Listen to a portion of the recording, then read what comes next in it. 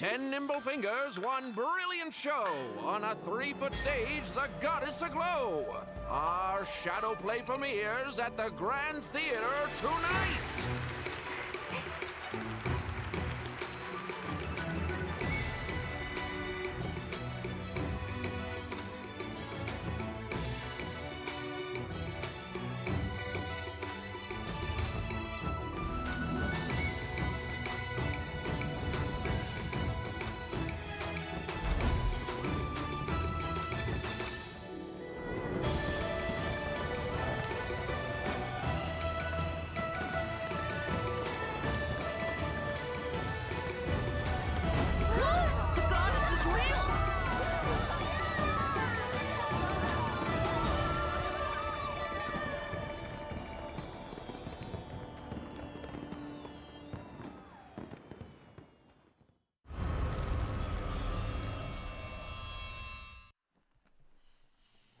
It was never a ruse.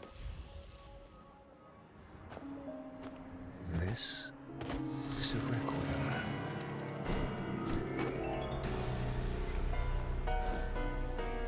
Requiem for peace in a chaotic dreamscape.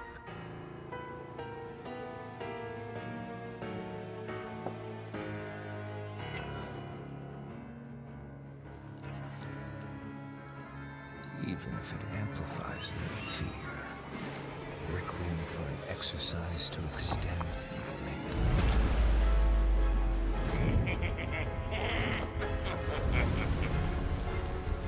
Extracting every last drop of that crystal dew.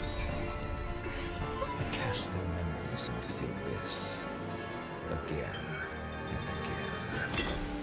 As they stand on the border of truth and vanity, warning them. Don't look back.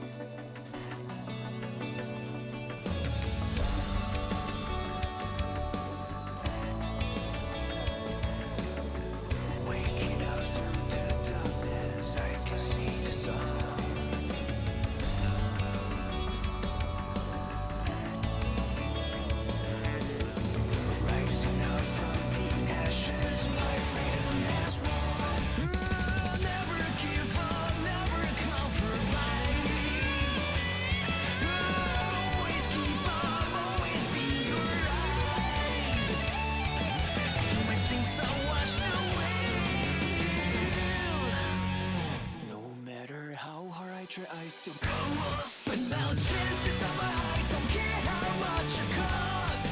I'll carry on with my flaws. There were times I didn't know what to look for. Now I found everything, I won't hesitate no more. Done that is gone, this is where we start. A new day has come to my heart. Done that is gone, no more detour. A new day has come, I'll be reborn.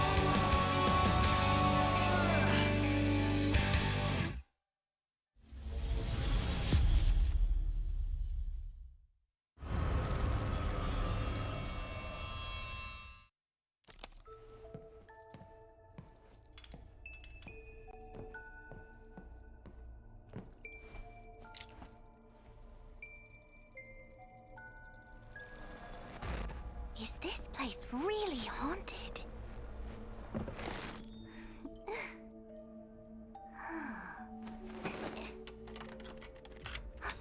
Who's there?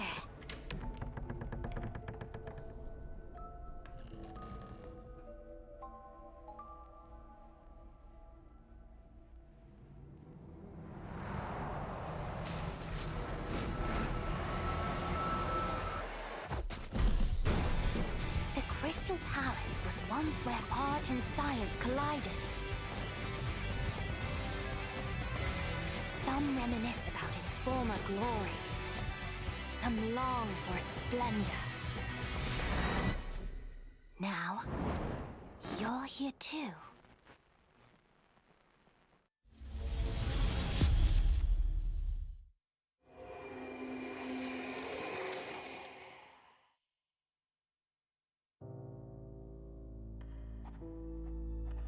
Miss Keo, how was your childhood? Well,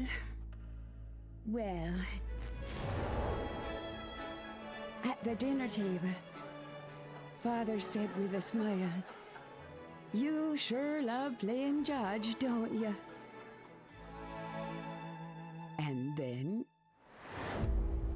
they wanted me to pursue my own happiness. Of course, so did my brothers. Your brothers? He was not qualified to represent justice. And I won't allow that to happen. Something happened, I suppose. I did what I had to do.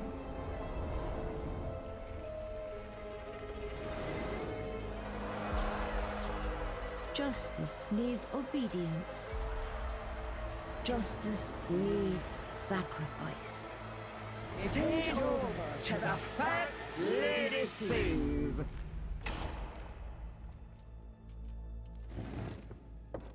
That's all.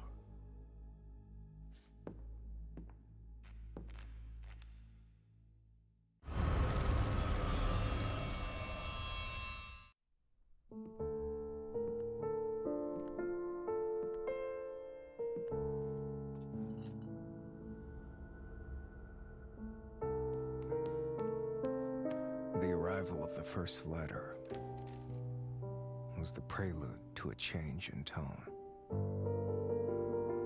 An accentuated sign of fate's shifting course appeared on the night the second letter arrived.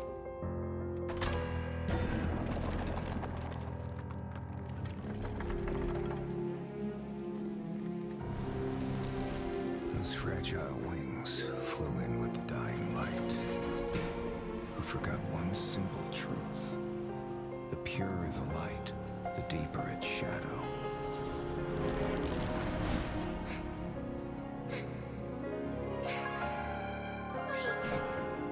Wait!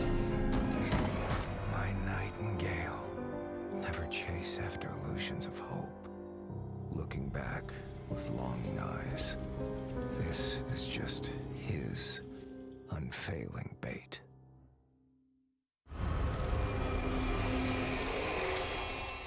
All that remains upon this throne is nothing more than a fragile, incompetent heart.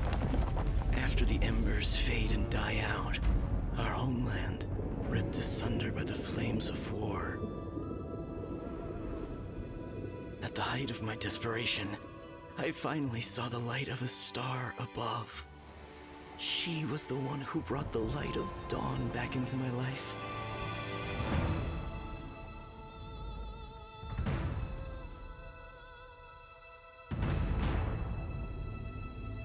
But when the sun sank below the horizon, I saw the flames of war burning without end. Flesh torn and blood spilled before me. The illusion of my utopia had lost the favor of the sun.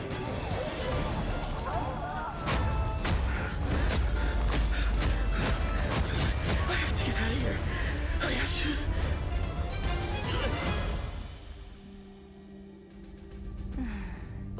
Why do you wish to escape, my dear king? In this everlasting Colosseum, you will forever be my gladiator.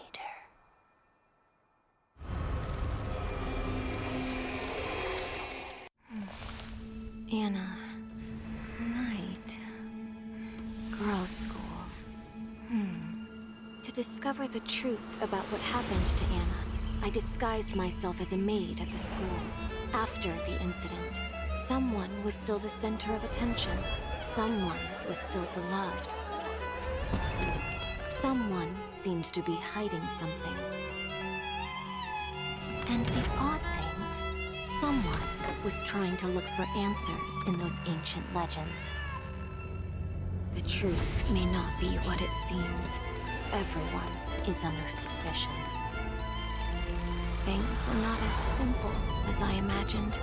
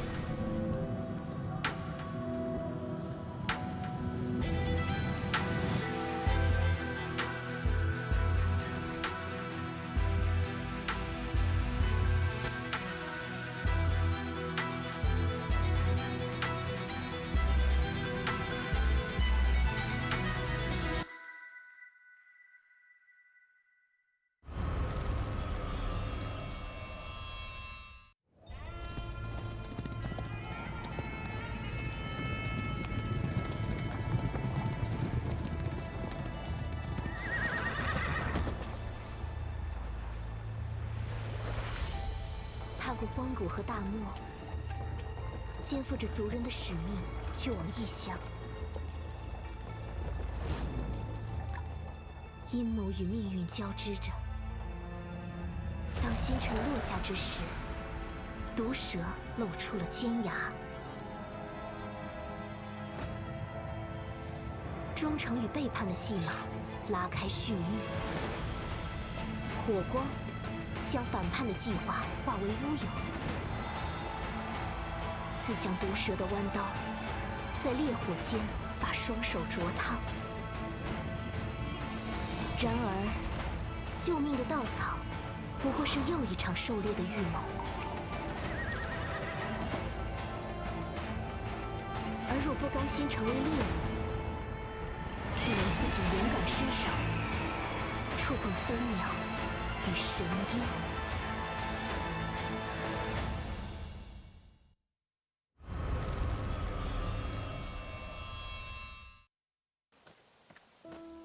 Last night, I dreamt of returning to that place once again, trapped in a trance, the scent of the soil and leaves, and the chimes of midnight were beckoning me.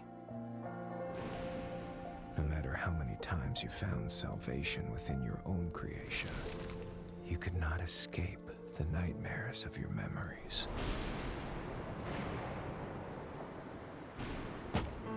Stop it! End all this now. I remember now. It's all coming back to me. When the nightingale sings, the mansion gates will open for me under the starry sky. Tonight, the truth will be revealed.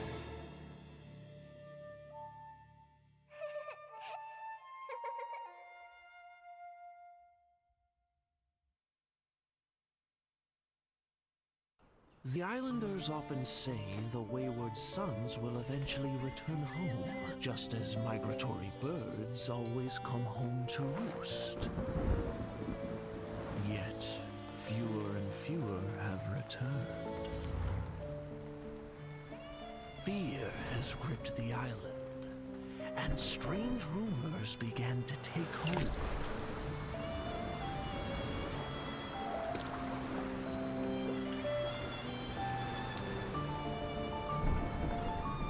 Rumor has it, a vast silhouette overshadows the shore. Some also say a resentful soul lies beneath the waves, luring voyagers to their doom.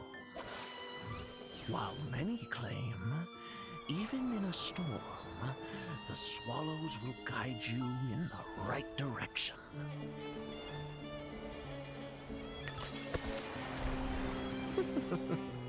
However, is this calamity wreaked by disgraced deities?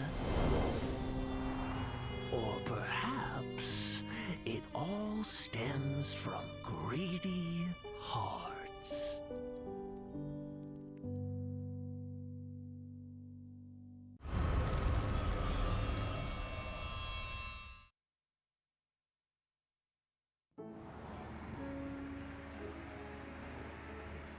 Stay a while.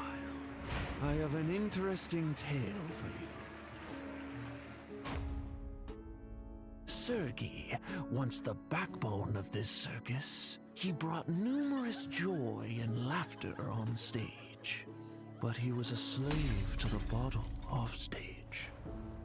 His mistress began to fall for a more considerate man, and after a heated argument, she sought refuge in that man's tent.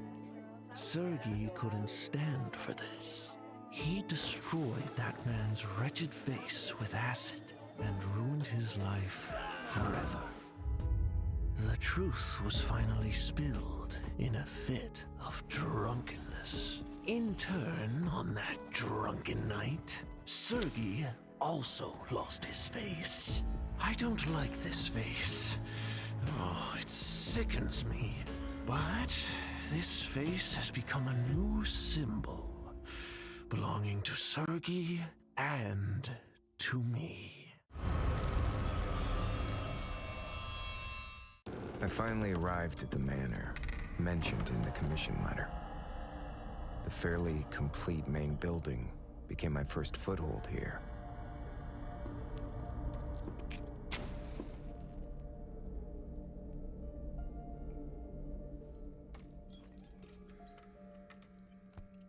At first, Everything seemed to be going better than I had expected. That incomplete diary mentioned a bizarre game. The barely noticeable ashes and marks along the edges of the diary once again led me to new clues. A strange fireplace, unused firewood, a rotatable candlestick. As the wall began to turn, I knew that I had found what I was looking for. An even greater collection of diaries. I continued my deductions using these diaries. Finding information on the hunters is the key.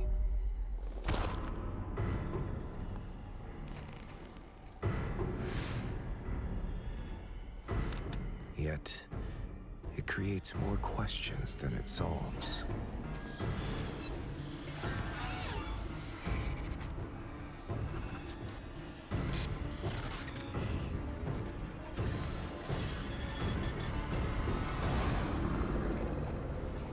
About the manor. About the game.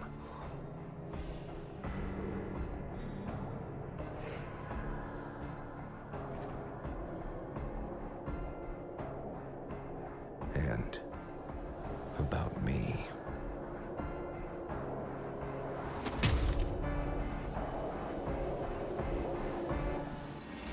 I was once a novelist.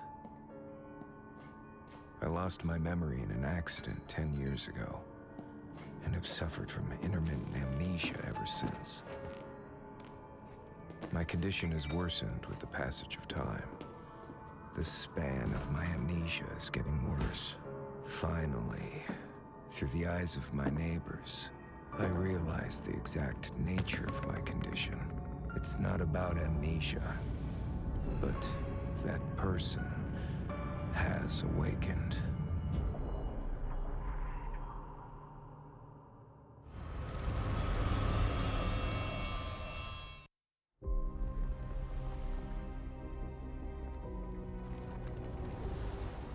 Once a paradise, now a shell of its former glory.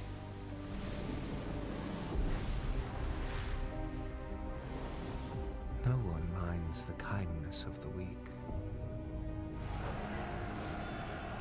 Only a sinful soul does as it pleases. Revenge! To hell with the gods! Behold! See how your desires fatten! Repent! Purge thy sins! A sacred feast will guide you.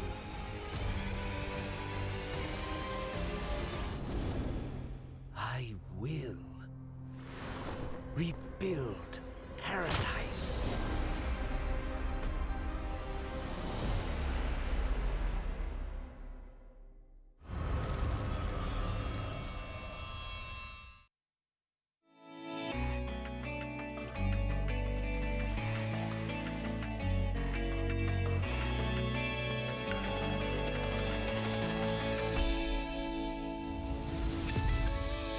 Waking up through the darkness, I can see the sun.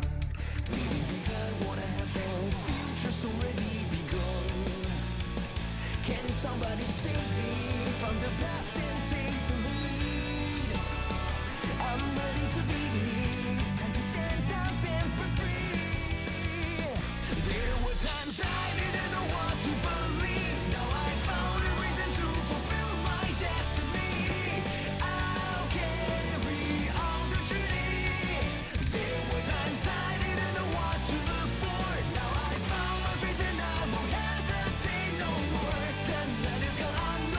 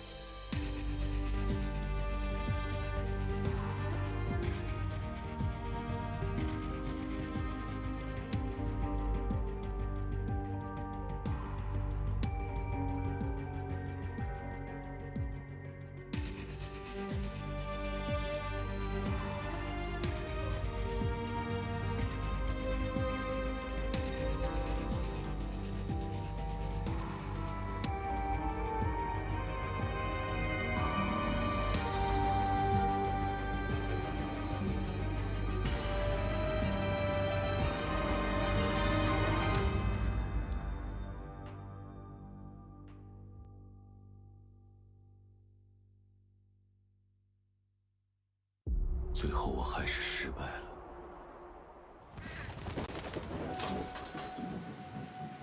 所以我才又回到了这里。这一切都是你的阴谋吗？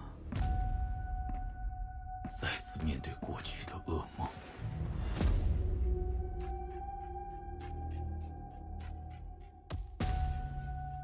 而那些噩梦的参与者又是谁呢？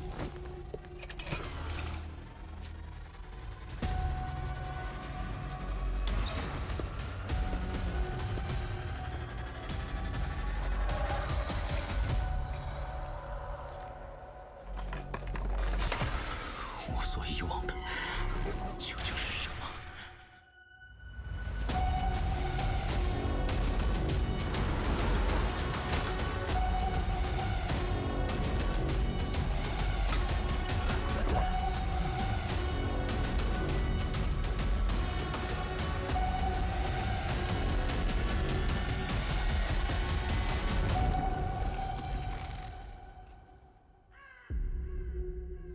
？See you, Orphe.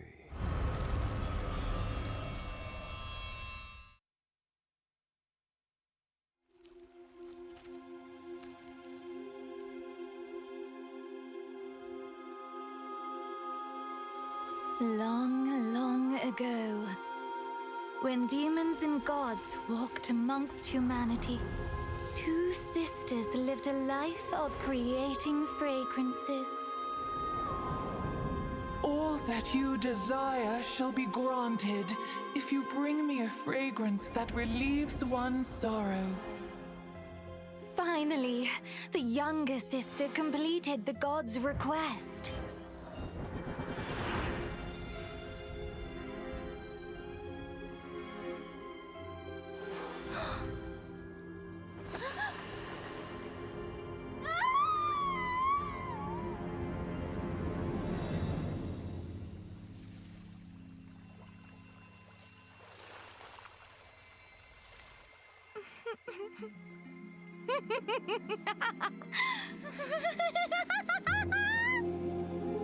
A beautiful dress woven from painful memories is the perfect attire for me.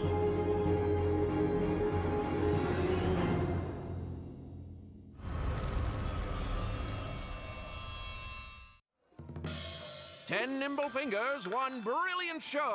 On a 3-foot stage, the goddess aglow. Our shadow play premieres at the Grand Theater tonight.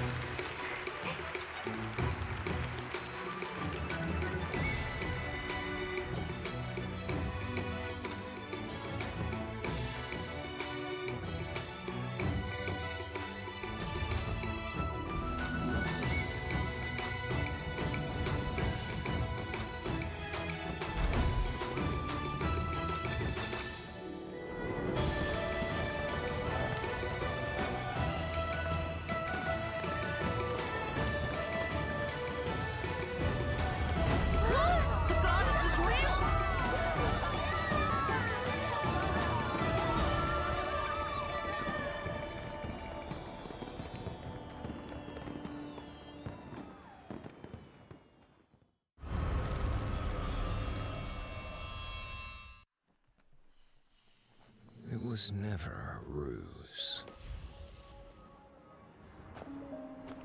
This is a requiem.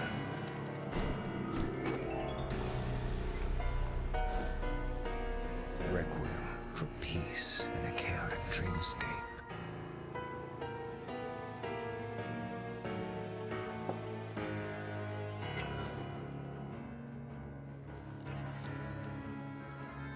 Even if it amplifies their fear.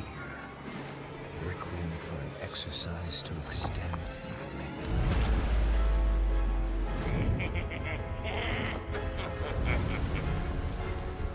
Extracting every last drop of that crystal dew. And cast their memories into the abyss. Again and again. As they stand on the border of truth and vanity, warning them. Don't look back.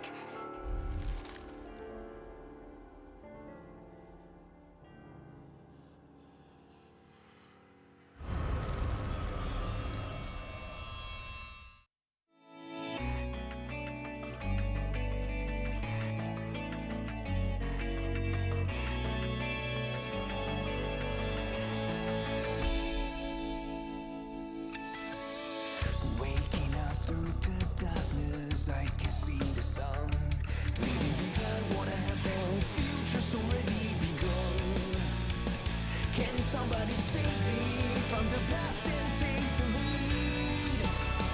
I'm ready to lead, time to stand up and be free. There were times I didn't know what to believe. Now I found a reason to fulfill my destiny. I'll carry on the journey.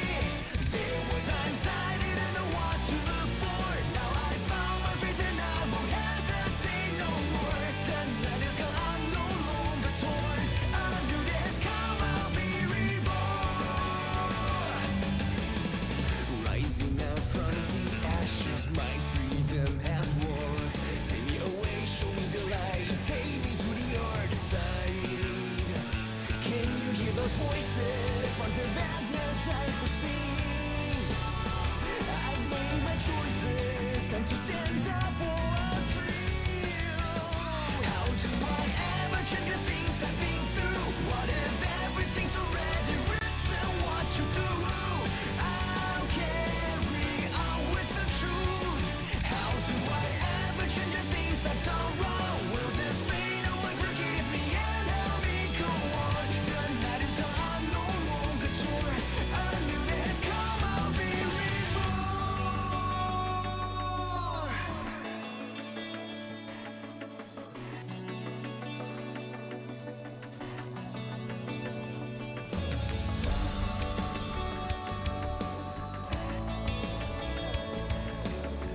Waking up through the darkness, I can see the sun.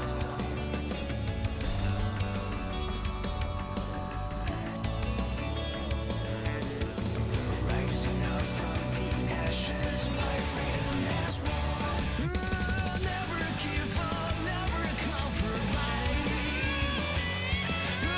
Always keep on, always be your eyes.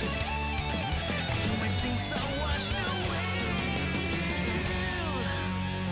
No matter how hard I try, I still come lost. But now chances are I don't care how much it costs. I'll carry on with my flaws. There were times I didn't know what to look for. Now I found my faith and I won't hesitate no more. The night is gone, this is where we start. A new day has come to my heart. The night is gone, I'm no longer torn. A new day has come, I'll be reborn.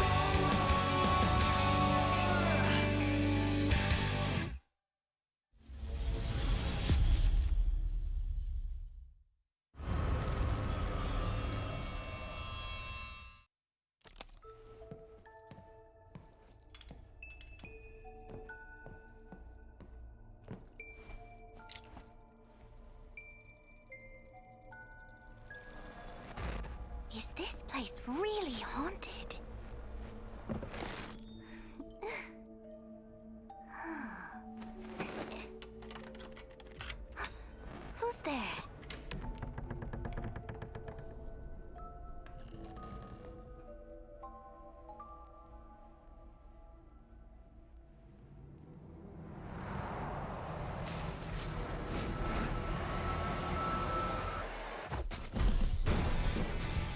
Crystal Palace was once where art and science collided. Some reminisce about its former glory. Some long for its splendor. Now, you're here too.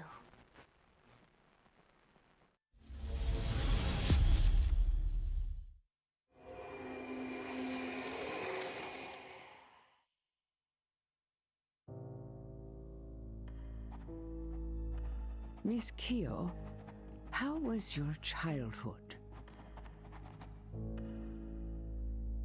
Well...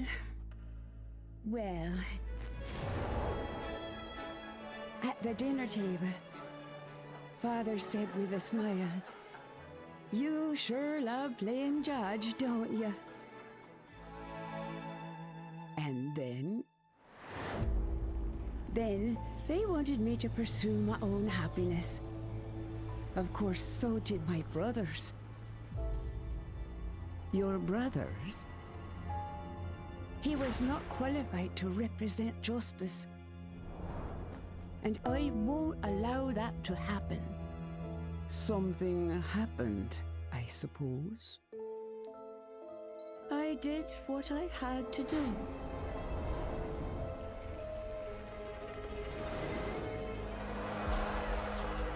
Justice needs obedience. Justice needs sacrifice. Hand over to the fat lady sings.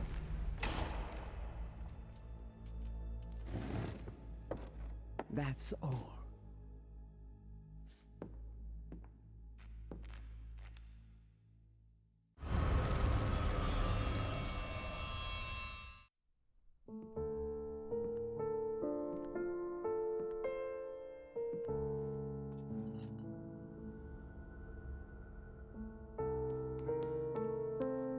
The arrival of the first letter was the prelude to a change in tone.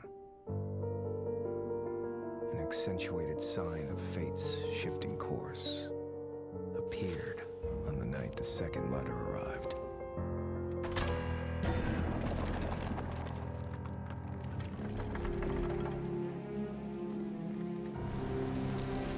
Those fragile wings flew in with the dying light.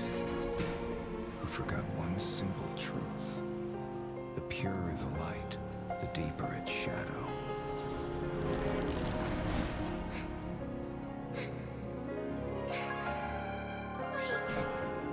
Wait. My nightingale, never chase after illusions of hope. Looking back with longing eyes, this is just his unfailing bait.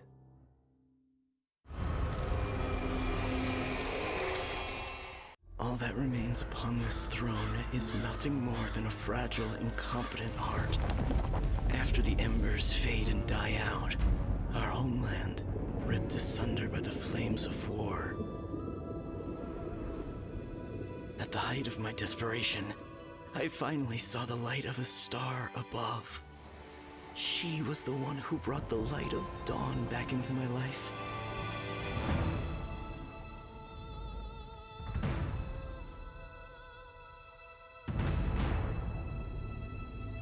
But when the sun sank below the horizon, I saw the flames of war burning without end. Flesh torn and blood spilled before me. The illusion of my utopia had lost the favor of the sun.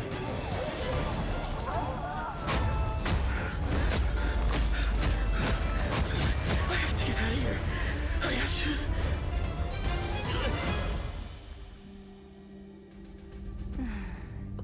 Why do you wish to escape, my dear king?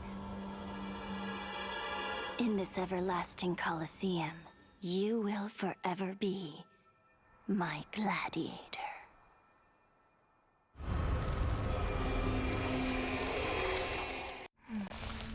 Anna, night, girls' school. To discover the truth about what happened to Anna, I disguised myself as a maid at the school. After the incident, Someone was still the center of attention. Someone was still beloved. Someone seemed to be hiding something. And the odd thing, someone was trying to look for answers in those ancient legends. The truth may not be what it seems. Everyone is under suspicion. Things were not as simple as I imagined.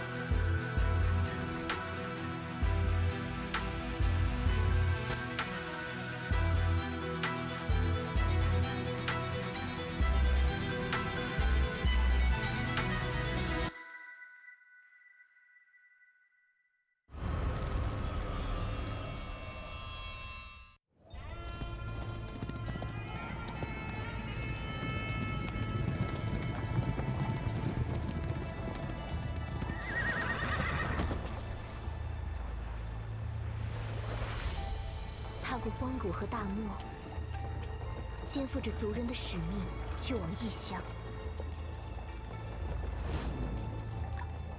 阴谋与命运交织着。当星辰落下之时，毒蛇露出了尖牙。忠诚与背叛的戏码拉开序幕。火光将反叛的计划化为乌有，刺向毒蛇的弯刀，在烈火间把双手灼烫。然而，救命的稻草不过是又一场狩猎的预谋。而若不甘心成为猎物，只能自己勇敢伸手，触碰飞鸟与神鹰。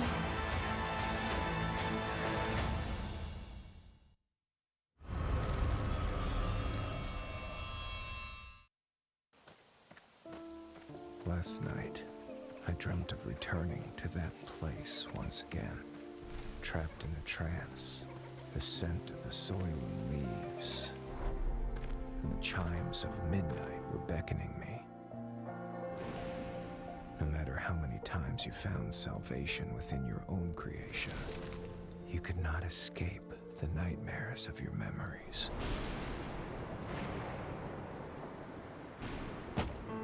Stop it! End all this now! I remember now. It's all coming back to me. When the nightingale sings, the mansion gates will open for me under the starry sky. Tonight, the truth will be revealed.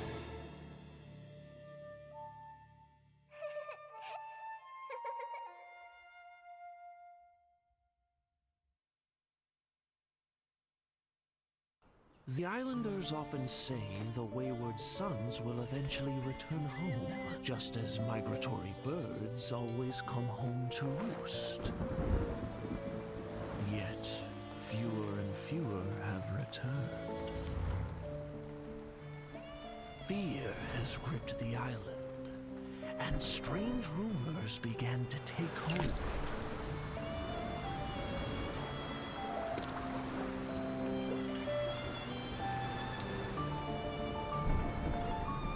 Rumor has it, a vast silhouette overshadows the shore. Some also say a resentful soul lies beneath the waves, luring voyagers to their doom. While many claim, even in a storm, the swallows will guide you in the right direction.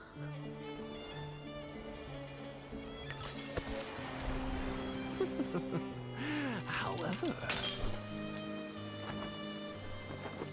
is this calamity wreaked by disgraced deities?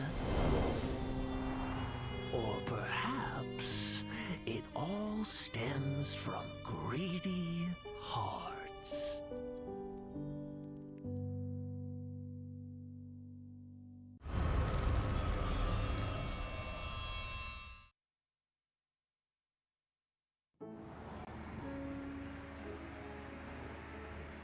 Stay a while. I have an interesting tale for you. Sergei, once the backbone of this circus, he brought numerous joy and laughter on stage. But he was a slave to the bottle off stage. His mistress began to fall for a more considerate man, and after a heated argument, she sought refuge in that man's tent. Sergei couldn't stand for this. He destroyed that man's wretched face with acid and ruined his life forever. The truth was finally spilled in a fit of drunkenness. In turn, on that drunken night, Sergei also lost his face. I don't like this face. Oh, it sickens me. But this face has become a new symbol, belonging to Sergei and to me. I finally arrived at the manor, mentioned in the commission letter. The fairly complete main building became my first foothold here.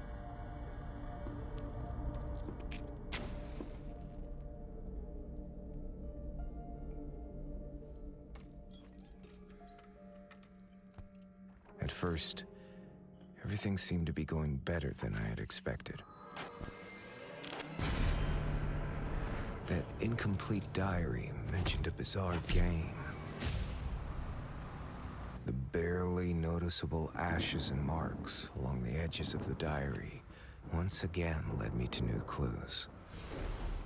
A strange fireplace, unused firewood, a rotatable candlestick. As the wall began to turn, I knew that I had found what I was looking for. An even greater collection of diaries. I continued my deductions using these diaries. Finding information on the hunters is the key.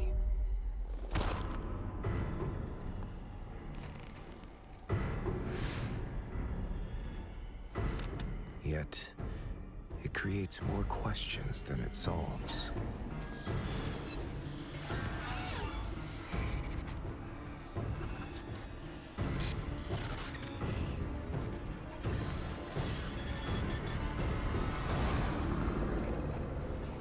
About the manor. game.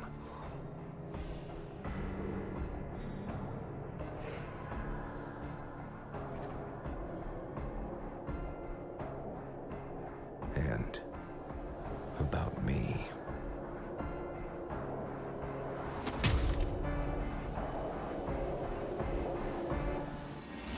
I was once a novelist.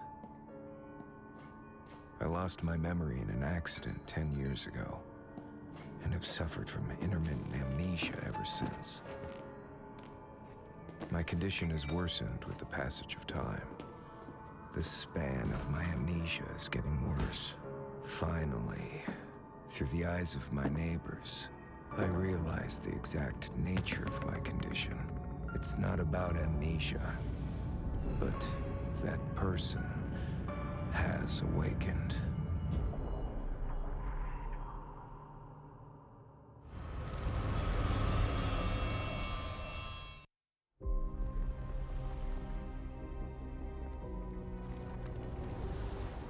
Once paradise, now a shell of its former glory.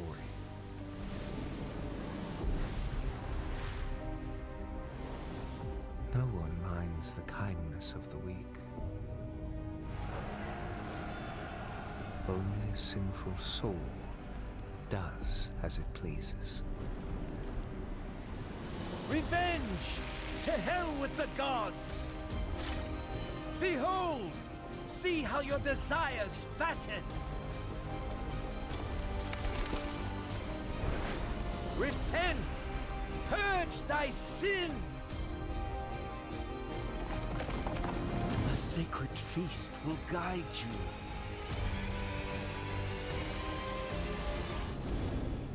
I will rebuild paradise.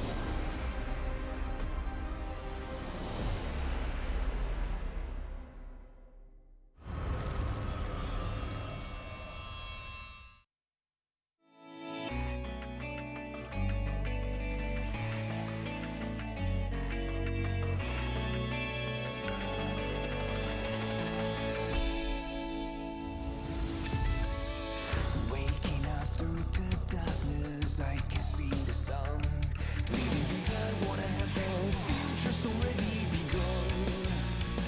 Can somebody save me from the past and take the lead?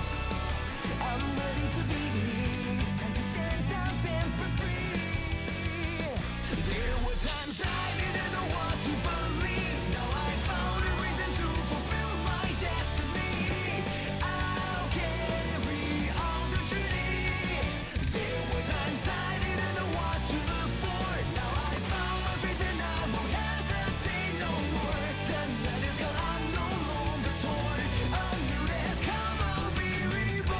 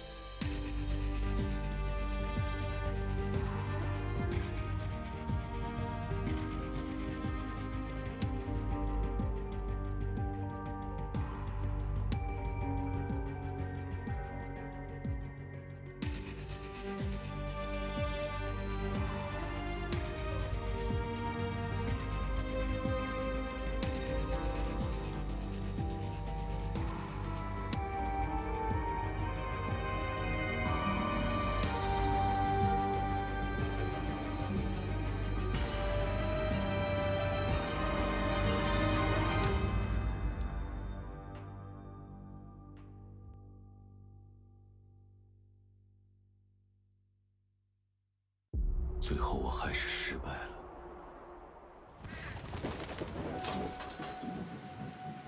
所以我才又回到了这里。这一切都是你的阴谋吗？再次面对过去的噩梦。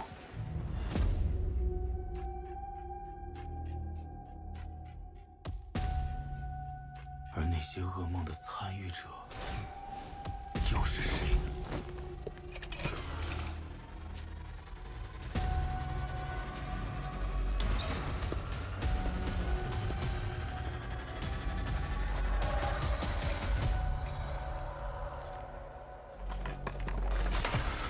我所遗忘的究竟是什么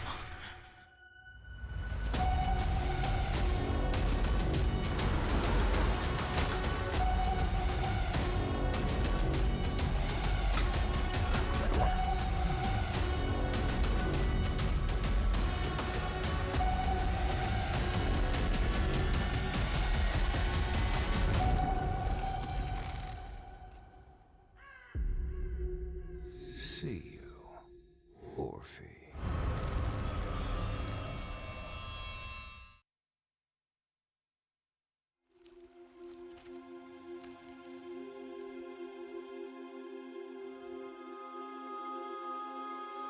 Long, long ago, when demons and gods walked amongst humanity, two sisters lived a life of creating fragrances.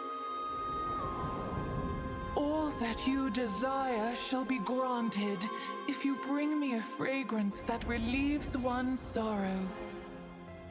Finally, the younger sister completed the god's request.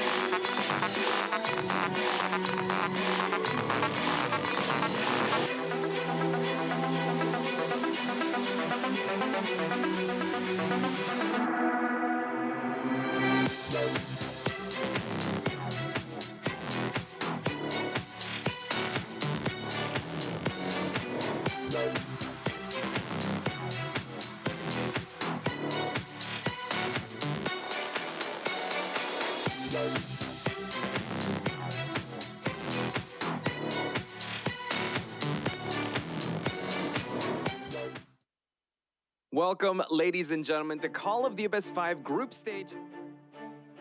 今やるべきことは今までの練習を信じて突き進むことだけです。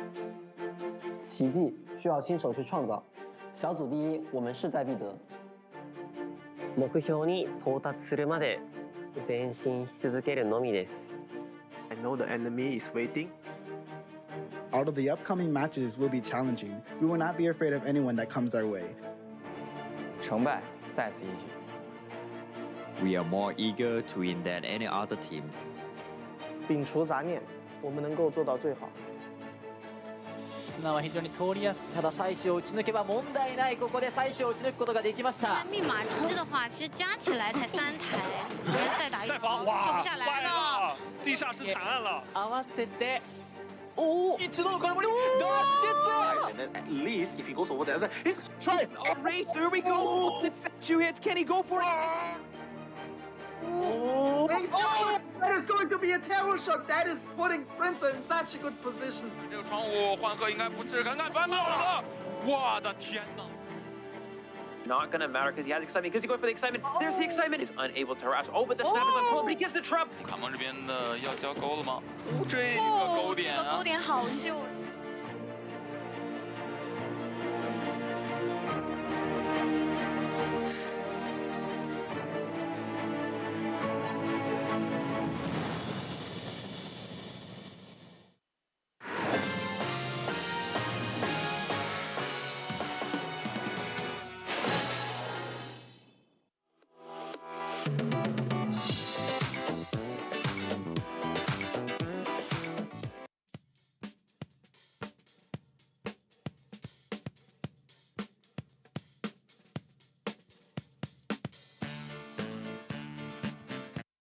Goosebumps all throughout my body watching that, Grizzly. Oh my goodness. Welcome, ladies and gentlemen, to the Call of the Abyss Group Stage, day number 5. Potch Spice and Gaming Grizzly at your service here at the commentary desk. And Grizzly, you know, it's day number 5. We talked about how some of these matches are going to be the last matches for these groups. How are you feeling today?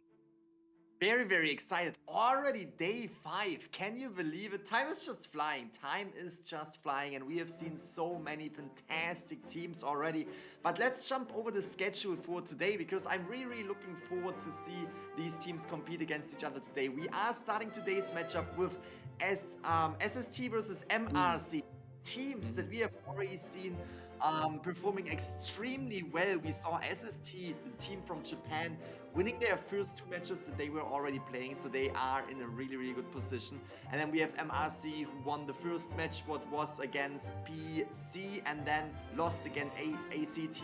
So they are also in a good position, already having 1 victory. And the next lineup that we will see will be SC versus BL, and SC in a little bit of a tough spot right there, also from Japan, but they lost their first 2 matches, so they definitely have to step it up right here on day 5, or this could be the potentially last day for them.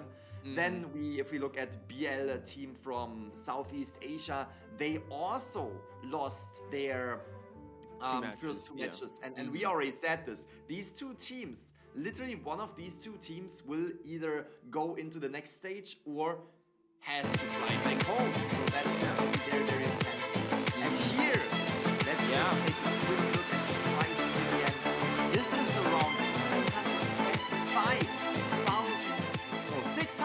625,000. See, it's too much for us to even count, right? It keeps on growing each year, so that's a lot of prize pool. And here are the rankings. As you mentioned, we are going to be in Group B and Group C for this first half, and then there's going to be a little switcheroo when it comes to casters. But as you mentioned, the stakes could not be higher for BL versus SC. But you know what? I think also in the Group B stage, I think MRC really wants to solidify themselves in a better position here, since SST is leading the pack. If they're able to tie things up, we're gonna have to go in points. And you know what? It's also a good position to be in, because at the end of the day, we are taking the top 3 teams. As you said, here is today's schedule. So MRC versus SST, SC versus BL, and then in the third and fourth match, we have Weibo Gaming versus B4U, and Cheech versus FPX.ZQ. Oh, this lineup, just look at these names. So amazing. Seeing all these teams right here on the main stage is always very, very interesting. We have seen them already in day 1, 2, 3, and 4. Again, I'm actually surprised how it is already day 5. But we have seen a lot of fantastic matches, and there have been a lot of very, very fantastic survivors as well as hunters coming to the playground. And I want to ask you a quick question. We talked about this before the stream already started, but there were some absolutely beautiful survivors coming to the ground, like the Thief. We saw the Thief already. We saw the Gardener. Are you looking forward to see another character? Do you speculate that there will be another character that is far from being in the meta that we will, see, or that we might expect in the following days, day 5 and day 6 tomorrow? Or do you think that that's it? We saw everything that we could see. Yeah, I want to see a repeat, because we're gonna look forward to SC versus BL, because Scars have some interesting survivors. I don't know if it was you, the one commentating their match, but they brought out a round 1 Enchantress, and they seem to be doing that a lot. And they've also brought a round 2 Cowboy. So I want to see some howdies in the chat if ever our boy Kevin comes in the mix. How about you, Grizzly? Any survivors or hunters that you're looking forward to seeing? I mean, Cowboy, you already mentioned it, is always very, very impressive to see, because I feel like Cowboy is a little bit, underappreciated. He can do so much, and he can definitely provide the rest of the team with a longer kite, some rescues. But let's get right into the teams. We have MRC right here, as well as SST. We already saw these two teams perform against each other. We had, when it came to SST, KCNK, who was coming in with the Prospector, another character that we haven't necessarily seen too often in the tournament. So that is also something I am looking forward to. And as we already mentioned, we saw a Gardener, and it was just mind-blowing. Seeing the Gardener here on the Call of the Abyss 5 stage, I would absolutely love to see another Gardener, because that, I don't know, it's just a pleasure. Yeah. Oh yeah, let's hope that we get to see our girl Emma. But now SST, something I want to highlight with them is that they do have the meta in the bag, but they also tweak it around just a little bit. We are going to meet the hunter in just a bit. This is Silk. He is the main Dream Witch. He's usually the first, I would say, the first offensive line. But let's meet the survivors first with Xiaodi. He is the one that's leading the entire team of MRC. And just something to note, MRC had a really rough road to get here in the qualifiers, because they beat both GR and ACT in the China qualifiers. And as you mentioned yesterday, MRC didn't really get their way against ACT. So I'm pretty sure they're hungrier than ever to come back at this one. As we mentioned, Xiaodi being a priestess, as well as an entomologist, also as a psychologist and a seer, if ever he needs to use that. That was a very, very intense match. MRC really performing a really good first round, but then ACT just putting them into a tough spot. No, it was actually the other way around. ACT putting them into a tough spot, but then MRC coming back. ACT was still taking it. Here we have Jing Si, who is usually known for the Great Cure the Patient. We also saw him coming in as psychologist if needed, so definitely something to look forward to. And yeah, you already mentioned it. On SST's side, we're gonna see the Hunter, who is mainly a Dream Witch, and then is kind of getting switched out to Hunters. And Yeah, what's something to note was that I think you and Kahel built up yesterday's match as the Battle of the Dream Witches, so I'm pretty sure these MRC survivors know that a Dream Witch is incoming. So now moving on to Heng H. Here, again, really known for that acrobat as well as psychologist. Brought out a coordinator in the qualifier stage. But MRC, I would have to say also, one of the most improved teams in the IVL, in IVL in general, because this year they were able to make it to the playoffs, when usually they kind of falter. So really excited to see how they're going to fare up against SST. Absolutely, and here we have Sing H, and Sing H are known for the Ford and the Wildling, which is very, very interesting seeing a Wildling in the mix-up. We have seen him come in as Acrobat as well, but in general, I am also looking forward to see that Wildling. It's kind of like, you know, a character, I would say, just like the Prospector, just like the Cowboy, a character that you just look forward to see, because it's not a bad character, but there might be other picks that you know you usually would go for. So seeing that kind of survivor coming through the ground is also very, very interesting. And now we are hovering over the team right here, and we are slowly going towards the Hunter, who is Silk. We already said it, Dream Witch main definitely comes in with a very, very strong round number 1 Dream Witch. And then you can usually see Alf coming to the ground with some more off-meta characters like Geisha, like Bloody Queen, still really, really strong hunters. And I want to highlight that we have SST with 2 hunters that are kind of known for switching out after round number 1, and on the other side, MRC with XC is the main hunter that usually doesn't need the support of the background. Because they just, you know, they can play Dream Witch, Bloody Queen, Soul Weaver, Breaking Wheel, Geisha. All of the entire hunter pool is up there, Steve. So that's definitely something to look forward to. And we are getting ready for this first round. Let's jump into a few predictions. We already said it, it's probably going to be a first round. What do you think? Dream Witch, yes. But the thing is, it really depends, right? We saw how people can counter the Dream Witch. They just kind of counter pick it in terms of map selection. Like let's pick a big map. Let's pick Chinatown. Let's pick Ever Sleeping Town. Let's put the Dream Witch out of their comfort zone. But you have to note also that Silk doesn't mind. We saw his first round Dream Witch in Chinatown. That worked pretty well. He did try the Patroller strat, but it didn't work out. Really, the highlight of SST so far here in the group stage is their 2-0 in ACT. I believe you and Eli were the ones to see that match, and it was quite impressive with how they were able to catch off ACT, a team that everyone heralds as one of the best here in the group stage. They were able to 2-0 them, so that's no easy feat, and I'm pretty sure MRC will be target banning the Dream Witch come late game. But if ever the Dream Witch does come through, they can prepare for it in terms of like getting the Acrobat in there, getting forward. Depending on the bans, if they're able to get the Seer, I'm pretty sure they want to be able to allow that Seer to come through. It really depends on the big map. And now we see we are going to Ever Sleeping Town, Grizzly. Very, very curious to see what both sides will pick. Again, we already highlighted this. We probably will see the Dream Witch of Silk. Curious to see how MRC will jump into the second half, if they will use the Dream Witch or maybe the Breaking Wheel. But for now, we can see the Seer is being banned, and we therefore allow the Forward and the Priestess on the ground. Now the Mercenary. Those are just some very, very rudimental bans, some very, very rudimental picks that we see over and over again in these first rounds. But nevertheless, it's going to be very interesting, because Priestess on the Ever Sleeping Town is definitely something that you want to look out for, as well as the Ford and the Acrobat. And on top of that, we also have the Psychologist, so very, very strong lineup on MRC side right here. Really getting ready to see that Dream Witch, because they obviously know their opponent as well, and they know that it has to be a Dream Witch. Seriously, I just have to say that the speed in which they pick this, they know the cards that are on the table. They know what they're ready for, and I'm pretty sure Silk knows as well. Like, all right, I'm gonna have to face one of the scariest forwards out there. We're gonna have one of the best teams out there, and this team has so much synergy, and so much, I would say, chemistry, and the lineup as well can spell doom for any hunter. But this is Silk we're talking about. He can turn things around. I think he just needs to set himself up for a winning pace, and for him to be able to not take too much time, because honestly, all these survivors can be a nightmare to chase early on. I mean, if you look at the psychologist, can tank 3 hits. The thing is, if you're able to eat those hits, put her on a rocket chair.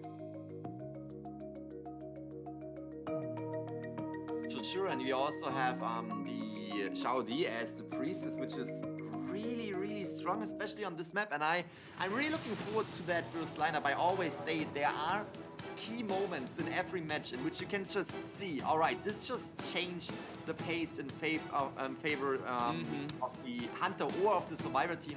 And I don't know, I have a feeling again, I almost feel like the priestess is gonna provide one of these key moments in which you just can, you know, you don't even know what to say in these moments. You're just getting loud, you're getting excited, you're screaming that this cannot be happening right here. But it is, because those are the top teams that are competing against each other.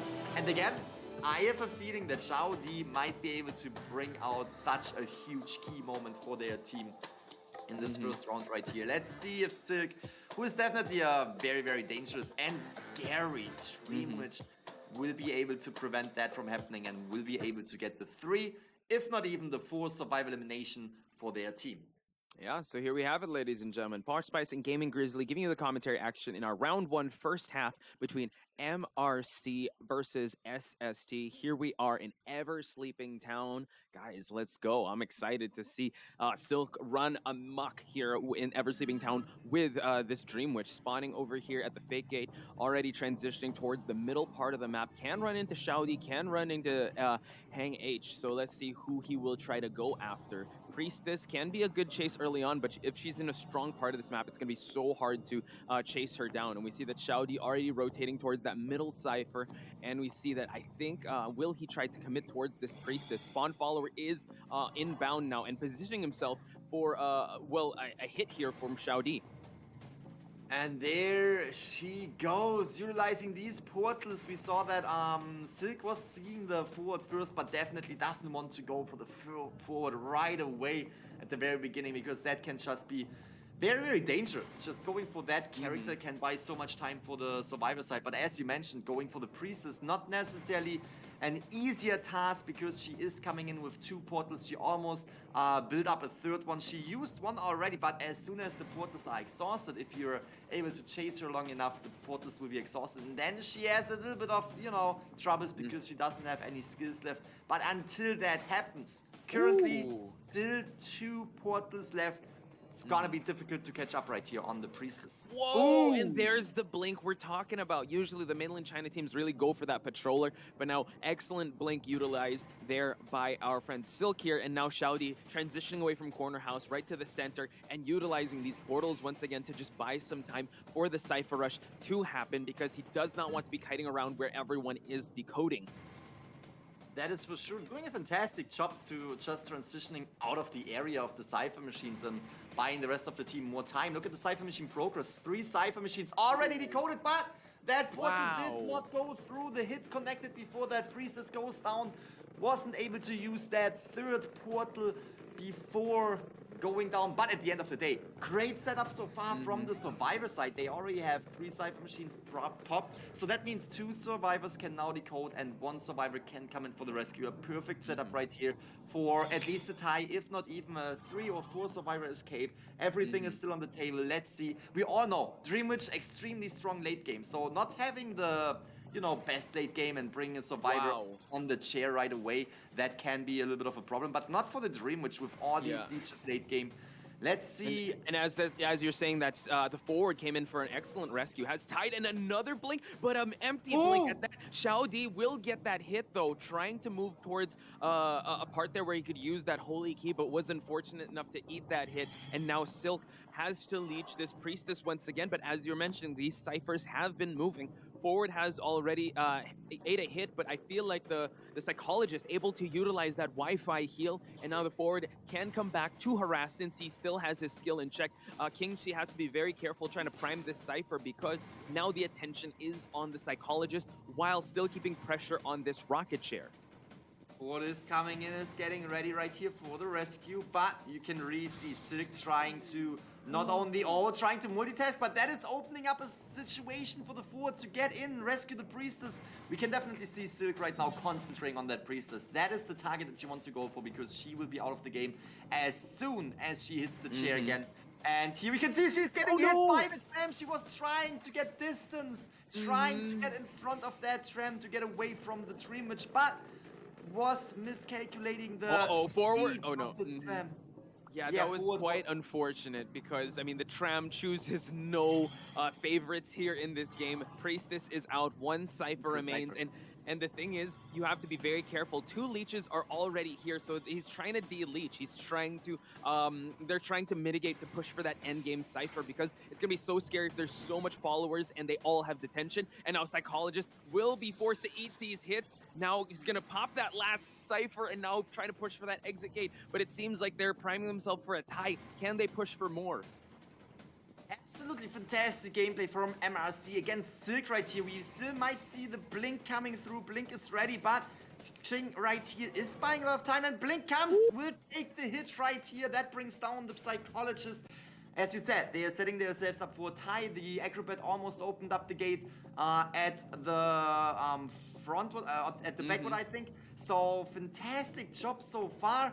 Goes out right here. First survivor escaped through the gate, and we can see that the Ford most likely will be able to escape as well. 2 survivor escape, and this is what we are talking about. The Dreamwitch can be extremely dangerous late game, but the Priestess was buying enough time and was enabling the survivors to just push through that late game, to not really have that late game, to not really give Silk the chance to, you know, protect the Cypher machine, protect the rocket chair, was really splitting the attention of Silk right here. Exactly what they had to do, and this is what we can expect from the top teams that are competing against each other. So great match from MRC going against this first round Dreamwitch of Silk.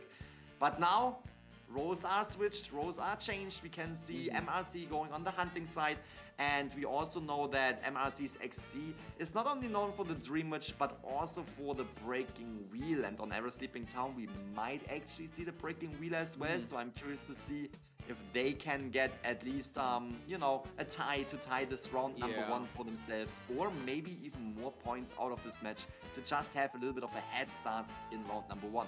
Yeah, what's scary about that, Grizzly, you mentioned the Breaking Wheel. Imagine if XC does not go with the Dreamwitch, goes with the Breaking Wheel, demands the respect of SST in round number 2 to ban the Breaking Wheel, leaving the Dreamwitch open. So that's just that's a scenario that I'm glad I'm not deciding on, because SST has to be able to survive against one of the best hunters out there in XC. But let's also talk about the picks, right? Because we said Xiaodi on that Priestess proved to be so well. We can't wait to see the match stats and see how long he contained. But you have to admit, between the Seer and Priestess, it's more of a pick your poison type. And I think, yeah, Silk just didn't want to deal with that Seer because he can tank those hits. But you see how scary Priestess is. And I saw in some of the comments that saying after they watch COA, they always want to pick up Priestess because Priestess always has some highlight plays in high-level situations. And leave it to Xiaodi to buy enough time. It's just that god darn tram. Oh my gosh, just not picking anyone, no favorites at all. So close to making it to the graveyard, because if he could have made it to that graveyard, could have bought a little more time. So here we have the match stats, Grizz. Anything that jumps out to you looking at these match stats? You already mentioned it. Priestess, fantastic early game, and mid-game kite as well. 110 seconds definitely jumps right into the eye. And you can also see how they were splitting up on the Cypher machines. We had the Ford who come in for the rescue and who came in for harassment. Only decoding 100%. Really just focusing on that one Cypher machine, and then you can also see the other 2 survivors, Psychologist and Acrobat decoding 200%, and that is something that also like jumps into my eye, because we saw a Dreamwitch gameplay. Dreamwitch usually forces survivors late game to separate to 2 different Cypher machines, because again, with all these leeches on the field, she can sit on the chair, she can sit on the Cypher machine, she can chase someone, all of that at the same time, which just makes it really difficult to concentrate on one Cypher machine, because again, she has a leech sitting there. But that team right here, MRC, was really focusing on just getting these leeches away from the Cypher machines, and pretty much priming the Cypher machines as they needed it, and they were able to just like they were pushing through that late game and enabling the exit gates very, very fast. And yeah, just something to highlight also, even though we saw Xiaodi on screen, it's what you don't see on screen, which is no one priming any ciphers where Xiaodi is running. So it just shows the excellent communication that this team has, like really saying like, I need this area to kite in, I need to move here. But we shall move on to our second half here. Now it's going to be SST, KZNK, Kazuneko here. The I would say the relegated stunner. That is his calling card. Not just the forward, but the prospector, as you mentioned. If ever the forward does get banned, you still have that threat of that prospector coming in. He's got that, I don't know, I really feel like me and Mel said that he puts on the eye mask because he's like the seer. He just sees the game in a different level. And now we're moving on to Lim. I don't know. I mean, he has it on for a reason. I think it's his lucky charm. But Lim over here, I just want to point out also Kazuneko and Lim, amazing tandem that they had in, I think it was Chinatown. Her portals have been so on point, and she's also an excellent mechanic. So there's actually two things you have to worry about when you're going up against this survivor. We also saw the Gravekeeper and Mercenary from Lim, and here we have Mochi, and Mochi really coming out with the Acrobat as well as the Patient, but we also saw him play Postman if needed. And I just want to highlight that I'm, again, very curious to see if we can see another Priestess on the Ever-Sleeping Town, because we just saw how dangerous she is. She literally provided the entire team with the kite that they needed to the Code 5 Cypher machines, and she was able to transition out of areas extremely quick with these portals. And that is exactly what I was saying before the match even started. These highlight moments, honestly, this entire match was a highlight moment for the Priestess. Now we're coming to Anpai. Anpai with the Patient as well as Entomologist, but also has been seen utilizing the Psychologist. And I want to point it out. I want to see the Entomologist of Anpai, because Entomologists are always very, very present in the game. Even if the Entomologist is not getting the chase, you can always see the beast somewhere near the hunter. You can always see the beast trying to support the rest of the team. So very, very curious to see how SST's Survivor team will go against MRC.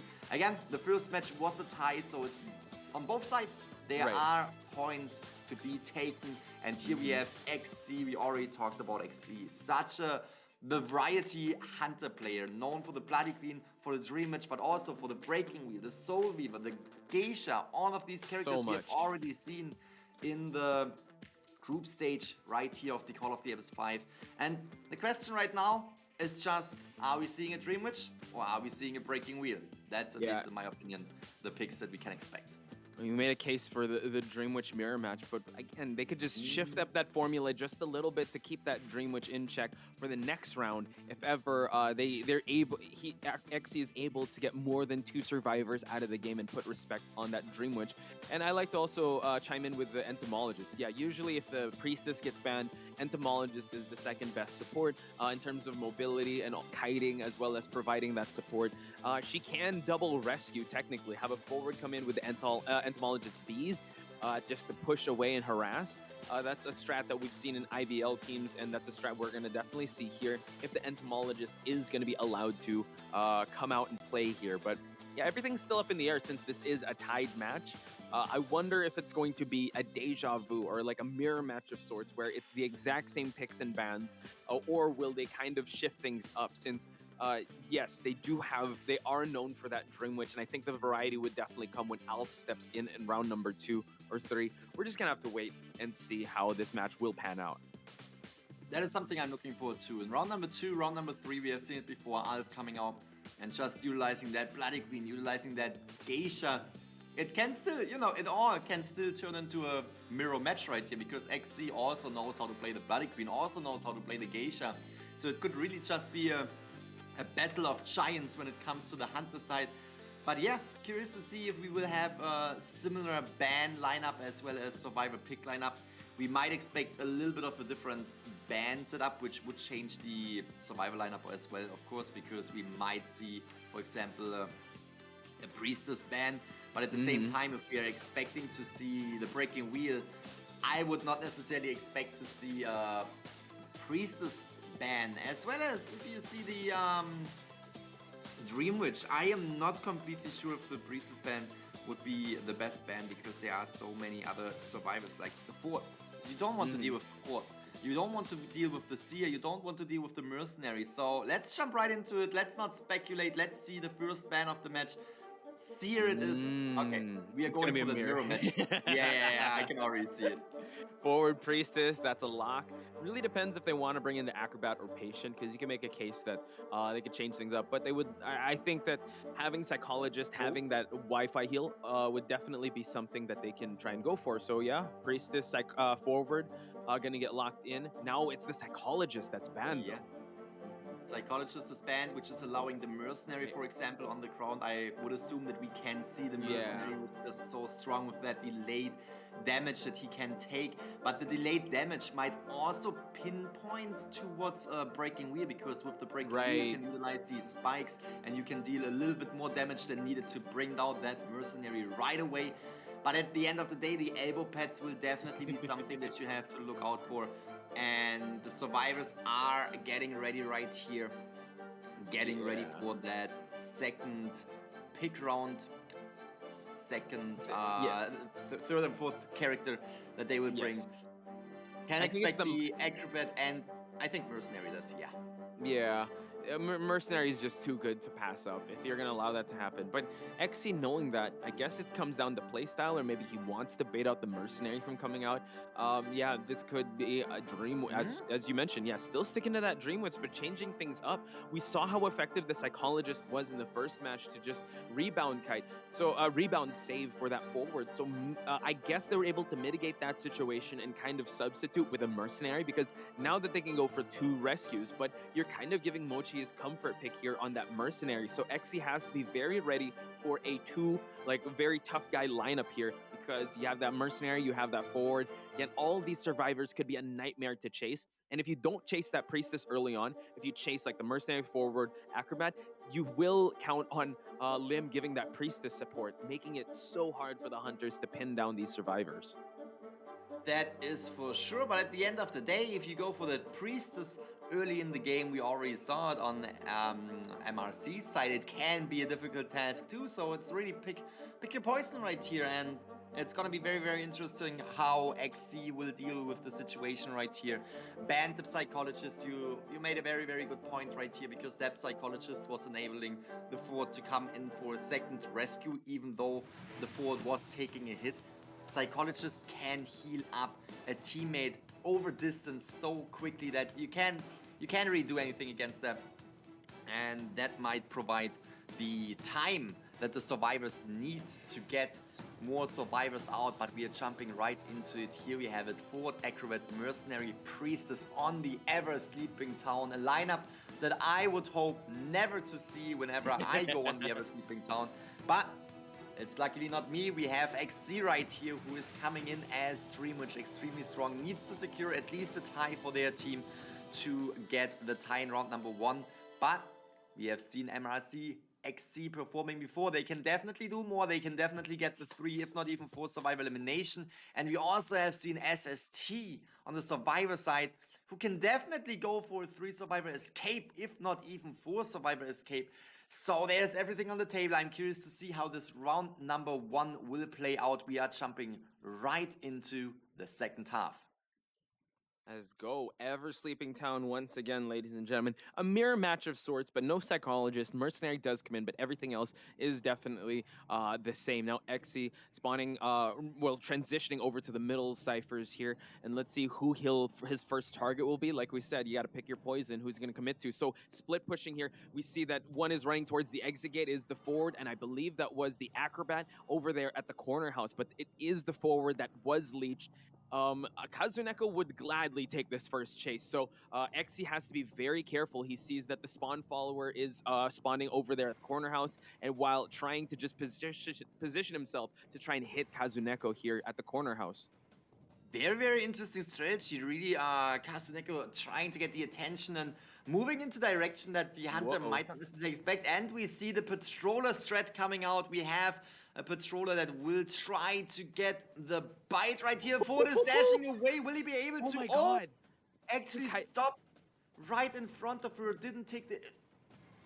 He kited the patroller. That's excellent. At least he was able to expel the trait of this, well, one of the followers, but the main follower, the main body still has that patroller. So Kazuneko doing a great job so far. We do see that some portals are being set up. Acrobat here is at the center, and we do see that the main body is moving the main follower around the map, just to give a little bit of presence and a little bit of pressure here at the center of Ever Sleeping Town.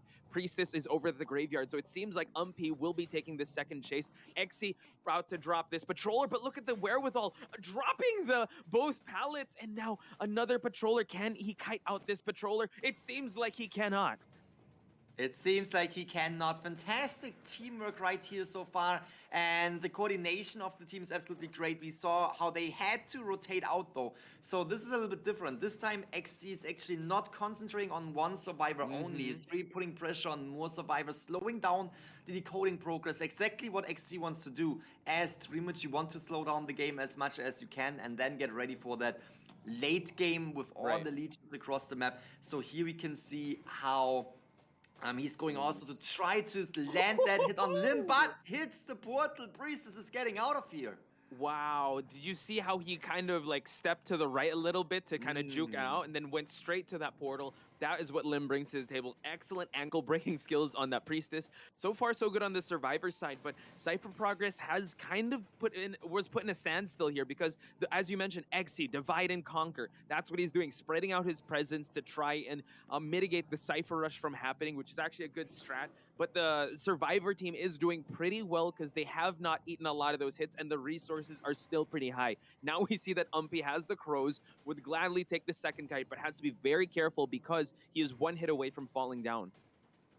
That is true, and that is definitely something that XC wants to go for. The survivor that only is one hit from going down. We might see the blink coming through. Was baiting the blink, was not using it, and therefore making Unpi believe that, Waterback took the hit right here. Fantastic job from XC. Was saving up that blink for another survivor later on. Is now going back to the forward. The forward, a really, really difficult survivor to catch up on. But the forward is not having any football left. So now it's definitely a better situation for XC to follow that, to chase down that forward. But we have our first survivor on the chair. And that is also in the basement. The hit came right away. Yeah, or at least the forward does not have that leech follower on him. Mochi getting ready to angle himself to drop down to the basement for this rescue. We do see that the forward is being healed up by that Priestess, as well as a long portal. So the exit strategy is there for this Acrobat. Excellent utilization of the elbow pads. Will have to eat a hit, but Tide Turner will try and move this Acrobat away. And now the drop down hit. Excellent wherewithal there from Eggsy. And now we see that the mercenary getting a hit. So this is going to be a double down situation. Can he make it to the long portal in time? Mochi now moving away from the basement, but will get leeched in the process. We do see that the Acrobat is trying to transition towards the middle part, but a little too short from getting to that portal. Getting healed right away, but will that be enough time for the Priestess to heal up the Acrobat? It won't be. The global portal is destroyed. If we look at the Cypher Machine progress, it is going a little bit slower, definitely a little bit slower. It is widespread out, which is not too bad for the surviving team. They are starting a total of 6 Cypher Machines, but we can see that the pressure that XC is bringing on the ground with all these leeches, with splitting the attention between survivors, is definitely taking place. We have the Acrobat on the rocket chair for the second time. We have the mercenary on the rocket chair for the first time. Lim is now coming in for the rescue. That only leaves one survivor to decode, and the Acrobat is now trying to buy as much time as possible. Was able to avoid that blink right here. Yeah. Wow, amazing.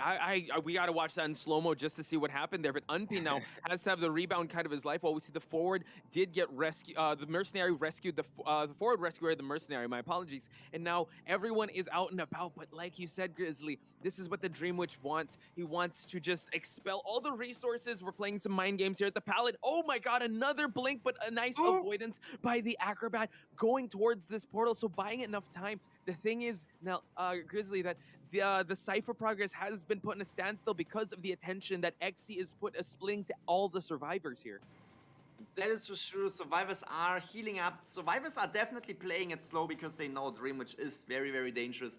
And they need to play it slow, which is absolutely fine. Acrobat is the one who needs to be protected, who needs to buy more time. Acrobat is going down, and that will be the first elimination, trying to get away from the rest of the team, just trying to buy a little bit more time, and we can see the Acrobat first survivor out of the game, and this is putting XC up to get not only the tie, but potentially the 3 survivor escape that they need to get that round number 1 in for themselves. And we can see Cypher machines, as you said, are on a hold, but we have 3 ciphers at 70%, and the other 2 ciphers are getting touched a little bit already. We have the dungeon right here. Ford is going into the graveyard, trying to get the attention of the leech, trying to... And this is actually a great strategy, just trying to make sure that this leech won't at least pester the survivors trying to push for the ciphers, because again, they really want to just push for that tie. Mochi now over at the center here, at least leaving the priestess to try and decode. We do see that it's just 1 follower that is left, and Mochi trying to catch up to that tram. Let's see if he'll be able to. No, goes to the right instead, and now just trying to utilize whatever he has in front of him. That pallet is not there anymore for him. Mochi now trying his best to just contain this hunter for as long as possible, because 1 cipher is almost being primed. Has to eat that hit to transition away, and now at least there are no more leech followers for XC to utilize, so he's gonna have to go back to that main body to try and build up his presence once again.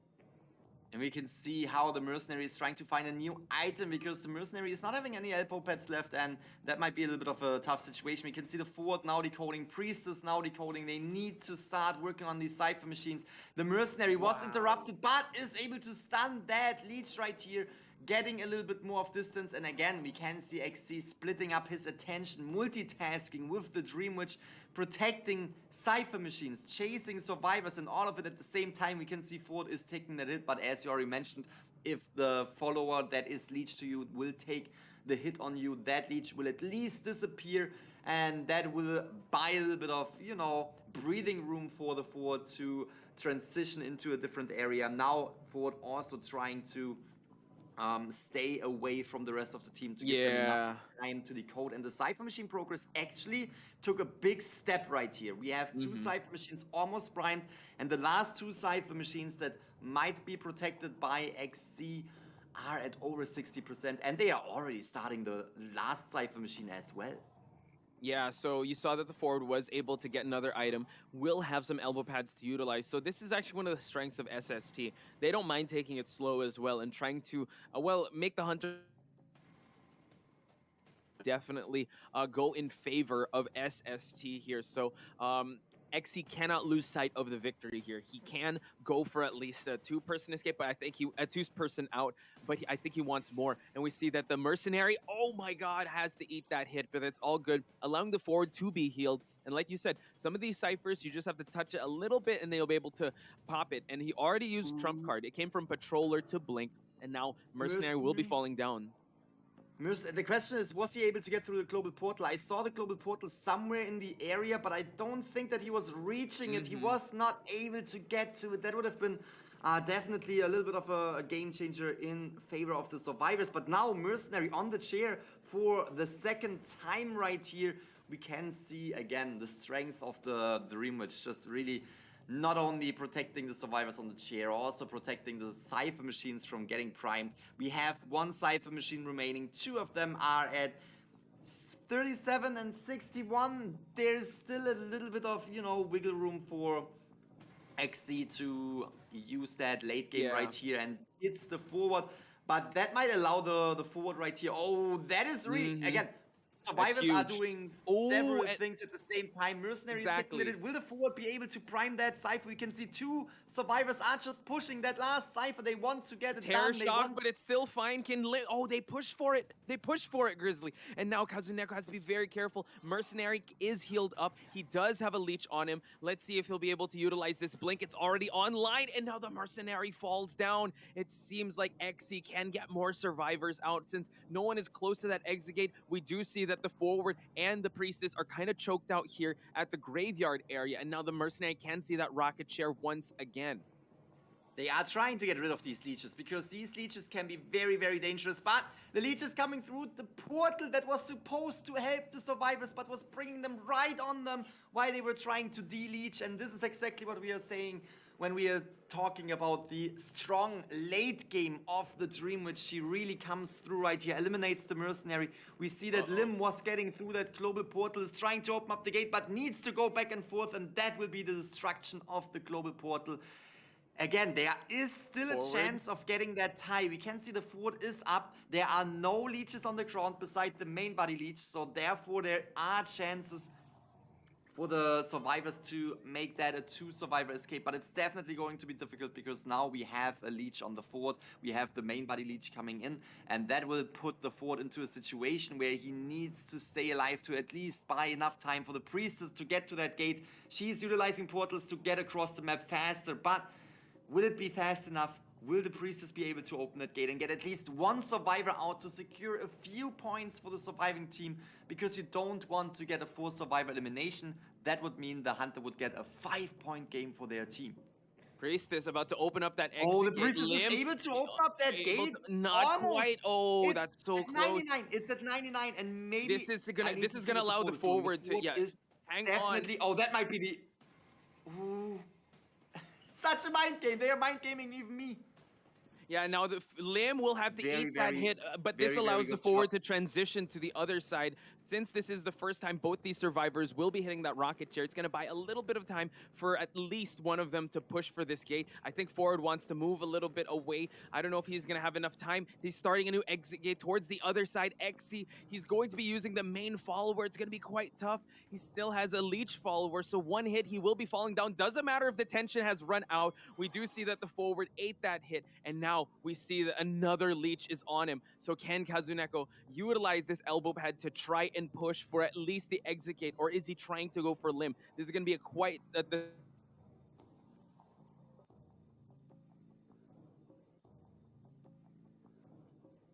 This is going to be... It's such a back and forth right here. They want... Obviously, they want to get the tie, right? They want to get the tie for round number. They're open. The gate opens. They want to get the tie, but they also don't want to allow XC to take a 4-survivor elimination because of the points. So that was a fantastic late game on both sides. The survivors were really fighting for that tie, and in my opinion, they did a fantastic job.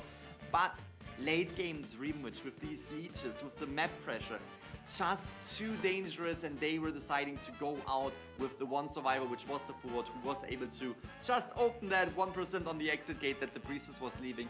Fantastic job on the survivor side, but MRC is taking home the victory in round number 1, is setting themselves up for a really, really good round number 2, because now they're a little bit more comfortable. They already have this first victory in their pockets.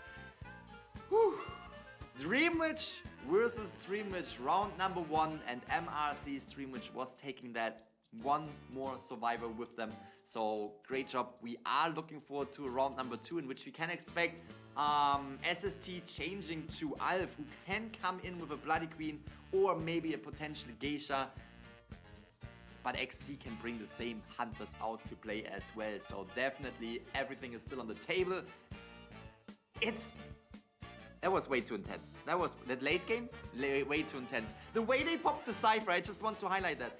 The way they popped the Cypher, they were like, all right, we are done. No late game for the Dream Witch. We're gonna pop that Cypher. We are not playing around right here. We are not letting ourselves controlled by all these leeches on the map. We are taking that terror shock if needed, as long as we can push that last Cypher. And the timing on that, they were risking something right there, and that risk was definitely paying off. But at the end of the day, XC was able to get 2 more survivors after that last Cypher popped and was able to secure the victory for round number 1. Yeah, it was honestly SST's game to lose, if ever, so they really had to risk it all towards the later part, and they knew that if it was just one person priming that Cypher, they wouldn't get the job done. That's why the Priestess and the forward had to push for it, and towards that late game, Lim did an amazing job, allowing the forward to kind of move away, and every second counts because the tension was still in the air, and he had to eat that regular hit just so that he can actually kite out for at least the forward to escape. And I think that's the best thing about SST, is that yes, they do in round number 1, especially in their previous match, they didn't actually get the victory, but now round number 2 and round number 3, that's when they kind of awaken and they switch to a different power level. But the thing is, it's MRC on the other side of that, and they're really bringing it their all. Good job on both sides. I would have to say SST still kind of well, there's still a lot to gain in the coming rounds, but at least you weren't able to get the you didn't give the 5 points to MRC. So in my book, this is still a close match to call. That is actually very, very crucial because that can make or break the entire match for them. We saw it in the matchup between ACT versus MRC yesterday, where MRC was losing by points. They were able to get one victory in a round and tie the other round, while ACT was doing the same. But you really want to avoid giving the opponents more points than needed. Here we can see another overview on how this match ends, and you can see the last Cypher Machine popped at around 10 minutes, but it still went on for another 3 minutes 23 for the last two survivors, for the Priestess and the Forward, trying to get both of them through the exit gate. XC trying to get, at least one down, maybe even potentially two survivors down, but wasn't able to do so. So again, if we look at the points, it is always crucial because later on that could make or break your victory. Fantastic job from both sides. Getting that one survivor out is definitely crucial, definitely something that you can be proud of because it is dangerous to go against MRC's Dreamwitch. And if anything, SST, we saw SST winning against ACT, we saw SST winning against BC, and talking about going against ACT and winning against them, ACT was the team that was winning against MRC. So there's kind of like the circle coming to the close right here, and I'm really curious to see what both teams can do in the second round as well as third round, if it is coming to a third round. Right now, MRC is having the chance to finalize this after round number 2. Yeah, I would say it's more of like a rock, paper, scissors, or water type, earth type, like whatever, is that grass type, whatever. I would say like rock beats paper, paper beats whatever. So it's really intense because if MRC is able to get this, they're gonna tie up with SST in terms of points. But I know we have to consult with who will actually take the first place spot, because from MRC that's going to be a big jump to second or first place for them. So I'm sure that they really want to be able to come back from this. And you know what, ACT still is a match tomorrow. This group stage, Group B, ladies and gentlemen, all eyes are on them because of what an intense match that we've just seen here. And I'm pretty sure that they're going to respect ban the Dream Witches in next match. If not, they're going to counter ban them if ever with the map placement. So like you said, Alf has so much to offer when it comes to this Hunter pool as well as XC. So let's throw it to some highlights and take a quick break because more to come when we return.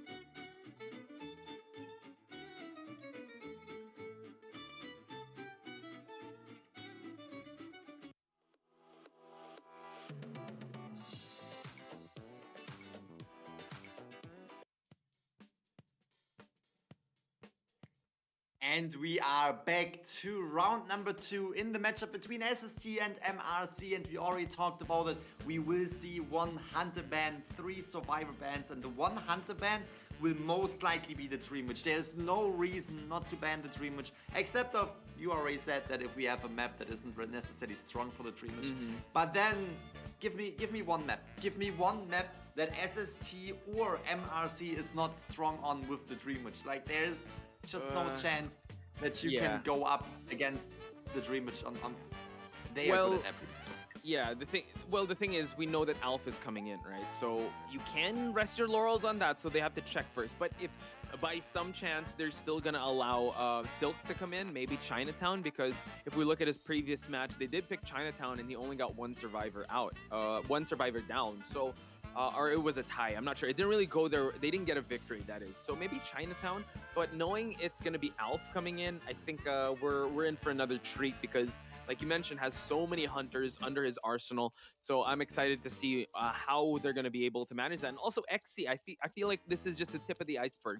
Yes, he is known for that Dream Witch, but like you mentioned, has the breaking wheel, has the BQ, has so many other hunters to utilize. And not to mention also, we got to talk about the Survivor team, because SST really showed how crazy they are when it comes to late game potential. They have a never say die attitude. And now, oh my God, sorry, Grizzly, my bad. We are going to Arms Factory. I've just got so excited with the map.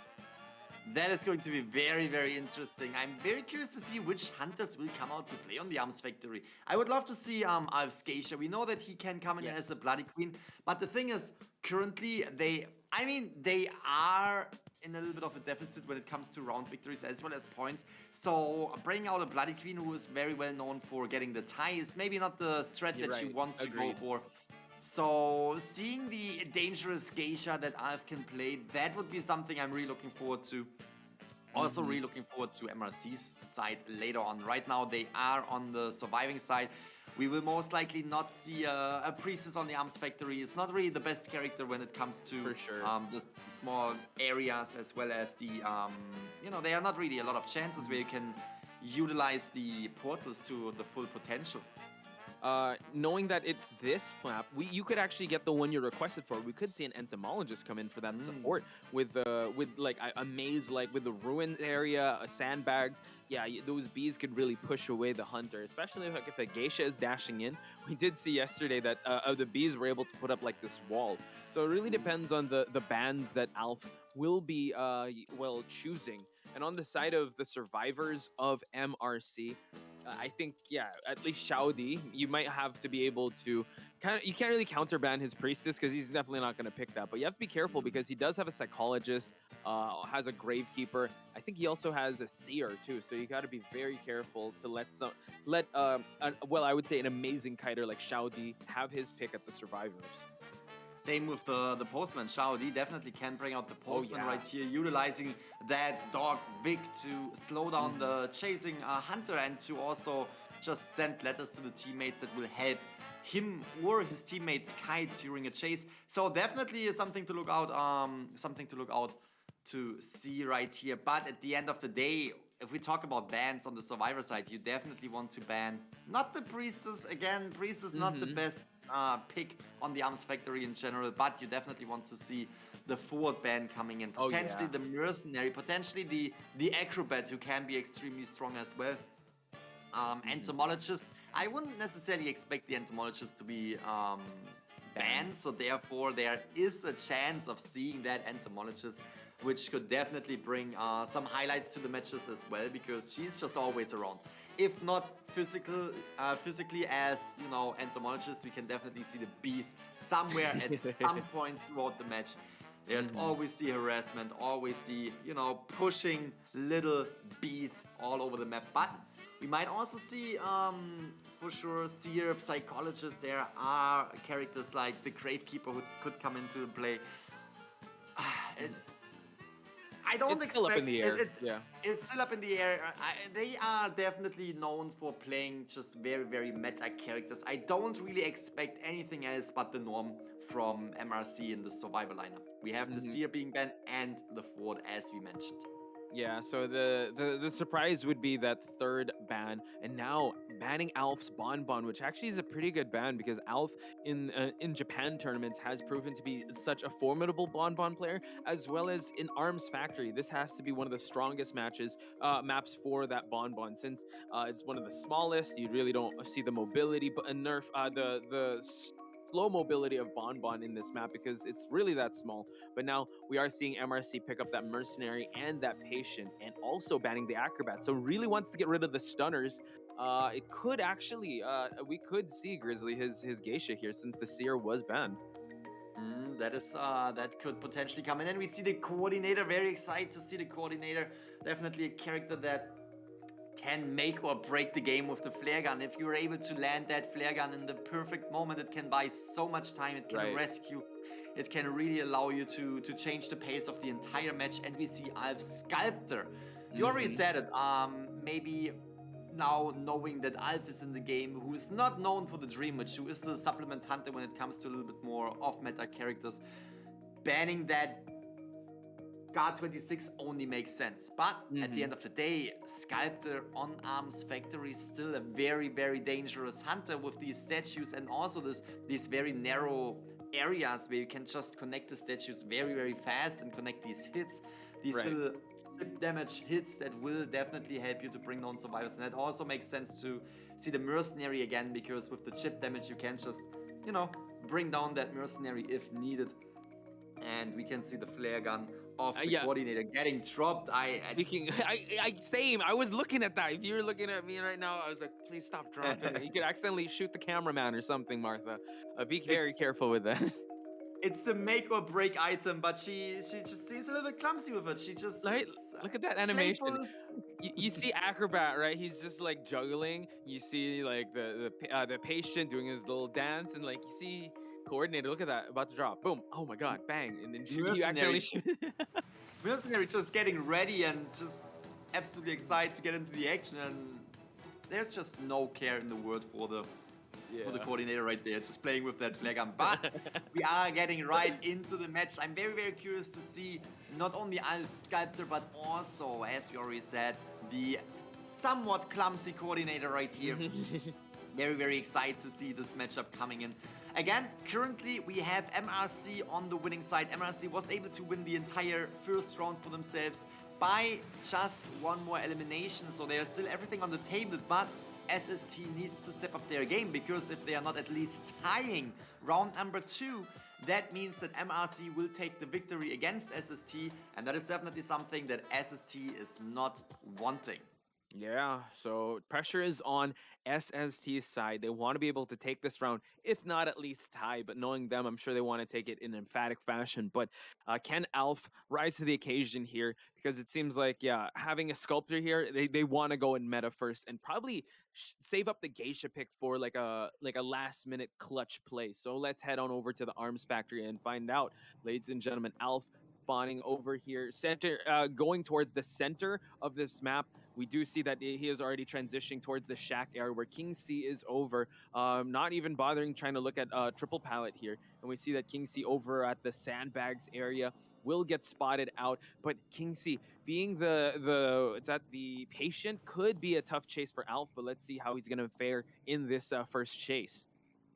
It can be extremely tough because he can transition so fast and without any problems, with ease, just into a better area. And we can see is transitioning into the Arms Factory, and there we have it. The statues are hitting. Now is transitioning into Shao Di, which means that 2 survivors are not decoding, which is fantastic for Alf. But Xing Si just had to pass through, had to get into a better area to kite around, and is now getting away not only from the psychologist Shao Di, but also from the rest of the team. And is now in the favorable spot right here. Is just going through, not respecting that pallet. Even the Patient was not expecting that, was throwing down the pallet right behind the Sculptor, and now taking that hit, being that first survivor on the chair. Cypher machines are somewhat halfway done, but this already seems to be in favor of SST. SST, again, they need to step up their game. They need to get the victory, or at least a tie in round number 2, and they are already setting themselves up for exactly that. Yeah, that was definitely an early down, and now the Mercenary at least body blocking for the Patient, which is excellent. Now King C has to make this last hook matter, and now just vaults over this wall. Has to be very careful not to feed too much of the Sculptor, but the blink just to avoid the wall here. Can he close out this distant statue hit? One more would do it, and the last effort pop. So excellent well, stuffing of that rebound kite on Alf's side. We do see that the patient has fallen down. It is going to be the coordinator now that'll be on saving duty. So Alf has to be very careful of that flare gun, because that could be a massive turn of events here if he's able to stuff this rescue from happening. Are they even going to try to go for the rescue? That's the thing, because Patient doesn't have any resources to work with anymore. I think we can see the mercenary coming in. We had the psychologist taking away the damage of the mercenary. You can see that the psychologist is definitely a little bit in a tough situation right here and did not take the hit though. And mercenary is in the area but won't be able to rescue. He's just giving tinnitus, keeping the sculptor at bay, keeping the sculptor away from his teammates. And yeah, that is a fantastic early game for SST. We can see that MRC is definitely in need to set themselves up for a tie right here, if anything, because the first survivor already out of the game, and we can see Cypher Machine progress is definitely not in favor of MRC right now. Yeah, so now Alf putting himself in a prime position here to get more survivors. 3 survivors remain and 3 ciphers as well. It's going to be quite tough, especially since that chisel is ready, almost at full presence. So tier 2 statues would be so hard. And now Shaudi able to vault this window. Still has that pallet, but has to eat these statues. Watch out. Wait for the drop down hit, and no, Alf not falling for any of that. He did the patience on Alf, playing the mind games here with these survivors. Now, tier 2 statues, be very careful. Psychologist 1 melee hit away from falling down. Shaudi still in this area, just allowing his teammates, but no, the statues, the barrage was way too much. Shaudi has fallen down.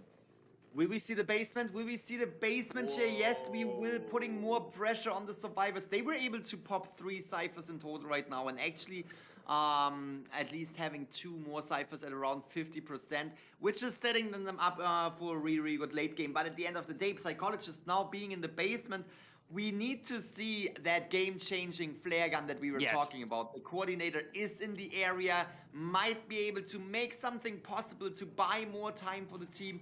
But Alf also knows that the was connecting that statue, knows that the coordinator is here, and you have to consider that Alf could potentially double hit with the drop down, but doesn't even need to do so. Flare gun is coming through, but Excitement is countering that flare gun. And that is putting MRC into a tough spot. We see the mercenary coming in for the rescue, but they still need to decode 2 more Cypher machines right here. Excellent changing of the traits there. We do see that the mercenary has to be very careful. Can he rescue in time here? Has to wait it out, baits a hit here, at least save the psychologist, but has the body block here to allow Shaudi to move out of this basement. The coordinator is still down, probably self-healing. Can Alf be able to hit the psychologist? We do see some body blocks happening, able to get an empty hit, but now the statues have been falling. Mercenary has fallen down, and we do see that Shaudi still in this area. Has to be so careful. The pressure is definitely on the survivor side of MRC, and down goes the psychologist once again. Coordinator is up. Alpha is going to focus first on sharing the psychologist, since once she touches that chair, she will be sent out of the game. Sent out of the game, and we also have the mercenary on the floor, who will definitely not be able to heal up in time, and now the concentration will be on the coordinator. We can see that the mercenary is getting picked up and getting dragged out away from the basement. Very curious to see how this will play out, because with the mercenary on the chair, which is happening right here, the coordinator might have the chance to actually look for the dungeon, but mercenary just needs a very long time on that rocket chair, and potentially enough time for Alf, who already knows where the coordinator is, to bring down that last survivor and to secure the 5-point game for SST. And it just shows the confidence that Alf has. It's like, all right, I just need this much time, right? Because you said, oh my God, now he's popping off. Pops the excitement. He knows he's got his mark. 5 points on Alf's side, turning the tides, turning the favor into SST's side, and turning the tables ultimately. That was huge. A huge statement made by Alf. And look at the relief. That smile is definitely earned. I have to say, Alf, so serious when he's about to get into the game, but once he's done his job, that smile is worth $1 million. That is for sure, and I mean, it's well deserved. Getting that 5-point game is setting up SST for at least a tie for round number 3. So that is absolutely fantastic. If the survivors can now you know, turn this around and even get 1 or 2 or maybe 3 or 4 survivors through the exit gate, that is putting them into a position where they won round number 2, and that will definitely be a little bit more of a challenge for MRC again going into that round number 3. But at the end of the day, we will see XC in this round number 2. XC can bring so many hunters to the table. I don't even want to make a prediction because XC just knows literally all of the hunters. So it is still everything on the table. We will definitely get a round number 3 because if we have a tie, we will have to see that round number 3. And even if we don't have the tie, we will have to see that round number 3. So I'm very, very excited for that. That was a fantastic job from SST. We are jumping into the match stats in a moment. I definitely want to see how many hits the Sculptor had because there were so many chipped. 20 hits from the Sculptor. The statues were on point. And I just want to also recall, because I wasn't paying attention to the trait, but him having that respect of switching already to excitement, right? Just countering that flare gun. We were kind of building up this flare gun to be the game-changing one, but Alf playing 4D chess, thinking like 10 steps ahead, like realizing, all right, I need to down this person and down him quick, and he was able to do that. Just the control, and for him to get these statues, not even full presence statues, on the survivors of MC, it really just shows the skill being displayed by Alf here. Alf the Great, as we would like to call him. And he's just showing why he's popping off, allowing his team to have that more confidence, while his survivor team have that more confidence coming into this next match. That is for sure, and we saw that the containment time on all the survivors were below 60 seconds. That's what we always say. If you're going up against these top hunters, 60 seconds is absolutely fantastic. It seems like not a lot of time, but if you're able to kite for 1 minute, this is buying a lot of time for the survivor team, and usually you can see that blink coming through within that time, and you usually can't really escape for longer than a minute. So that is exactly what we saw right here. Alf being extremely strong, extremely dangerous, and in my opinion, we saw exactly what we were talking about. The game-changing moment with the flare gun was definitely happening. Just in favor of the hunter. With the excitement coming through. What's that meme? Call an ambulance. Not for me. Not for me, but not for me. For the coordinator right here. Again, that was definitely a game-changing moment, and it was forcing, at the end of the day, it was forcing out excitement, which is not necessarily a trait that you want to bring for the entire game, especially considering that the excitement was only brought for that flare gun, brought for that coordinator. So there was a lot of respect for that coordinator, for that game-changing moment that Alf didn't want to go in favor of MRC, but in favor of them getting that down on the coordinator, and then also just having one survivor in the base. And it was a very, very tough situation for MRC to get out of. But if anything, it is now on MRC's hunting side to make this tie right here, to still have the upper hand, or to at least get the 3 survivor elimination. Yeah, and something I also want to bring up look at our friend Kazuneko here, really just meditating and finding his zen with that sleeping mask. But once he awakens, I think Sharingan, we're gonna see like him seeing things in 1s and 0s. So something I wanted to bring up also with the way Alf played it, his confidence in mind gaming at the pallet, right? He just walked right through. He just knew like what's gonna happen, and yeah, ultimately giving his team that boost of confidence. But here we have Kazuneko. We also have Lim here. They're really strategizing and thinking about their next move, because this is definitely a game changer for them. Their teammate Alf really gave them that boost of confidence, and they want to reciprocate in return. And now we will shift our attention over to XC over here, and I'm sure XC, you know what, he's being also tested here by Alf on his hunting prowess, and I'm pretty sure he wants to rise above to the occasion and show that he can also carry some points for his team when his team needs it. Yeah, the mindset on both sides is very, very similar. If we look at the mindset of XC, it is, I need to get the 5 points. I need to get the 4 survival elimination to tie this round, to keep our advantage that we have built up in round number 1 by winning that round number 1. But it is very similar to SST's side. They know that they have to get at least 1 survivor out. 1 survivor through the dungeon is enough. 1 survivor through the exit gate is enough to secure that victory. So the strategy might change a little bit. Yes, they are going to try their best to get more than 1 survivor out, but they also know that if anything, we need that 1 survivor how to at least get the victory. But at the end of the day, the pressure is not too high because even if they tie, which would mean they would get a 4 survival elimination right here, they already know that they can still change everything in round number 3. So it is a great setup for both sides. Everything is still on the table, and we will definitely have a round number 3. So that is kind of taking away a little bit of pressure, at least for now. And I have to say that the less pressure is at the team with more conditions or more victory conditions. Because like you said, they just need 1 survivor. I think they can go for 2 or 3, but they just need that 1. Getting that 1 survivor, there's a lot of scenarios where they can get that. Even that tie, you know, like go for the dungeon, go for the exit gate. While we look at XC over here, it's kind of a do or die situation to win this round. He needs to get 4 survivors out. Again, you can have that mindset of going for that, but also a tie game is still pretty okay, or at least a 3-person. But yeah, you don't, the points will catch up with you in the end. And we will compute that, you know, once if we have to reach that instance, if it's all tied up. So that's just the game. I would say the clutch gene that Alf has to be able to give that to his team. And I think his team definitely want to reciprocate the love and also reciprocate the number of points for them to be able to move along here. But let's also try to speculate on XC's side here, because we're about to head into the picks and bans. So much on the table for him. He could even try to mirror match this one, since he can mirror match a Dream Witch. Maybe he could even mirror match a Sculptor. We saw how amazing the statues were, and also the placement and how it bounces off the walls of Arms Factory. I am actually really curious to see which hunter XC will go for, because it makes sense to come in with a Sculptor. I would assume that we see the respect ban of the Dream Witch. We are starting with the Seer ban and the forward ban, just as you would see it in so many matches. We might see that Dream Witch coming through as ban on the hunter side. And now it's getting interesting, because we have the Mercenary still on the table, we have the Psychologist still on the table. We can expect an acrobat. Yeah, there we go.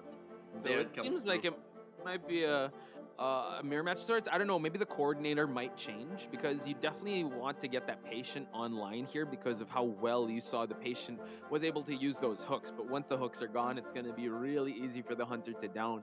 So they still have their pick. I don't know if they want to go for like a stunner, if they want to be able to maybe bring out Kazuneko's Prospector. Prospector is pretty good in this map because of how closed door. Oh, going for a Perfumer. So this is very interesting. I was also going to say, like, Japan really loves their perfumers as well. Perfumer and Prospectors are survivors we definitely see in Japanese tournaments. So going for this Perfumer is definitely a big statement. And XC, as you said, will be going for this very juicy Sculptor in this map.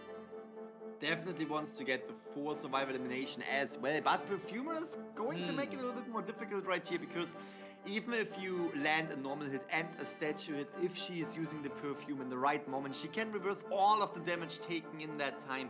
So that is definitely a very exciting survivor to see, because I play Perfumer often. I really enjoy playing Perfumer, and being able to learn something from the top perfumers from Japan, I am excited for that. I am taking notes in this match. I'm curious to see what they do.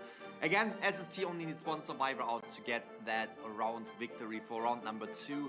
But MRC's Sculptor XC on the Sculptor. Whew, I am not really sure how well SST will perform. Yes, SST, great team, great teamwork, great coordination, and absolutely dangerous on not only the hunting side, but also the surviving side.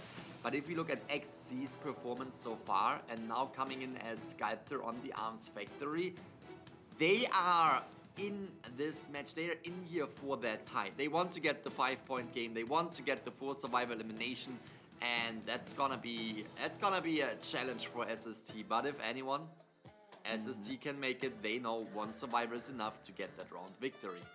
Oh yeah, 100%. Especially knowing that SSC is not one of these Chinese mainland teams, and really showing what the Japan server can offer. And having a victory over them is going to be huge. So let's head into it, ladies and gentlemen. XC over here already at the center part of this map. Let's see, already moving towards that water tank, this water tank area. It seems like it's going to be Unp that might take the first kite, and Unp, being the perfumer, has to be very careful, Grizzly. I mean, I think you've experienced this, like getting hit early on with the perfumer without giving your perfume is definitely not something that you want to do as a perfumer player. Definitely something you want to avoid, to take a hit without utilizing your perfume. But we can see that the patience on both sides. But Unpi really predicting that hit right here. Perfect instant perfume. Getting pushed away though. Has the chance to utilize that perfume again. Can provide a really good early game kite with these perfumes. Ooh, was baiting the perfume right here. Not bad. That is really a trade-off. We saw Anpai using the first perfume really well, and now XC baiting the second one away. Now there's only one perfume left. The thing about perfumer is that as soon as you exhausted your 3 abilities, your 3 perfumes, look at that, she's just waiting there. She wants to get hit. She wants to take that to buy more time. Throw down the pallet, transition away into another area because pellets are slowly exhausted right here. Actually is taking that area and really trying to get all resources exhausted, because wants to stay in this area to buy more time for the rest of the team to decode the cipher machines that are spread out on the map. Ooh, this is actually good on the side of the survivors. And note that XC brought teleport, so he could actually transition if he wants to. But Unp doing a great job. It seems like he might have to take a hit here to transition at least towards the factory. But job well done. 2 ciphers are about to pop, leaving 2 ciphers remaining, Grizzly. So this was an excellent early kite for Unp. And now in one of the strongest areas here, he knows that there's not going to be a blink that's going to be utilized here. So I think they know that the trait will be teleport. So XC still buying, well, actually zoning in on this perfumer is paying dividends to the survivors, and now we see Unp forcing him to break this pallet, buying more time for 2 ciphers left to be worked on. Fantastic job right here. Again, Perfumer is not having any skill, but as you already highlighted, the cipher machine progress was just going so strong. 3 cipher machines remaining. Whoa. She is in a really strong area, and she can definitely provide a longer kite right here, which she is doing. And we can actually see XC deciding to not go for that perfumer, which was in this very moment still the best pick, because she's not having any skill left, but he needs to defend the cipher machines, because you don't want to have these cipher machines pop on you. There we go. A psychologist taking that hit, but can reverse the damage. Now XC is splitting up the attention between the cipher machines. Again, the pressure needs to be on these cipher machines. So now he's fully fed. Maybe he'll go back to this perfumer and try to down them. But the thing is, the perfumer has not yet seen the rocket chair, and you do have a mercenary here for that save.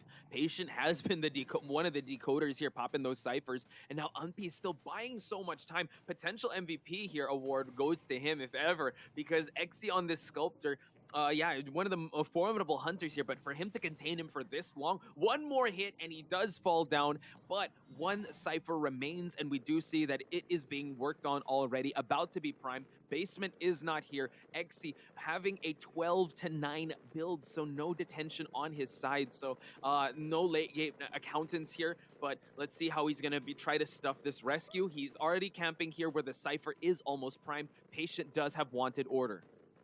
That was a fantastic move right here from XC, really trying to not only put pressure on the survivors and to put Unp on the rocket chair, but to bring him all the way here to that last cipher machine. You can see all the survivors are in the area. They want to get not only the rescue, no, they want to get that cipher machine because it is at 87.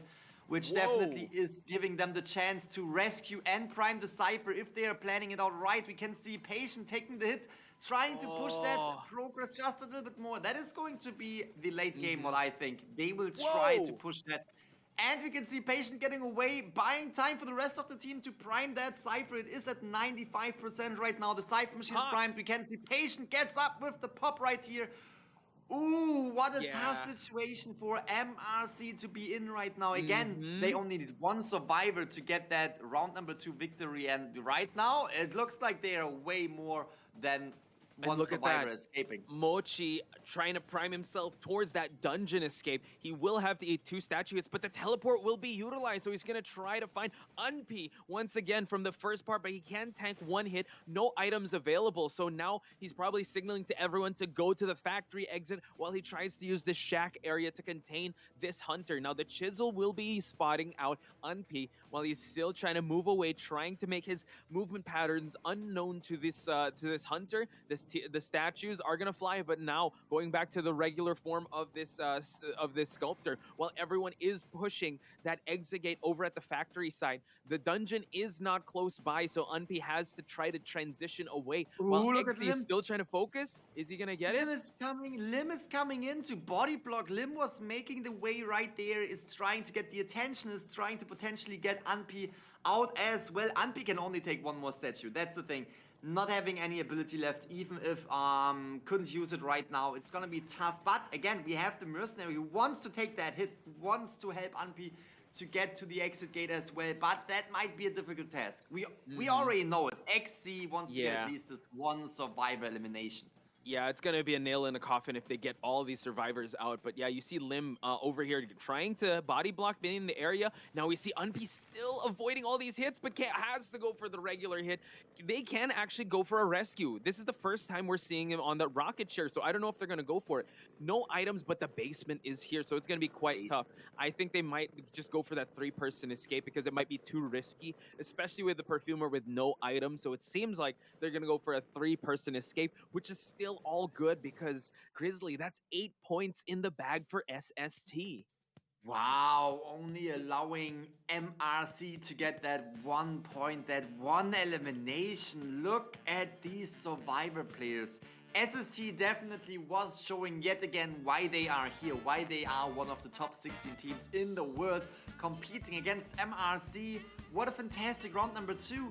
After seeing them in round number 1, where they were not really able to accelerate as much, where they were giving the point, at least for this round, to MRC, we can now see that SST is clearly dominating that round number 2, taking a point for round number 2. The thing is, right now, everything is still on the table, because even with that strong game, even with an 8-1 in round number 2, MRC only needs 1 more escape, 1 more survivor eliminated than SST in round number 3 to just get the round victory and to take the victory home. So it is a great setup.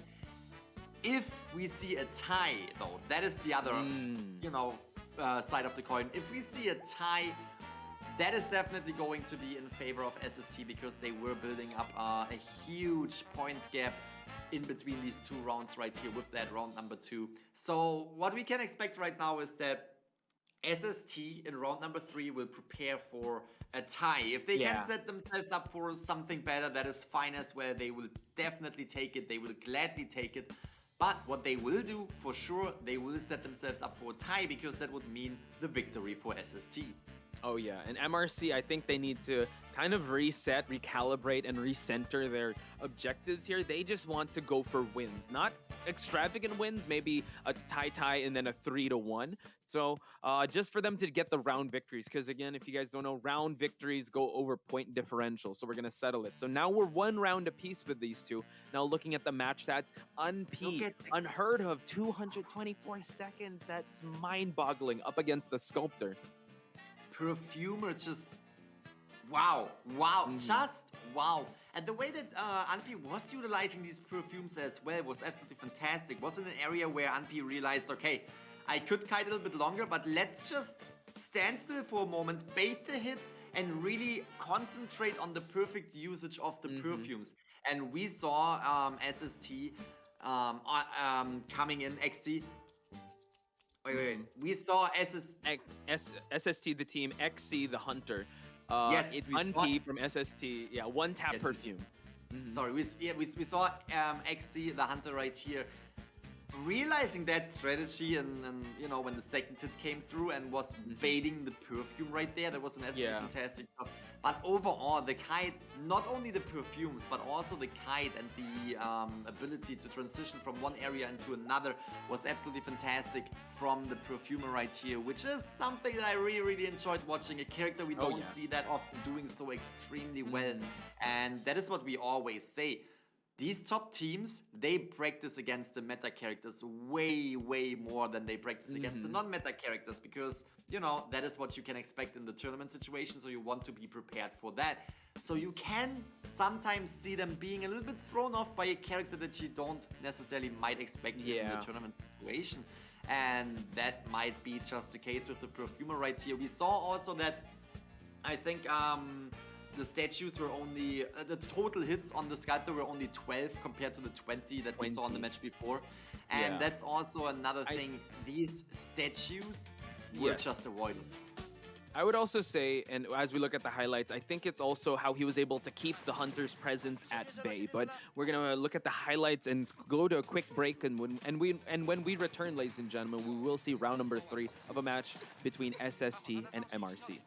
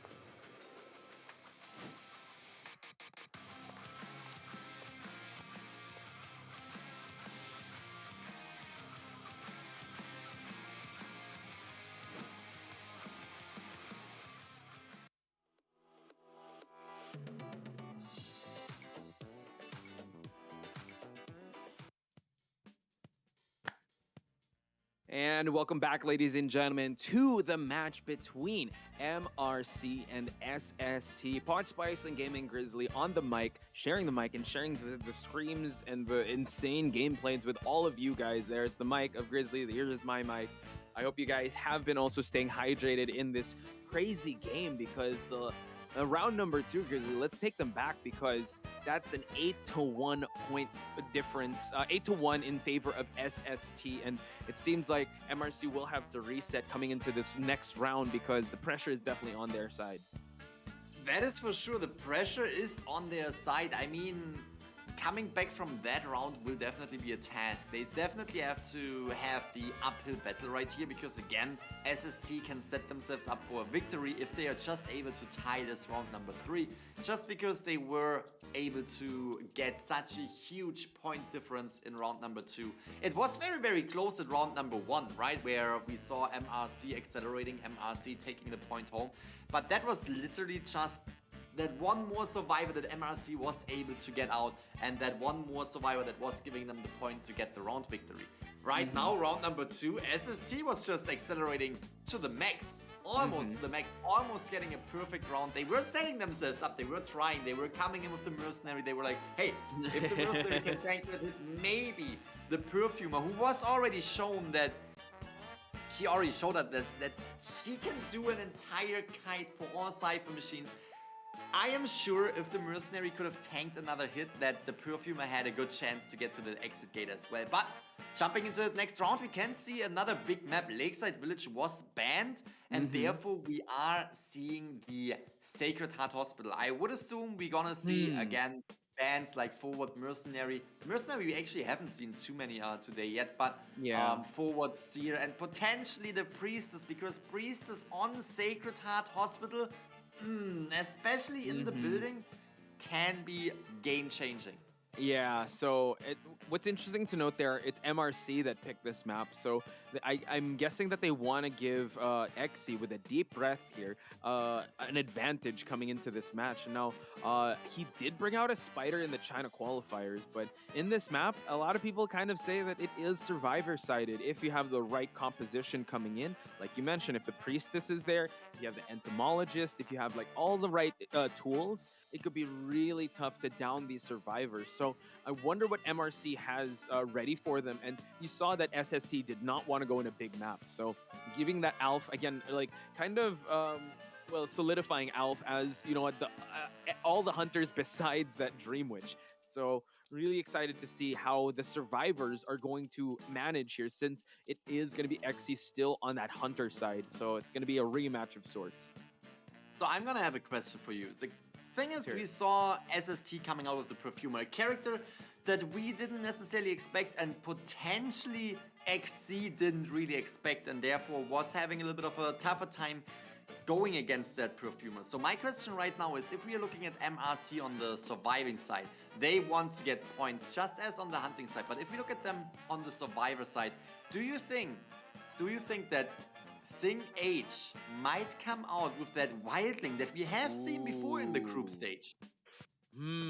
Yeah, I might be thinking a little ahead of myself, but you know what? If ever it's push comes to shove there, and speaking of shoving, yeah, the wildling might come out. Really depends on the bans, but honestly, I would love to see a wildling happen. We did see a wildling come out yesterday, and it really depends also.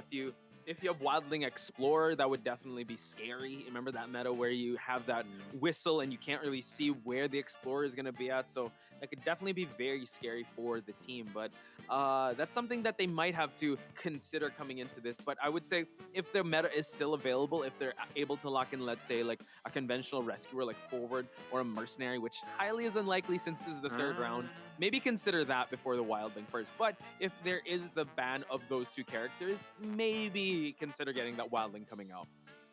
Oh no, of course. If there's a chance for a Forward, which is yeah, chances are slim. But if there's a chance, of course, go for the Forward. I wouldn't do anything else.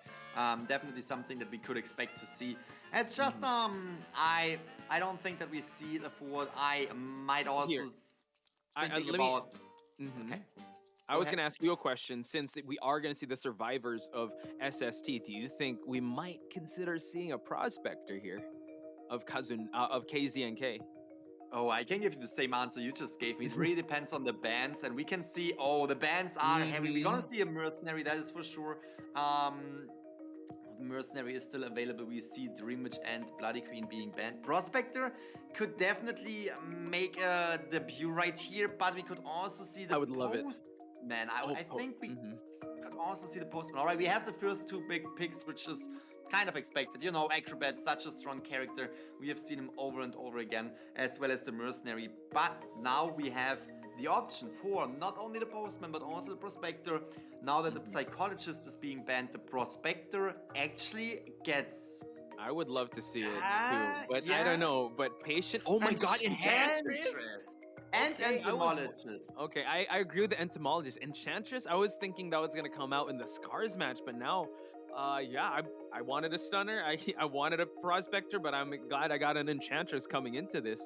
So, and Xe with a Spider, so he's bringing back his repertoire of the China qualifiers here. In this map, there are a lot of good web placement spots, but he's gonna have to be very careful not to lose any of these survivors once they hit that hospital area. It's gonna be quite difficult because Xe, I wouldn't, well, the trait that he's definitely going to bring, if he wants to go aggressive, he can go for that blink. But he could go for that respect of bringing excitement just to counter the Enchantress or Acrobat. I mean, we saw the excitement being the game changer, right? We saw the excitement when it came to the Coordinator earlier in this matchup, where Alf was really utilizing that excitement and was almost utilizing that Coordinator's flare gun in his advantage, right? Like, he was prepared for that. He knew, all right, this is going to be a game-changing moment, but not for the Survivor side, no, for me, because I know that when this flare gun is going to be activated, it's most likely in a rescuing situation. If I can connect some statues before that and just land that normal hit, that rescue will be denied and put the survivors in a tough situation. So excitement could definitely be something that consider, right? XC You could might consider. bring to the team. Yeah, you can consider it, but at the same time, I feel like there might be other traits that you want to bring to at first. to shorten the kiting time of these survivors. And we can jump. We're jumping right into it. This is game number 3, the first half. Just to inform everyone who just joined the stream right here, we are on the last round, and in this matchup, SST only needs to get a tie in this round number 3. A tie when it comes to points, because they already performed extremely well in round number 2. But if MRC is winning this 3rd round, they will win against SST. So it's going to be very, very interesting. We are jumping right into it. MRC's XC coming in with the Soul Beaver on the Sacred Heart Hospital. Can I just say the Enchantress not dropping her skull monkey, unlike coordinators dropping the thing that's supposed to stun. Forward still holding on to it, but Spawn right here in the hospital already. So let's see, he's gonna try and look at the top area and actually drop down from the top area and try to just spawn find the first survivor, which would be Mochi, who is the acrobat, which could be a little tough. But in this area, there's a lot of web placements he can put. He's just got to bring up that thread holding just to build that speed up. Oh my god, and That is for sure. entomologist. Yeah, as I said, you might not even see the entomologist once in the match, but you will always see the beast coming in, harassing the hunter, buying more time. There we have the bomb that is slowing down. There's no other way to go for XC, so needs to take that. We have the pallet down right here. We can really see Acrobat trying to keep that distance, trying to keep out of sight, to just avoid getting hit. We have the bombs coming in that will most likely take effect right here. Waltz comes through, but again, this is still something really, really good for the survivor side. They are decoding the ciphers, and there is still a cooldown of 7 seconds for the blink. The hit connects, and this might actually shorten the kite of the acrobat really, really fast, really, really soon right here if the blink is connecting. Wow, an entomologist with the bees once again, just to try and go for it, but the blink to counter it. Mochi trying to go behind this pallet, but no, XC able to down his first survivor. So excellent kiting so far. They were able to pop one cipher, but we do see Kazuneko over here as the Enchantress. But I think XC wants to bring this person down in the basement. We do see that the bees are trying to push him away, trying to keep him from struggling and force him to chair him in this area, which I would say is a pretty good win in the exchange of the survivors. As long as it's not in the basement, I think that that's definitely a good trade-off, or a trade-off they want to make. That is for sure. Definitely scary, especially with the spider and all these webs. She can really transition into the basement so fast, not allowing the survivors to struggle free. But with the bees, that was really, really good. Now we have the acrobat right here. Mercenary is dashing in and is taking the first weapon, normal hit, and we can see the bees coming through, pushing XC far away, buying so much time for the acrobat to not only get off this chair, but also to establish some distance. He has one bomb left right here, the fire bomb, that he can utilize in advantage to XC, and he is going to do that in a really narrow spot where we can definitely see XC in need to go through that bomb. But the Cypher Machine progress. We are almost down to 2 Cypher Machines, so it's definitely a good match for SST's side, but still XC is having the chance to get that acrobat right here. And note that the Enchantress is also here at near the Shack Cipher, so it has to be very careful, dropping the pallet just in time. But the speed, you know what, the spider, yeah, I am speed with all this, but the bees once again, just to try and harass here. And Entomologist just providing some support here, keeping Unpi alive in this, rebound kite. But now we see that, no, the Entomologist, eating a web ball there and dropping more of these pallets, forcing him to go around this area. These survivors are really covering their grounds. 2 ciphers still remaining. Oh, another web hit. Oh, my Unpi could be close for falling down, but now Mochi still buying some time, transitioning to the statue area of this map. Both ciphers are moving, and now excellent avoidance against once of the web ball. So XC still trying to go for Mochi. That is such a fantastic, and just the entomologist being in the way, saying, hey, I want the attention, come on, go for me, leave the acrobat alone. But we saw XC really concentrating on the acrobat and was able to bring down the acrobat right here. But look at the cipher, 70% on the last 2 cipher machines. There might not be a lot of time for XC to come back from this. There might not be a lot of time to get more survivors on the chairs because this is just the second time. We can see XC teleporting away. You already saw the entomologist coming in for the rescue right here. Unpi taking that pellet right into the face of XC, but at least at this point, XC was able to prevent that last Cypher machine from being primed, but from being primed, it's at 90. It's already at 90. This is going to be another fantastic match on the survivor side. Look at Unpi just going into this area where they know they can buy more time. They can just buy more time. And just like that, I think that, yeah, we are going to see probably a heal coming in for, or at least the Acrobat will be the one that's furthest away since he needs to hide. He is the one that if he touches that chair, he will be going back to and out of the game. Kazuneko in this area, he did go for that save of that Acrobat, does not have Tide Turner, has that, can build up that rage to go for that stun, goes for the rescue, and now, able to eat a hit here. Now it's XC's job to like decide who he's gonna focus on because all these survivors are just out and about, and it seems like they're just gonna go and pop the last Cypher, and now they're gonna try to split push the attention of this Spider, going for the shack exit and going also for the main exit. Lim is the one pushing for that main exit. We do see the entomologist lower left side of the screen push for that shack exit. So now it seems like XC wants to commit to Lim. Wow, that was such a fantastic job. SST putting XC into such a difficult situation when they were coming in with that rescue because the Cypher machine was primed and XC knew it. Didn't really, you know, was struggling to decide where to go, and that was giving SST the chance to just say, hey, the hunter is kind of far away. The exit gate actually opened up already. Survivors need to split away right here from the gate, but still we have one survivor already through the gate, or at least standing there waiting if they need to provide some more support on the team. We have XC trying to get that Enchantress right here, who is not having her ability. Three stacks! Three stacks just activated right here. Ooh.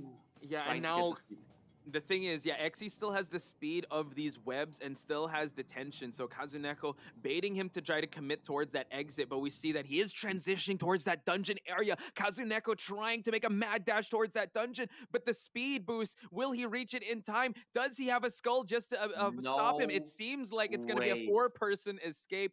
Holy smokes. SST. SST, ladies and gentlemen.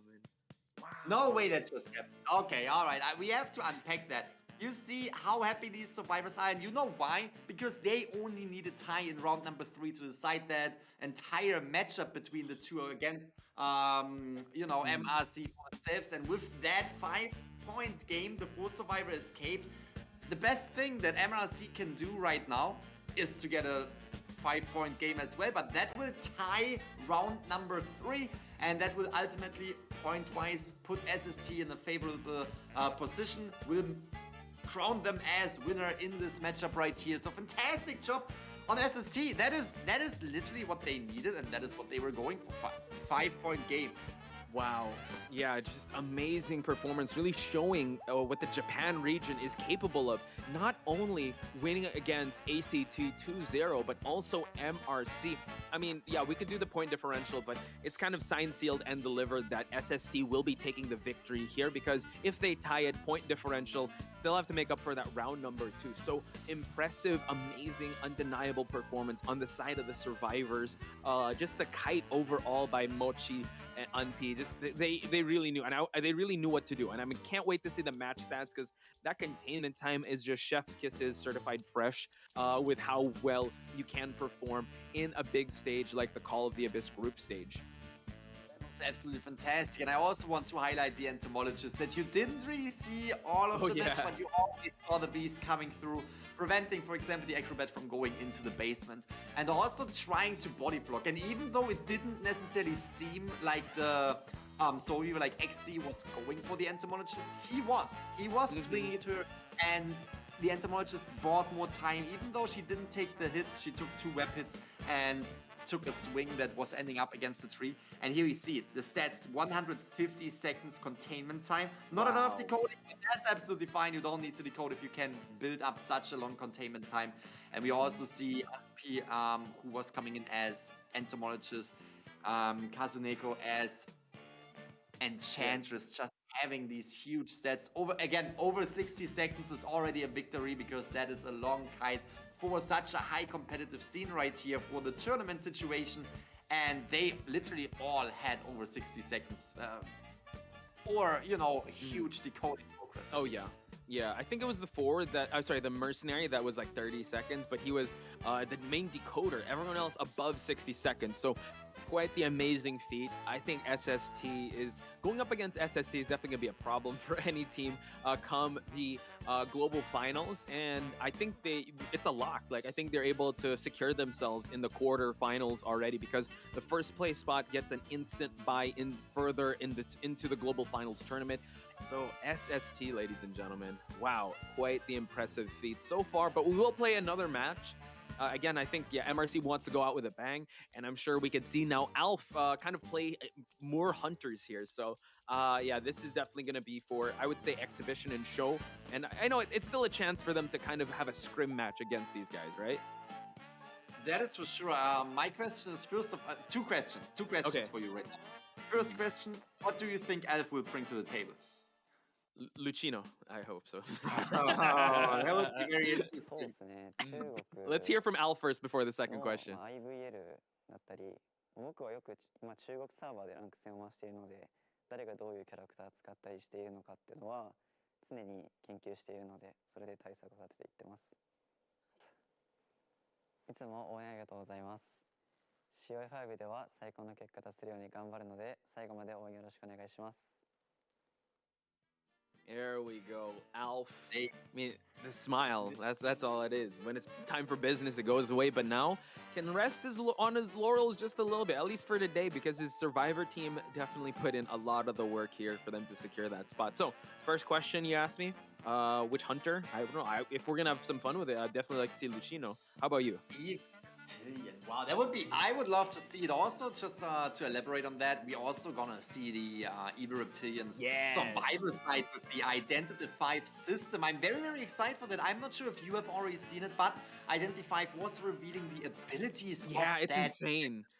The scales, I don't know. That's a problem. It is, and it's gonna be a problem for the hunters. I'm very, very curious. I'm always excited to see new characters coming to the meta and coming into these tournaments, and I'm curious to see if maybe next year around Call of the Abyss 5 we might see the survivor form of Lucino, of the Evil Reptilian, which I like to call the good reptilian. That's a good one. Curious to see because the abilities definitely seem strong and definitely seem to not only help him but also his teammates. So there might be a lot of potential in that survivor. My theory initially, sorry, I just want to share. My theory was I thought he could inject himself with an enhancement or inject his teammates, which kind of makes sense because he gives the scales, which I think is so good. So I can't wait to see the synergy and how the team's going to play out. But yes, continue, Grizzly. I was reading so many theories before the abilities were announced what that survivor can or could do in the future, and my personal opinion was that he could like inject himself or drink his little potion there to actually turn kind of into an evil reptilian to get the chance to either jump around or maybe attack the hunter. We are jumping into the bans. That'd be cool. Exactly. Nothing too special right here. We see the priestess being banned because it's just so strong on the Sacred Heart when you have these portals set up. And we see the respect ban of the Guard 26 as well as the Bloody Queen. But ultimately, Alf is having a fantastic time right now because he can play whatever he wants. He doesn't necessarily need to, you know, push for that victory, not even for a single survival elimination. But I am sure they will do the best they can to show up. Okay, my second question, I need to throw it in. Do you think you're gonna see Wildling? Yeah, I think they got to bring it out now. But no, it seems like they're going to go for a mirror match of sorts. Just the Enchantress, but Postman. Okay, still allowing for Cypher Rush to happen. I think, yeah, Alf will definitely still go all out, even though it is a lock that they are keeping their spot at the top here in this Group B. Axe Boy. Okay, Robbie, we're going to see an Axe Boy come out. Taking it, absolutely taking I'll it. take it, yes. I was. You said you want to see the evil reptilian. I was kind of hoping for the geisha because we saw Alf's geisha Right, before, right. and it's just beautiful to spectate. But X-Boy can be extremely strong. Can definitely provide a tough time for MRC's survivor side. And as you said, both sides definitely want to bring everything to the table, even though this matchup between the two is already decided. They definitely not gonna give each other any points for free. Absolutely not gonna happen, and I am curious to see how SST is going against MRC right now in this round number 3, the second half. X-Boy. That's gonna be very... We've seen some amazing Axe Boys, especially in Call of the Abyss 4, but this is the first Axe Boy we're seeing in the group stage here in Call of the Abyss 5. So, yeah, I mean, Axe Boy is pretty solid, especially in a map like this. You could really see the sharpshooters and how well they're able to time those flames for them to draw it in. So I still think that MRC has a tough task ahead of them, because, again, we know that Alf has a deep hunter pool, but we have yet to see his competitive Axe Boy. So, here we have it, ladies and gentlemen. The last match of the first series of the day. You know what? Alf is going to give us an Axe Boy coming into the Sacred Heart Hospital, while MRC, I know they want to be able to prove that they can go down like fighting here in this, bring out the Enchantress, the Postman, Mercenary, and that Acrobat. We'll find out how this one will pan out. We will find out in a few seconds, and I am very excited to see Shaodi's Postman. We have seen Shaodi's Postman before, and it's such a strong Postman. He can support his teammates, he can support himself, he can really deliver these letters and bring something to the table that no other survivor can. And I'm curious to see what he will bring to the table in this match right here. Again, SST on the hunting side this time as X-Boy, having a little bit of a relaxed time, having a little bit of a chance to just lean back and, you know, take out the survivors that they can get. It doesn't really change the result of this matchup, but of course, if they get 5 points, if they get 5 points by getting 4 survivors out, it's just a tie in round number 3. And SST definitely wants to see these 2-round victories. Definitely wants to get another victory right here, just for the stats, just for the looks. And we can see the first survivors already found, which is Enchantress, and is taking that hit.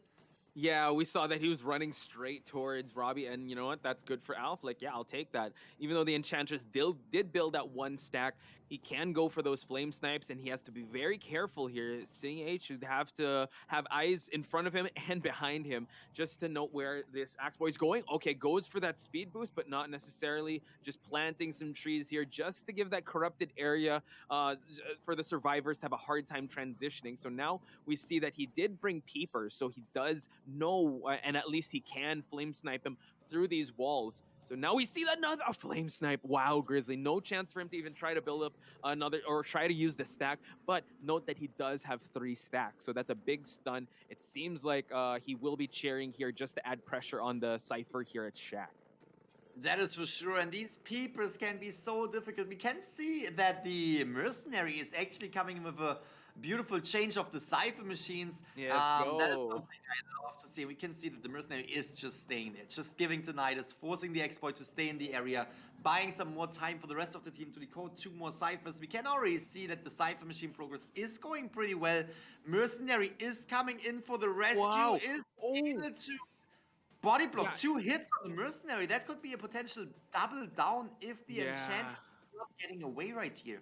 But now just farming the presence here, he knows that the Mercenary will be falling down. So now Sing H now has to be very careful to utilize this 3 stack accordingly. Goes for the flame, but no, the 3 stack, 1 stack to buy a little bit more time while he's still building that presence here. Has 3 stack again available, but it seems like Alf might be shifting his attention towards this Mercenary again. Very interesting, is trying to get over here because, I mean, you know, the basement is right here, and that could put additional pressure on the survivors. Does not spot out the Mercenary, who is who is on the right and was able to get the attention right here. Is trying to see if he's able to put down that speedy Pine Road and can bring that survivor into the basement. The Enchantress was provided with a pallet that was thrown down, and yes, was healed up and was basically avoiding the basement, but now we have our first survivor right here. Let's see how this plays out. Acrobat going for that early save, but look at that. The speedy mercenary finding his way outside the basement, but no, gets hit by that flame, and now going for the charge up hit. Unfortunate there for Alf, has to walk through that bomb, and now that mercenary will be falling down once again. We see that the restful road is placed down just to catch up to King C, because he will be falling down because of the flame snipes. Again, excellent job on Alf's side. Yeah, kind of risky to go for this mercenary, but he'll take whatever he can get. He forced an early rescue, so now the chair time is above half. So this mercenary could expire faster than we thought.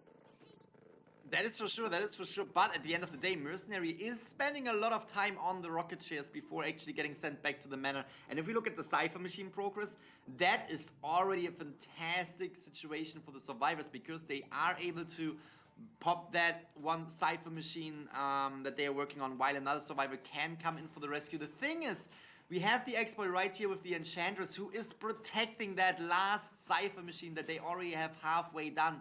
So that is also really good job. We have the long stun right here with the 3 stacks. We have the Boatman coming in, trying to slow down, and look at restful road right here, sitting on the back of the exploit, slowing him down. And we can also see how they are trying to protect that mercenary, trying to body block, trying to keep him alive as long as possible for that last Cypher Machine to be primed.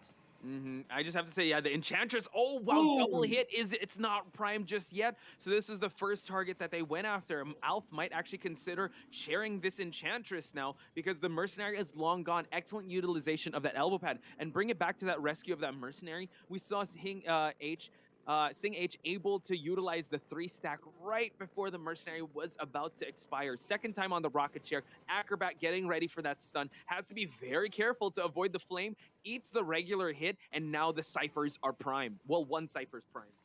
The Cypher that is needed is primed, and we can see that Alf definitely wants to go for a flame hit now, because if the flame hits, there you can see it, he's not swinging. He's not swinging at the Acrobat, because he knows, all right, that last Cypher Machine, if that is primed, I need to land that flame and then connect a normal hit right away. But what Stable is taking that normal hit, and the Cypher Machine pop. We are in the late game right now. Acrobat is trying to get the attention, but we can clearly see that Alf is not playing around right here, not going into the hospital area, which is the strongest for the survivors. No, is going straight to the exit gate. We can see that the mercenary is here. If he's taking that hit, he has a perfume. He's perfume. Wow, what a combination, but no changes to Blink. Able to get Mercenary with that detention hit, but the Mercenary will be falling down. Can hit him again for him to be downed early on, so he's going to try to go for that Flame Snipe, which he does get. Mercenary is going to take some time for him to heal up, just trying to put this restful road just to add pressure to that exit gate, but we see that Victor already has opened the exit gate over at that shack area. We do see that the Enchantress has opened the exit gate over here at the top side of the map, so it seems like they're going to go for a 3-person escape. Can he try and go for this? It's a stare down now. I feel like this Enchantress is just waiting and baiting for some time here while the Acrobat goes for that shack area. Great game played by MRC. I believe they're going to get a 3-person escape, but ultimately it is SST to take the victory in this amazing series all the way until the end. You got to give their props to both sides of the team. And here we have it, 3-person escape, but it is SST taking the victory for today. There was no chance for the exploit to actually catch up on that, because first of all, Blink was just utilized to get that hit on the mercenary, therefore teleportation couldn't even be traded in if Drumcut was even available, and with the restful road, there was also no chance to make it across the entire map in time. And overall, overall, having 0 survivors survive would have not changed the result of this matchup between MRC and SST. SST is taking that victory home. It definitely looks better for SST to have won that round number 3 as well, instead of kind of having similar points when it comes to the round. So they definitely wanted to get more survivors out, and with 3 survivors escaping, they definitely showed that they can do extremely well in these tough situations. And this is actually bring SST the 3rd victory in the group stage in a matchup of, you know, facing 3 other teams. So definitely one of the strongest teams right here in the group stage. Just want to add that they went flawless in their group stage match. They beat everyone. So That's what is I'm saying. incredible. Yeah. So I just did the math there. So thank you for bringing that to our attention because I just realized that now. Amazing performance by SST, MRC, and ACT. There's still a lock in the qualifiers. It's just that SST has that instant buy. So wow, just what a way to start the day off. I mean, I don't know what time it is over there, Grizzly, but I'm sure you're wide awake now.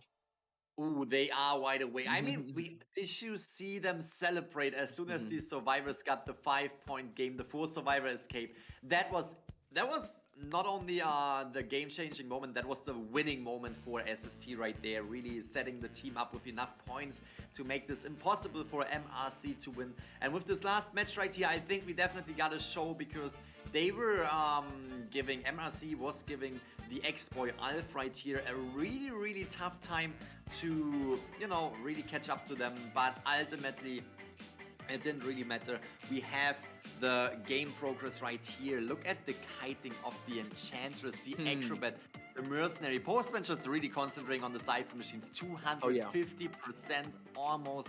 And yeah, absolutely fantastic gameplay. We can see that Alf was doing a fantastic job as well.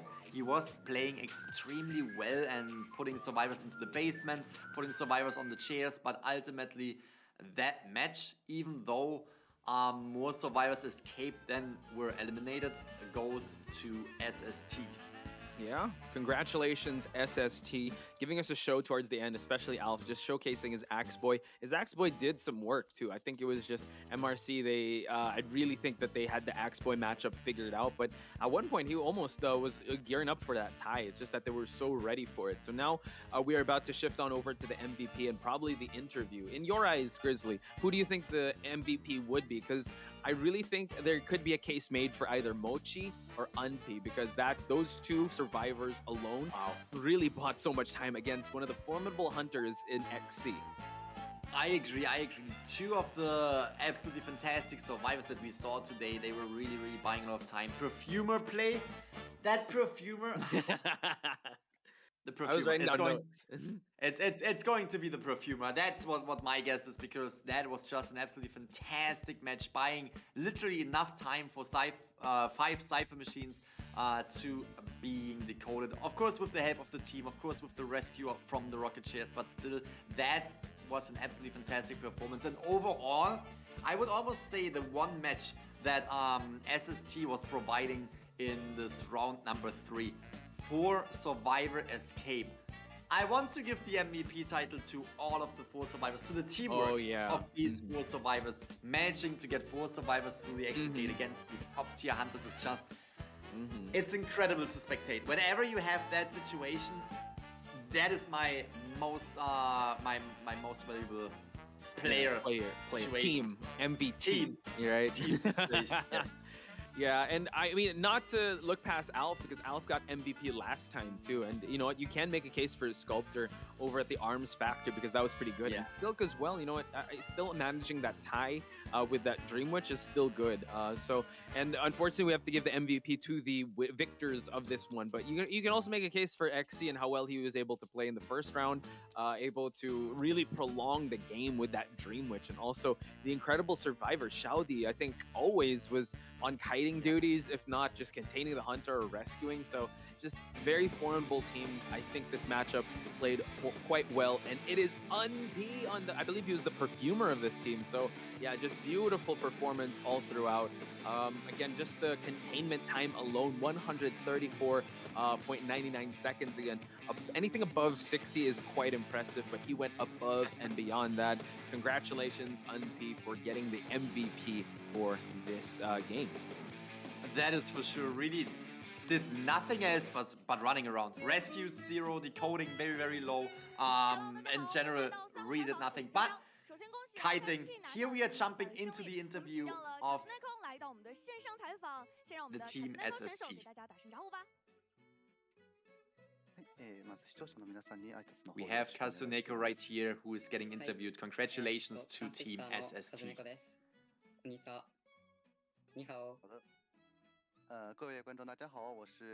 So he's just introducing himself again.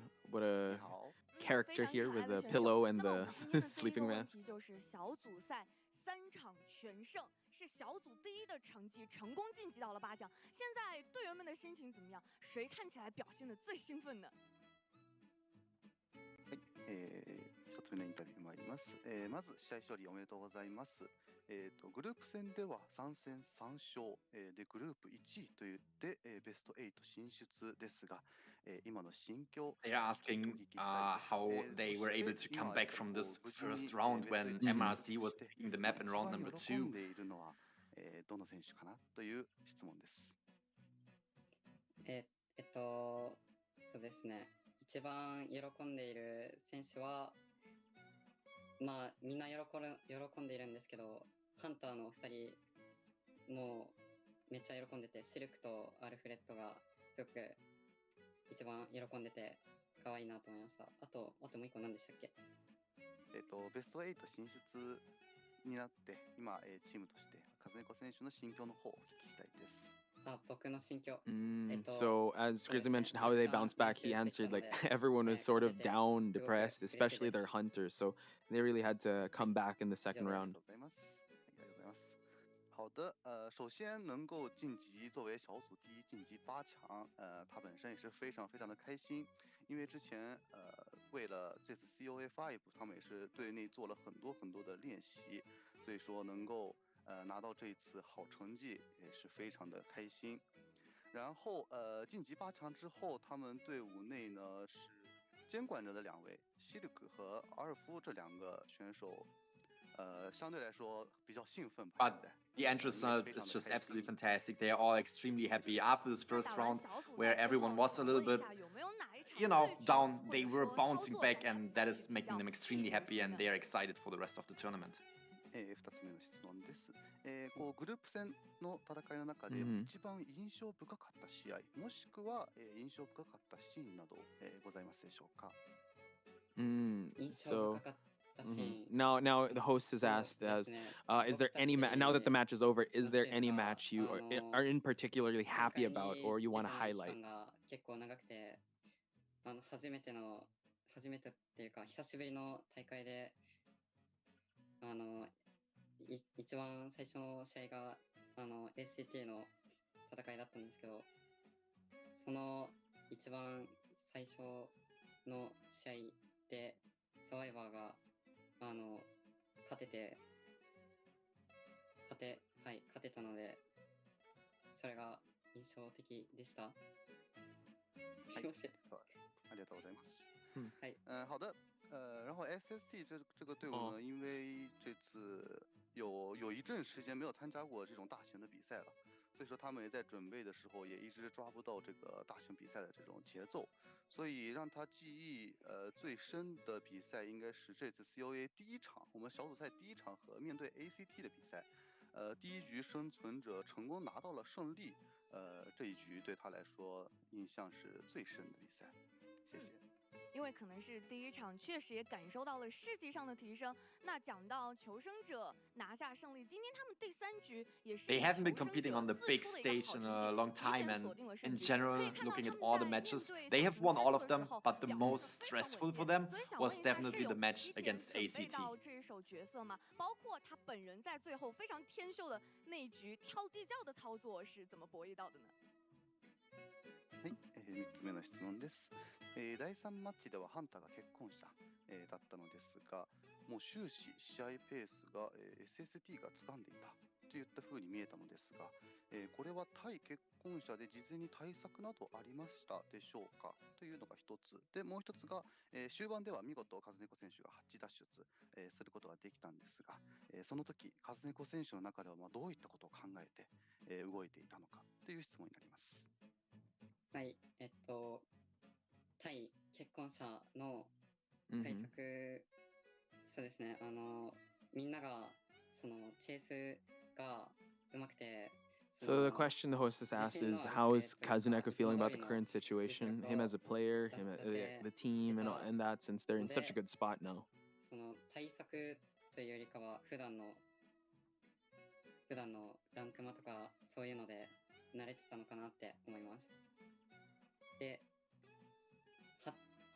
小屋の最後の試合のハッチのやつはすごいいろんなことを考えていて、あんまり記憶にないです。すいません。はい、ありがとうございます。首先，在这第3局，他们队内的很多成员面对这个蜘蛛，他们的牵制能力都非常非常的强。其实，在之前也没有做过蜘蛛的一些练习吧，但是可能平常队内的一些成员在不管是在排位啊，或者是在其他的一些地方，也是面对过很多次，所以说应该是我们队伍内的成员的实力发挥出来了，可以这么想。然后最后在最后局面的时候，卡斯内沟也是脑子里边想了很多很多的事情。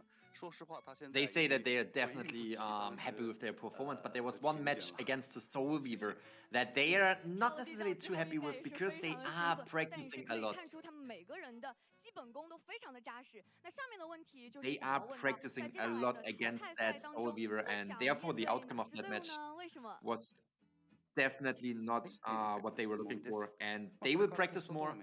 Especially since they practice against the Soul Weaver so many times, they want to get better against the Soul Weaver, and they are looking forward to future matches in which they can improve their gameplay as a team and as individual players. 強いチームたくさんあるんですけど、そうですね。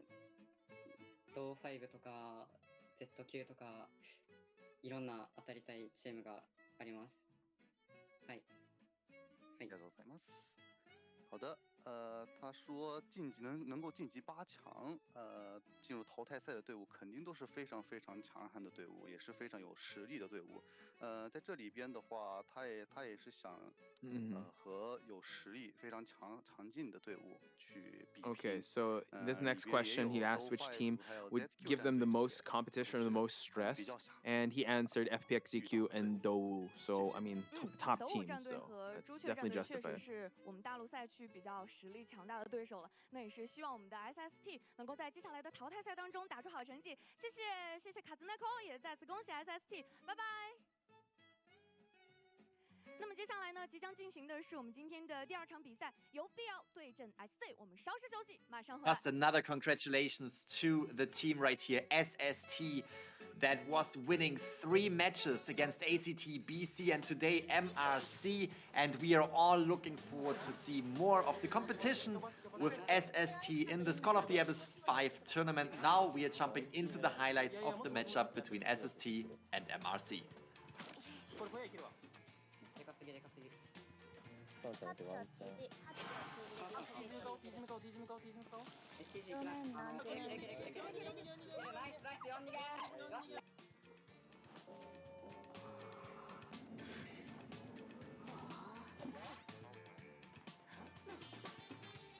木里面看到不能离飞机太近，靠近不近，飞机太少了，飞机太少。我可以帮你交电，躲火自己躲火。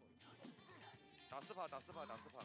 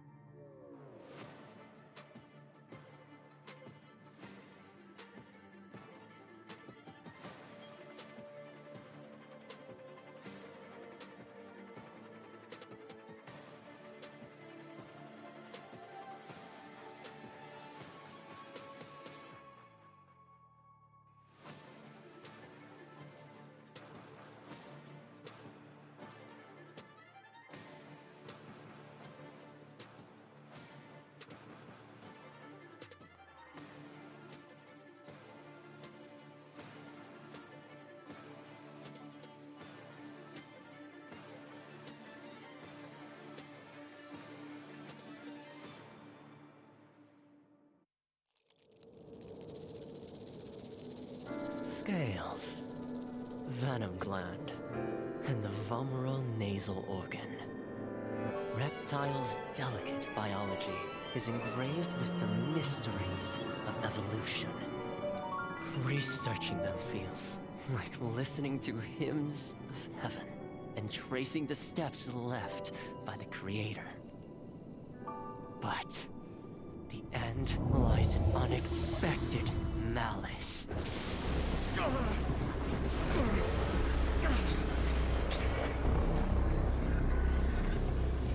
Is this a cruel joke from the creator? Or the inconvenient truth of evolution?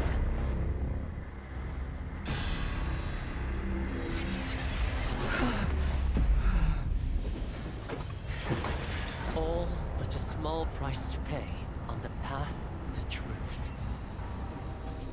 And as the scales shed, I shall step over the last of my boundaries.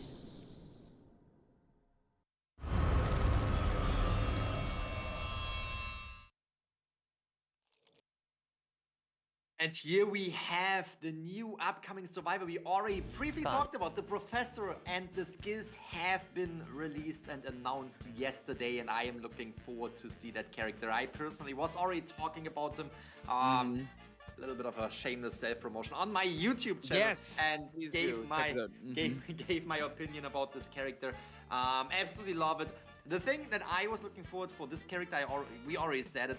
He has these potions that he could use to, you know, enhance the skill, and I was looking forward to see kind of a mirror of the actual evil reptilian. For example, him being able to jump, like we saw with the Weeping Clown, who was kind of mirroring the skill of the clown of the smiley face, but that did not happen with the evil reptilian's professor. But still, I think the skills are very, very interesting. What are your thoughts on that? Yeah, I mean, before we jump into this one, I think it's really cool, like especially how we have a comparison, right? But here, yeah, that's another trait to have, like the scales, to able also to buff the survivors. Imagine a mechanic like that can tank some hits. That's gonna be crazy. It definitely is going to be crazy, and here we have the Deduction Star event. With that event, we can also expect a bunch of graffiti, which honestly, graffitis, everyone knows it. Nobody wants to get graffitis, but these graffitis are actually really, really cute, really good characters. Yeah. And we also get B-tier costume, unlock card. We get a dynamic portrait and a portrait frame in this event. So I think they are always doing a fantastic job with the Deduction Star. But honestly, the spotlight definitely goes to the new Identity 5 system character, the Professor.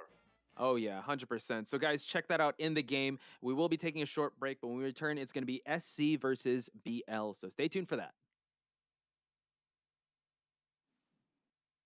スカーズのしなみです。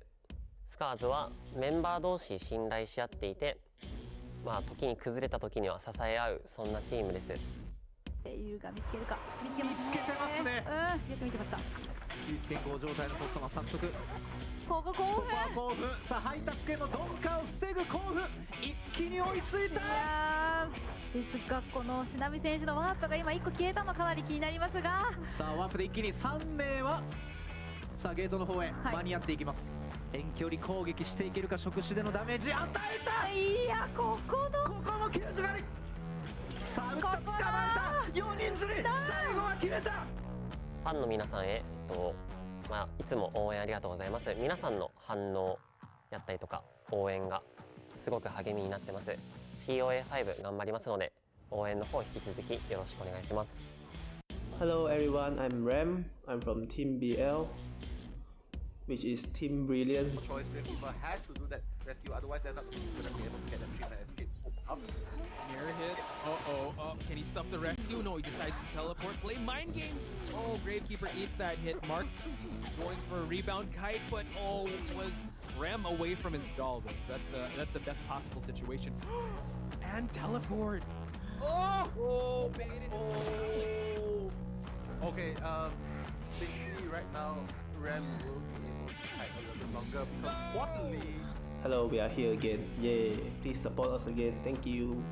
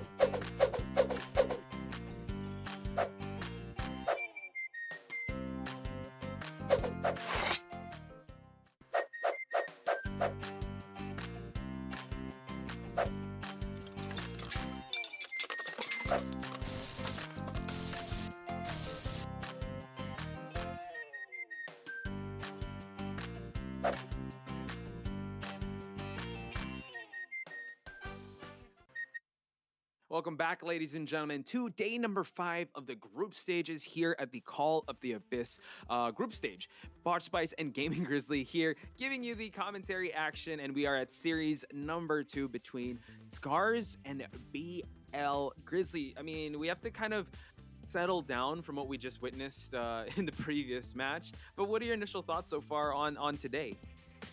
On today, I am very, very excited to get into the future matches, and what we have seen so far today, for example, the Perfumer, a character that is not necessarily considered in the meta, but was performing so extremely strong, and also the comeback of SST after MRC was taking that first round home for them, and here we have the players, Rem. I think.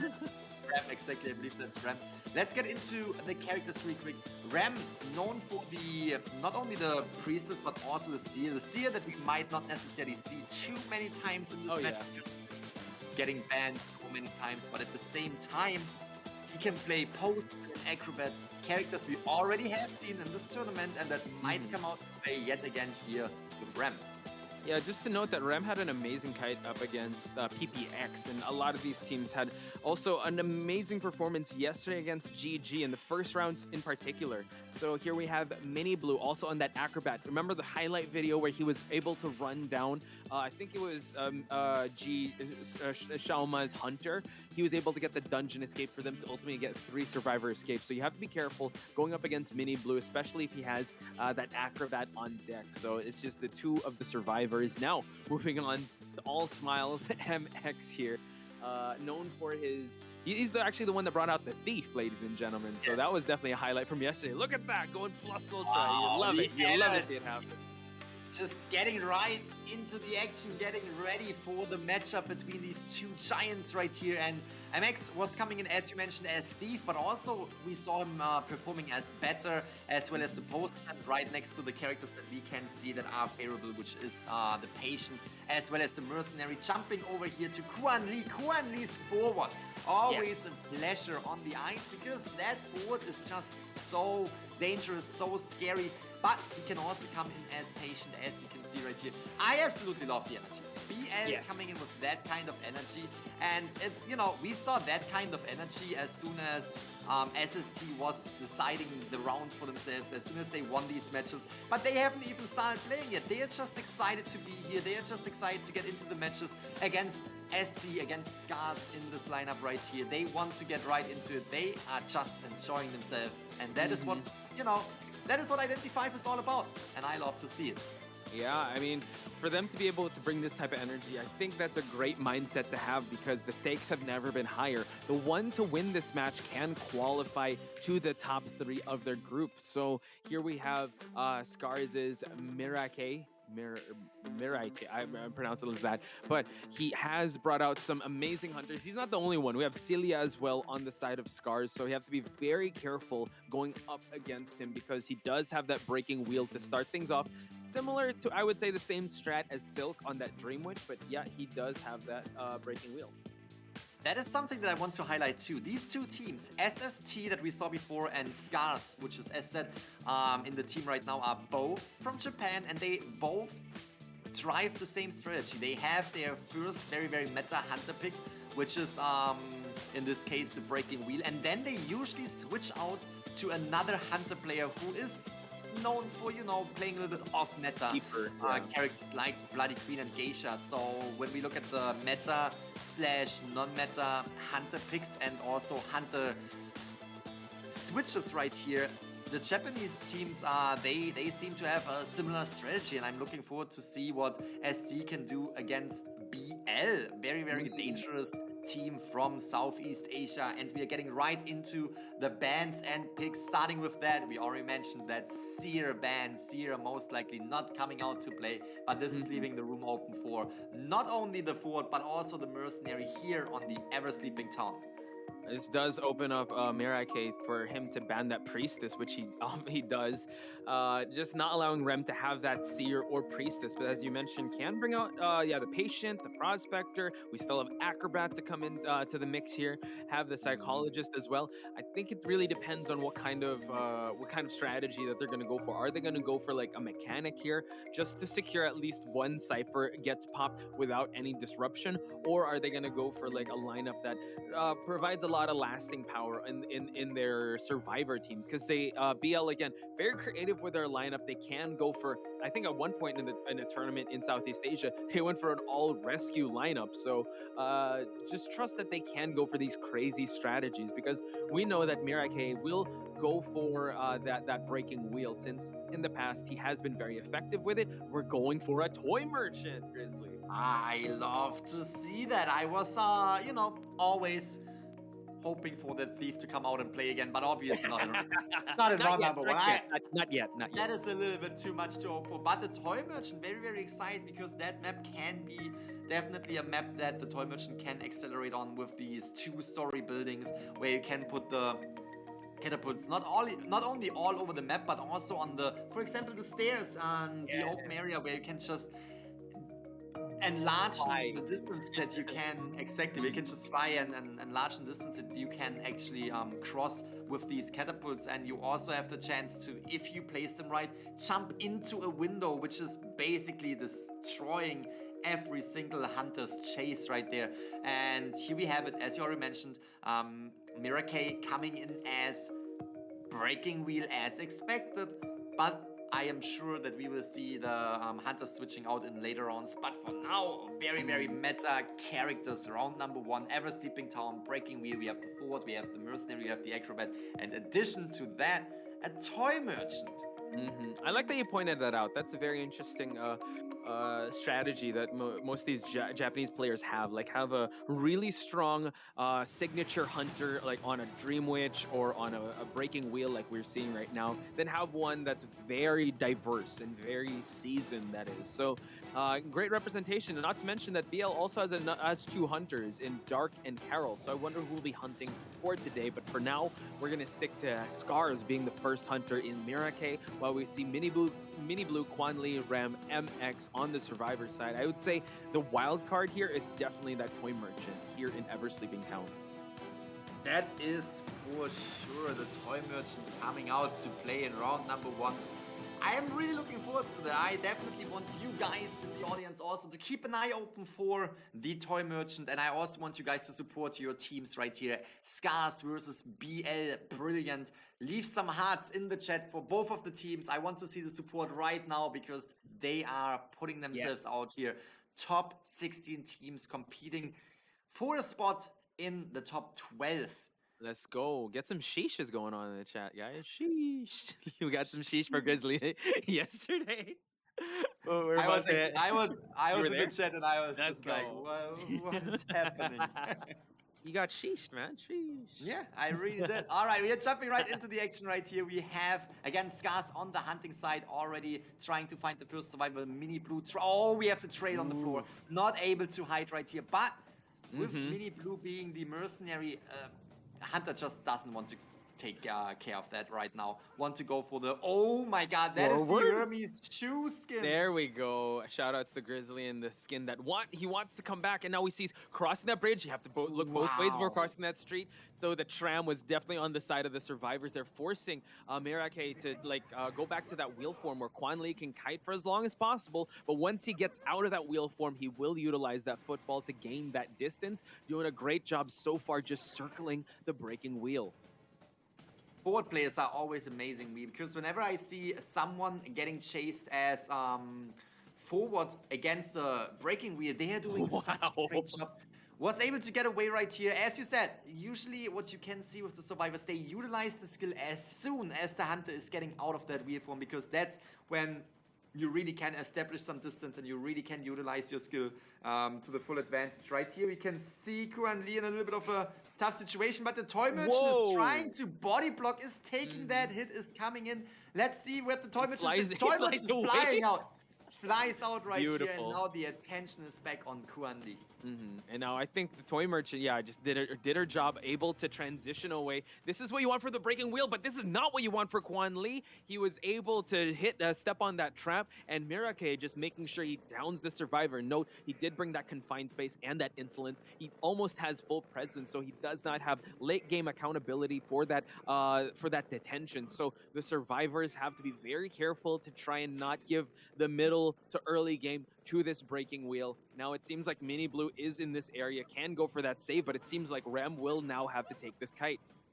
Very interesting strategy. I want to point that out. The survivors are trying to take away the traps. We saw the mercenary who was coming in trying to body block for the forward yet again to just, prolong that kite of the forward who could potentially dash away and buy more time for the team. They are trying, you see that they are trying to take the traps and chair hit. Oh, yeah, beautiful rescue. Yeah, just the wherewithal, but the blink was expelled, and now hitting Kuan Lee here. He will be falling down, but still this mercenary is very healthy and also has 3 elbow pads to utilize. Kuan Lee realizing, all right, I'm gonna sit in this timeout corner and just try to buy as much time as possible while we see the mercenary try and go for pushing these ciphers and objectives. And we do see that the Toy Merchant has a pocket watch to spare if ever he needs, the Toy Merchant wants to give some items away. Acrobat still has his juggling balls, and Mini Blue over here going to the top part of this map. I think there's a catapult waiting for him there. Not quite sure, but it seems like he's just going to go straight down and just go on foot to go for this rebound rescue. Already got spotted right there, is taking 1 spike, but is going in for the rescue right away right here before the survivors can go down. And we can see the snap is going to potentially hit the, not the snap, but the forward is taking regular that hit right here. But now the mercenary is having 3 spikes attached. That means that as soon as the hunter hits the mercenary right here, he will go down immediately. No delayed effect, because the damage that was taken is 0.25 higher than needed for the mercenary right here. And you can really see that we have the Toy Merchant's catapults getting destroyed right here. Doesn't want to deal with that later in the game. Fantastic job so far, slowing down the decoding progress by really concentrating on 1 survivor. But now, look at the Cypher machines. 2 Cypher machines remaining, and that is actually not too bad for BL.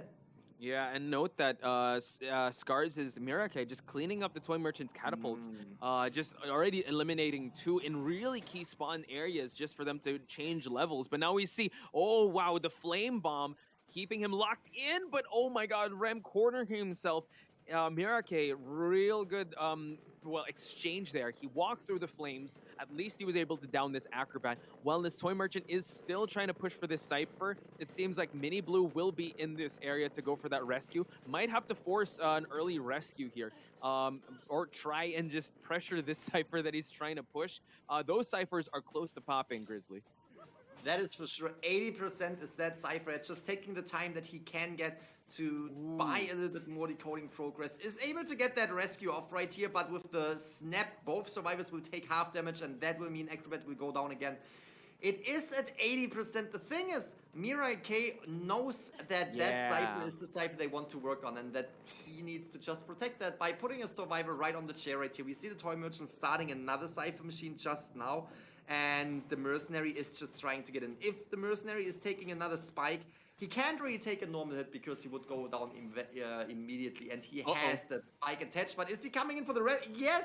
He managed to get that rescue, to pull that rescue off. He's trying to body block for the Acrobat, but is not quite able to do so. That my god! Double that down situation on the side of Mirake. Just when he was just opting for a tie. No, he wants to go for even more. So really cementing his lead here. Like you said, the Toy Merchant is going for that Cypher, but it is not close to popping just yet. Again, excellent chair awareness. He could have chaired him at the center, but he knew that there was a Cypher that was wiggling here, which was supposed to be the last Cypher that was supposed to be popped. Unfortunately for the mercenary, couldn't get it off in time, and now pops the last Cypher. MX now will try to push for this exit gate. knows that maybe the tension is not in the air, wants to go for this rescue to try and divide the attention of this hunter. So let's see, he can get that rescue, but he has to wait a little bit for the cooldown of that trap. But Mini Blue eating that hit. Wow, Toy Merchant bring that Tide Turner. Can they try at least to get one survivor out? That's what they have to go for. That's what you want to do right here. You want to get at least 1 point, preventing the other team's side right here from getting a 5-point game, because if you are able to eliminate or escape with 4 survivors, that means you are getting an additional point for a perfect match. And it seems like the mercenary is being found right here, right on the tracks of the tram, trying to potentially get that stun in, but we can see Mini Blue is getting on the chair. The question is, will that allow the Toy Merchant to transition towards at least the dungeon, potentially to the gate, opening it up? Here, we can see Toy Merchant is going in for the rescue, or at least into an area where she can hide for long enough until that dungeon opens up, trying to get at least that 1 point out of the game. Yeah, see, that's what's interesting, because the mercenary is about to expire. Toy Merchant, wherewithal, was able to remove the spikes, which is actually really good, because he's gonna have to spike him twice, get out of wheel form, and then hit her just before she can enter that dungeon. And note that MX knows where this dungeon is at, can potentially try to run towards that dungeon now that the mercenary has expired, and you see that he is priming himself to drop down and go for it. We know that Mirake probably knows that the Toy Merchant is up here and just staying at the lower ground just to guard this dungeon. So let's see who's gonna blink first in this game of chicken.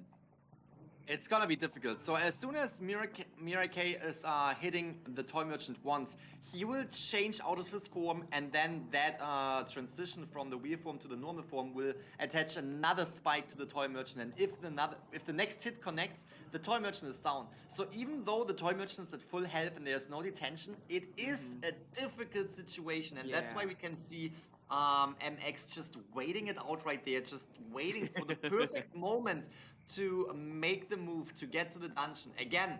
So, go ahead. This is what's scary. If he waits this long, the dungeon location can change. So you're right. Right? So this actually is in favor of Mirake, and I think the window for MX to go for it should be very limited. I'm not sure how long for the dungeon to respawn, but yeah, Mirake would gladly wait this one out, because this is a great position for MX to be in. He just has to act and act quickly and be very careful. It seems like he's making himself be known already. Let's see. Just a little peekaboo right here. Just like, I'm here. I know you're here. I know that we are having a little standoff right now. That is going to be very, very interesting. Is making the move, is trying to make him move, and triggered the skill right here. Is trying to get as close as possible. Has one. But as I said, has one. Now it's going to be difficult. Trap is coming in, and there is the hit that we were talking about. Fantastic job from SC right here, from Scars. Mirake getting the 4 survival elimination, getting the 5 points for their game in round number 1, the first half. Now it is all on BL's. I'm not sure who is going to run first, but it is on BL's side, Carol or Dark, to come back from that. It is most likely going to be Carol, who was also known for the breaking wheel. But coming back to that match, that late game was absolutely spectacular. A little bit of a stand-up right here, and it was definitely a tough situation for the Toy Merchant. Yeah, I think MX really had to just gamble it and try to go for it, because that's the closest you can get to that exit. I like that he tried to bait the breaking wheel to come up, so at least if he drops down, he can get a bit of that glider, but it just so happens Mirake was able to spike him, and like you said, when he was able to get out of that wheel form, the burst effect of him going out of that wheel form was definitely something to worry about, and his traps were really on point. So I think he played that beautifully. Mirake did his job really well, and as we saw before, they will switch it up. It's going to be Celia now that will be doing the hunting, but I think as a point hunter, the one to go first, that's the best you can ask for. Having 5 points in the bag for Scars is definitely a great momentum that they want to start out the day with. That is for sure. Definitely the right start into the day, into this matchup between these two. And I just want to highlight the survivor play as well, because what we saw early in the game when we saw the forward getting chased, fantastic kite from the forward, couldn't really avoid the blink hit, of course. But we also saw the rest of the teammates coming in. We saw the trap was kind of blocking the ability of the forward to throw down that pallet. So what did the toy merchant do? Toy merchant was coming in, was throwing down the pallet, was taking the trap for the forward to buy more time for the team. And before the forward went down, we also saw a little bit in the distance the mercenary coming in yet again. There was a trap that was placed down. Mercenary wanted to come in to take that trap and potentially body block yet again to prolong that kite of the forward yet again. And here we can see the stats of the match. You can see that it was quite a long match, 9 minutes 25, and we have Kuan Lee with the first kite, 84 seconds. Later on we saw the mercenary who was coming in for the rescues, and we also have MX 87 seconds, which are mostly accumulated throughout the standoff late game. And we can also see Mirai K with almost 30 hits on the survivors, mainly because you can just attach these spikes, and that is also counting as one hit. So fantastic job on the Hunter side, setting their team up for a great first round. I actually thought like having the high ground would be more advantageous, but apparently, I don't know if you've watched that movie, but I have the high ground. That didn't work out. It was the breaking wheel that had the advantage there, because the dungeon was at the lower ground. And yeah, Mirake just making a miracle happen there, getting 5 points for his team. Beautiful start. Now the old switcheroo is going to happen. And Grizzly, this is what's so exciting about Scars. They're not afraid to bring round 1 Enchantress. There's also Mono was the one to bring out the Cowboy as well. So if we do see that Cowboy, I want the chat to spam some howdies, some cowboy hats in the chat, because I want to see some Cowboy Kevin. Some yeehaws, especially when you see that lasso trick. But I think that's that happens in round number 2. But also note, like, I think they faced GR as well, and they played a little more meta. But they're very, I would say they're very loose when it comes to their survivor picks. So really excited to see, because everything is definitely on the table for them to pick, especially comfort pick. They're okay. Just putting the meta in the back seat for a bit for them to go for these unconventional picks to really throw their opponents off guard. Let's also put some highlight on these two teams and what they have performed so far, how they have performed so far against other teams. Because we saw Scars, the team from Japan, losing their first match against GG and also losing their second match against GR.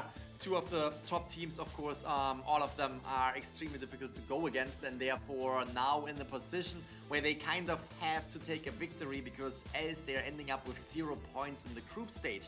But on the other side, this is why this match is so very, very interesting. If we look at BL's stats and if we look at BL's matchup, they lost their first match against GR and they also lost against GG. So now both of these teams so far have not been able to accumulate any points, which is still absolutely fine because you can still turn this around. But the thing is, they have to turn it around right now.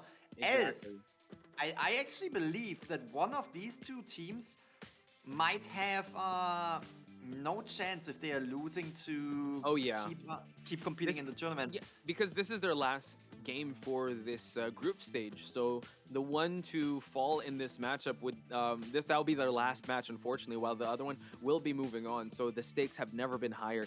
But let's meet the survivors of Scars here. Tsunami over here with that mechanic, with that priestess, also known for actually known for really long kites and really good support. So you have to be very careful to allow the mechanic or that priestess to run loose, especially if their first match is going to be here at the Ever Sleeping Town.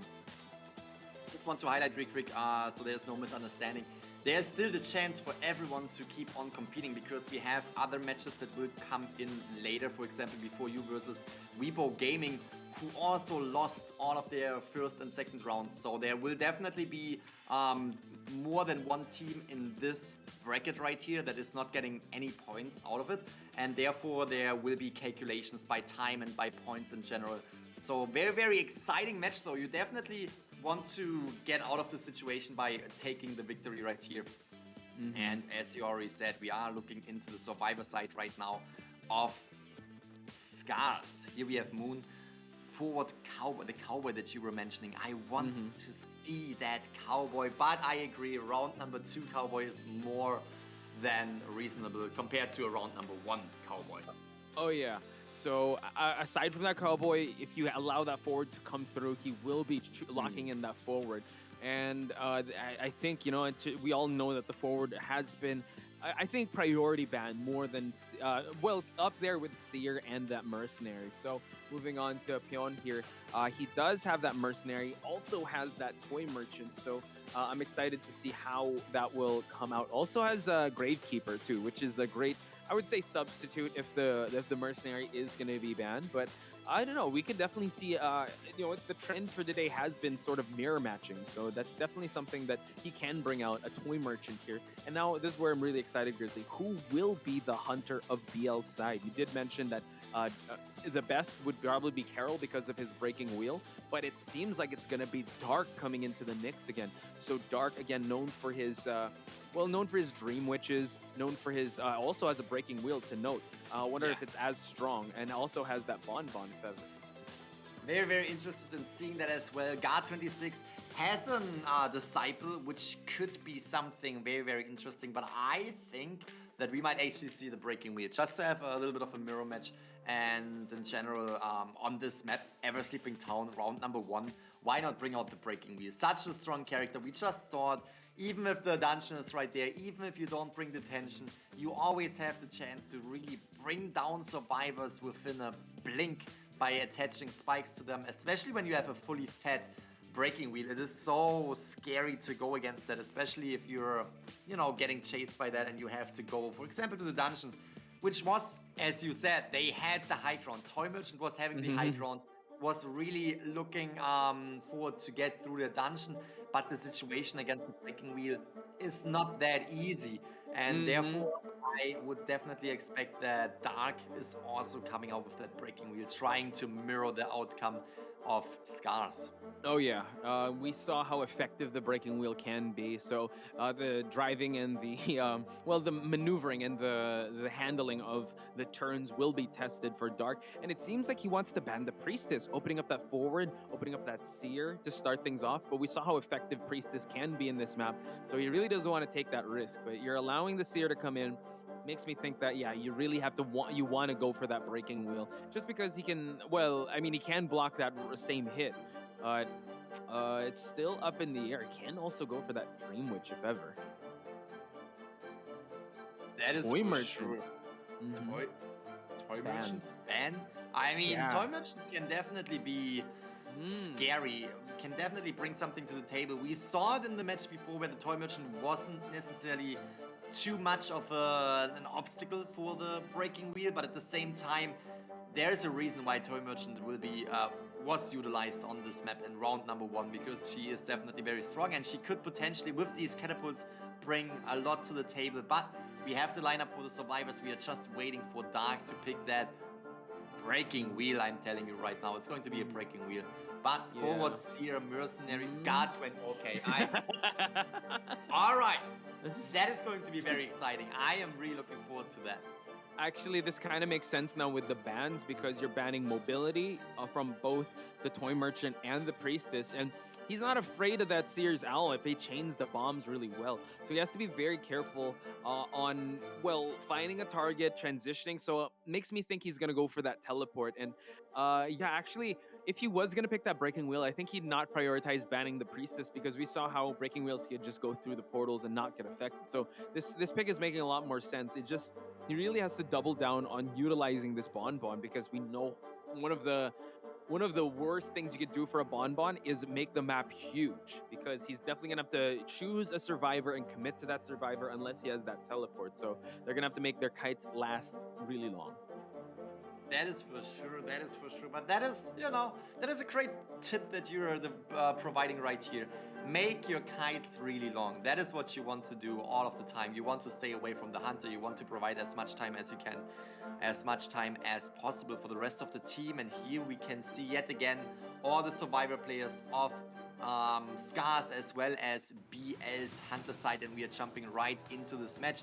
So far, what we have seen is Scars on the hunting side was able to get a 5-point game. So now BL is on the move, and to only tie this first round, they need to provide that 5-point game for survivor elimination right now in the second half as well. I'm curious to see if they can do it, or if Scars will be able to get at least one survivor, sneaking one survivor through the dungeon or through the exit gate.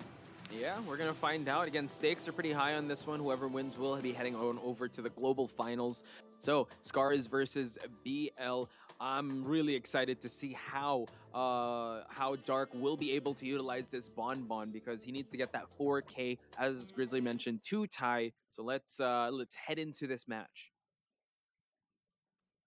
That is for sure going to be an intense match right here. The pressure definitely on BL's side, definitely on Dark right here, because you need to get this 4 survival elimination, and coming in with GuARD26, it is possible. But at the same time, we have seen GuARD26 matches before in the Call of the Abyss 5 tournament, and there were definitely situations where survivors were able to outplay that GuARD26 and were able to escape through dungeons, through gates, and we are jumping right into it. We have the Mercenary. Mercenary is not the worst find. He can definitely create some distance between the Hunter and himself, but at the same time, his delayed fall down effect might be cancelled with the bombs. Yeah, and we see that he's not going to commit to it, especially if you're chasing at this part in the map. You can't pressure any more ciphers, and Bonbon would take whatever he can. We saw that the Mercenary was just hiding there and still continuing that cipher over there at the corner house.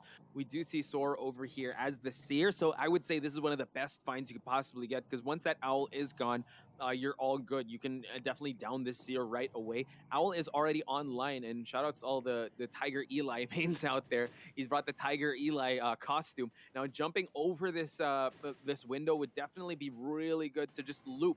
And he did not bring confined space, so he can actually keep looping that window if he chooses to. Soar eating that bomb hit, and now just transitioning at the back part here will contain this Hunter for a while. Has that Owl to able transition, but now we see that he was able to bait out the Owl because the blink was already utilized, trying to time these bomb hits and chain it together. So has to eat a regular hit to move on over out of this map, this side of the map. Still absolutely fantastic, because with that hit he is able to get away. He is actually baiting that timed remote bomb. Fantastic job from Soar right here. But with these connections, I have to say Dark is really connecting on point. And on the other side, Seer right here, Soar is able to avoid these hits anyway. So fantastic job from both sides. But with the bomb connections, this might be a little bit of a tough situation for Dark to get the hit on the Seer. Is trying to connect it, but it didn't connect. This would have been Can he make it in time? He drops the pallet. Oh my god, excellent containment time so far on Soar's side, and now we can transition and know that he is farming another Owl too. These bombs have not connected since the connection, and look at this. He's just buying so much time, and now finally the Seer has fallen down. He did bring that trump card. He did bring that detention. Also, I think max pallet break, but now we see that the forward is in the area. Oh my god, Grizzly, 2 ciphers remain. Yes, but and these 2 cipher machines have been decoded quite decently. Oh, we see the forward was trying to dash in, was trying to make that rescue, but did the Seer just struggle? Wow, he did, and beautiful. Oh, I was looking at the left side of the screen, but we're supposed to be looking at the main part of the screen. Soar was able to struggle free, and now in this open area will be falling down. But we know that the forward is here, so he has to be very careful not to pick him up too fast. But yeah, he's covering his ground. Monet might be able to, stun at Chair, but we do see that the time bomb here, the long time. Look at that, he goes for it, eats that hit, and he's able to go for that rescue. No tide, and now we see that the Tram here might block. Oh my god, he tried to go for a stun, but Soar will be falling down, and forward 1 hit away from falling down. Has to move on away. Will he still risk it and try to go for a stun rescue? He didn't drop a bomb just yet. He will just allow him to be Chaired, because I think their Mercenary might be going on Chair rescuing duties. That's for sure. You don't want to risk to go down right here, especially in such a fantastic setup where you have the last Cypher Machine primed. You were performing extremely well. The Seer's on the Chair again. You just want to get the patient going in for the rescue. Fantastic job right now, not taking the bombs yet, is going in for the rescue right away. Seer is getting up with the Cypher Machine pop. Late game is introduced. You can see all survivors up and running. This is putting Scars into a really good situation, because again, they were already getting the 4 survivor elimination in the first half of this round, and now setting themselves up. Yes, an Owl is coming through.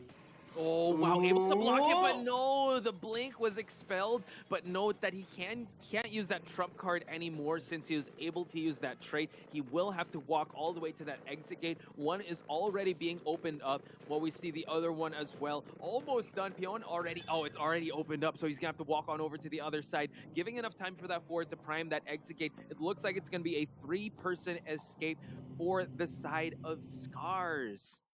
Wow, what a start into this matchup between Scars and Brilliant right here. Scars taking the lead in round number 1 and not by a little, actually taking 8 points home, while Brilliant is only able to get that 1 point. So now it is all about round number 2. You just have to look forward. You cannot look back and see what happened. You have to look forward and see what you have to do. There's still everything on the table, but we can definitely see how Scars is having a little bit of an upper hand right now. We are going to, look at the stats for this round right here, but it definitely was going in favor of the survivors, with the first survivor, the Seer, just providing such a fantastic height, avoiding avoiding the bombs, avoiding the hits. These connections of the bomb hits were absolutely fantastic, but the avoidance was just a little bit better. Yeah, we saw that the early owl bait was brought to you by that blink, and then he had to eat that regular hit. So I would say, yeah, Dark was very calm and collected, but I think the Seer was just a step ahead. He knew where to maneuver himself. He did not just kite in that graveyard area, able to make that transition. And also, Grizzly, that struggle in basement. Like, I like the idea. It was just, I think he's like tapping on another level for him to struggle free like that. So, beautiful performance so far on the side of Scars. As you mentioned it is a 8-1 lead. Not the best start, but you know what? You have to take that one step forward. Don't look at the rear view mirror just yet. Focus on what is ahead, and what is ahead of us right now is the match stats. So talk us through this thing, Grizzly, because so far so good. Look at the containment time on this Seer. That is for sure. 126 seconds, absolutely fantastic. While the rest of the team was concentrating on what they had to focus on, which is the decoding, as well as the rescuing late game. So fantastic job on the team coordination right here. And again, we are always looking for these key moments, for these very, very game-changing situations. And that was exactly when the Seer was right in front of the rocket chair. He was literally right in front of the rocket chair, struggling free. Because imagine Seer ending up in the basement. Seer ending up in the basement would definitely put a lot of pressure on the survivor side, because Guard 26, with all the bombs that he can bring down to protect that rocket chair, and also going upstairs and maybe potentially getting the fall down, attack, recovery, cancellation, and double downing survivors, for example, when they are trying to rescue, or just preventing a rescue completely from happening. Imagine that.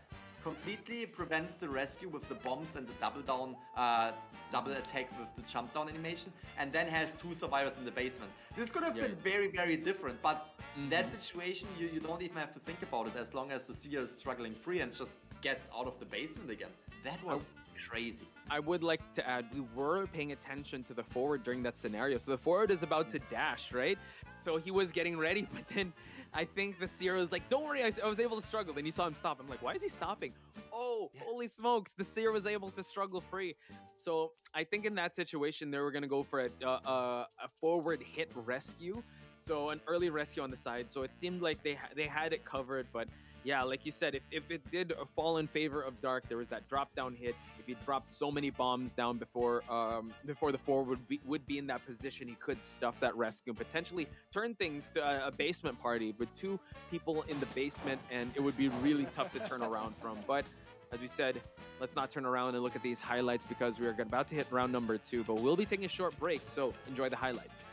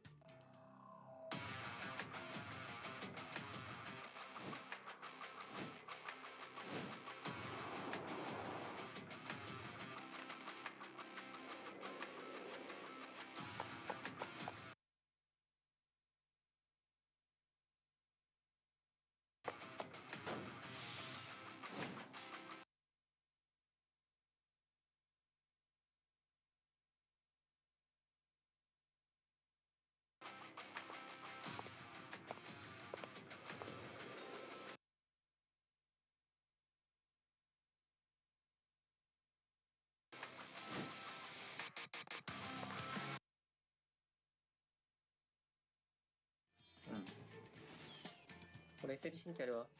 ナイスオンタイ。妹外した。ナイスナイスナイス。あ、5秒4。俺も行こうか。決まった決まった。いいよ。いいよ。やるね。のあり。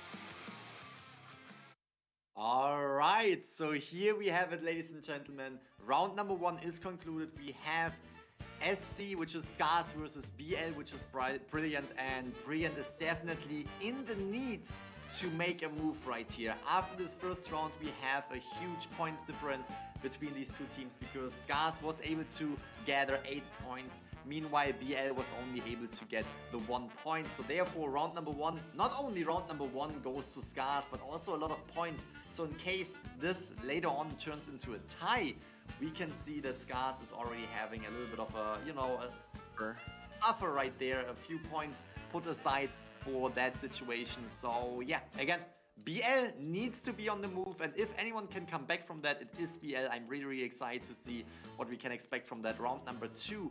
Are we going to see characters like, you know, the Thief maybe coming out, maybe another toy merchant, maybe the Cowboy? Everything is on the table now. You already mentioned it. The Cowboy is definitely something that we could expect, but not in round number 2, round number 1. We are currently in round number 2. Do you think Thief or Cowboy might be a character we're gonna see? I think on the side of Scars Cowboy, yes. However, on the side of BL, maybe let's bench the Thief for a bit. I'm just being very conservative here. Unless they really want to show what Creature has to offer, because I think yesterday, I don't know, I got some moonwalking pandas. If you guys have seen that match, please watch that match. PP Zhao made his debut on the group stage. But yeah, I think BL needs to just stick to the meta for now, because like you said, they are kind of put in the pressure cooker in this situation where they can't really afford any slip-ups here and there. A tie would be all right. But those points will haunt you in the end. And for them to get this early on, their mental fortitude will be tested. And Scars, you know what, they're in a prime position. The thing is, they just can't let go of that lead. They need to be able to just play conservatively or even play more aggressively if they want an early day today, because again, the stakes have never been higher. Winner of this will be heading towards the group stage, the playoffs, the global finals for Call of the Abyss. So yeah, everything is still on the table, and I wanted to ask, what maps do you think will be coming out? Because it seems like it's going to be Dark that will be hunting. I don't think Breaking Will is in his repertoire. We did see the Bonbon come out. So what can empower him in this situation in terms of maps? So overall, if we look at the matchup that we already had today, we saw a lot of smaller maps coming to play, right? They were banning, for example, Lakeside Village, and we were seeing Sacred Heart already. We were seeing Arms Factory already. And I would assume, just because you also pointed out, the bigger maps that are really, really good, for example, for the Breaking Wheel, that these maps might be banned and that these maps might be avoided in round number 2 as well as round number 3, and therefore we might see maps like, again, Sacred Heart Hospital or Arms Factory. Potentially, we could also see a Chinatown map. I would absolutely love to see a Chinatown map. And as far as I know, let me ask you this. All right, sure. Leo's memory is also available in the tournament, right? Yes. Where is it though? Where is it? Okay, we haven't spoken in quite some time, and I know that. I know that you remember me as I know that you remember me as someone who doesn't really like that map, but that has changed. Wait, hey, I'd always known you love Leo's memory. What are you talking about? But yeah, you became a believer. I believe you did say that your ranking sessions, you've grown to kind of love and find the appreciation with it. I'm still trying to appreciate it myself, man. I don't know. Maybe the spawn points aren't, the spawn gods aren't in my favor. I would say there are some strong kiting points. There's also a factory area as well for you to kind of loop around. So Leo's Memory would definitely be a game changer, I would have to say. And can bring out the Explorer if ever. That's going to be good. Just shifting things up a little bit, we did talk about Dark. Now let's talk about Celia, because Celia, Geisha, doesn't mind those big maps. We have seen her really well in Moonlit River Park. So I'm excited to see if ever that Geisha does come out to, well, hunt in her full form. And that is for sure. And I mean, depending on the situation that the hunter is in, we might also see the Bloody Queen, because she can really transition from one area to another. She is known for being a tie queen, but maybe that is all they need. It depends on how the first round, the first half of the second round goes. And, you know, it's gonna be just looking at the points. Let's look at the points real quick. Okay. If BL wins this next round, they definitely want to win very, very strong. They definitely want to win very, very strong. And when I say very, very strong, I say they also want to get 8 points at least. Maybe even the perfect 10-point game. If anything, they can come back from this. They can make a 4 survivor escape and a 4 survivor elimination, putting them into a favorable position. But if they get less than 8 points, then that means that round number 3 will be a little bit in favor of Scars, because then Scars could just tie the round, and then we look at the points, and then we can see Scars was doing a fantastic job in the first round, and therefore taking the victory home. So this is definitely putting, either way, this is definitely putting BL into a tough situation, because they want to at least tie this to get into round 3. And if they're winning it, they definitely want to win it with, you know, on a high note, just to make this round 3 not as difficult as it can be. Yeah, I would have to agree with you there, especially since BL's matches haven't really gone their way. GG, their match yesterday with GG was the first time they saw the best of 3. While Scars was able to push for the game number 3 all throughout. And I would say GR and GG, those matches are definitely no easy task for anyone to go through. But it seems like it's kind of favoring Scars, since they kind of proven that they can push for that game number 3. So as this game progresses, BL has to be aware that Scars can tap into their reserve tanks for them to really push for the victory here. So like you said, BL will have to just keep looking forward and keep moving on as we move on over to the Red Church. BL, yet again, this is what I meant. We see BL on the hunting side right now. We can see a mechanic coming into this lineup this time. Maybe setting them up for a little bit more of a secure tie right here for a cowboy, yes. What I wanted to say is that if Scars can get a 3 survivor escape, and all they have to do is they have to tie on the hunter side, right? If they can get a 3 survivor escape, what they are aiming for, they could go for a 2 survivor elimination in the second half, which would set them up for a beautiful Bloody Queen, because she is just so dangerous and can secure these ties. I want to point something out here. They respect banned his pollen, so we are not going to see that that breaking wheel here, which just shows that cowboy. Spam howdy in the chat, ladies and gentlemen. Kevin has made his presence known. They did pull this off, so Dark has to be very careful, because they were able to get Xiaoma's Bloody Queen. I think the highlight moment was for the cowboy to flip over the Bloody Queen for him to exit. So Mone here has to, on this cowboy, I'm super excited. But the fact that they banned the breaking wheel is advantageous on Dark side, and now we're gonna see an ad. We're gonna see a disciple here at Red Church. Kind of poetic if you think about it, Grizzly. That is for sure. We saw Dark's Anne already in the what I think in the group stage. We saw the Anne before, so that's definitely something that Dark is known for. I'm really looking forward to that. But yes, the cowboy, definitely the highlight character right here that can change.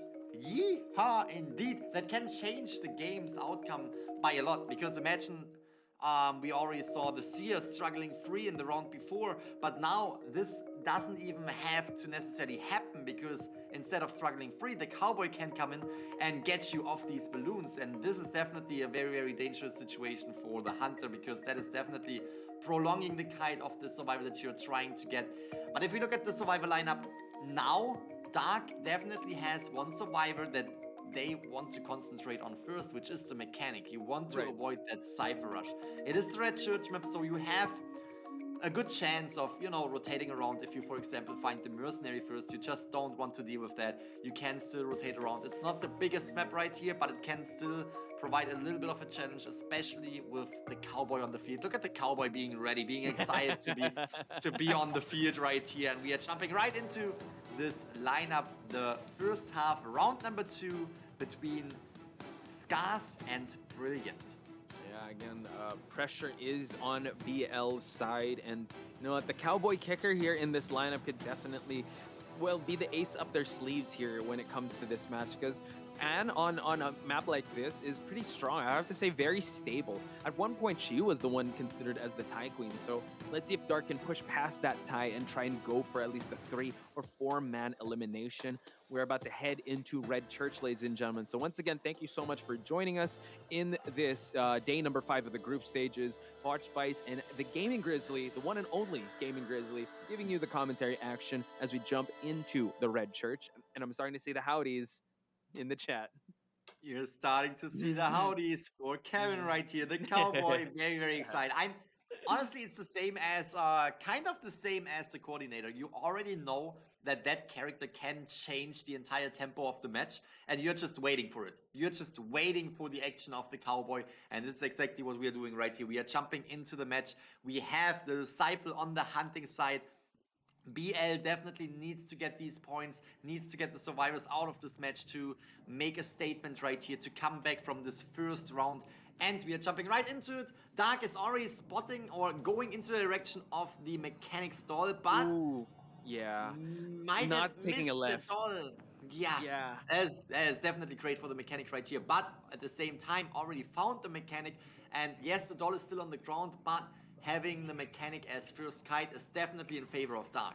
Now, conserving the cat here, able to get the leap onto that cat, but now just playing the mind games, the slow vault, but he can still hug this area. Oh, able to close out the distance here. Not much support. He will not transition back into the area because there are no pallets. It's going to be quite tough feat here. Oh my god, the swing and the hit, the charge up hit. But again, it's all good on the side of the survivors of SC, because again, if the mechanic is on that chair, that doll is very safe at the top broken side of this map.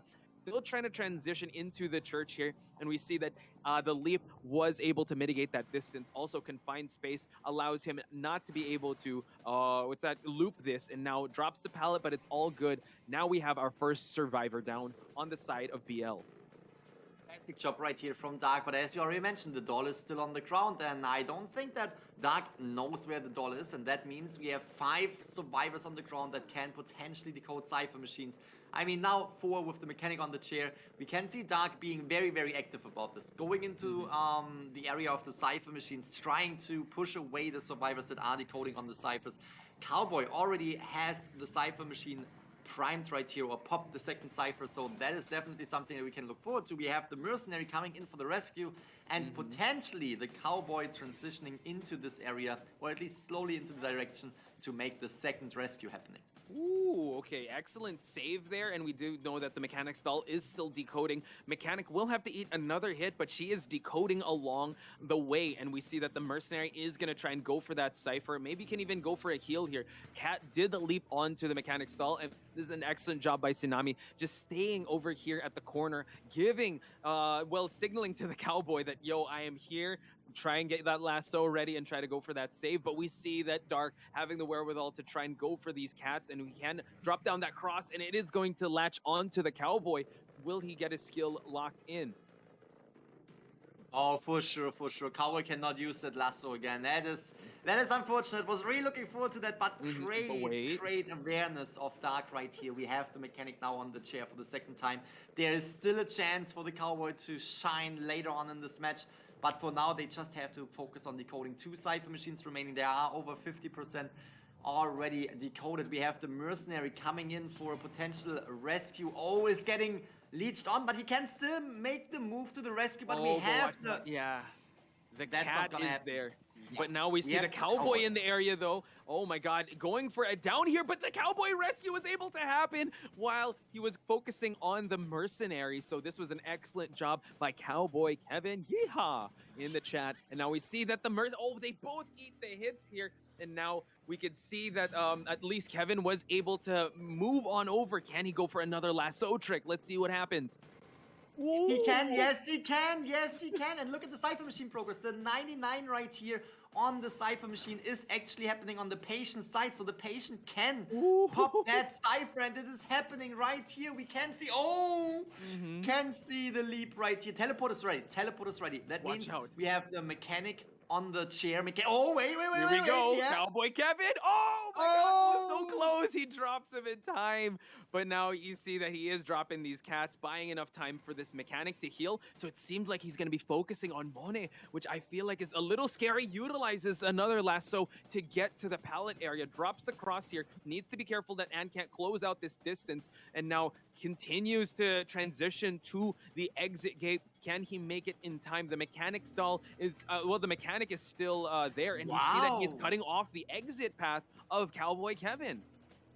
Don't tell me that the mechanic is able to actually get up and get out of the gate. Like, this is absolutely fantastic. Shifting the attention to the Cowboy right here is definitely giving the mechanic a chance to get up and get going right there.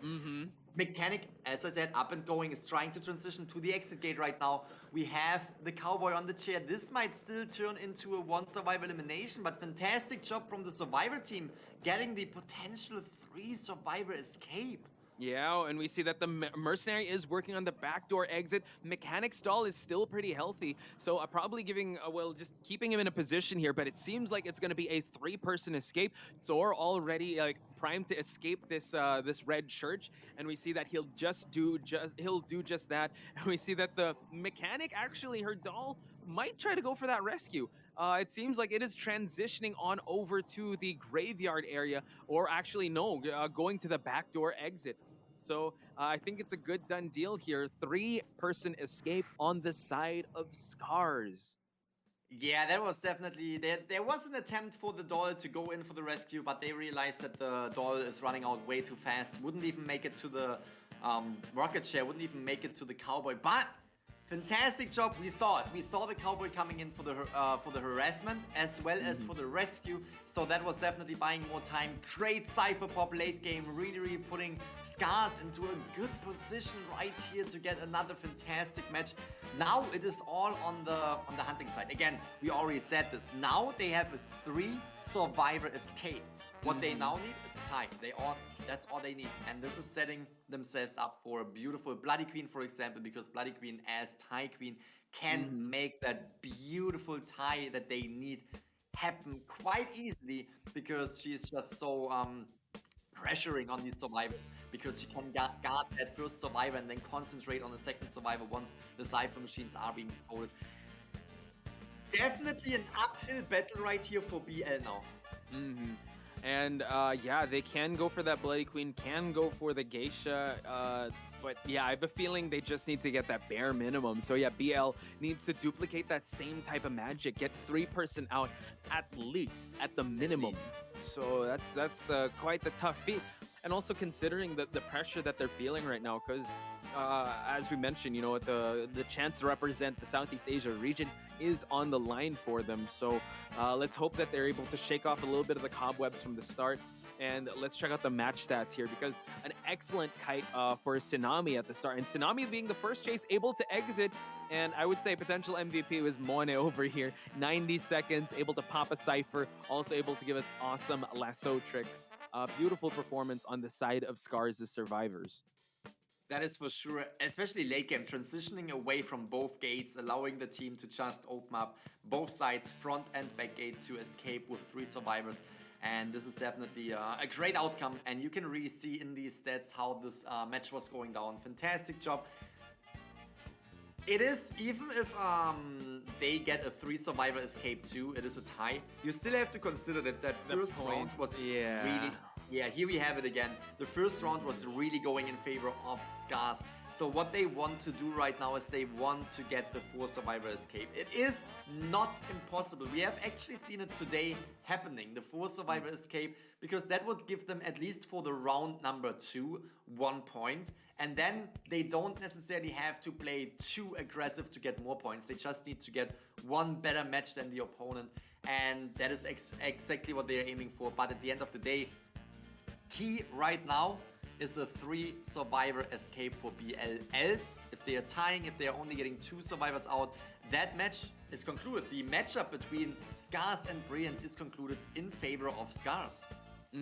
Yeah, so let's try to think about what's the winning formula for BL here in terms of composition, because I mean, it's safe to say we're gonna ban that priestess, right? We saw how effective a priestess can be in this map, and I think Dark did an amazing job not allowing that priestess to come through. On the side of the survivors of BL, does the thief come out, Grizzly? Thief, yeah. We are talking about the winning formula. We have to see the thief right here. Definitely can provide the game-changing moments as well. I'm actually curious to see if we will see a thief. I'm not too optimistic, to be honest, because there are just so many other characters that could come to the table. But I would be ecstatic. I would be absolutely excited to see the thief right here. But if we talk about characters, we might see, as you mentioned, Priestess ban can be very, very strong. We might see the forward ban, and that might allow characters like, again, the mechanic, the mercenary, we have psychologist, we have patient, acrobat might come to the table. So there are still a lot of other options before the thief might be picked. We can see the change of the hunter as we already expected it.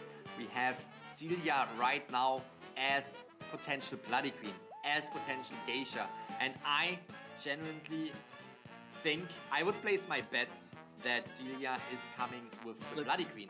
Okay, I don't know. Let's not say the B word here, because it's like when Nella kept saying, "I put my bet on this one," it never happened. I don't know. I don't want to say that. I don't want to jinx anything. If you say Bloody Queen, I'll say Geisha. Yeah, I mean I agree. Those are the two options that are, especially on this map as well. I think Geisha can definitely accelerate, and. Yeah, okay, now I maybe have jinxed myself.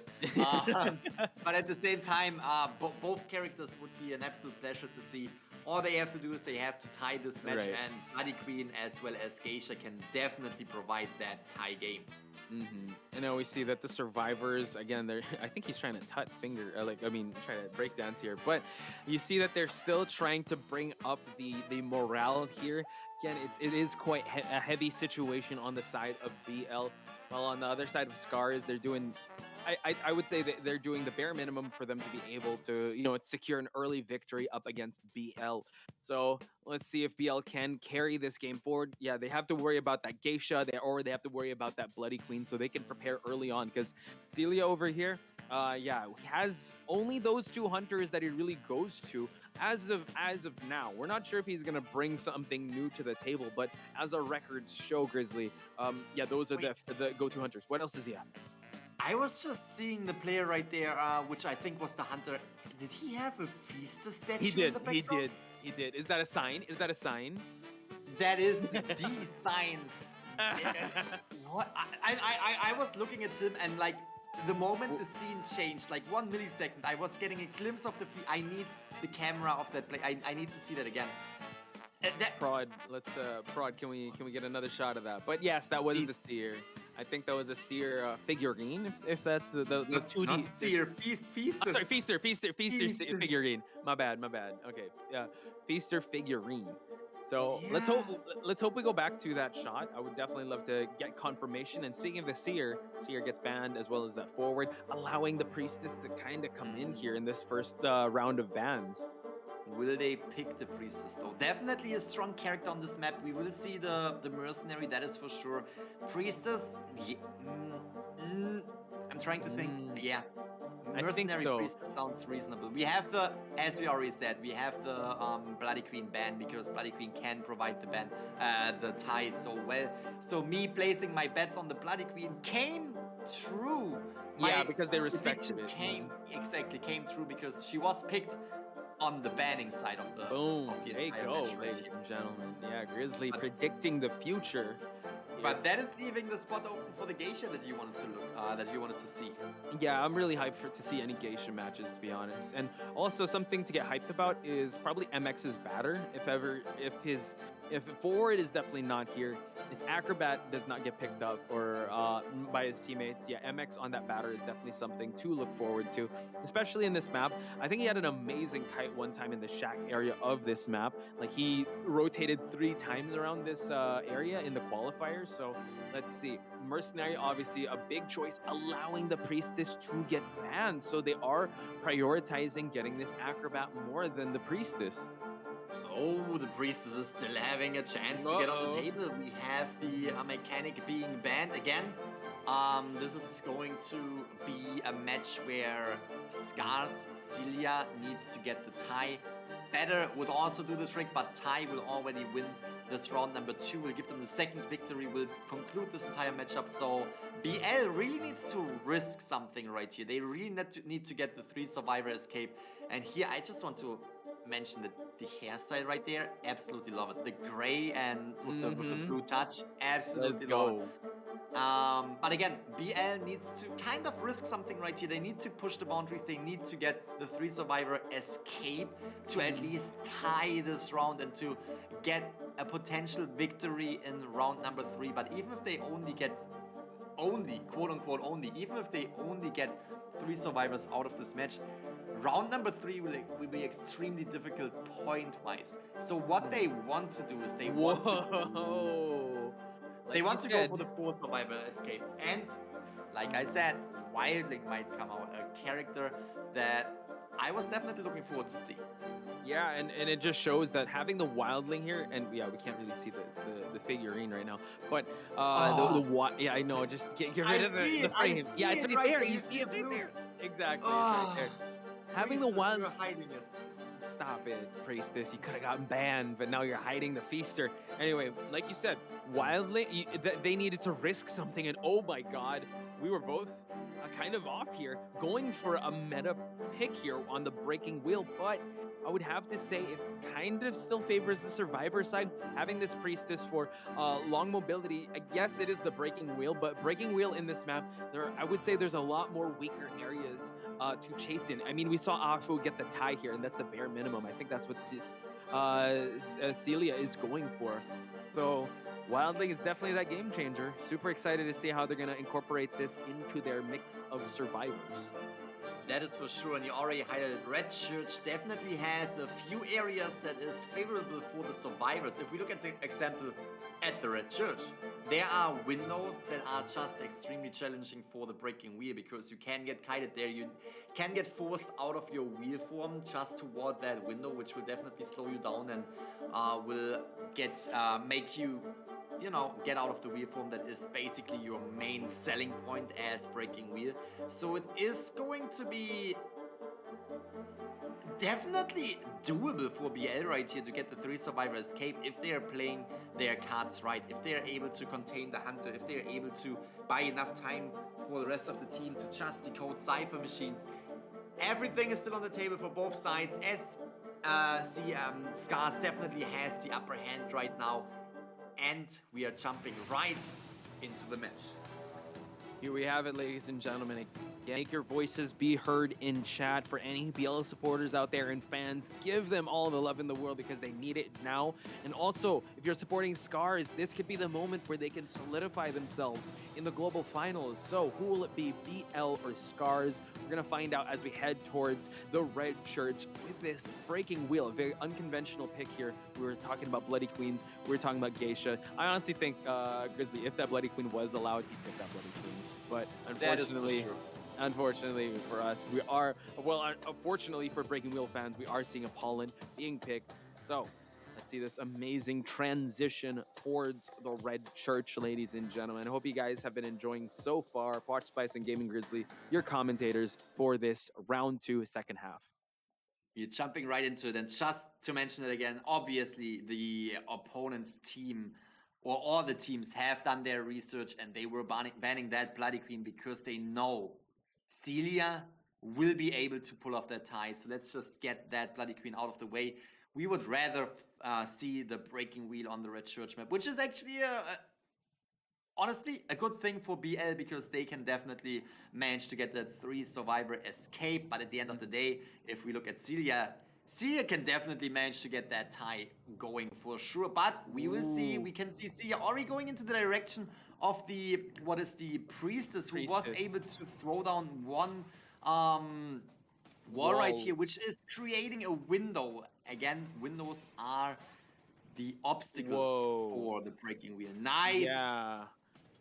Yeah, just making him go back to wheel form, or human form, because Priestess already has 2 spikes on him. Let's see how the traps are going to be able to do. And now, excellent avoidance by Rem so far. Celia not going for these pallets just yet. Has to break that one to transition, but this is what the Priestess wants. Will go through to the church to transition over to the window part, and now forcing this breaking wheel to vault this windows could be the game changer that BL is looking for. And now transitioning towards the graveyard area, which is really strong if he's still going to stay into this human form, but now goes for the swing. Unfortunate there for the breaking wheel, but now Rem continues the kite. What a prediction right here. Rem was really going to the... Oh, nice! That portal was maybe not planned to go that way, but was able to buy more time. Priestess goes down to the blink, but the Cypher Machine progress is getting ahead. We can see that there's one Cypher Machine getting popped off right now. Ooh, that is definitely putting pressure on BL, but so far, fantastic job creating the windows and utilizing the windows in favor. I have to say, Rem was doing a fantastic job predicting these traps, avoiding these traps right there.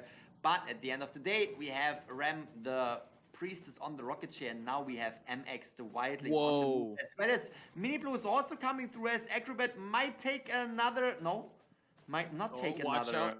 Oh my god, traps the Acrobat, and now the Wildling able to get that rescue. Has to be very careful because he was able to spike that Acrobat. Now just, again, all these survivors here just says that, you know what, no one is working on... Well, one survivor is working on a Cypher. So, again, the teamwork is great, but you also want to pressure Celia here. And now the window part in this map is quite strong.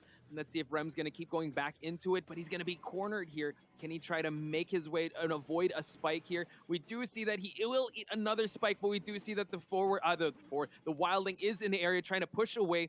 Again, just feeding him that presence. He can go for that snap. Has to be in range for that. But Rem does not have a holy key to utilize. At least he's trying to go to this end of the map. Drops a trap, can save the snap and go for a regular hit. While MX in this area will try to go for that, that boar stun. That was absolutely fantastic from Celia, really placing that trap right there, not giving Rem any chance to get away.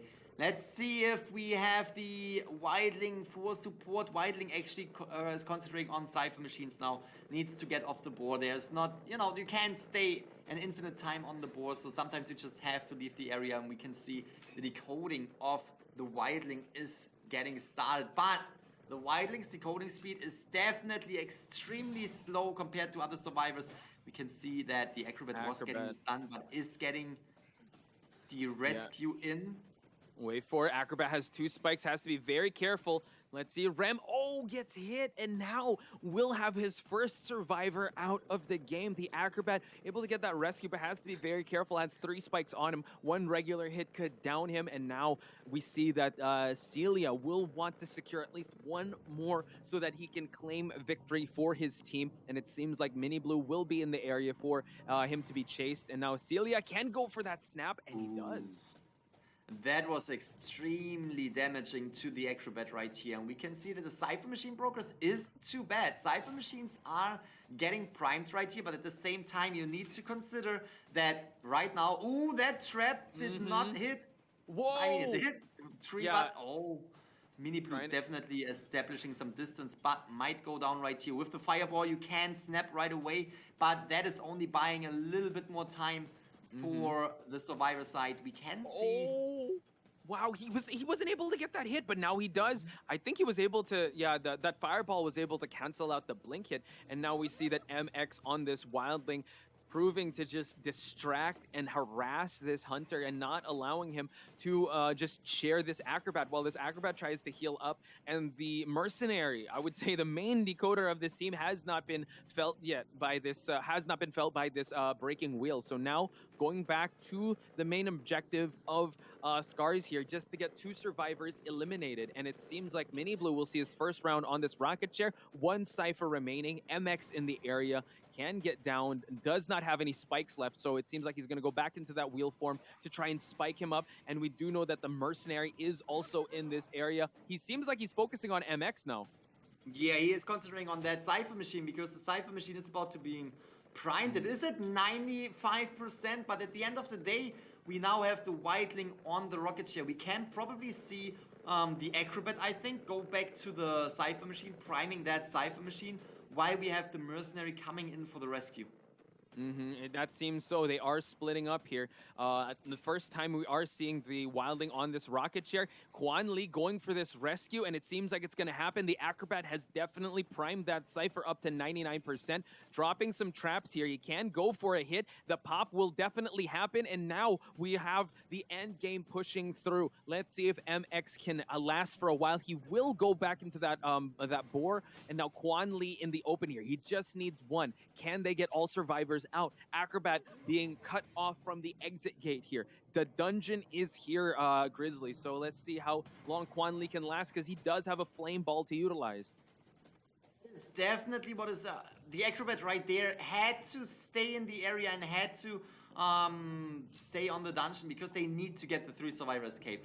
And Celia knows that. Celia knows if they can get 1 more survivor down right now, if they can attach some spikes right here, get out of the wheel form, attach another spike, that might be it for the Wildling right now. The snap is coming through, and this is going to put BL into a situation where they have to play it risky. They have to go back and rescue the Wildling, as they're gonna take the tie, a 2 survivor escape, and that is not enough to secure enough points to tie this round number 2. So here we can see Mini Blue already slowly getting into the direction of rescuing, and we can also see the mercenary who is going around the church to make that rescue happening. But Wildling was already on the chair. The time is slowly running out.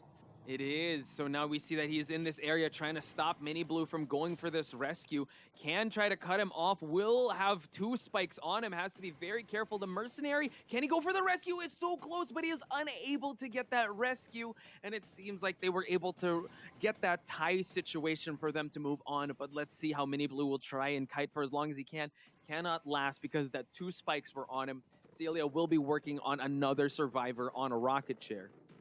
And this is exactly what we were talking about earlier. They had to play it risky because a tie was just not enough. They had to get back to the Wildling right there. They had to at least try, because if you don't try, you can succeed. And it is definitely, you know, high risk, high reward, but also high risk is giving the hunter the chance to bring down another survivor. And this is exactly what happened.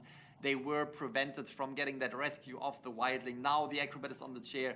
Mercenary will take a leave, so the team is not getting the 5-point game. But at the end of the day, this match is decided in favor of Scars. Congratulations to Scars. I want to see some love in the chat right now. There we have the there it is.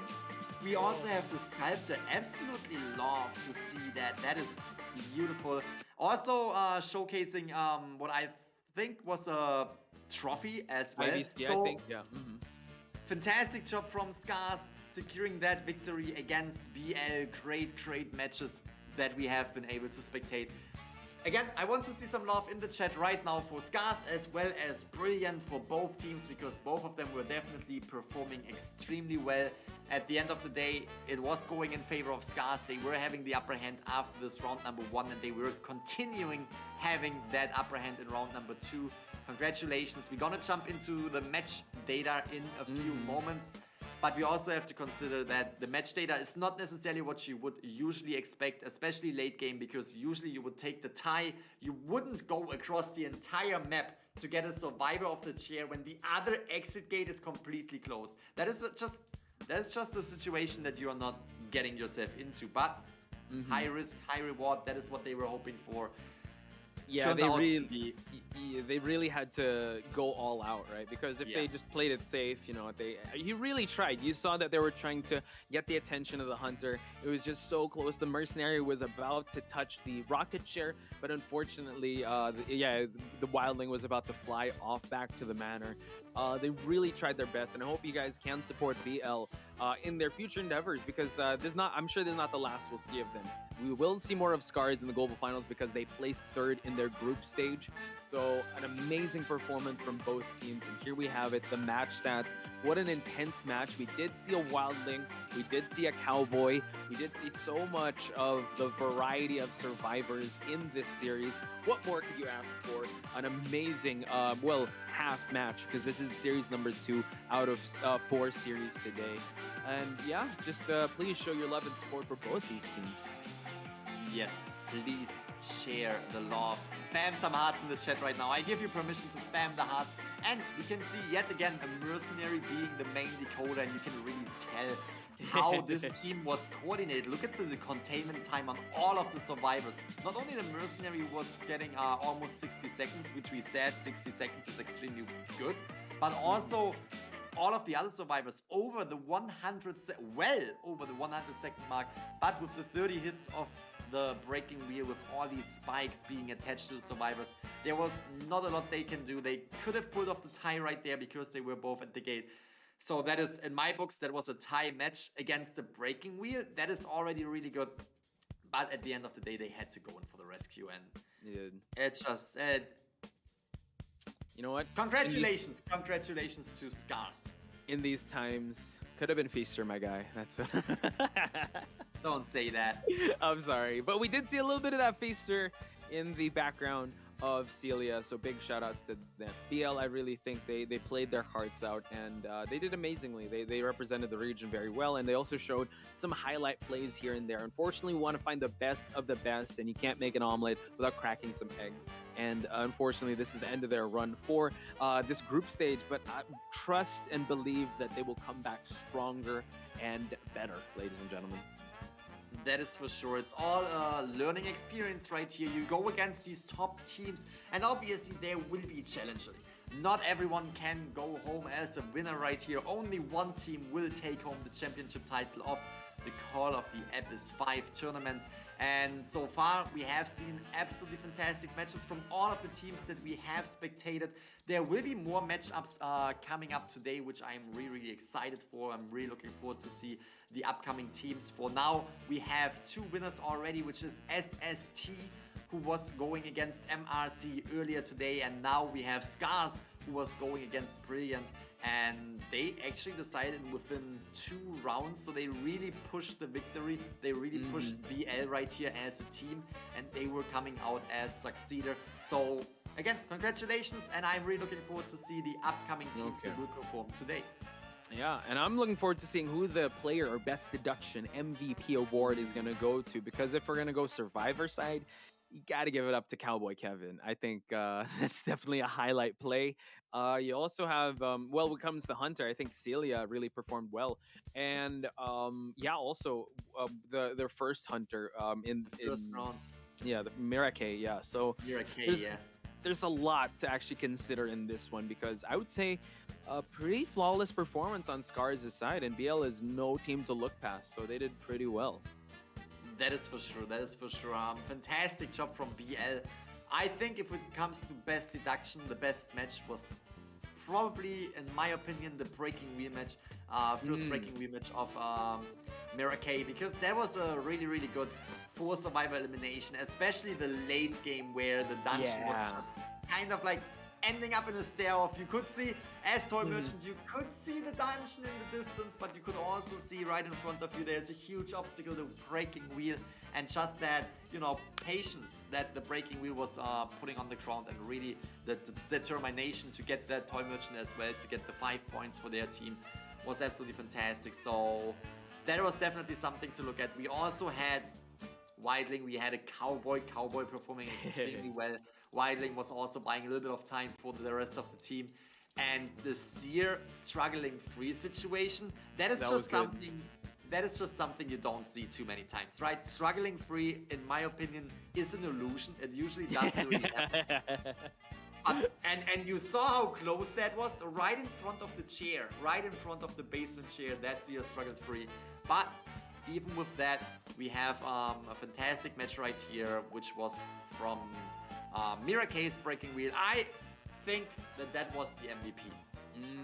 Yeah, definitely a great case to be made. So let's see who it's gonna be. It's Mira K Grizzly, as the mystic Mac that he is, looking into his crystal ball and seeing that is the best deduction, going to Mira K again. Gary breaking wheel, and if he is the point hunter to start things off, what an amazing pace he gave the survivors and the other hunter in Scars. So let's head towards the interview portion of the segment. 环节，我是潇潇。首先恭喜 SZ 拿下了今天比赛的胜利。我们请到了 SZ 的选手西纳米来到我们的线上采访，先来请他给我们的观众朋友打声招呼吧。So we have, again, welcoming the audience and also welcoming Sinami as the person to be interviewed. はい、スカーズ、プロチームスカーズに所属してますシナミです。よろしくお願いします。好的，各位观众，大家好，我是 SC 战队的西纳米。Just introducing the player right here. 元气满满。那今天赢下了本场比赛的胜利，也是他们小组赛的首胜嘛。想问一下，截至目前小组赛打完最大的感受和收获是什么呢？はい、グループ戦が終了して、無事1勝を収めることができました。で、グループ戦を終えて、So she's just basically asking how the whole team is feeling after this intense match. なんでしょうか。はい、そうですね。まずグループ戦終わってになるんですけど、その GGGR に負けて、今回 BL に勝つことができて、1勝2敗での突破だったので、その望んだ結果ではなかったんですけど、無事突破できてほっとしているといったそんな心境です。それで得られた収穫はそうですね。その東南アジアの今回の BL チームも強かったんですけど、その中国チームの強さが改めて分かったっていうのがすごく収穫として大きいのかなと思います。その今回負けてしまったんですけど、次グローバルファイナルでは当たったら全然勝てない相手ではないなっていうことが分かったので、次に生かすことができるそんなグループ戦だったと思います。ありがとうございます。好的，这次小组赛也是输给了 GG 和 GR 战队，然后也是赢下了 BL 这一次，1胜2败。虽然也不是非常理想的一个成绩，但是现在也能够进入到接下来，进入到接下来淘汰赛，也有一点肩上的担子就轻了许多。然后 So coming out of the first matches against GR and GG, which they both lost, they are now extremely happy that they won the match against BL and that they are now advancing into the global finals of the Call of the Abyss 5 tournament. They're excited, but they are also knowing that there will be a challenge ahead of them because they still have to face these top teams again in the global stage. So definitely something to look forward to. They are excited, but they also know they have a lot of respect for the other players.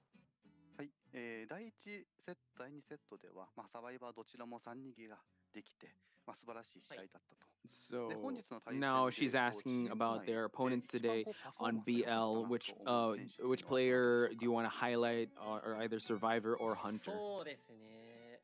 チーム内で一番パフォーマンス良かった選手。そうだな。そのハンターの未来館選手がすごく良かったのかなって思います。その理由なんですけど、今回の COA V グループ戦では以前まではガラテアを使用して戦ってたんですけど、 Just talking about the Hunter side of the entire matches, they were just very, very happy with their own Hunter Mira K because that Hunter was just providing the points that they needed, not only in round number 1, but also in round number 2 to get the victory within 2 rounds. 練習で培ってきたものを本番で出せて、今回4釣りを果たすことができたので、その、練習の成果がしっかり実ったという意味で、未来館選手がすごく僕の中では调子が良かったのかなと思います。ありがとうございます。好的，他觉得这次发挥比较亮眼的选手还是监管者的米莱 K 选手，可能是他认为发挥最好的选手吧。因为这次面对 COA V，他本身拿手的这个监管者是雕刻家，但是因为这次不管是从环境来说，破轮。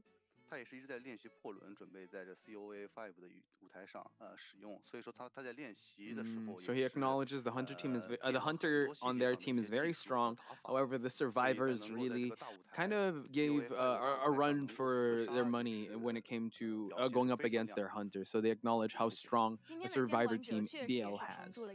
但是求生者的表现也非常不错啊！今天是2局3跑，特别是最后一局，他的机械师也是成功的逃出了庄园，而且还跟队内的牛仔有一波不错的配合。所以想问一下，当时2个人之間是如何溝通的呢？はい、サバイ未来館さんの、ハンターが素晴らしかったっていうのもありますが、サバイバーの、連携も非常に良かったと。で第2マッチでは、機械技師が無事に脱出することができたんですが、その I'm really, really happy about the communication and teamwork in the survivor side because they were able to get out with 3 survivors, and in general the entire team performance is something that they are happy about, especially since they lost round number, or not round number 1, but the first 2 matches in the group stage. They definitely see an improvement in their teamwork. 攻撃が届かなかったことで、その通電が悪い状況になった、そんな状況だったんですけど、ですので通電後僕機械技師がすぐダウンしてしまうそんな状況で、ただその後カウボーイが、ゲートを開けるための時間、釣ってから瞬間移動されるまでのその時間を、なんとか引き延ばすために粘着に入っていて、そのモネのその独断の判断だったんですけど、その判断がすごく、VC で勝手に判断してくれてすごくありがたかったかなといったそんな印象でした。ありがとうございます。好的，在第2局最后的一个关键的时候，他拿了机械师，准备是被打一下，然后再去跑到大门前，但是可能当时刚好这个使徒也是空了他的普通攻击。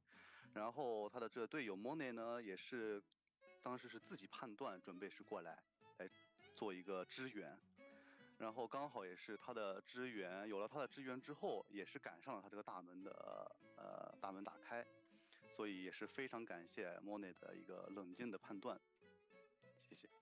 也是表扬了一下自己的队友。那今天的最后一个问题就是，作为代表来到了我们的线上采访环节。So yeah, he's just highlighting the big scrambly situation towards the end and how he's thankful for his teammates to have their calmness in the midst of like the end game cipher pop.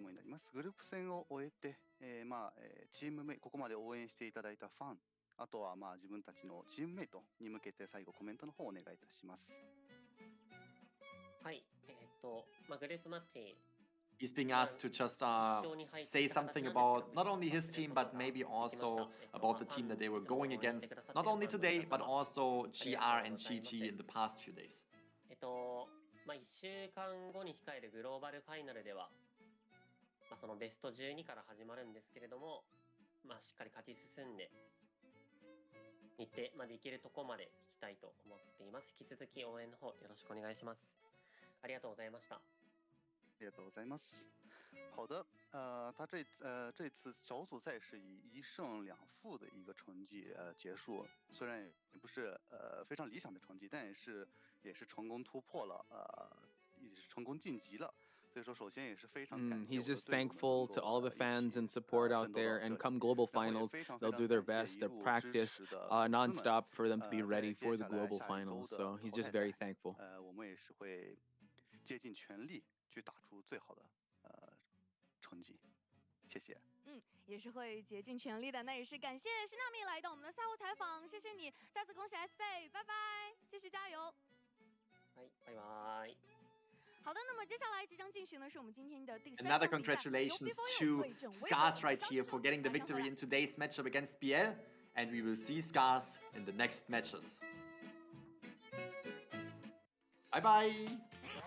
우와.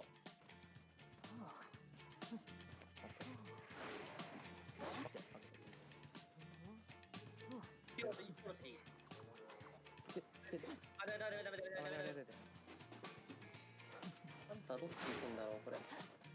いいよいいよ。ナイスナイスナイス。そら。我在中场15秒。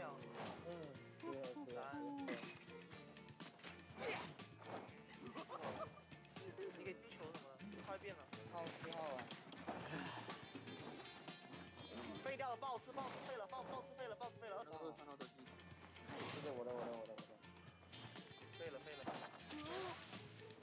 我要拼一下了，大哥。不用白球来浪费啊。没有用兵也赶不到。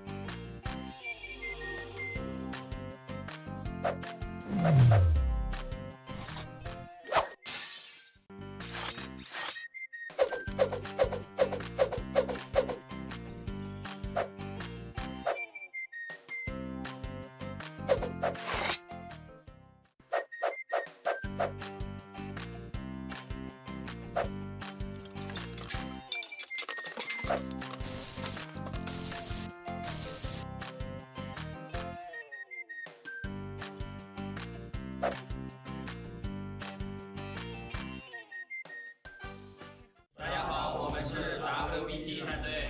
遗产很远了，救下来是没有人修机的，甚至接师要倒在这里了。没错，那这样倒地的话是送掉自己的寄生。那这一波蓝胖子最惨的是什么？他只能强摸这个箱，他不敢盖，他怕盖的时候被震慑。因为他顶多就是用一阶本次嘛，是不是？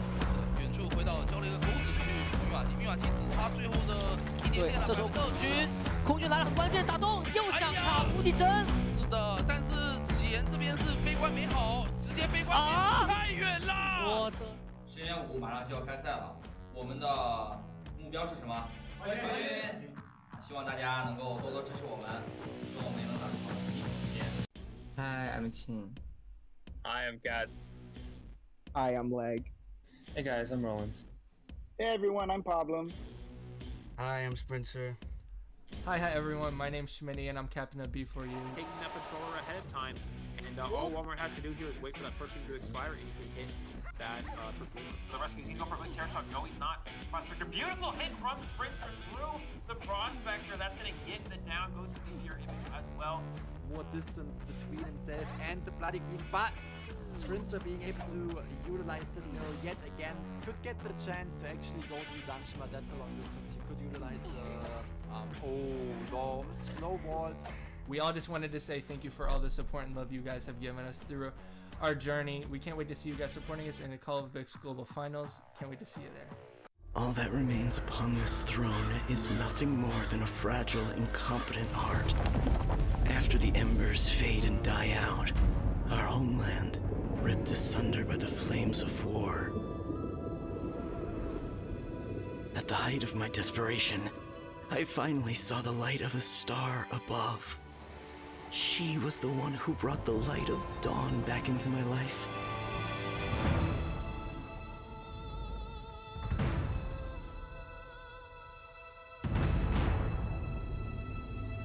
But when the sun sank below the horizon, I saw the flames of war burning without end. Flesh torn and blood spilled before me. The illusion of my utopia had lost the favor of the sun.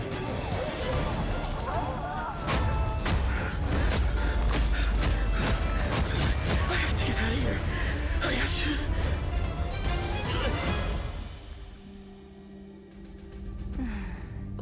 Why do you wish to escape, my dear king? In this everlasting Colosseum, you will forever be my gladiator.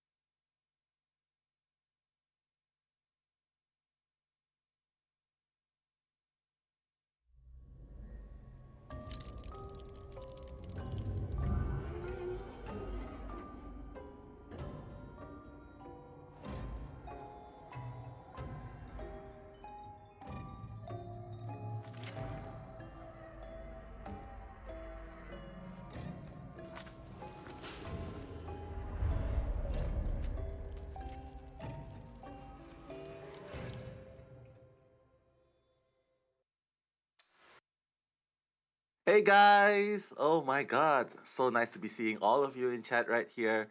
I am Nello Mello. I'll be bringing the commentaries for game number 3, and alongside me is the dashing, easy on the eyes, not only Wolves 487, okay? It's Eli O.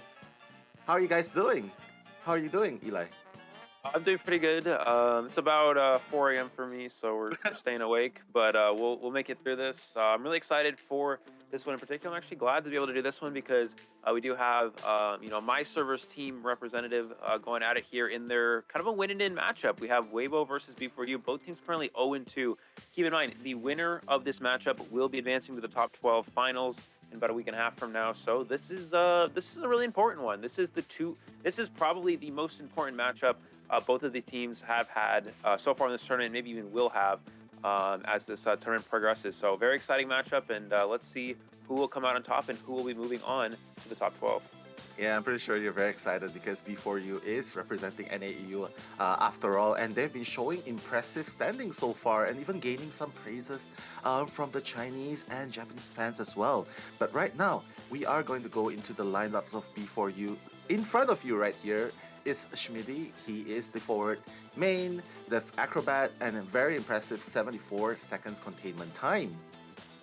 Yeah, we also have Paul Blems, the main, kind of the main kiter player of the team. Paul Blems One of the best kiters out of the NAU server as well on the Priestess Patient. Also can play things such as Mechanic or any sort of containment type character if necessary. Usually we'll see Problems.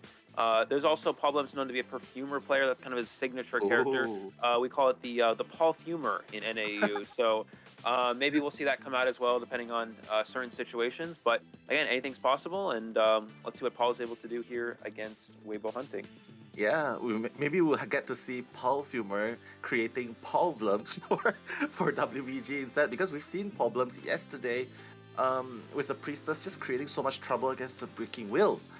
But moving on, we're going to see Roland. He just looks calm, collected as always, and he is the mercenary player of the team. He also has an acrobat in his arsenal, so which explains why his containment time is an average of 79 seconds.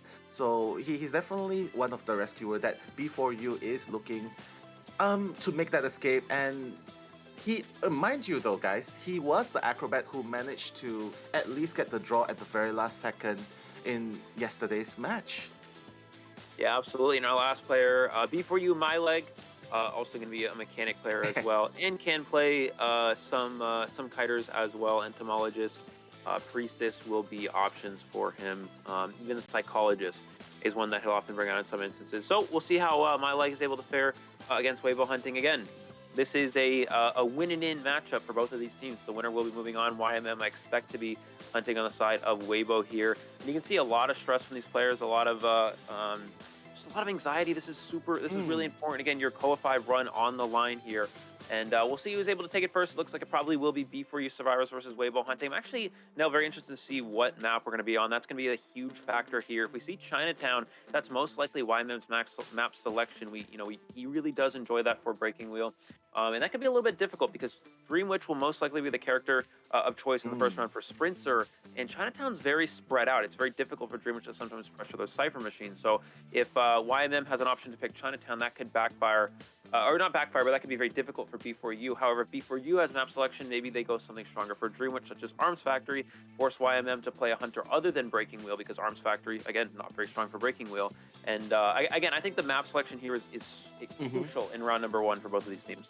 Yeah, you can see that even in the games yesterday, FPX.ZQ versus Dou. FPX.ZQ has been forcing the Arms Factory not only in BO1 but in BO2 as well, and therefore creating so much trouble for Dongshan in the very first 2 rounds. So, like what you said, but here's the thought though: if they pick Arms Factory, YMM is also known for Dream Witch also. So we might see a battle of mirror Dream Witches in best of 1.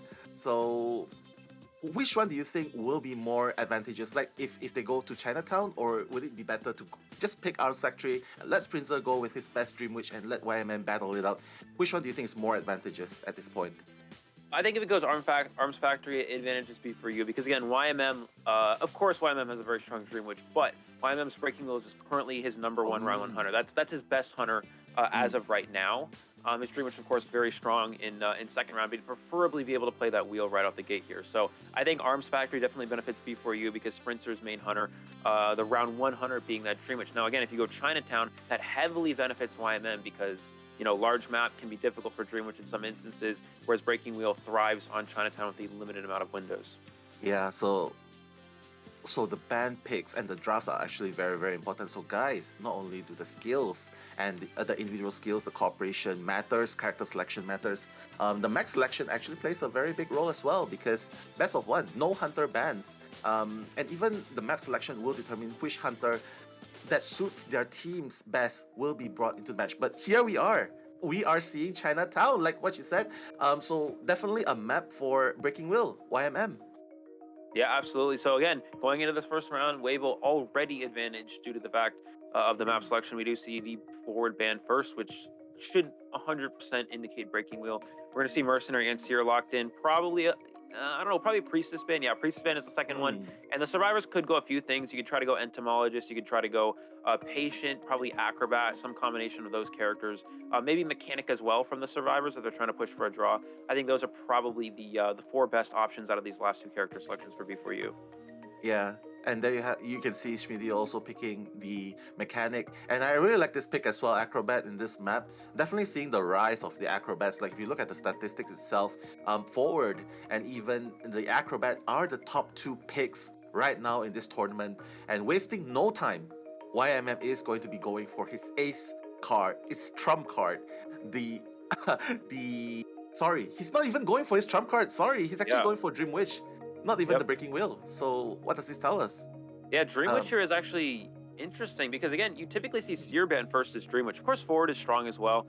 Forward can be a good harasser against Dream Witch when there's only one leech on the Survivor. A lot of Dream Witches like to go aggressive. They bring their main body away, they bring their spawn follower to camp a Cypher Machine, and they rely on a single leech to pick up a down Survivor after being hit with Tide Turner, and then the Forward can easily harass from there. You can also stun leeches out of Patroller if they're trying to go for that as well. So, yeah, the Forward ban is strong for Dream Witch, but Seer ban is more common, so we're seeing this here is a little bit interesting from YMM.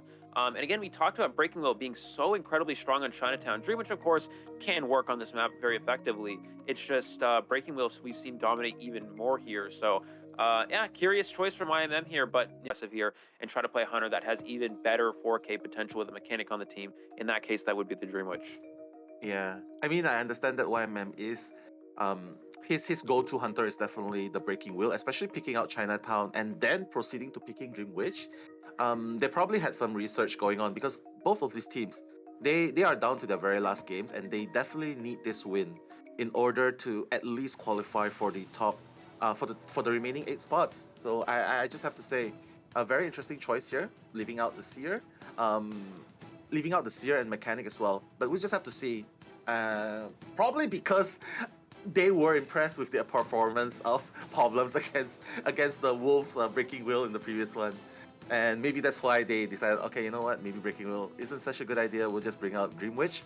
But ladies and gentlemen, first game, match number 1, first game, first half, B4U versus WBG, potentially fighting for their potentially final spot for the top 12 moving on into the finals. Bringing you the live commentaries is the dashing Eli O and me, Nello Mello. Let's go!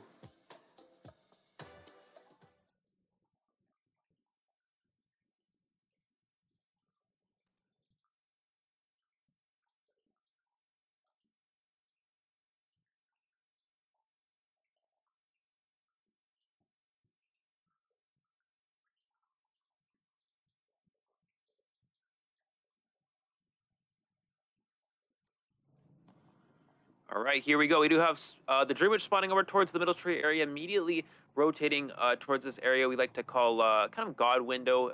This window over here can be very strong, so a lot of survivors, and at least NAU like to call it God window. Immediately finding Problems this year. This is a decent find for the Dream Witch. The best find in some instances being the mechanic, but Seer is not bad as well. And we actually see Problems running right into the spawn follower here. He needs to try to at least force a leech hit. Beautiful trap from YMM here, and now all he has to do is simply use a Patroller, and he should be able to secure the down. So just like that, YMM already with a very strong start here, and Problems unfortunately hiding through the Mercenary Cypher Machine, and actually downing Seer in opposed to downing the mechanic first isn't even a bad thing. Because the mechanic can't decode when survivors are injured, where in this case, if you down mechanic first, and we're going to see Problems go down right away. Owl still in play, which means there's a chance for a rebound kite, but a fast down with a death on the Mercenary Cypher Machine gives YMM an excellent position. Yeah, such a beautiful start for YMM, but the saving grace for B4U is at least the host was moving away from my legs at the very start of the game, so the mechanic and the robot at least are safe from being harassed, and they are doing their stuff right now. They are decoding, and we can see now, right now, Schmidi already in the vicinity trying to make that rescue. The Acrobat, we've seen the power. Acrobat always brings Acrobat with the Tide, always we've seen it, and he's gonna take that one hit. He's gonna have Tide Turner and the beautiful 1 second tap out. Problems is gonna do the rebound kite. Eli. Yeah, he is going to go ahead and run towards this area. He's putting himself in a bit of a tough situation here. At least try to force out a leech hit here and get that leech off the board. That's what we're going to see Problems do here. He's going to die to his leech, which forced YMM to use a second one to get it into play, which means that we'll put it on cooldown, so that gives a little bit less map pressure, a little bit less leeches in play. But again, still 5 Cypher Machines remaining. We see all 5 Cyphers have been started, so B4U is doing a good job of spreading out these last Cyphers, but again, the downside here, Problems already on chair for the second time here. Did die in a corner, so he's away from a lot of the Cypher Machines. Does B4U opt to push for a rescue here? It looks like that is going to be the case. YMM locking onto the Mercenary, getting another leech into play. That leech cooldown already up here being reset because of the full presence. Mullen going to go ahead and elbow pad in, and the goal here, just get the rescue before half. Again, try to waste time with Tide Turner, and then we're going to see Patroller, which forces him to come in a little bit early as well. But we are going to see, again, Problems try to rebound as long as possible. Oh, gets the Terror Shock. Roland, unfortunately, taking that hit, he's going to try to body block as long as possible. We'll see how close Problems is to an owl. I would say probably about halfway based off of the amount of time he has been kiting. But yeah, that Terror Shock's so crucial, and Problems will unfortunately run at leech as well. Good job from YMM at double down here, and B4U in a pretty difficult position. YMM is setting himself up beautifully to potentially go for a high kill in this first round. Yeah, unfortunately, Seer will be the first one being sent back to the manor. But the saving grace for B4U, at least one cipher has been done. Two of the other ciphers are past the 80% mark, with 2 ciphers being more than half. But that's the problem right now. The only issue, YMM has a slight advantage simply because of what you mentioned, a double down. So right now, the machinery is going to be chaired, and that's going to be like one less person on the machine. And my leg has no choice but to get off his legs and just go and rescue, because obviously the debuff is not going to help him with the ciphers at all. My leg going to take that one hit. Oh no, he has to leave the vicinity. It looks like Schmitty will be the one trying to make the rescue. No, he's not. He's just gonna sacrifice right there. Eli, oh my god, what does it look like for B4U? Yeah, it's not looking good for B4U. This should 100% be a 4-person elimination with nobody available to rescue. We're going to see Schmitty try here. Does eat the Terror Shock. YMM able to stop the rescue as well. 4 Cypher Machines remaining. Dungeon hasn't even been revealed yet. So this should be a pretty easy victory for YMM in this first round. Going to try to find where the mechanic is. And probably going to just drop Schmitty. Oh, he's actually in a chair here. He knows he has enough time. He knows, Dungeon is now revealed with 3 Cypher Machines remaining, but he knows all he has to do is switch to Blink here, blink this mechanic, and that will secure a 4-person elimination. Wow, what a victory for YMM there. We do have a pause at the end, but that is going to be 5 points for YMM. And yeah, Weibo off to a very quick start here and a very early lead. Yeah, I'm very, very impressed. YMM making the Dream Witch work in Chinatown. Like, we've seen how fast he got the Seer down. Just very, very unfortunate. I think getting the Seer down fast isn't necessarily the deal breaker, but getting Problems down, getting the Mercenary down was the pivotal point, where I believe because of the double down and Acrobat just being at half health, Mechanic has no choice but to rotate. But the leeches are already in the vicinity, and that's the thing about dying so near to the corner. You just have to make such a far journey going towards the rescue, and somewhere in between you will know YMM's leech will definitely be there to just at least get one hit onto you.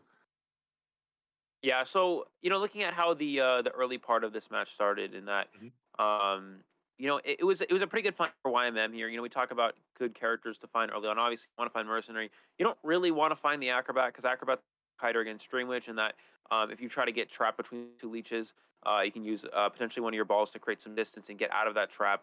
You can also cancel out the Patroller bites with the balls if timed properly. So that's also something that Acrobat is a slight counter to Dream Witch in that factor as well. So finding Acrobat and Mercenary first, not ideal, but he did find Seer. Finding Mechanic is also good as well. If you're able to eliminate the bot, maybe you find the Mechanic before the bot is hidden. You can eliminate the bot with the leech and then continue to chase the Mechanic with the Spawn Follower and get the Mechanic down quickly, because again, Mechanic not a very strong kiter. She could actually be decent against Dream Witch because of how slowly she throws the pallets, and the reason why that's good is because it's easier to cancel a Patroller bite with a slow pallet drop, because you can time it every 5 seconds a lot easier in comparison to maybe something like Forward, who throws pallets basically instantly. So yeah, so Mechanic actually is a pretty decent kiter against Dream Witch. I think finding Seer is actually the best case scenario for YMM, because you can down the Seer with a reasonable amount of time, because they don't really have time to even get that owl online. If you get hit before the owl comes online, then you can just use a Patroller and they can't even utilize it.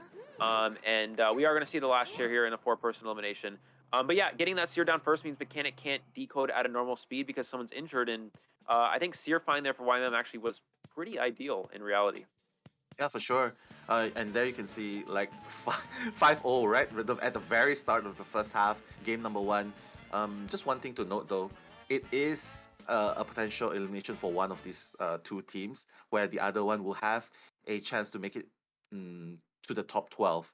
And that's why it might probably be affecting B4U right now, because it is their final lifeline, and we can see so many times that they are very very, very expressive, and we can just see their expressions. We see when they're celebrating in joy. We see when they're nervous, and here definitely we can see a hinge. I don't know if you know this, but I just saw a hinge of nervousness, and just when you are under a lot of pressure, it's so easy to have some problems. Sorry, I have to make that pun. Some problems with like doing all those things that you mentioned. It's just so technical, like dropping with the slow pallets, like timing it just to avoid the patroller buys, and even just rescuing and avoiding Terra Shock. I believe that was one of the turning points, which actually costed them the match. Yeah, absolutely. So again, Terra Shock is there with the Mercenary was important, as you mentioned. So I think if Mercenary, I mean, let's think about the scenario. If Mercenary gets that rescue without a Terra Shock, then maybe again Problems can.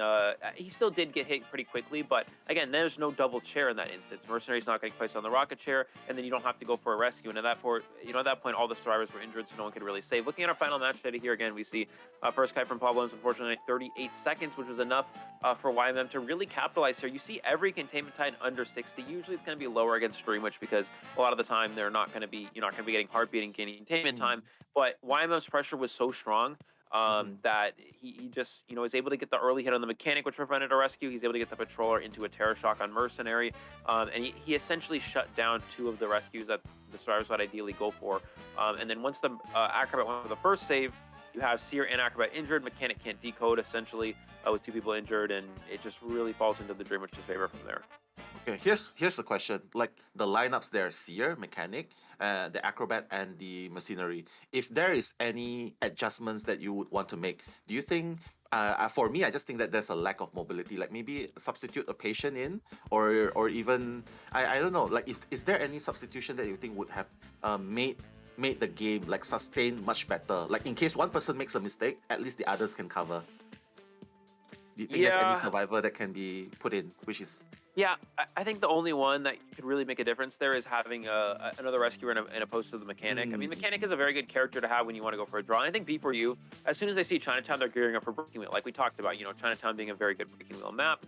And we expect to see a Breaking Wheel come out from YMM. So they go Mechanic, try to go for a draw with the against the Breaking Wheel, and that was the main strategy. So instead of going Mechanic, and it's also fine against Dreamwitch to get a draw, but instead of going Mechanic, again, as you mentioned, maybe Page.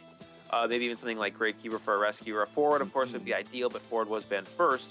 You don't have that as an option. So yeah, in reality, having a better rescuer instead of Mechanic in the instance maybe would have made a difference. But as soon as the Merc gets Terra Shocked, I think that's the difference maker. Once you get a double chair situation as a Dreamwitch, it just becomes so incredibly favorable for the Dreamwitch because you're forced for a double rescue, and with everybody injured, it's just impossible for the survivors.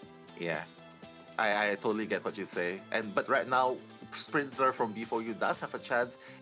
He will be bringing in the Dreamwitch, I suppose. Like it is his go-to hunter versus WBG's survivor right now. You can see Maum, even on the Priestess and the Acrobat, you can bet that the Priestess will definitely be bad in Chinatown. It's just so strong in this map. So Maum, however, he will still have the Acrobat at his disposal. So just really looking forward to what he'll be doing. But yeah, Sprinter definitely needs to carry this game for the side of B4U. And for WBG, they can be just very comfortable getting a draw. So I think they have more versatility in choosing the type of composition they want to go for. They can choose to be aggressive, get more points, or they can just go and turtle it out, be defensive, and just get a draw. But if you are on the side of WBG, do you think they should go defensive or just rake up more points offensive all the way? Yeah, well, in reality, I think the best situation, of course, would be go for a conservative strategy, like you mentioned. Go maybe something like Mechanic, just get a draw, maybe even a free survivor escape under certain circumstances. However, I think the main idea here is that Sprinter is most likely going Dreamwitch. I mean, that's his round 1 go-to hunter. We even saw him go Dreamwitch against Doctor and Barmaid against AG. I mean, it doesn't get harder. It doesn't get harder for Dreamwitch other than that. He was still able to pull out a victory. So I think that in reality here, we're probably going to see them play some sort of Dreamwitch counter character, whether that's Psychologist, whether that's potentially Barmaid. We sometimes will see, these China teams bring out a Barmaid to counter that round 1 Dreamwitch. But yeah, in reality, I think as much as you mentioned, I think as much as we'd love to see a Priestess ban here from the Hunter side, I don't think Sprinter can afford to do that. Again, you're probably going to see Seer probably forward as one of the first 2 bans, depending on what you want to play, whether that's Breaking Wheel or Dreamwitch. You just don't get the luxury of banning Priestess in the first round because Seer and Forward are just two strong characters that you have to really eliminate if you want to have a strong first round as a hunter. Yeah, you can see that he's just getting ready there, just wiping his hands, maybe sweating a little there. But he right now I think he just have to drown out all these negative thoughts. Just have to maintain his positive thoughts. Positive mind attitude. Just do his best, and you know what? No matter what happens, just do his best because when you're calm, when you're collected, you tend to make more better decisions. You tend to bring out the best of your potential into the game. So that's what Sprinter really needs to do. But going up against a WBG is definitely an uphill battle. I can say it's definitely a David versus Goliath battle where the Goliath comes in the form of WBG survivors at this second half, and Sprinter is forced to fight. Goliath at this point because he has to. It is so hard because he has to remember his team right now is down by 5-0. But, we'll just have to see what he will be bringing to the table. Like Sprinter, like what you said, maybe take out the Seer. Seer's just so strong.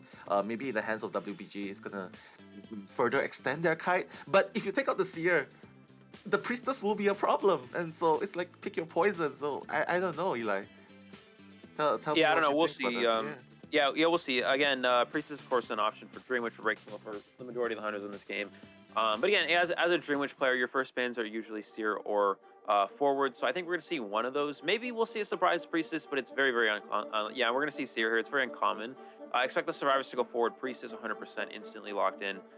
There's no reason to go anything else here. Those are the two best follow-ups, especially if we're going against a Dream Witch as well. Mercenary, the second ban here, very strong for a Dream Witch. And the last two survivors probably will be something like Acrobat and Mechanic. Most likely, maybe Acrobat Barmaid if they really want to try to counter comp here. Patient. Okay, that works as well. So again, no Dream Witch counter comp, just gonna go standard round one meta team comp, and let's see what they can do against Sprinter.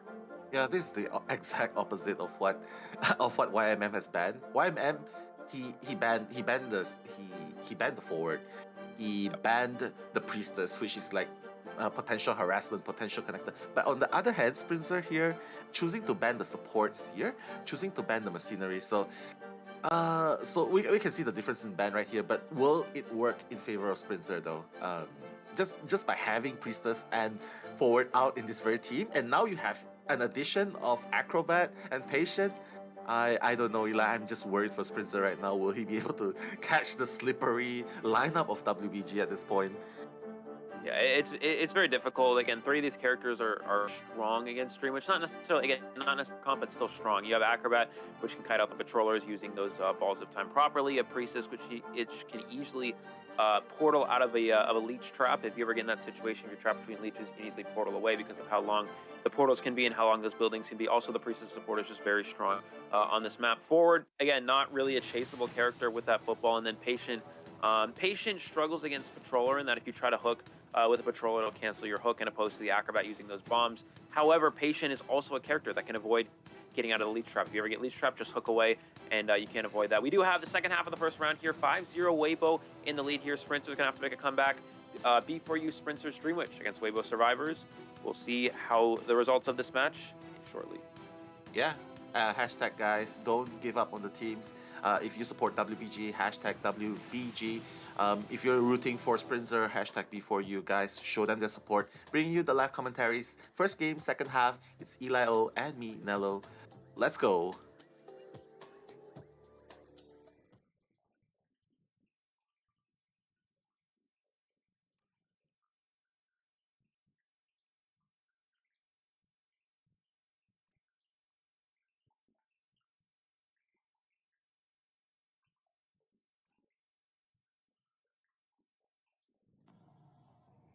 All right, here we go. We're going to see, again, a spawn towards the middle here for Sprinter, immediately heading over towards the Godwin. I believe this was the same spawn YMM had. However, we're seeing a different rotation from the survivors here than in opposed to what Problems did in the last game. Sprinter does see the forward immediately changing targets, actually finds the Patient. So this is probably the most ideal find for him. Again, this is the character that struggles the most against the Patrol. We're going to see him drop that leech here, trapping in the, or at least forcing the Patient out of the two-story area.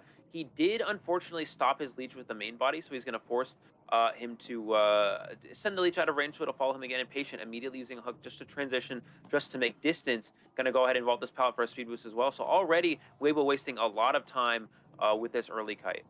Yeah, and you can see right there, there's already a support portal right there just for Hui to go through. And this is what you guys call, like for those of you who are just watching in, tuning in, this is the marathon kite done by Hui. But basically, you just extend your kite, just get away from the host as far as possible because that's what Hui is doing right now, just dropping it down. And the leech is not, the leech, wow, stopped in track. It didn't even break the pallet just in time. Yeah, perfect time in the power trap to stop the leech so it won't continue to follow him. Now Spencer's forced to manually break it, and now that you have Hotel to kite with, the patient should be in a perfect area. I don't really see how Spencer gets this kill within a reasonable amount of time. You know, even if you try to trap in one of these survivors, he's going to go ahead and take down the other player. He actually switches off of the leech there, and the leech will continue to walk through, break the portal. Actually a very smart play from him to do that. And we're going to see again what he's able to do here, catching up to the Acrobat. Going to drop a leech on him as well. So a second leech into play. Now we're going to see the first Patroller.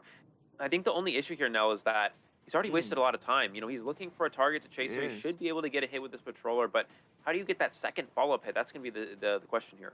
Yeah, I mean, like look at the cipher progress, like what you mentioned. Even without the mechanic, as long as one of your teammates can extend the kite for so long, like you can see the difference right here. Like the Seer in the first half, wasn't able to make that kite long enough. But here, because of the patience, Hulk, just managing so much, covering so much distance. Now he's chasing the Acrobat. Basically, Sprinter right now, he's just caught in between two places. And look, the power of the Priestess. Like when you have a Priestess, just putting portals to support your teammates. You can bet it's gonna take so long, and he's just gonna change to blink straight away. So he has no choice. He has to change. Otherwise, he's never gonna be able to catch up in this situation. Yeah, so basically what Spencer's doing right now, he's trying to injure every survivor as much as possible and also camp the Cypher Machine with one of these leeches. This essentially slows down the Cypher progress. It forces the survivors to stop and heal. He already knows he's really far behind on time here because he hasn't been able to get a lot of hits early on here. He can use Blink to down this Acrobat. We're going to see that be used right here to get the kill, but he does lose the leech in the process. Patient most likely will get deleached as well, or maybe just take a hit. Priest is already healed up. So the survivor's definitely on a winning pace here. We'll see how Dreamers, Spencer's able to pressure the Cyphers here.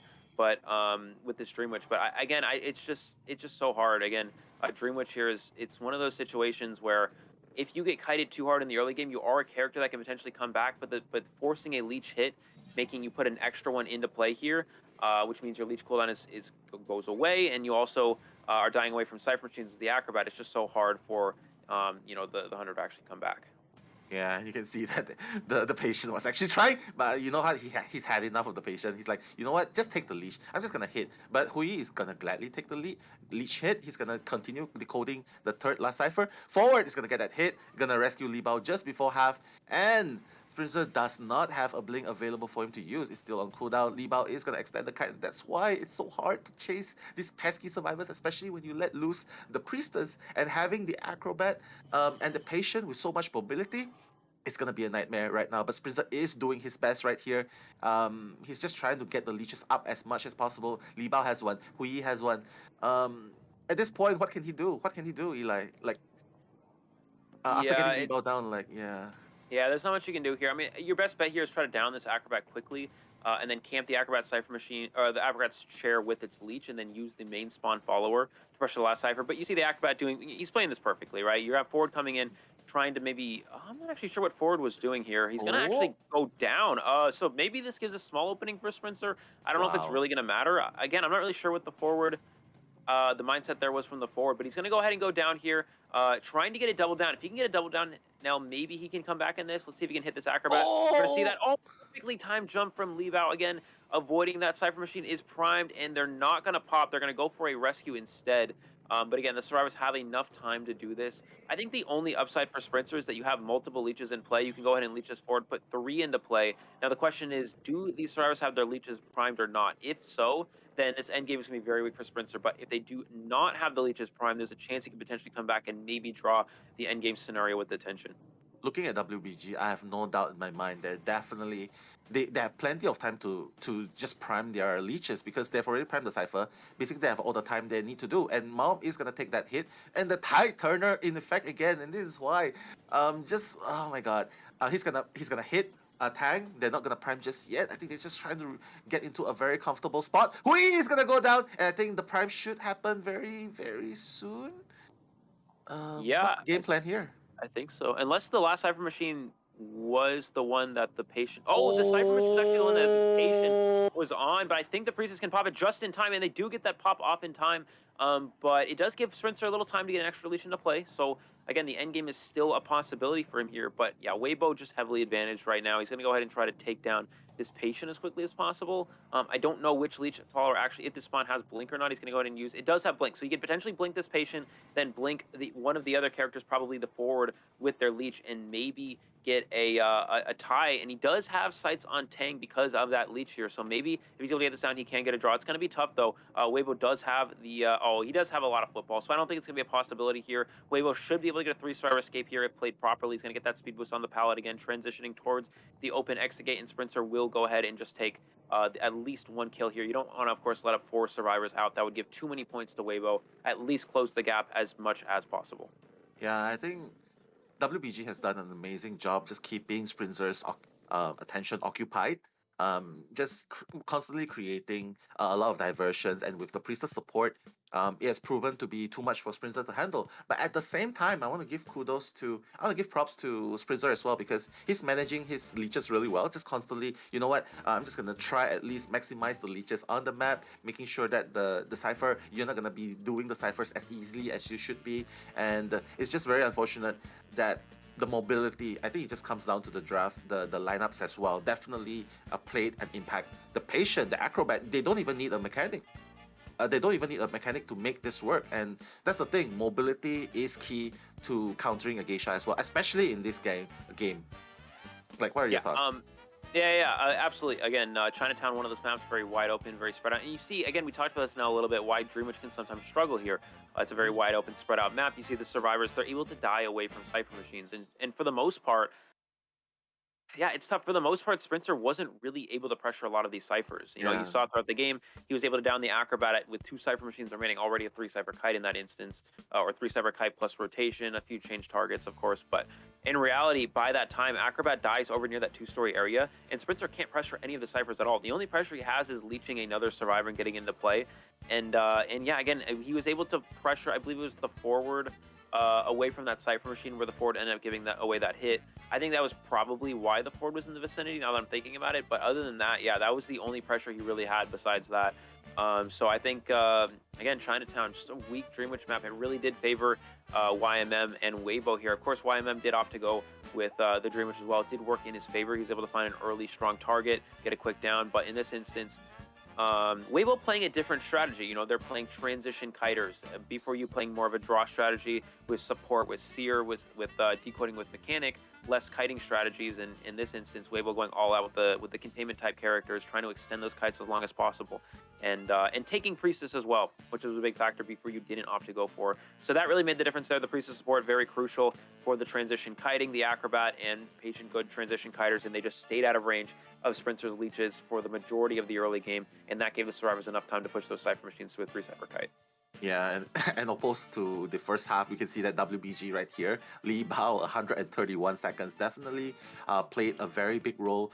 It's just the raw kiting. It's just raw kiting at this point. Plus support of the Priestess Portal. That is what extended the kites of Hui. That's what extended the kites of Li Bao. And like what you said, when it came to 1 cipher remaining, it's just so hard to pressure the remaining cipher, because the last survivor being down by Sprinter was so far away, and it's just creating so much problem right there. Team composition, drafts, even the awareness of where to go and what to do with their characters definitely played a very big role in this second half as well. Yeah, definitely. So going into the next round here, we're gonna have to see V4U try to make a comeback again. 8-1 in favor of Weibo is very strong, right? You know, you have already a 7-point lead here. They're gonna have to probably win the last 2 rounds. If you tie this round, then you have to go 8-1 in the last round yourself, which getting 5 points in the last round, at least on a hunter side, is very difficult, because a lot of the winning hunters are banned. So if you go into a round, if V4U ties this next round, right, just hypothetically they tie this round, you go into a round 3 situation, Sprinter will most likely have to get a 4 elimination, and the survivors have to get 3 out. And in that instance, you don't really have, as Sprinter, you don't really have hunters that have 4 kill potential, because your Dreamwitch is banned, your Breaking Wheel is banned. So then what do you go with? You can go with Sculptor, but Sculptor lacks the 4K potential as in comparison to Breaking Wheel and Dreamwitch. It's a lot harder for a Sculptor And then of course Sprinter has Bloody Queen, but you know, as we know, Bloody Queen by no means is a winning hunter. It's always there for draws or 1 kills. So yeah, already this round 1 victory being by this many points is very, very important for Weibo to potentially win this best of 3 and advance to the top 12. Yeah. But speaking of Sprinter, I just have to salute him. He's doing so much under this pressure and even getting 1K at this point, like avoiding the potential for escape. That was already like, I believe that was also a very valiant effort. And just shout outs to all of you guys in the chat. I can see that everyone is just rooting for Sprinter right here. You know, just showing the love for Sprinter. And hey, hello, shout outs to you, Persuable, my man. But you know what? We're gonna go into highlights and be right back.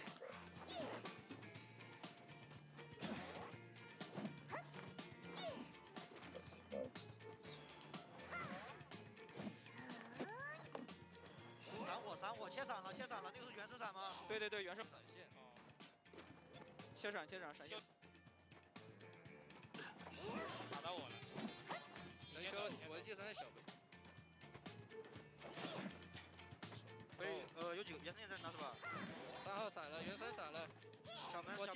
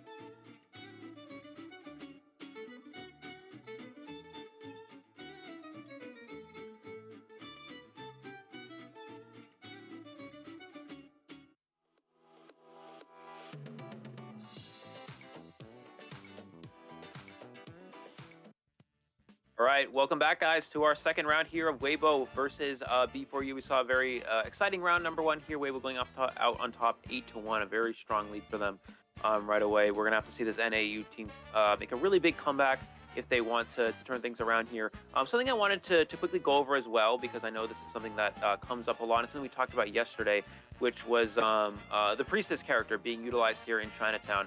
Something that, again, Priestess is a very strong character for Chinatown and Ever Sleeping Town, but usually, again, you don't see Priestess get banned, and this is something that, again, I just wanted to clarify a little bit because I talked about it a little bit before, but I just want to make sure it's understood in that Priestess is a character that's very strong on these type of mats, is very good for support, but as a Dream Witch player, you cannot afford to ban Priestess first. You have to ban Seer, or you have to ban Forward, simply because, again, the forward support, as you saw, it can be very important. It didn't really come up too much in this round, but it is definitely a possibility. And the Seer ban can just extend kites for too long. Of course, Priestess being very strong, but it's just something you just can't afford to do as a Dream Witch player right out the gate. You can do it later rounds, such as rounds 2 and 3, but in round number 1, you have to go Seer, you have to go forward, and if the survivors opt to lock in Priestess, then there's not much you can do in that instance as the hunter.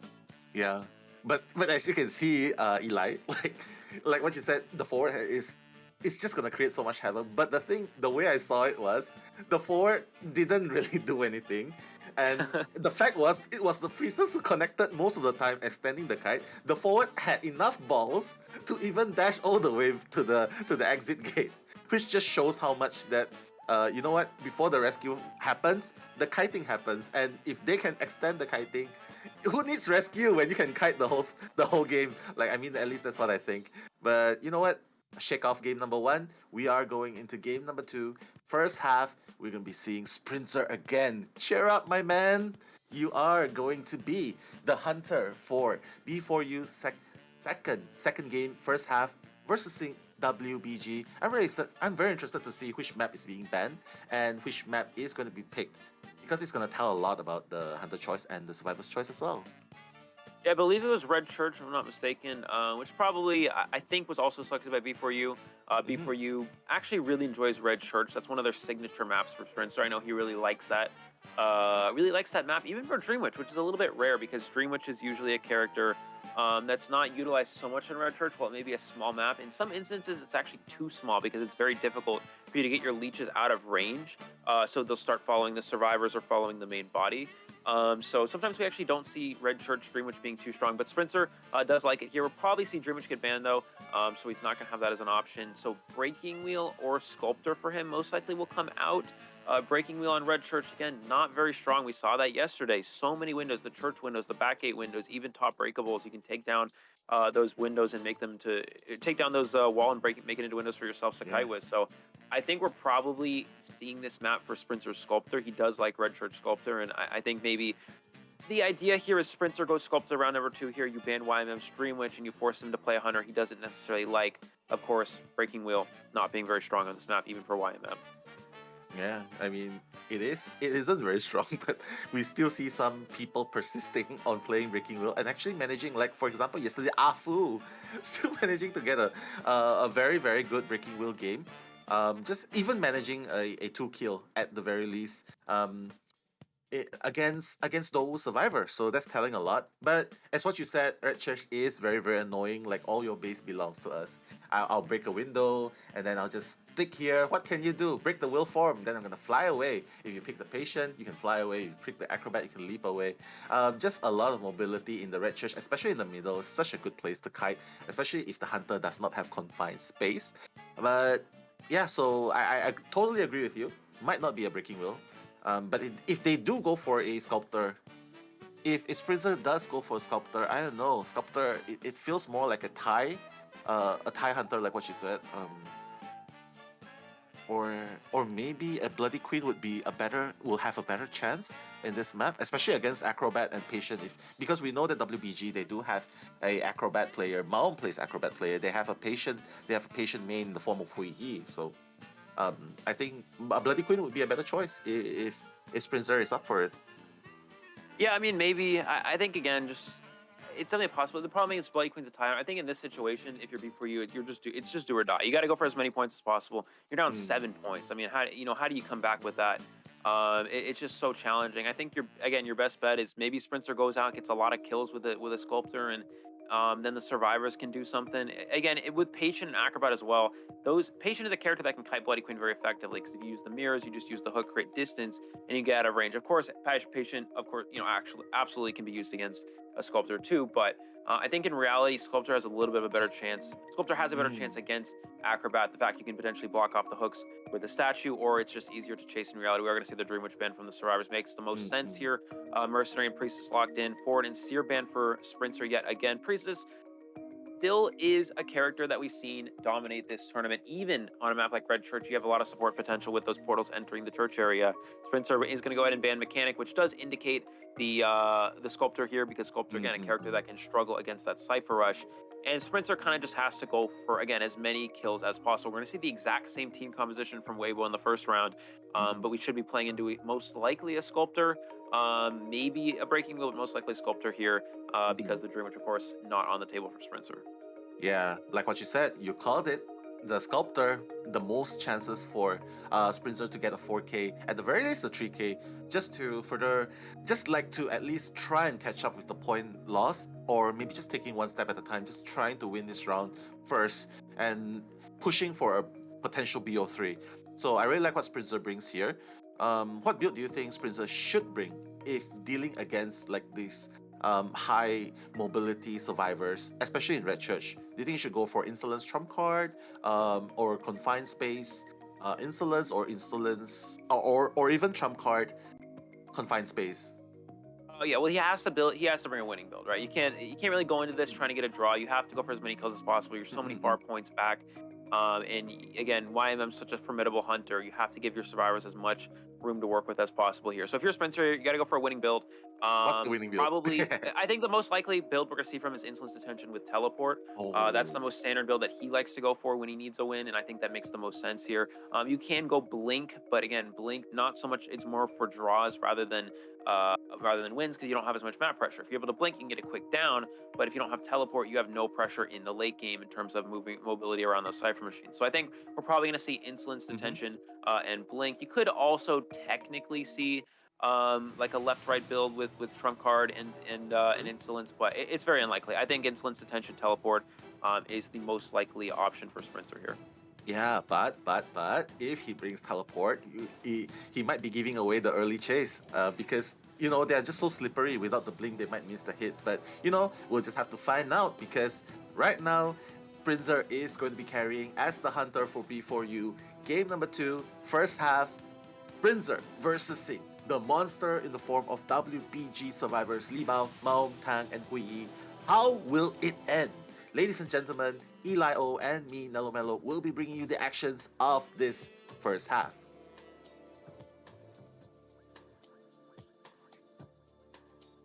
Shoutouts to Persuadable and Psyche if you're there. You know Psyche, right? I do know Psyche. I played with Psyche a few times. Yeah.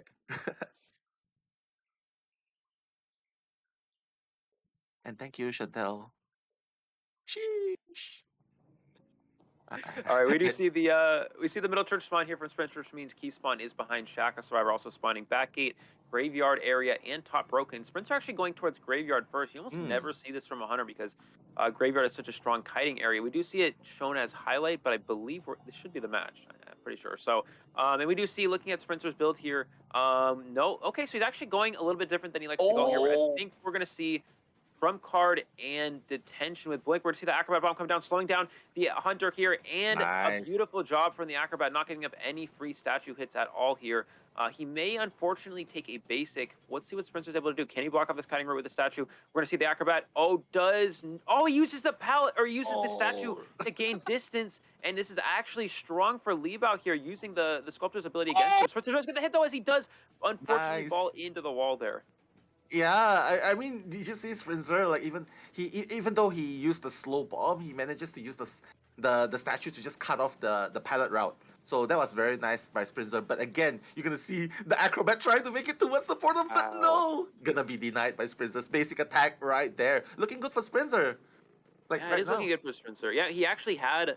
The portal setup was actually perfect. The Acrobat would have made that portal, but the statue, if you notice, pushed him away from it. So that was a perfectly placed statue from Sprinzer. He's going to go ahead and spike down this patient, trying to slow down the Cypher Rush a little bit.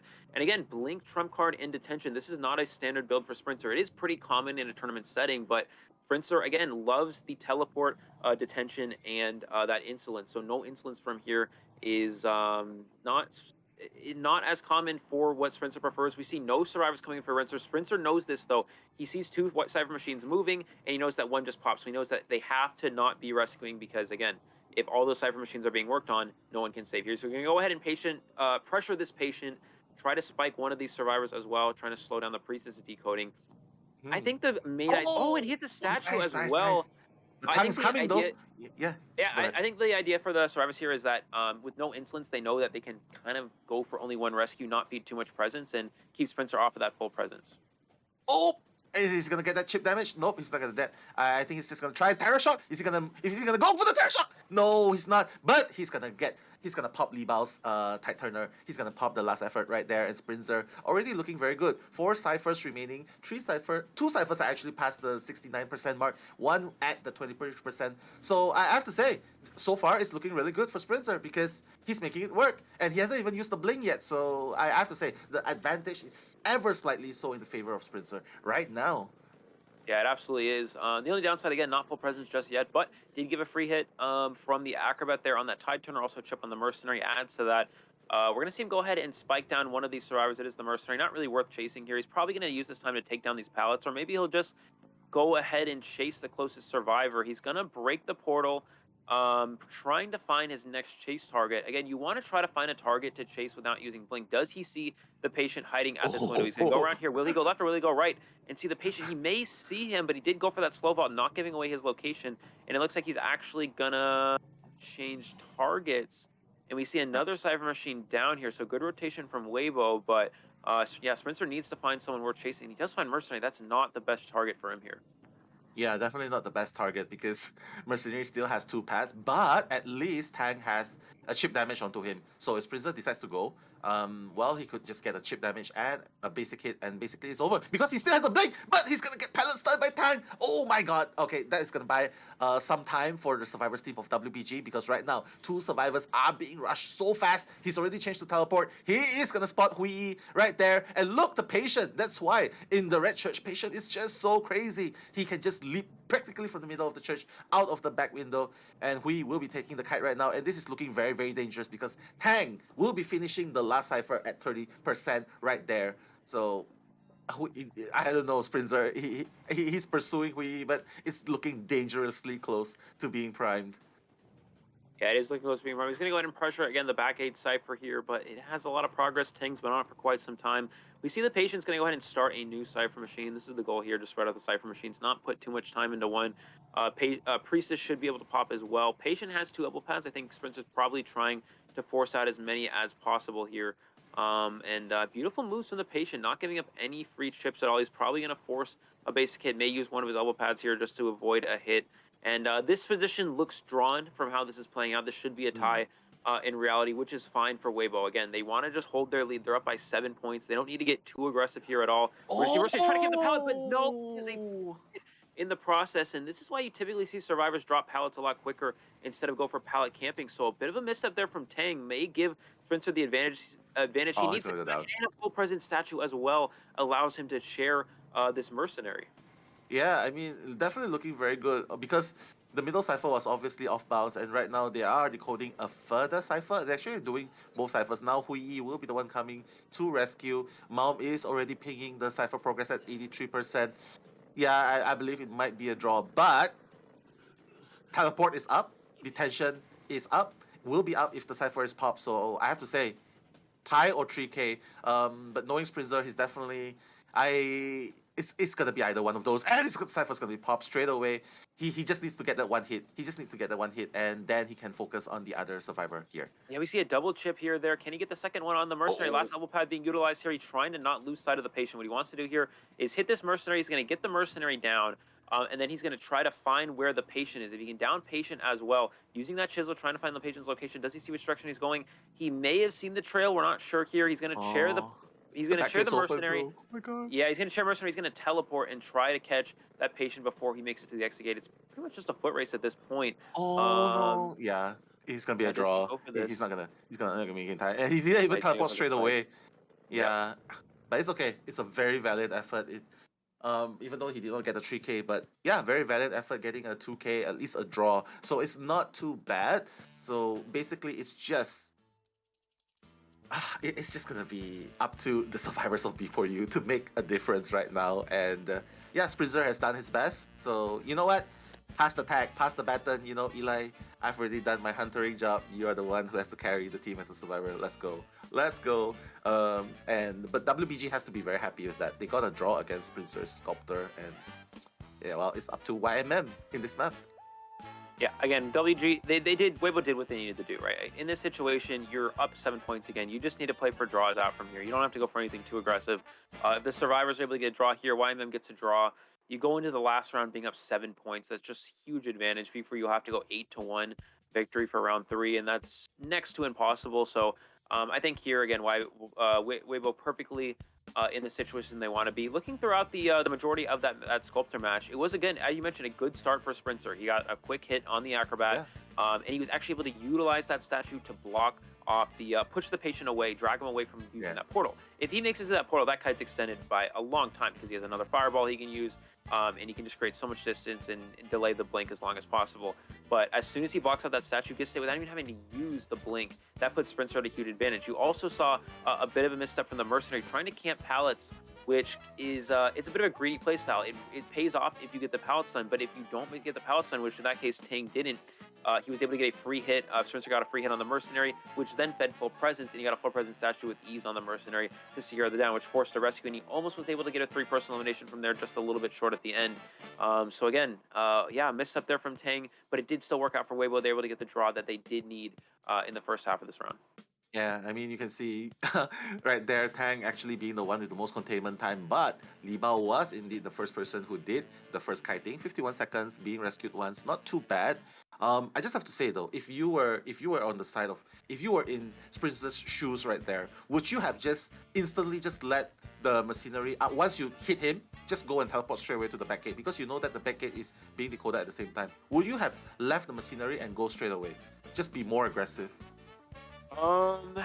It's tough. I think maybe that could have been an option for him. Again, the problem with doing that is if you teleport and you don't find someone there worth chasing, maybe the gate's already open, maybe they're already out, then you're in a situation where you got to get back to the mercenary. Again, mercenary does heal very slowly, so I think you do have enough time. So in reality, I think it actually is. I think that's actually a good point now. I actually think it would have been better for him to teleport after hitting the mercenary. I think he has enough time. I think what he's worried about is if you hit the mercenary and the dungeon's at graveyard, mercenary can make it to graveyard before Tide Turner runs out, and if the survivors are out, then they get the 3 survivor escape with that dungeon. I think that's what he was worried about. But yeah, in this situation when you're down so many points, I think you just have to be ultra aggressive and just kind of take your chances, right? You got to go. Yeah, you got to take it. You got to go big risk here and see what you can pull out. So I think that actually would have been better for Sprinter here. But again, Sprinter playing conservatively, just getting the draw and just kind of putting it onto the survivors. Again, survivors can draw to force a 3rd round, but I think in reality they really want to get a 3 survivor escape here and try to at least take one of these rounds, because you don't want to go into the 3rd round down 7 points. Yeah, but on the bright side though, it's not too bad. At least a 2K, at least a 2K is better than having 3 of them escape. So Sprinter has definitely done his best.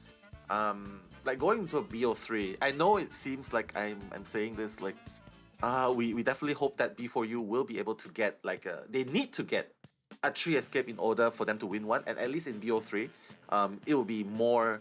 They will have more hope in at least pulling off a 2nd win by either one of these teams. We would just like to but tell you know what? We're fans going that back to this. Oh, truly like thank you for all the wow! support. Look at Each and every B4U. one of us, Thank this you is a dream come everyone true, for and the we support. none of us would still be here without all the congratulations, all the support in every tournament. Every tournament is very stressful for a lot of us. And again, we're a lot of us are content creators, so just that constant support on our channel in tournaments, it really does mean the world to us. We wouldn't be here without you. And again, from the bottom of our hearts, thank you. Yeah, really, really nicely put. Like the love and support really brings one to go places. Like it's I don't know, Eli. It's so easy to put someone down, but what can you do ultimately? Putting someone down never makes anyone play better. But showing a love and support, you'll be surprised how far that person can climb, how far that person can go, how much that person can change. So I'm definitely an advocate for positiveness. Positivity. Oh my god. How do you say that word? Positiveness. Positiveness. Yeah, and that's what the chat is showing now. Thank you so much, guys. We're gonna go back to the game right now. Game 2, 2nd half. And it's up to B4U survivors to make this work in Red Church against YMM. What do you think YMM will be bringing to this map? Like, if they take away, I don't know, what would they have to take away from YMM in Red Church? I think they're gonna take away Dream Witch just because. Dream Witch. Well, I mean, actually, yeah, it's Dream Witch makes sense, but also maybe Bloody Queen, because again, survivors need to try to win here. You can't really afford to get a draw because again, you don't want to go into the last round down so many points. So maybe they ban Bloody Queen and they try to go aggressive against the Dream Witch. But with how well that Dream Witch played in the 1st round, I think banning Dream Witch probably makes the most sense here for the survivors. I don't think you want to run the risk of playing back into that. I think Dream Witch and Bloody Queen are the 2 possible bans here. And okay, we're gonna see Dream Witch. YMM's we're gonna see Mercenary Priestess probably locked in, and YMM. I don't know what his next band's gonna be. Maybe Acrobat, maybe Patient, maybe Mechanic, depending on what he wants to go with. I don't. Yeah. I think Priestess should be locked here from the survivors, though. I don't think you want to give up Priestess as a. Yeah, you don't want to let him ban it. So we're probably gonna see Mercenary Priestess locked in here. And yeah, if you're YMM here, I guess you don't really need to be in Mechanic because again, you only need to draw, and Mechanic is a good draw survivor, but not as much for winning. So I don't know. We'll see what the B4U survivors have to go with. I think it should be Mercenary Priestess though. Mercenary Priestess, it looks like B4U survivors are taking their time to think. It's okay because right now they still have 39 seconds to decide. Each pick, each draft is potentially a game changer, especially when it's such a high stake at this point. YMM, I don't know, like even if you take away his Dream Witch, he has the Bloody Queen. He just needs Bloody Queen. He has the Sculptor. He can definitely play the Sculptor, like according to the list here. And even the Joseph. His Joseph is actually really good too. But I don't think he will be bringing it out in this map because he doesn't want to tie, I believe. He just wants to go for the 3K. But I don't know. Do you think YMM will be bringing out the Joseph here in this map, or will they just go for the standard Bloody Queen or the Sculptor? Yeah, I mean, probably. We'll probably see standard characters, but who knows? I mean, this is the best photographer map, arguably, because of how hard it is to. It's very small, which means you can easily get to a lot of the survivors in Photo World and hit them in Photo World. It's also very hard to hide in Photo World because of it's just not a lot of places to hide on Red Church. So, yeah, I mean, maybe we'll see YMM go photo here. I would actually be very excited to see that. Oh, yes, me too. It's definitely a possibility. Again, you know, YMM only needs to draw here to put Weibo in a very strong position. So, Photo being a character that's usually good for draws because he slows down Cypher Rush. He also has 4K potential, but also has a lot of loose potential as well because, you know, photographer being a non-meta hunter can get rebound kited quite significantly due to the lack of chase. So, for the last two picks here from the survivors, probably going to see maybe Entomologist Patient here, maybe Patient Mechanic. Psychologist as well. Okay, yeah, Psychologist works as well. I totally forgot about that.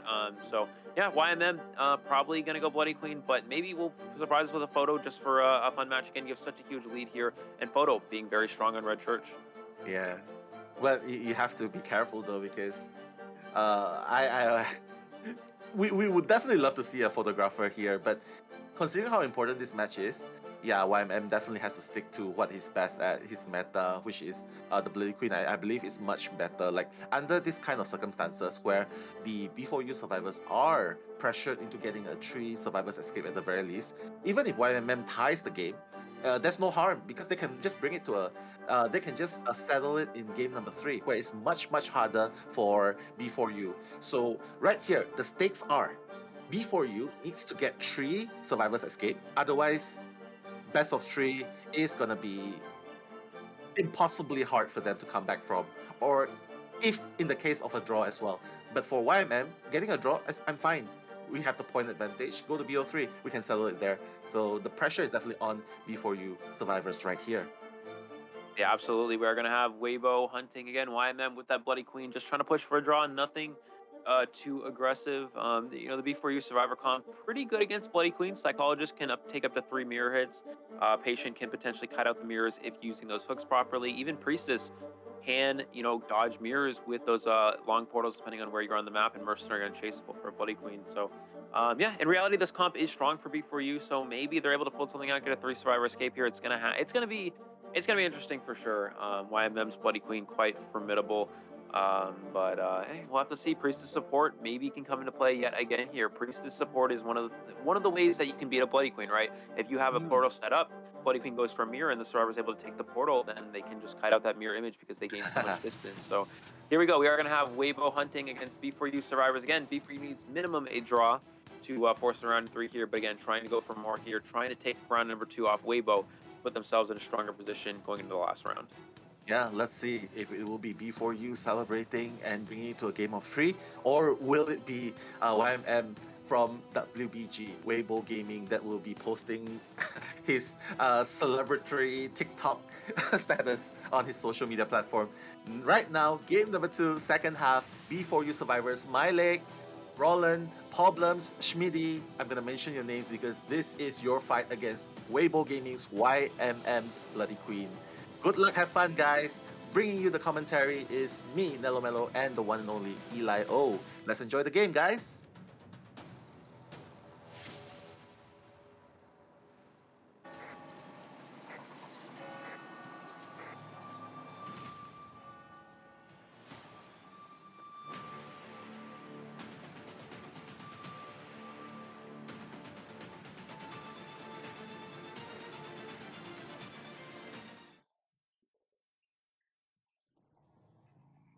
All right, here we go. We do have the Bloody Queen spawning in near the church window, top of Graveyard, immediately going towards Backgate. Survivor does spawn here. It is rolling the Mercenary, so a good start for B4U. They have a good spawn here. YMM probably not going to instantly mirror. I think you got to be a little more patient. Look at this rotation from Roland. He's distracting, and YMM doesn't know who this survivor is. Yeah, so he's actually breaking line of sight. This is making YMM waste time on chasing the Mercenary. As soon as he sees this Mercenary, he's going to leave. But he's basically wasting time. Yeah, he sees Mercenary now. He knows I cannot chase Mercenary. Going towards church here. Will Problems have a portal set up? In the process, he's trying to mirror the Shack Cypher. But Schmitty doesn't hook. He could have easily just used the hook to avoid that, but instead opted not to. And because of that, YMM's going to be able to get a free hit. That was a beautiful mirror, though, from YMM. Perfectly placed.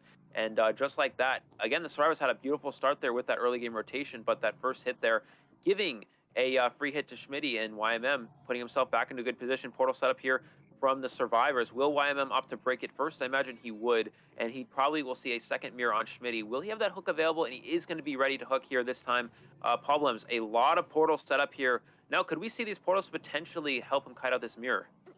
I think so. Like, look, he's already getting the advantage. Like the support from the portal, the first one. So Schmitty is definitely gonna be forced to use the blink. Schmitty will go down, but at least the blink will be sacrificed. Schmitty is not gonna give any chance for that just yet because he's gonna be using that hook right there. He's gonna be kiting away, and Problems. It looks like YMM is changing targets. He wants Problems now. He's like, you know what? You created Problems with the portal. Right now, I'm gonna bring you down first and not make you a problem. And he's gonna get that one hit onto the Priestess right there. Nicely done. Yeah, we are going to see that mirror image on a Problems here, and he is able to juke that first hit. Can he potentially kite this out? Switching places here, trying to trap him in, and he is able to get that down. We did see Problems, unfortunately, go down without forcing the blink here. I would have expected Problems to actually drop the pallet near the back gate, try to force YMM to use that blink first. But he's trying to be a little bit more aggressive, maybe go for a pallet stun. Unfortunately, did not work out here.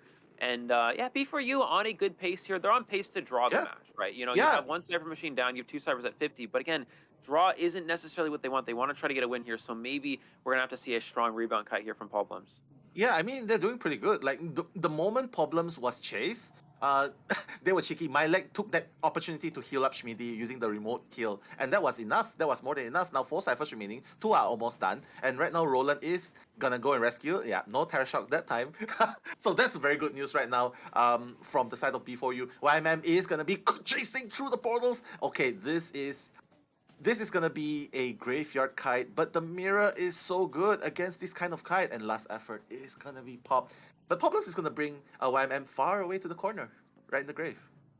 Yeah, all the way to the corner here, trying to stay away from Cypher machines again. They have progress on all 3 Cyphers. You have the last Cypher at about 8%. You have 2 Cyphers well above 50 here, so I mean, I think the best bet for B4U here is maybe you go for a rescue and try to body block. Yeah, we're going to see Schmitty come in. Oh, but unfortunately, wanted order on the patient. That's really, really weak here from the Survivors. Mirror onto roll in there. Elbow pad to avoid that. Beautiful elbow pad to stay out of range there. Schmitty coming in for the save after half. The goal here again for B4U, Schmitty will go for this rescue, and he's going to try to body block until they can pop the last Cypher machines. So Roland splitting up his time here, not wasting too much on one Cypher, trying to start. Oh my God, don't use this place, don't use this place! He's gonna get blocked! That's why I was like, don't use this place! That's why I was like, don't use this area! This area is the most common place for you to, like, you know, the hunter can just hit you, block you, and even you pallet. Look, YMM, so fast, he's anticipating it, using excitement. What a game changer right there by YMM. Oh my God, what a game changer. Yeah, what a good call from you there, Nell, as well, because, again, you have to go around there. You cannot walk through that pallet. A hunter can easily block that off, and you absorb the pallet stun on the other side of the pallet. When they go for the vault, you switch to excitement, and you get the kill, and that's exactly what happened there. So, yeah, beautiful call there. We're going to see a stuffed rescue as Bloody Queen.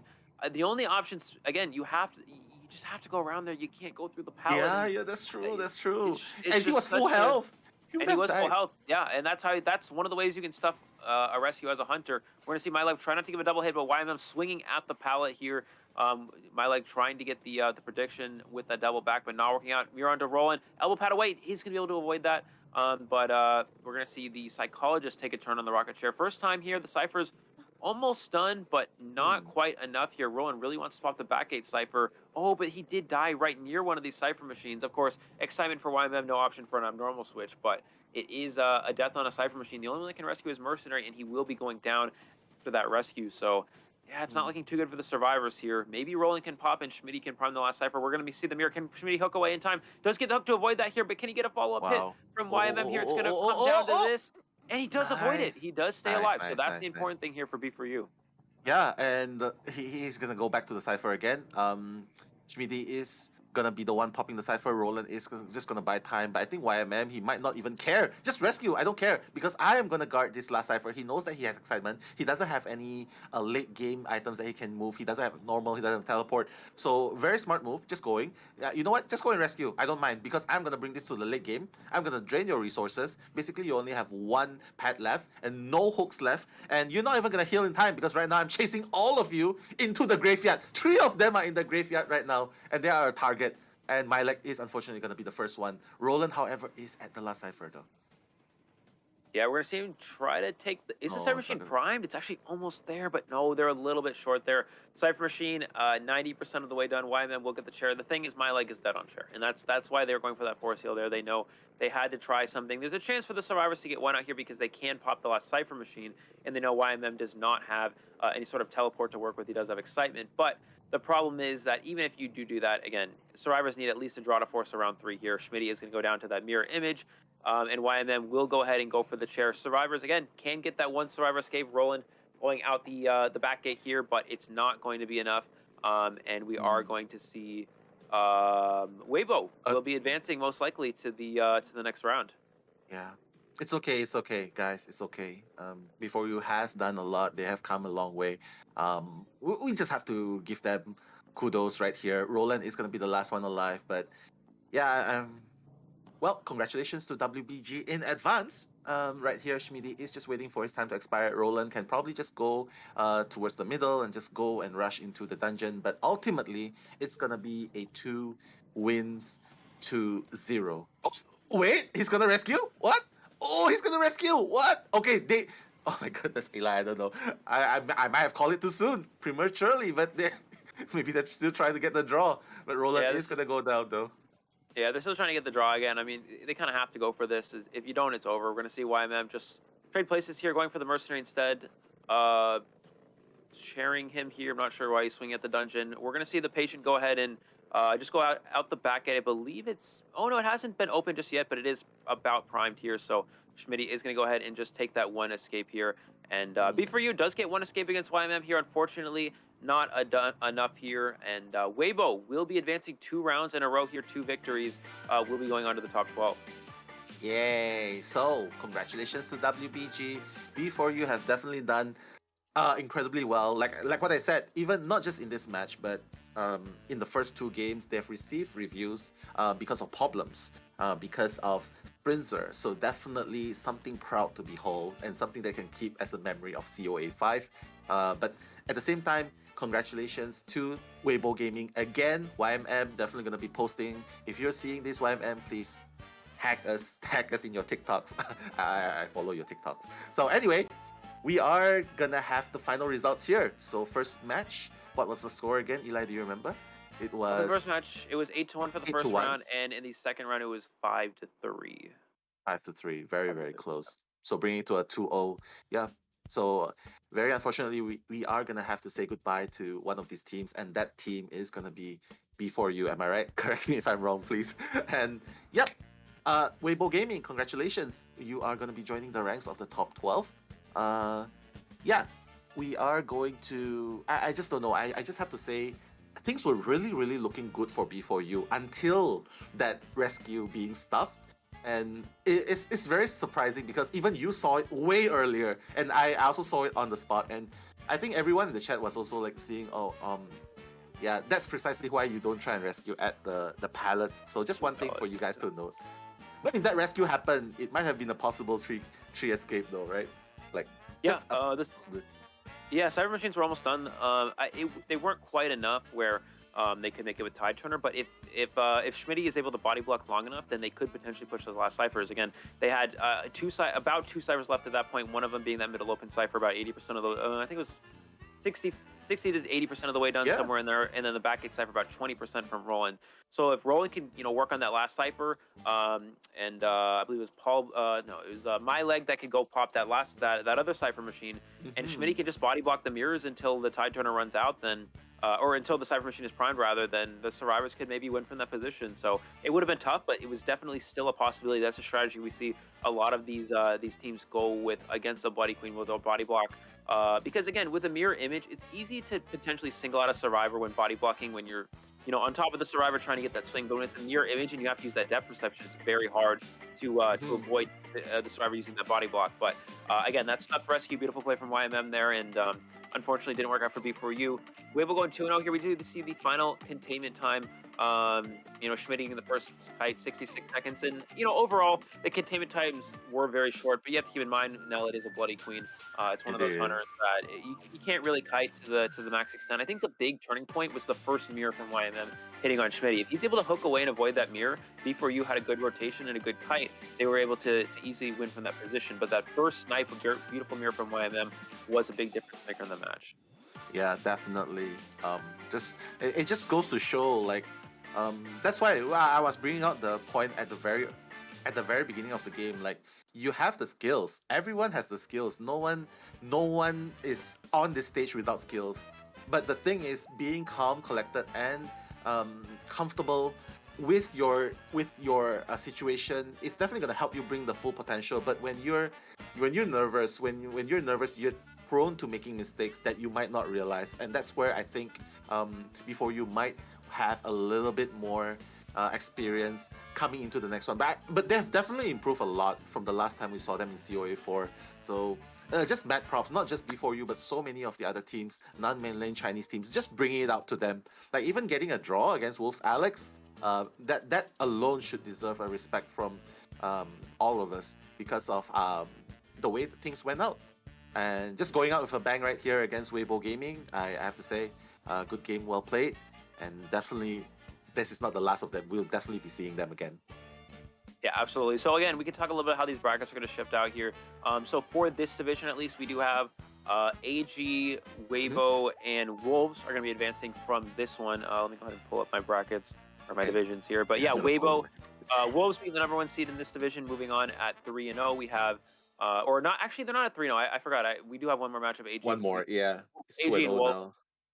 Both at 2-0. So, yeah, again, going into that matchup, I think we're just, statistically speaking, Wolves should be favored. But now AG did defeat Weibo. They defeated a mainland China team as a Japanese region team. So maybe they'll have a chance against Wolves. Again, Wolves being one of the best teams in this tournament. So, but yeah, AG and Wolves fighting for that #1 spot. Of course, already guaranteed. Weibo sneaking in at 3rd. Again, we'll have to see how the rest of the divisions play out as well. We did see SST play earlier today. Yeah, amazing. I believe they're 3-0 now, right? If I'm not mistaken. They won every game. Yep, they will be the first seed, taking down 2 mainland China teams to do it. I think SST is probably the most favorable non-China team in this tournament to potentially win here. We'll definitely see how they're able to play in the top 12. So SST in, again, let me pull up our brackets here. So yeah, Wolves, AG, Weibo moving on. We do have SST, MRC, and ACT. Group B should be moving on to the top 12 as well. GGGR both at 2-0. They're guaranteed.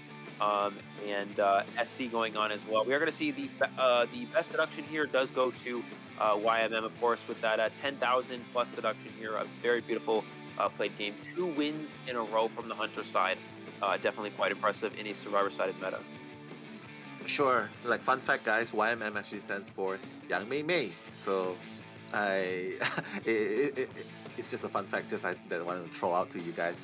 So, definitely well deserving of the game MVP right there. YMM bringing his hunter prowess and just securing the kills and needed by his team to secure the advantage.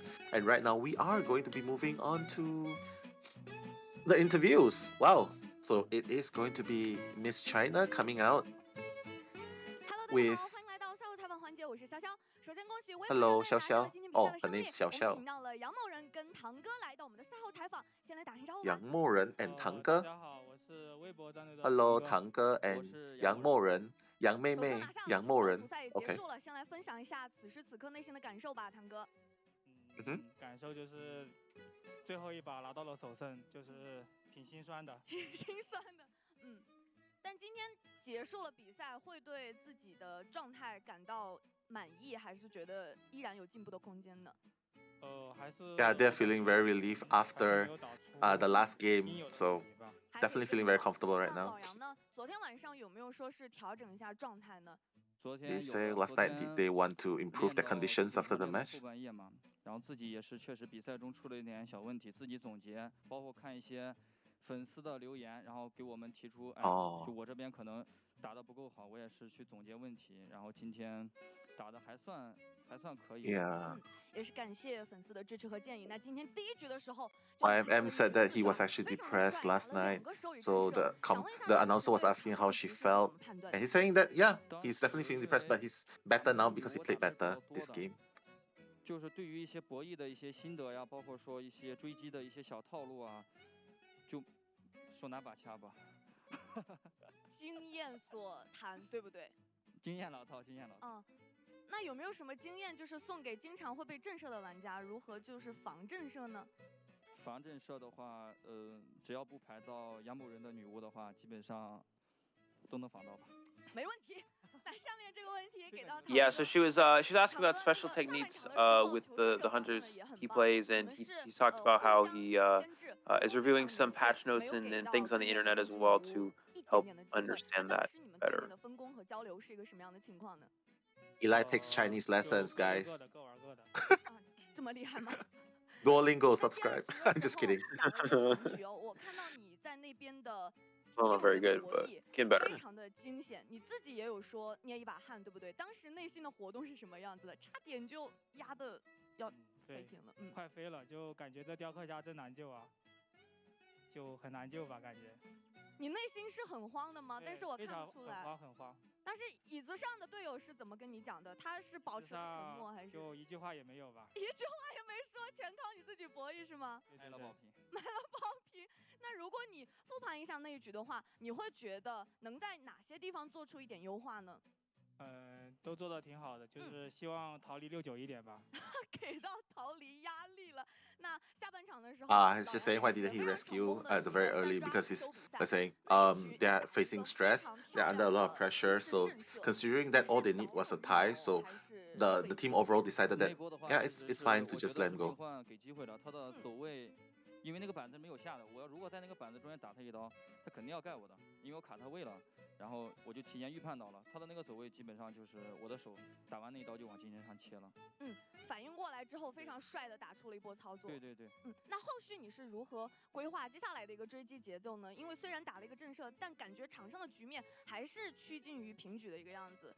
对，那把的话，感觉电击节奏还是够，到最后也亮了嘛，就边影响电击，然后因为我挂那个椅子的话，这个身位就不太好走位，镜子不太好动，那就干扰电击。He's talking about technicalities in the game right there, like talking about why he decided to go around the pallet that has been slammed. 运气也好，而且 technicalities of the game.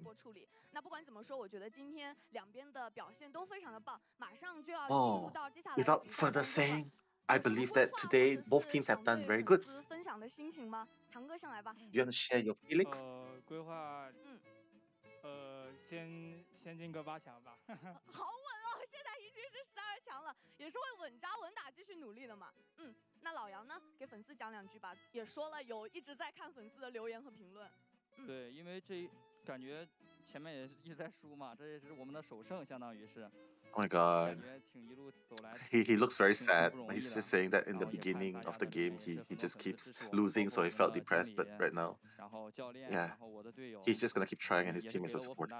然后接下来希望比赛尽量少出失误，然后自己的问题也是多总结，然后临时赶紧能改正，因为比赛很快嘛，下一场也是离不了多久了。也是再次感谢了粉丝的支持，那也希望你们能够在接下来的比赛当中越战越勇。感谢2位来到我们的赛后采访环节，也是再次恭喜微博战队拿下了今天比赛的胜利。那马上我们要迎来的是今天的最后。Yeah, they're talking a little bit about how they have struggled a little bit previously in the tournament, and they're trying to. They're feeling a little upset from being behind, but they're trying to come back, and they believe they can do well in the next part of the top 12 of the tournament. We're going to look at the final highlights from this match, and we will have our 4th match coming up after this. Can we talk?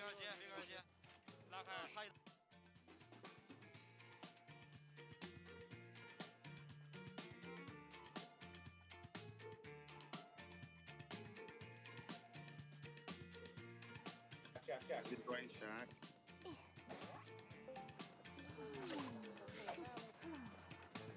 Need that grave red top?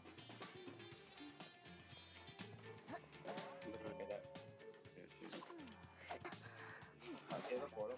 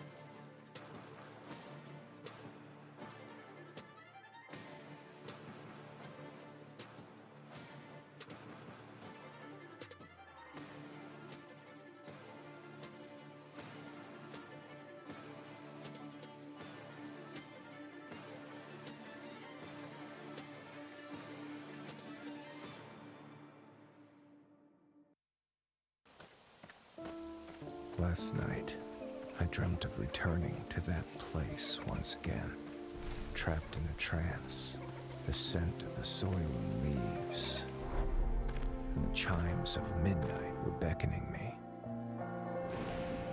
No matter how many times you found salvation within your own creation, you could not escape the nightmares of your memories.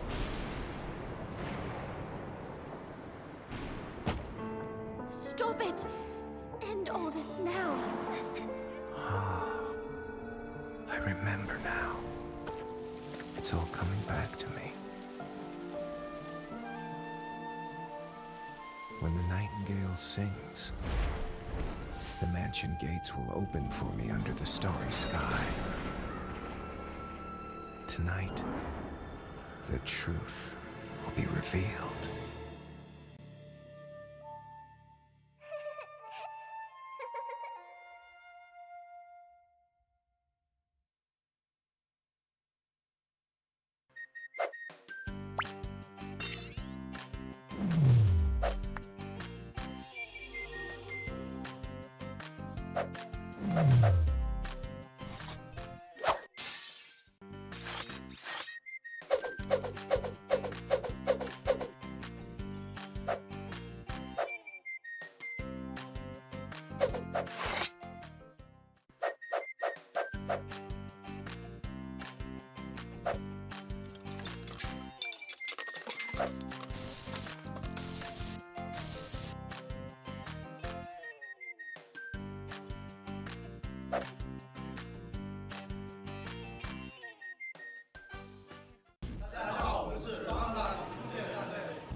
还行，他现在这会的话，因为悲观是 CD 嘛，是的。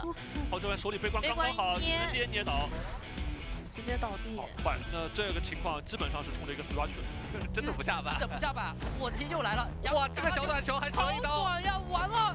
跟卡梦玩了3局。是的，跟卡梦这个博弈也太稳了吧！进入马上就要开始了，我们的目标是冠军，请大家跟我们加油。Hello. I'm Skyfall from PS and today I'm with my teammate. Yeah. This is Captain. Hello. And Dynamo. Hello. Here is T1 Atali. Hello. Here is the last season. Hello. And last one is Little Boy. But Gokje is not here today. Oh, saw the wildling right here, and this also means Perfumer really needs to focus on encoding. Now the wildling is right here trying to bomb the Siphon Machine as much as you can, and Demologist is now taking that. Ooh, is going towards right here. Was expecting the blink of Captain Kun. Yeah, and Capcom being a solid find here. Again, the Capcom doesn't have any bees to utilize, but we see that the portal is already being placed. Will buy enough time, and Capcom is closing out the distance here to try and go for the dungeon. And Capcom, he's gonna use the speed boost. Capcom, he's able to get the exit. We want to thank our friends up there from us. แฟนที่คอยสนับสนุนทีมตลอดนะครับที่จะทำให้นำมา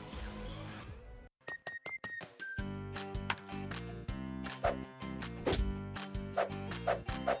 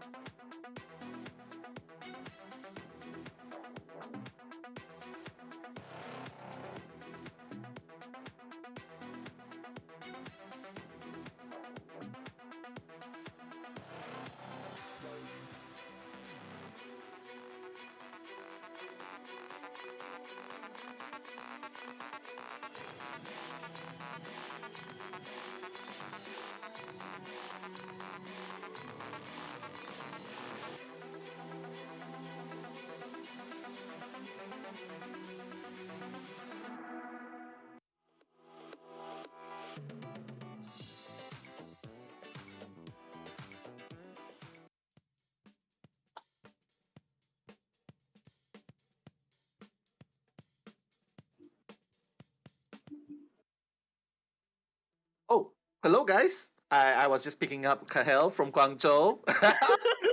Welcome. Hi, guys. Say hi to Kahel because she will be joining me. Mellow Mellow, we will be your commentators for today's last game between GH and FPX.ZQ. How are you feeling today, Kahel? I'm feeling great. I'm very excited because we've seen some intense matches yesterday, and today I'm expecting the same energy. But most of all, I'm really hoping that GH will be able to come back from their previous matches and show us something to really remember. I'm pretty sure we'll see that. But I'm actually asking you whether you have eaten or not. How you feel? Oh, yeah. Oh, we're talking about me. Yeah, of course. Yeah, I'm fine. I'm great. Okay, I'm great. raring to go. What about you? And I'm fine. I haven't taken anything yet. But guys at home, don't forget to take your drinks and snacks. Just enjoy the game because tonight, GH versus FPX.ZQ. Potentially one of these teams are going home. And you know what? We're rooting for both of them. And I know, Kahel, you said that you personally like Skyfall because you've met him in rank before, right? Oh my goodness, yes, he's such a good hunter as well. I mean, we know him to be the resident rescuer of GH, but in rank, he also has been playing as hunter, and I would frequently come up against him. He's just so good, and he has no mercy. Tell us about the one time Skyfall talked to you about his motto as a rescuer. There's a famous saying about him. He doesn't like something. That? He doesn't like to rescue. He's like, oh, you know what? I'm playing like to rescue? He doesn't I didn't like. know He that. did say that before. But you know what? More of those actions, though. Now you know, and everyone else in the chat knows. Before that, let's look at the lineups right here. Dashing young man from Thailand, all the way representing Southeast Asia. Skyfall, 9 members, Capcom, Gotje, Hatari, Little Boy, Last Human, and of course from China itself, FPX.ZQ Long, Afu, MK Iron, AK Sans, and Xuan. Wow, this is definitely a match not to be missed tonight because you know what? One of these teams are gonna be making it to the top 12. High stakes. As you said, yeah. Also, one of these teams could make it home, but I want them to do their very best. This is indeed their last chance to come back. Yeah, definitely, like last chance to come back, and so much at stake though. But if there's anything we learn, oh my god, look at Gotje. He's at the exact same spot. That's the game face. That's the game face of Gotje. Are you sure he's not angry? Are you sure he's not upset?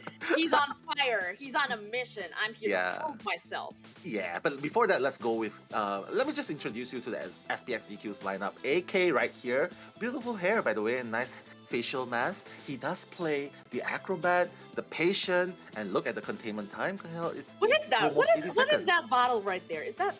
I think it's a special bottle for the players right there. Definitely. Is that the anti-sweat thing?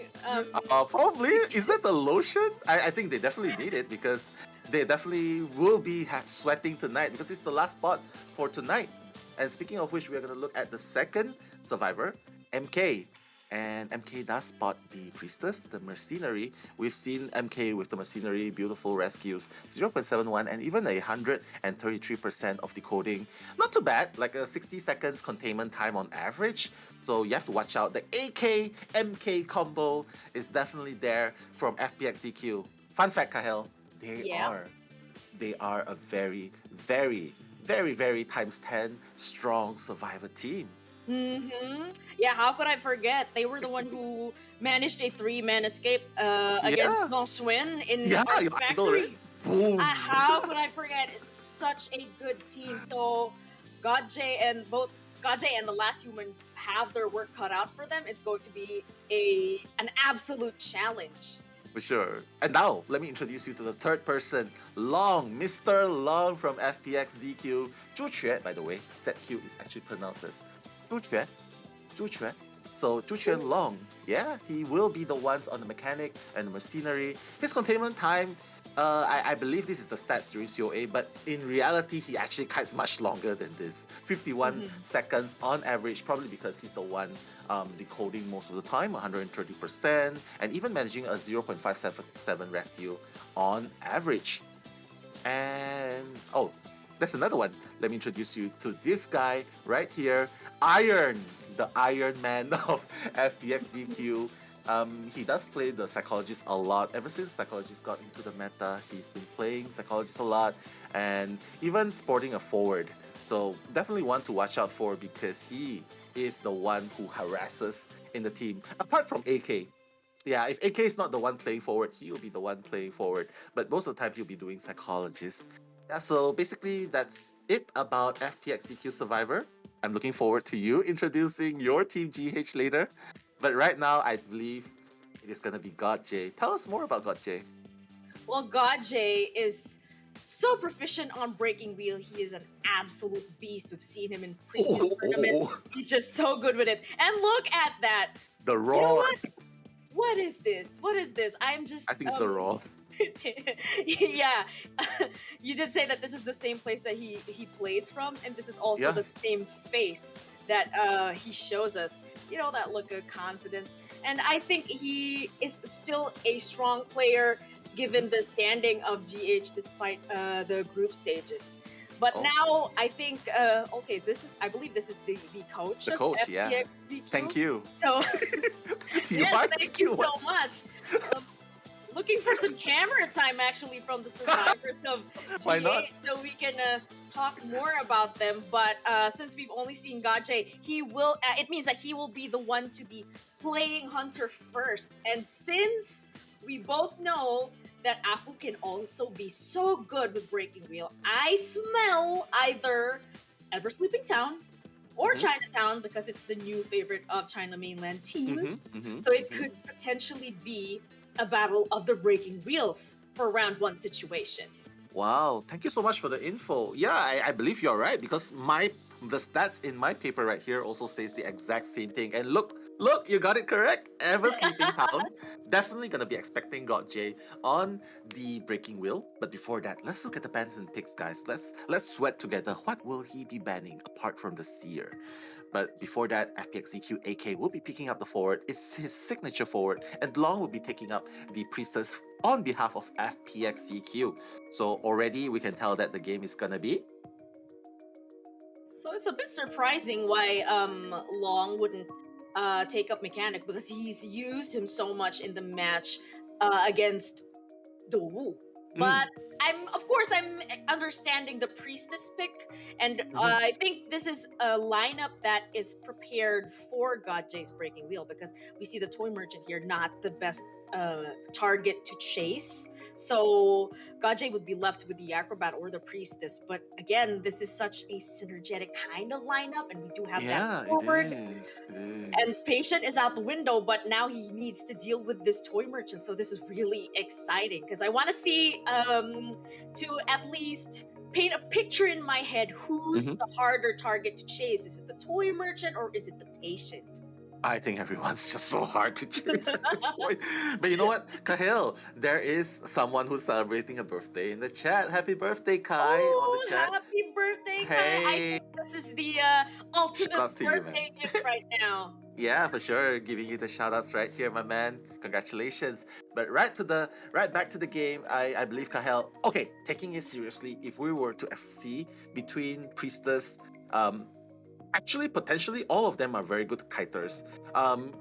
The Toy Merchant can set what's that thing called? The catapult right in the middle of the terrains, right in the middle of the Ever Sleeping Town, allowing the survivors to get some distance, covering some distance, especially when God J breaks the breaking wheel form. So that's definitely a lot of mobility in the form of Acrobat, the forward, Toy Merchant, and even the Priestess. So it's gonna be an uphill battle, but God J is going to be bringing his strongest hunter right here, God J from Thailand, representing Team GH in game number 1, first half versus FPX.ZQ, Survivor team, the Priestess, the Acrobat, the Forward, the Toy Merchant. Kahel, take it away. Well, I just want to say that I'm really looking forward to that S skin from God J. He usually brings yes. it. It's so nice to watch, you know. Capture survivors in style. Yeah, for sure. But you know what? Bringing you the live commentaries, the one and only Kahel, and me, Nello Mello. Let's have some fun and witness GH versus FPX.ZQ Game 1, first half.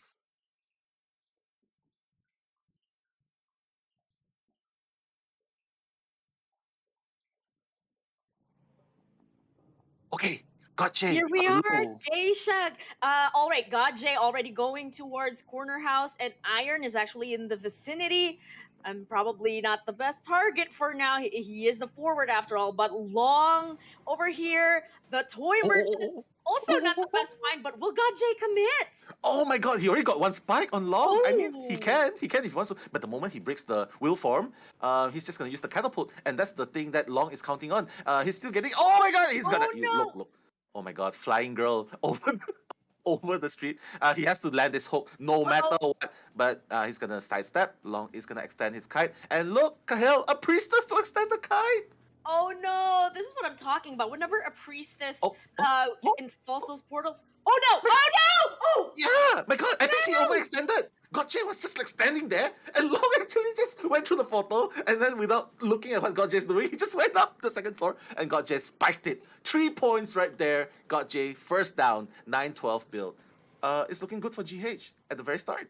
Yeah, because look at this decoding progress. We still have 5 ciphers remaining. Barely one is past 75%. Actually, already at 80% because every second counts, and the more we talk, the more those ciphers get going. But Godjay really needs to be able to defend this. He needs to also do some cleanup on this portals because there are just a lot. And here's AK doing that rescue. Oh, yeah, before half and just slowing. But you know what? Gotcha doesn't care for that because he does have a will form. But Gotcha is going to be moving on foot first, like just looking at where Long is going because he just doesn't want to lose sight of what Long is doing. And now I think he's going to go into will form. Yeah, he is. But Long, he's gonna be going through the catapult. One spike right there. Is it gonna be the second spike? I think Long is just waiting until he breaks the will form. And then the flying girl is gonna jump all the way into the graveyard. So pretty good on the side of FPX.ZQ Long to extend the kite. But look at the cipher containment time. Kahil, 5 ciphers remaining though. Well, on the bright side, this is really the Breaking Wheel's least favorite spot. Yeah. Oh, but look at that confined space. Oh no! Spiked out! Spiked out of the tram! Just when Toy Merchant was about to take that trip, I'm stopping you right there. You will be taking no trips. You're going back to the chair. And also, he does destroy that catapult. Forward is in the area getting ready for the rescue. He places that trap. Will Iron make it? Oh no, he needs to do his very best here because only one cipher has been decoded. He got trapped in there, but was able to do that rescue. Yeah, but the thing is, FPX.ZQ might not realize that Gotcha actually has an excitement saved up for this occasion. And if the excitement is pulled off, basically Gotcha can just bring Long all the way, eliminate Long when there's 4 ciphers remaining, so it's very good. But the 3 ciphers are dangerously close to being primed. And as a matter of fact, 2 is going to be primed at this moment. I think, look at FPX.ZQ, Kahel. They realize Gotcha might have excitement. It's so obvious at this point. So they're not even going to bother with a stun rescue right there. I think they also chose to just focus on decoding because just like I saw the forward decoding while the chase was happening. So we have one more cipher at 34%. Whoever is going to be the next target needs to go away from that last cipher wherever it is. It is in the on the second floor. Okay, this is AK. I think that's the one at 14%. Yeah, there is. I mean, basically, they've already done 4 ciphers. The last cipher is practically new, and that's the thing. Like, you do not want to chase anyone in this graveyard because you don't have a blink. So it's so hard for you to get that damage in, especially if you don't have the 2 spikes. He's just gonna go around, move around, just making sure, like, I still have time. I'm still gonna weigh my options. Will I chase the forward, or will I chase the priestess, or will I chase the acrobat? So right now he is pursuing Iron, and he's doing a good job. There's already 1 spike onto Iron. If he breaks will form, he's definitely gonna get the second spike. But you know what? He doesn't want to. He knows forwards has the ball. He's just gonna focus on the priestess now. Priestess. Oh my god! Oh, that excitement! Nice. I think what he's trying to do is focus on the last cipher instead of waste time on the forward. So now he has to carefully guard this last cipher here. It's the only logical thing to do. Oh my god! Got in the trap! Yeah, but fortunately Iron only has 1 spike, so not too bad. There's still 2 of them are still up and about, and Acrobat is decoding the last cipher very, very soon. And I know, oh my god, AK, if AK primes it here, Yeah, it's done. It's done. It's done. Late game is gonna be commencing now. God J obviously realizing that okay, Iron is gonna be the best choice. He's just gonna make a move on Iron, put out the spikes. Oh my goodness. I think yeah, he's definitely gonna have to at least get a draw. He cannot afford to have 3 survivors of FPX.ZQ going out. Look, oh my god, Iron's going. Oh, wow. Iron. The dungeon's in the middle. Wow. Is he going to make no? God J is just not going to allow this to happen. Yes, of course he wants to secure that draw. No, wait, God J. Wait a minute. Okay, gates open. That's 2 survivors out the gate. My god. You need to be careful with forward. Don't forget He needs to share the forward. in the area. Yes. Yeah. He needs to. Yeah, just get the draw. It's very obviously a draw. Yep, surrender successfully. Oh my god! If he actually break will form right there and went for the priestess, I think the forward would have managed to heal up and go towards the dungeon. But actually, that's very good, Kahel, because FPX.ZQ got a 3-man escape against Dongxuan. And right now, God J is doing it. He got a draw, so I think that's pretty good. That's actually pretty good. Yeah, I was actually also very surprised, given God J's performance in the former matches. But still, this match, he did so well. That early down on the toy merchant, early game, that was so good. I actually don't know what happened there, because it was like Toy Merchant was just at the top of the stairs, and somehow God J was able to just catch up and get her down. Also, he was able to land those spikes early on, just before she was able to get on that catapult. And yeah, it was a first chase. Yeah, she created the distance right there. But you know what's surprising? Like, even though the Toy Merchant Long was eliminated, 4 ciphers have been done during that duration, so it proves that they were really focusing on getting the ciphers done instead of trying to stun rescue or risk it, because they know that the excitement is up. So you know what? Why not? Let's just rush the cipher. Obviously, God J does not have he does not bring detention. So yeah, it can be a safe 2 escape. So if it's good, it's gonna be 3 escape. Worst to worst, we'll just take the 2 escape. It's a draw, so not too bad coming into this game though. Don't you think? Like, God J definitely has to be happy. Yes, I actually kind of saw him for a few seconds. He did have that a sigh of relief, or like a victory smile. Was it like this? in his something like that. But Let's look at the stats now. Yeah, Kyle, bring us through it. The stats.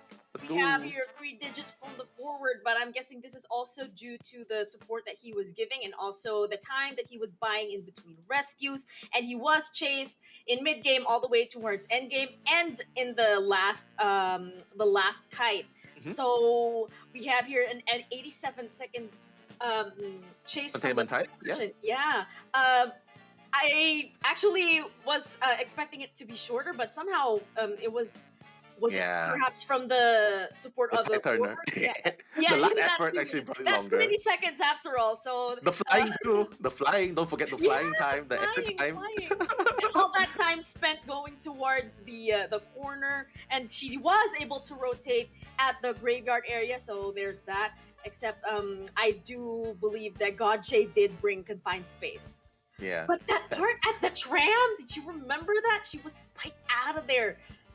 Yeah, for sure. I think that's the first time I've seen it in the tournament, because Eli was expecting that in some of the other matches, but this is the first time I've seen it. So wow, that was actually really fun to watch. That was such a show right there. Yeah. You can actually be spiked out of the tram. So guys, if you were watching, like I'm sure a lot of you know, but for those of you who do not know, when you're in the tram, you are very susceptible to spikes or even bomb damages. Correct me if I'm wrong, okay, guys? But you are definitely susceptible to the spikes. But right now, the question is, thank you, Soy Milk. The question is from Soy Milk. After all, oh my God! Before that, let's look at GH. Hi guys. Aww. Yeah, they're comfortable. Faces. Yeah, they're really comfortable. Their smiles so precious, and it is their potential last game, but they are still smiling. So I'm really happy to see that, because it shows that they are calm, they are collected, they're comfortable, and when they are comfortable, they can play better. I always say, when you're comfortable, you play better. Yes. Yeah. And that goes for all of us, actually, not just you. Yeah. Oh, look at Capcoon with that confident smile. I love that. Hey, Capcoon. Hey, talk us through his characters, though. Like, what does he? Yeah, he is actually the resident seer. Is he kissing us? Oh my God! What is that? You kiss someone else. Kiss me, kiss me. You're going I'm to just make kidding. all of us blush here, Capcoon. Especially Yeah, because for sure. isn't he like a crowd favorite because he's a heartthrob? But we need to be mindful of his partner. He's so proud of him. And here's Skyfall. He shaved Looks his like beard. yes, looks Oh like my god, looking 10 years younger. Oh, he's smiling! Did you hear me say that? I'm sorry, bro. Is he actually listening on us? Nah, I'm just kidding. I don't think he is. But you know what? He is definitely the rescuer main. Definitely not the forward, but the mercenary and the gravekeeper. That's his stat right there. His containment time is actually pretty good, Kahil. Like, if you look, how long is it?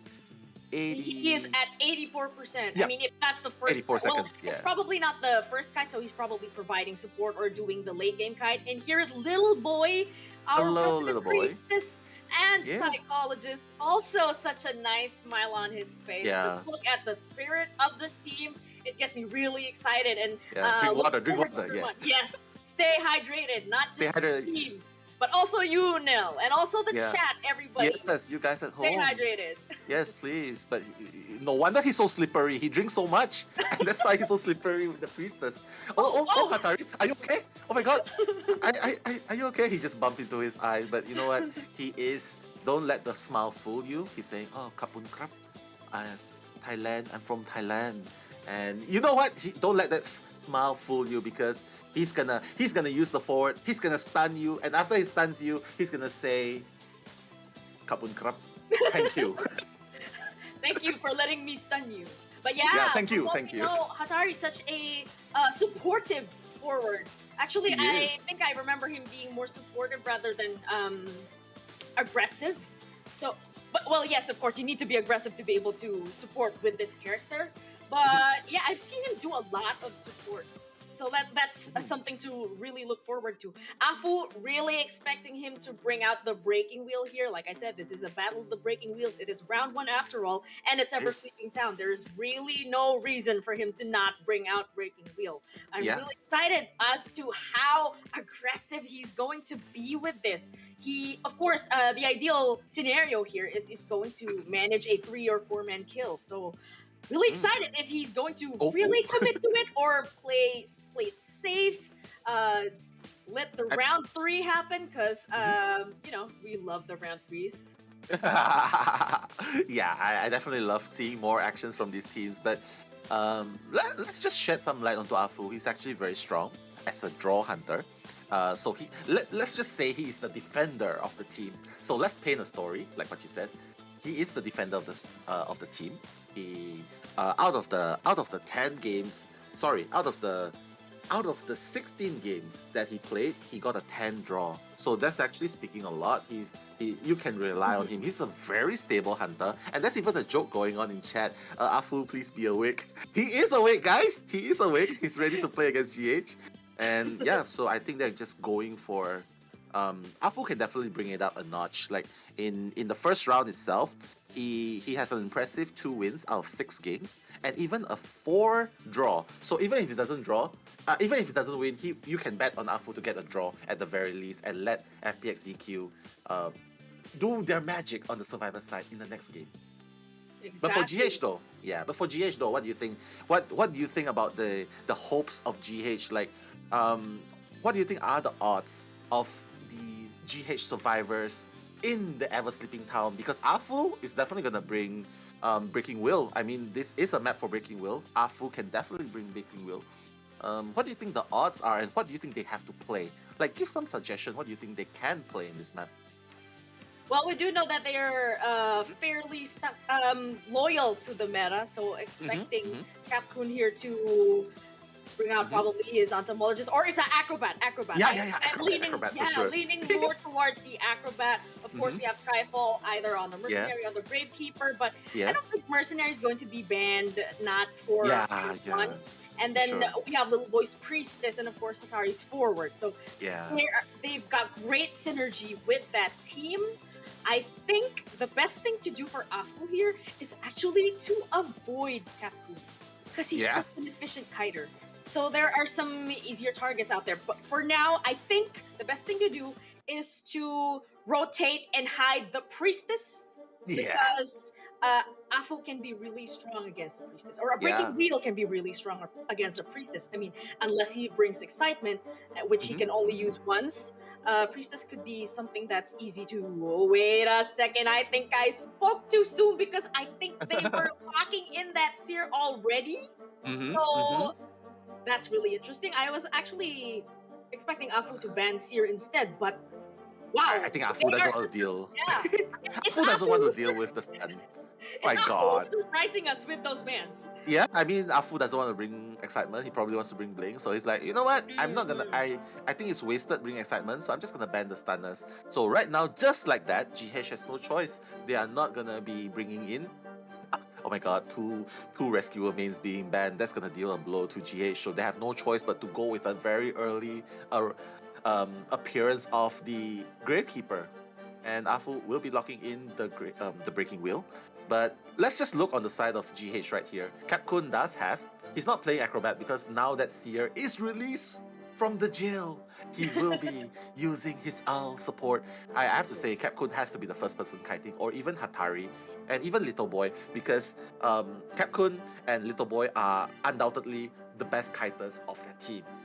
So they are expected to do the first kite. So Afu, if you are Afu, let's say, Kahel, if you are Afu, if you see the priestess and the seer, who would you choose first? I'll probably go for Little Boy just because I know that Capcom is really good with that seer. Although we didn't see it a lot.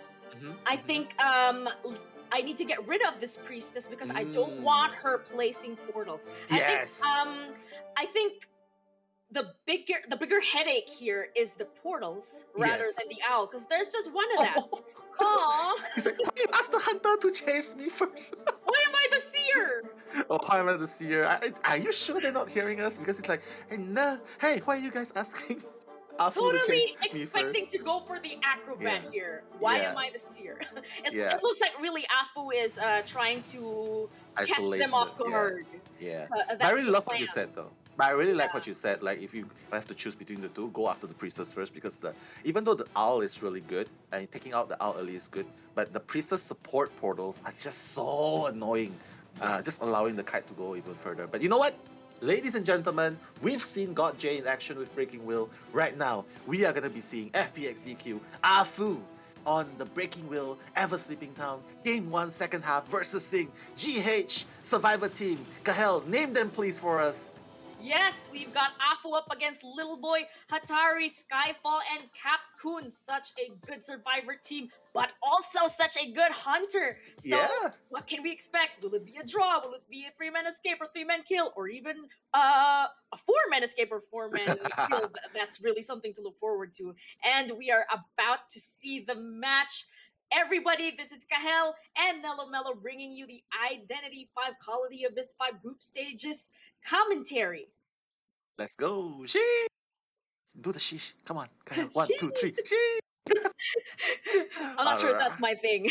Yeah, it's okay. Right now, Apu is gonna face the first person he's gonna meet, the tram, and he's gonna ignore the tram and he's gonna go into wheel form. He's just rushing into the middle. He knows that the survivors are gonna be centered around the middle. He's gonna hear Tinnitus proc right there. He doesn't know who it is yet. He's like, oh, who is it? I'm chasing right now. It's Skyfall on the Gravekeeper, but he does not know that yet. He's having trouble going down the hole, so he's gonna just casually go down the stairs. He will be spotting Skyfall straight away. Skyfall will be the first kiter. Will he get the first spike onto Skyfall? Skyfall is doing an amazing job so far. Kiting, still mid-dodging. Oh my god. Change targets right there. Of course, Skyfall.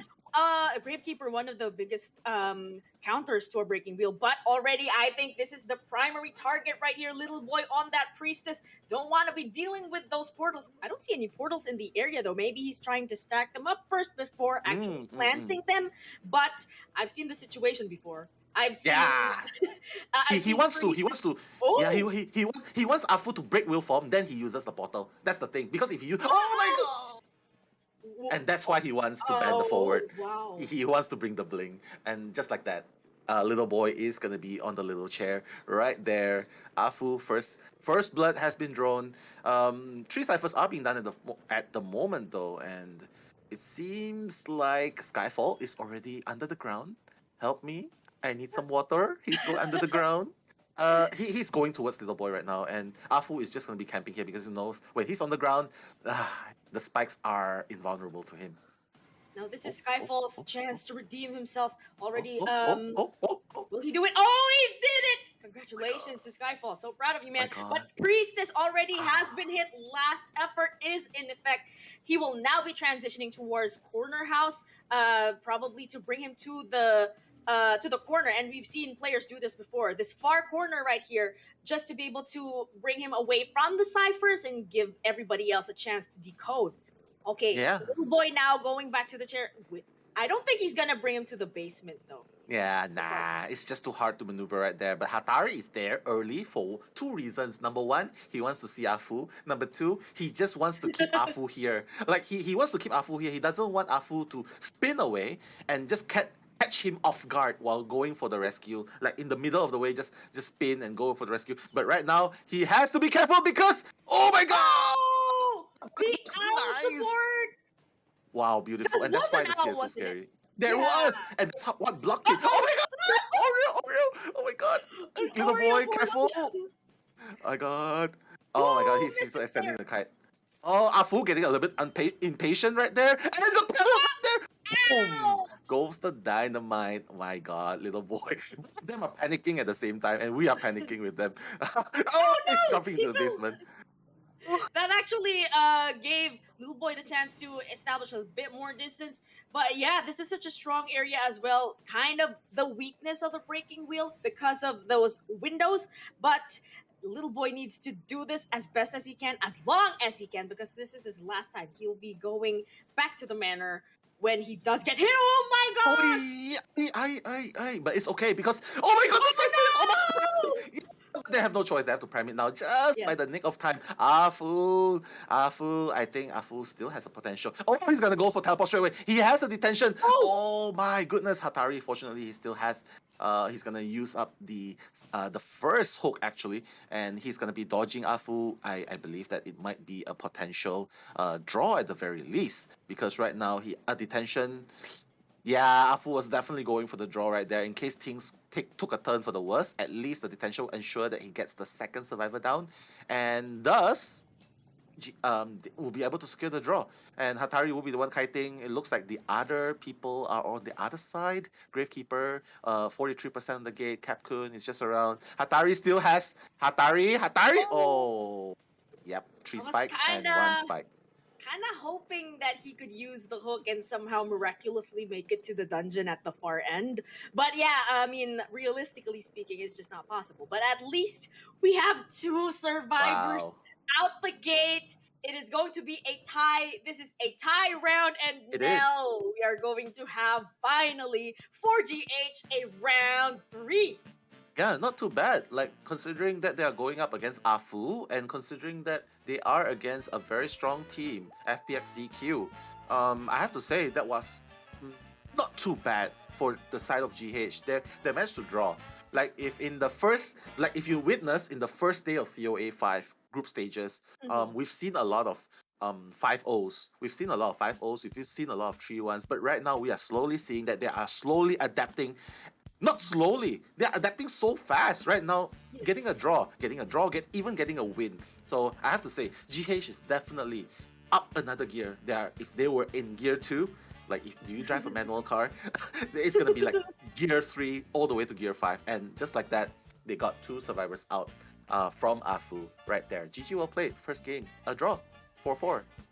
I think this is finally their chance to step it up, and step it up they did, because like we said, this is the first time that they were able to draw in round 1, so that's really, really impressive, and I'm really looking forward to round 2, and I want to see how well they're going to do and how consistent they will be with their performance, both the hunter and the survivors alike. But so far, really consistent performance from Afu and from the survivors of FPX.ZQ. Now, here are the match stats. We're not seeing any 3-digit containment times here, but it was that coordination and that rebound kite from Little Boy at the corner house. That was pretty good, because somehow they were able to prime that last cyber. Well, not really prime. It was almost there.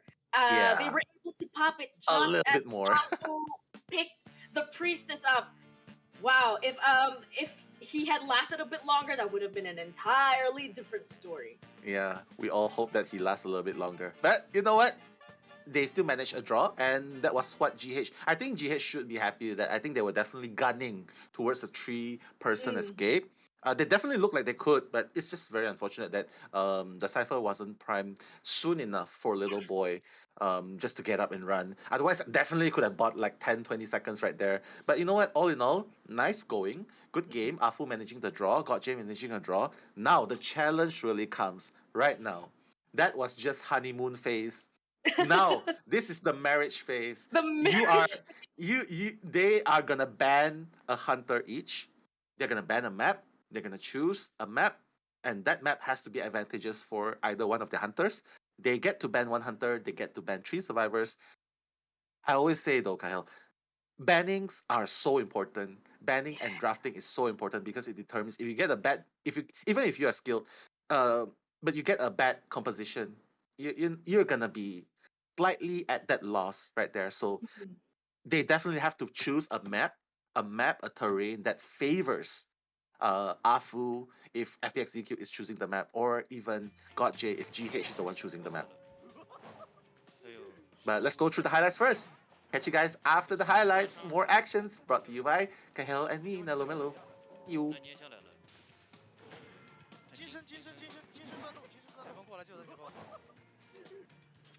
5、走吗？4，要动吗？มีบิงไหมไอ้ยิงไม่พอว่ะไม่พันของนะเฮ้ยผมบอลสวยผมก็เลมขอ60 วิกูขอ60 วิไม่เกิน60 วิ3 เกม 9 8ไม่เป็น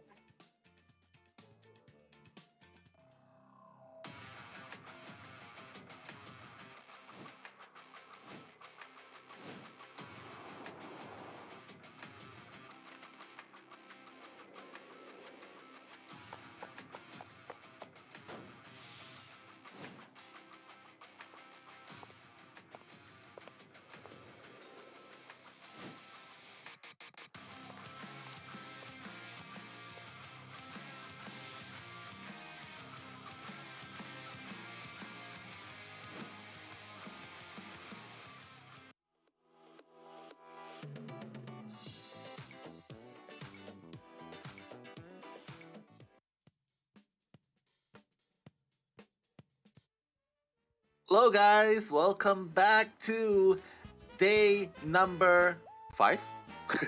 Yes, it has been 5 days. We have been playing every day for 5 days. Every day. Enjoying every minute of it. Even if we're tired, I know everybody's tired. Even the players, oh my gosh. But I'm loving the spirit. Everybody keep it up. Chat, keep it up. I know that it has been such a long day for the past 5 days actually. But it is. Here we all are, Identity 5.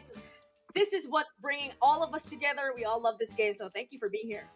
Yeah, and I know you especially love the Feaster, but that's a topic for later, because you know what? Right now, the people who are stealing our attentions are FPX.ZQ and GH, the strong team, the Iron team from mainland China versus Sing, the Iron team from Southeast Asia. GH, good luck, have fun. It doesn't mean go home, by the way. It actually means good luck, have fun.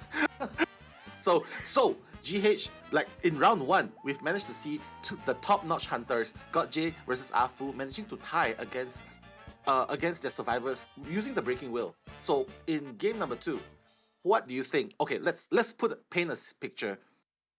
What hunter are they gonna choose if the breaking will is being banned? Let's start with Afu. Okay, the first thing to worry about Afu is either Bloody Queen or Dream Witch.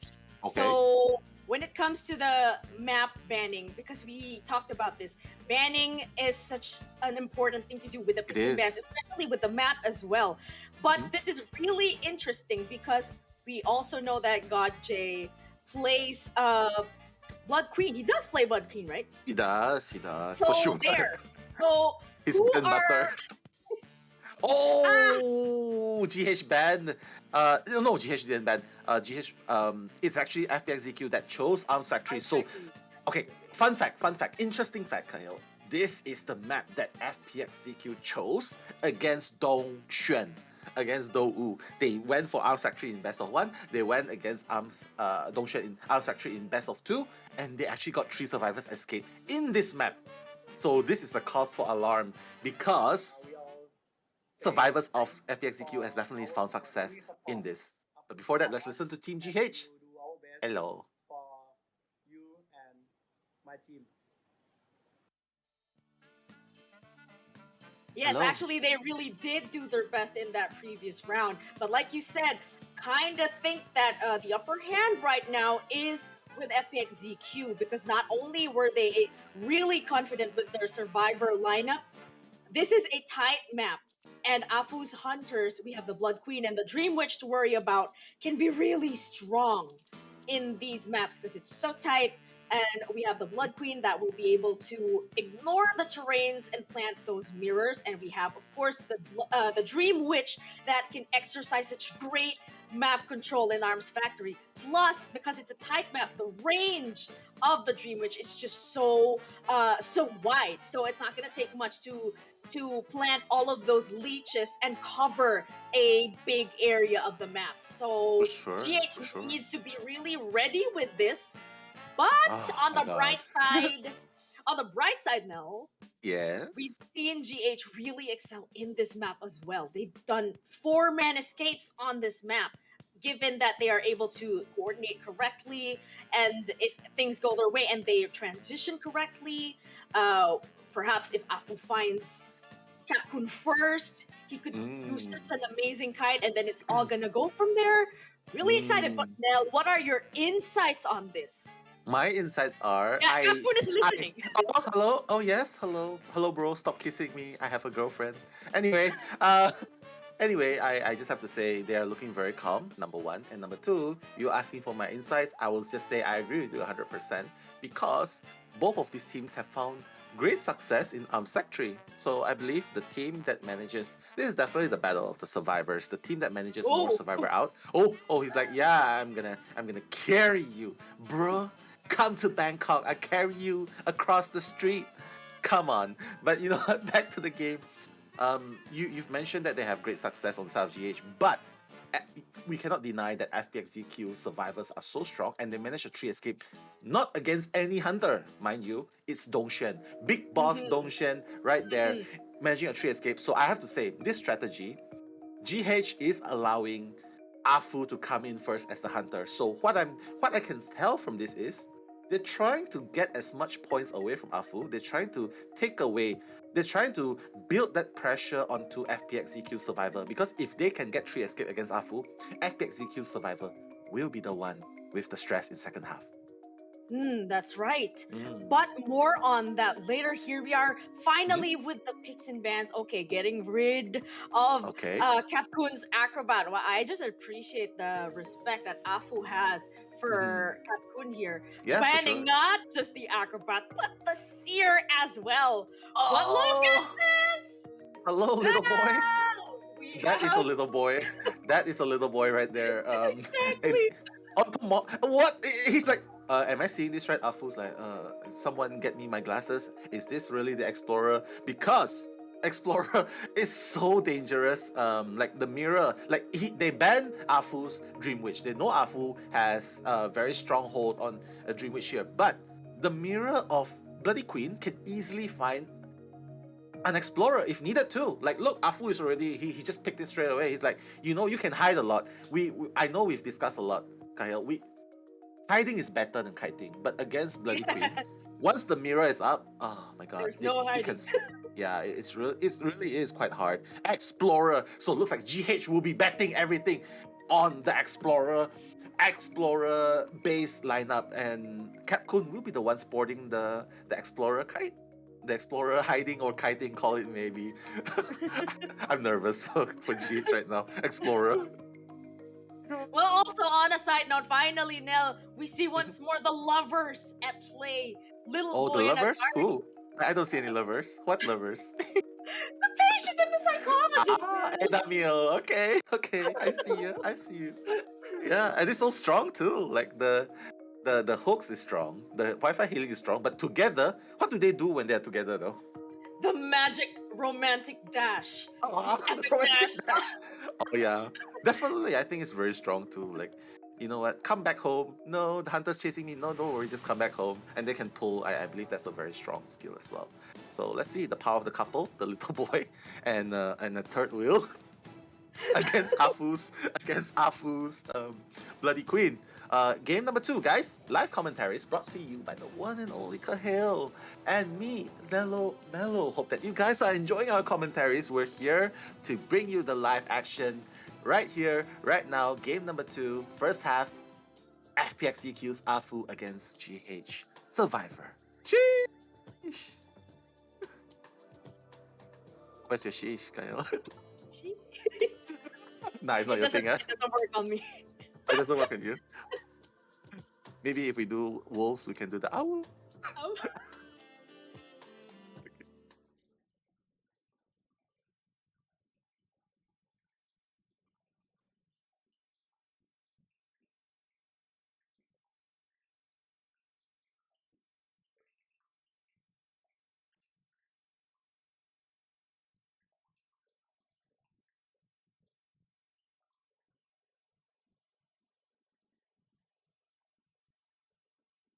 Ladies and gentlemen, welcome to Arms Factory. Here we are with GH and FPX.ZQ. Afu spawning at the front ruins, going towards the okay, that was the back ruins actually, and he just passed by the sandbags and going towards triple pallets or the factory. But Hatari is here. He might be the first target. He is. He's gonna be the first target, and the mirror. Oh, he's already spawning his hook. He's getting ready. Oh my god! He's gonna fly out the factory and going towards the tree walls. It's fine because Capcom is not nowhere close to be found. Capcom is actually far away. Like he's digging for treasure at this very moment, and he's actually near the sandbags area. So Hatari has to be careful right here. Hatari is gonna use the speed boost, but Afu mirror in 5 seconds, and Skyfall is actually in the middle. So let's see what they are gonna do right here because the mirror is up. Boom! Oh my god, please do not get the double down! Oh, sorry, the double hit. But Hatari is going to use the second, and he's going to transition into the factory. Hatari, 5 seconds cooldown on the blink. Oh my god, he's going to get that one hit, and the blink is already up and about for Afu. Hatari. Be careful here. That blink, will it hit? Oh! It will. It did. I think he not. Oh shit. Sorry. Pardon my language. He said, oh shoot. He blinked in. He's definitely gonna hit me. So very smart on that part. Instantly stopping the hook. Otherwise, it would have gone to waste. It would definitely have gone to waste right there. So nice start for Afu right there. 3 ciphers are being done at the moment, and I don't think it's anywhere near being done just of yet.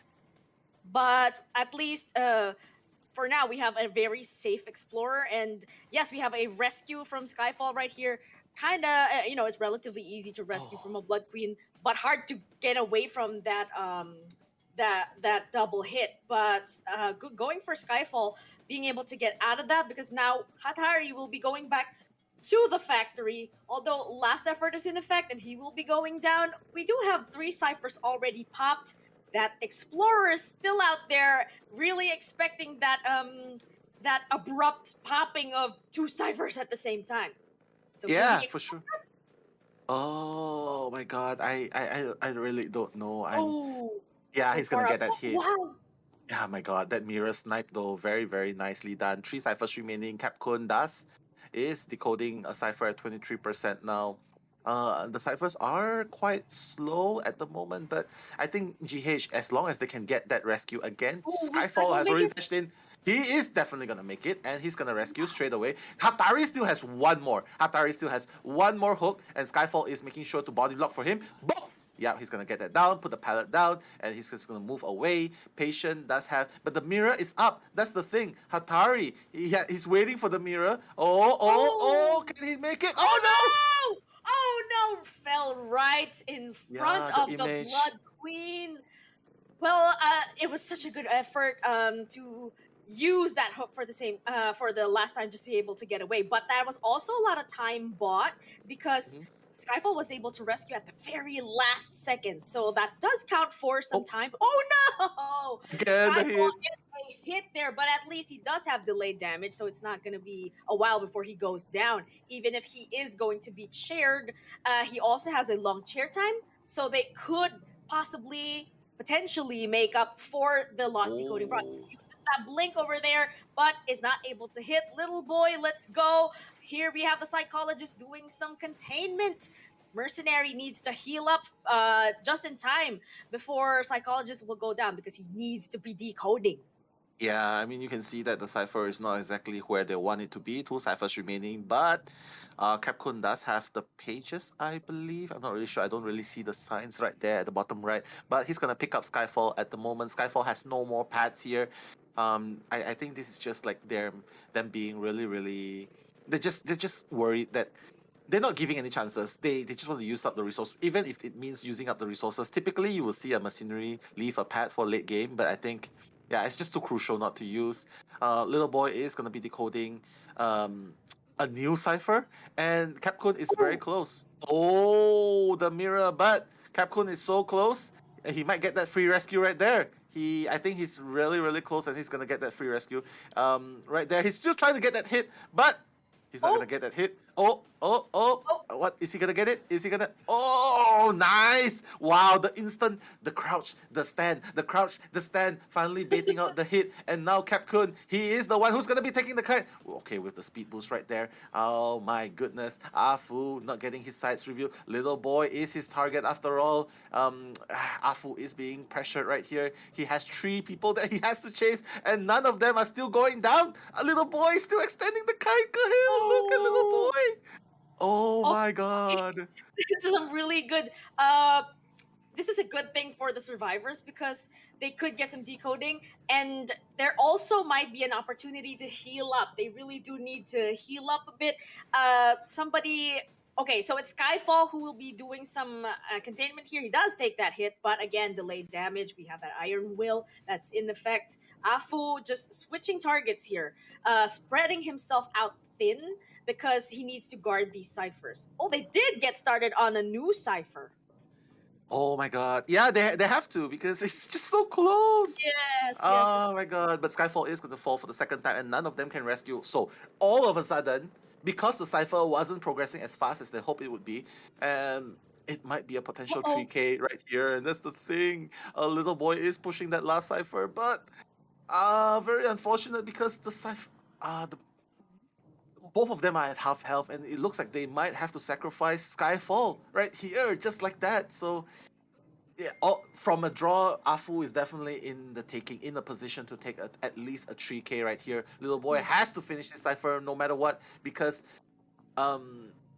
he's just being in the target really at this point. But it looks like they stopped decoding.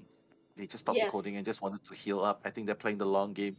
Yeah, I don't know, Kahel. It looks like a potential 3K at the very least right now, simply because both of them are half health, and I don't know. Kept good. Oh no! Got spotted there. He Goodness. totally got betrayed by his blood trails. And actually, I really want to commend Afu here for knowing the general direction where they could possibly be.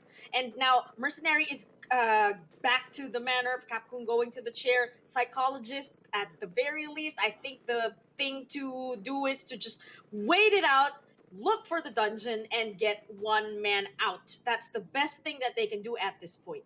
Yeah. Like I don't really understand. I think that the Explorer build, they really thought that they wanted to rush the cipher with it, but right now you got, ladies and gentlemen, you can see that the ciphers isn't even close to being done. I mean, look, it's at 84% and 62, but what can they really do at this point?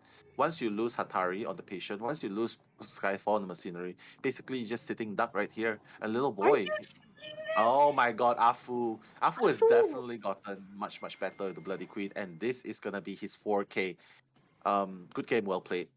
Afu just, yeah, I have to say, I really like the Explorer pick. I really like how they went out of their way trying to make it work. But just very unfortunately, because they don't have the mobility. We've seen throughout the tournaments, like Kahel, you notice the patient, the acrobat, and that's the thing. No mobility, and when there's no mobility, it's just so hard. Explorer is just a running it's practically a running target. It's just a walking target, and once he gets whacked, he's just gonna go down, and nothing he can do right there. And just like that, Afu's gonna get a 4K. I think one of the factors also is the fact that the first kite didn't last as long as we'd hoped. So the patient was down too early before they could get at least 2 or 3 past 75%, and already that's putting a big strain on the decoding progress and the cipher rush. And then I think it just went down after that. And Afu, it's just that he was so good at sniffing out their locations. That's what I've been observing the entire time. It's like he knows where they are, and it takes such great hunter insight to be able to pull that off. And although I was kind of expecting that the psychologist will be able to get out the dungeon, it's just that it's hard. even if she hid at no man's land, Afu was still able to find her, and that's it. Once you get spotted by the Bloody Queen psychologist, not much skills on that survivor, you will get down. Just look at the stats. 74 seconds is actually not too bad. I know it seems like a pretty short kite, but in reality, that's actually a very, very good run. It's just very unfortunate because the puzzle wasn't even enough. Look, even with the treasures dug, it's only 221% compared to a little boy who just, without anything, just decoded. It's already 201%. So right here, we can see that the ciphers isn't really being rushed. And Explorer at this point doesn't seem like it served the purpose of cipher rushing at any point. And look, when he found the hunter, when the hunter spotted him, 29 seconds, nothing really much he can do because of the mirror and because it's Afu we're talking about. And just like that, from a draw going to 4K, I believe this is not skills problem. This is not a matter of individual skills. They are definitely good in their respective ranks. Again, why are we going back to this again? It is the band picks problem. I'm not going to say problem. I'm just going to say it came down to the band pick technicalities. If they went for a postman, if they went for explorer, it would definitely have been better than an explorer sitting duck. But at the end of the day, decisions have been made and they have to live with 5-0 at the very end. So unless if FPX.ZQ they mess up their team compositions, their drafts, and GodJ manages to get a 5-0. That way it will continue on. But other than that, I don't really see a way around this. This is gonna be an uphill battle. Right now, all of a sudden, GodJ is the one in pressure. GodJ is the one who has to make the 4K possible against FPX.ZQ. Very, very hard. Very, very hard. Sorry guys, I'm just stating it's really, really hard. But that doesn't change the fact that, of course, GodJ is going to want to do his best for this match. I'm actually wondering if it's going to be a bit of a mirror match in terms of the hunter. We could expect a Blood Queen, because I'm pretty sure Dream Witch is going to get banned. There's no reason to be banning Breaking Wheel in this map. He's just not good for this map. So at least that we have that to worry.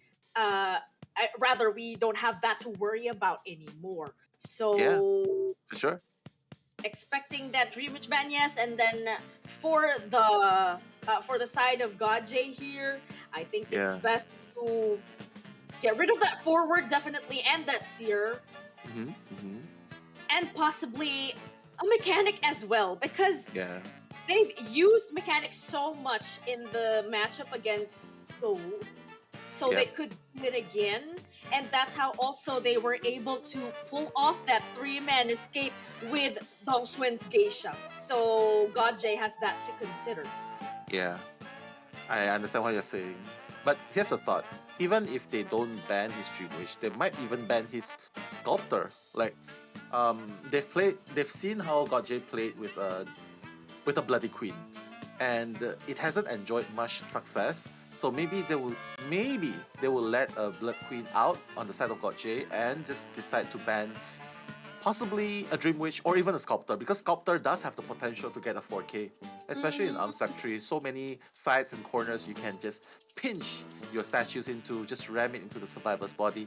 And I don't know, for me, I feel personally that they are gonna ban GodJ's Sculptor.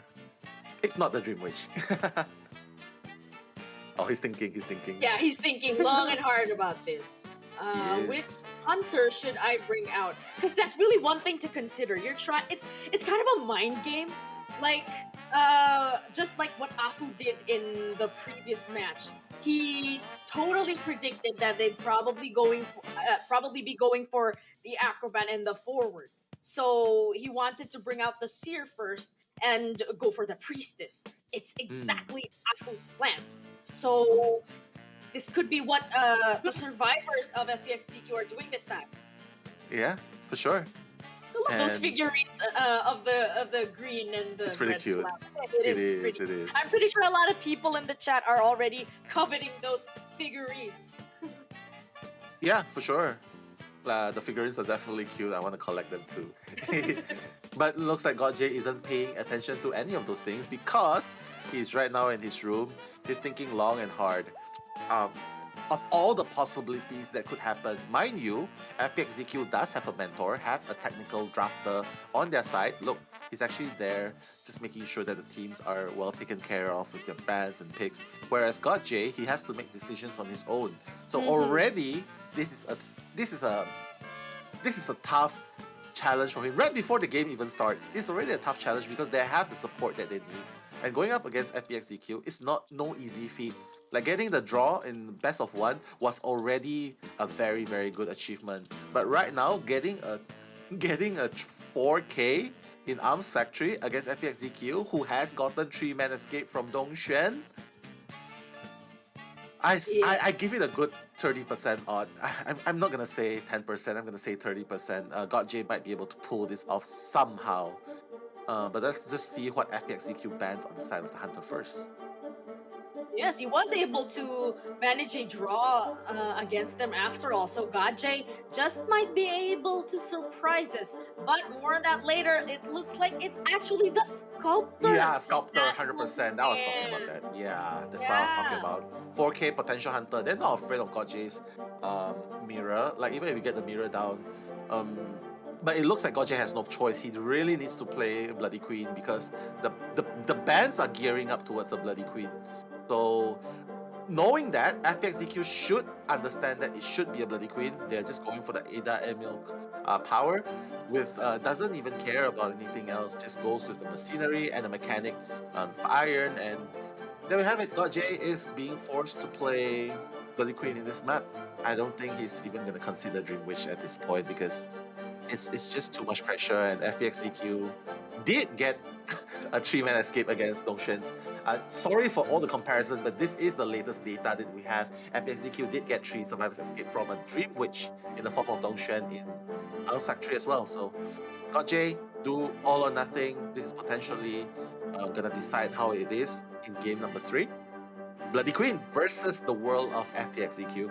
Right there, right now. I think this could be a better lineup compared to that of GH in the first half, because here's that mechanic that I was talking about. I do believe that the mechanic is a far better pick compared to the Explorer, so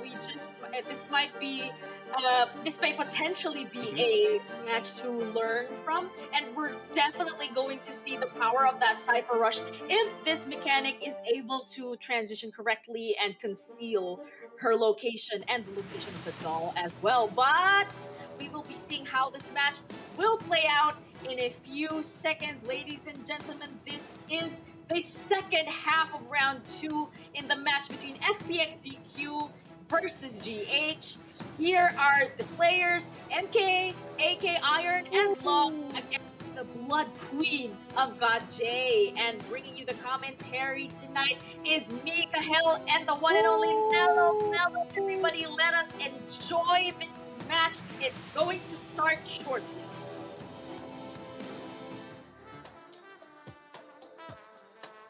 Brought to you by Xperia. Why am I doing commercials for Xperia?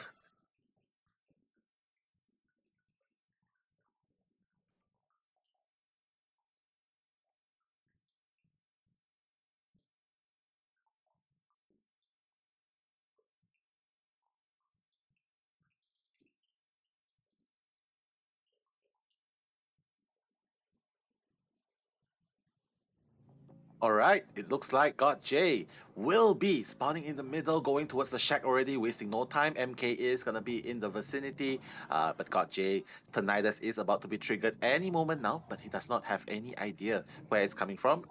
He's not gonna be going to the one Windows, one pallet. He's gonna be spotting out Iron, the psychologist. So not too bad of a find.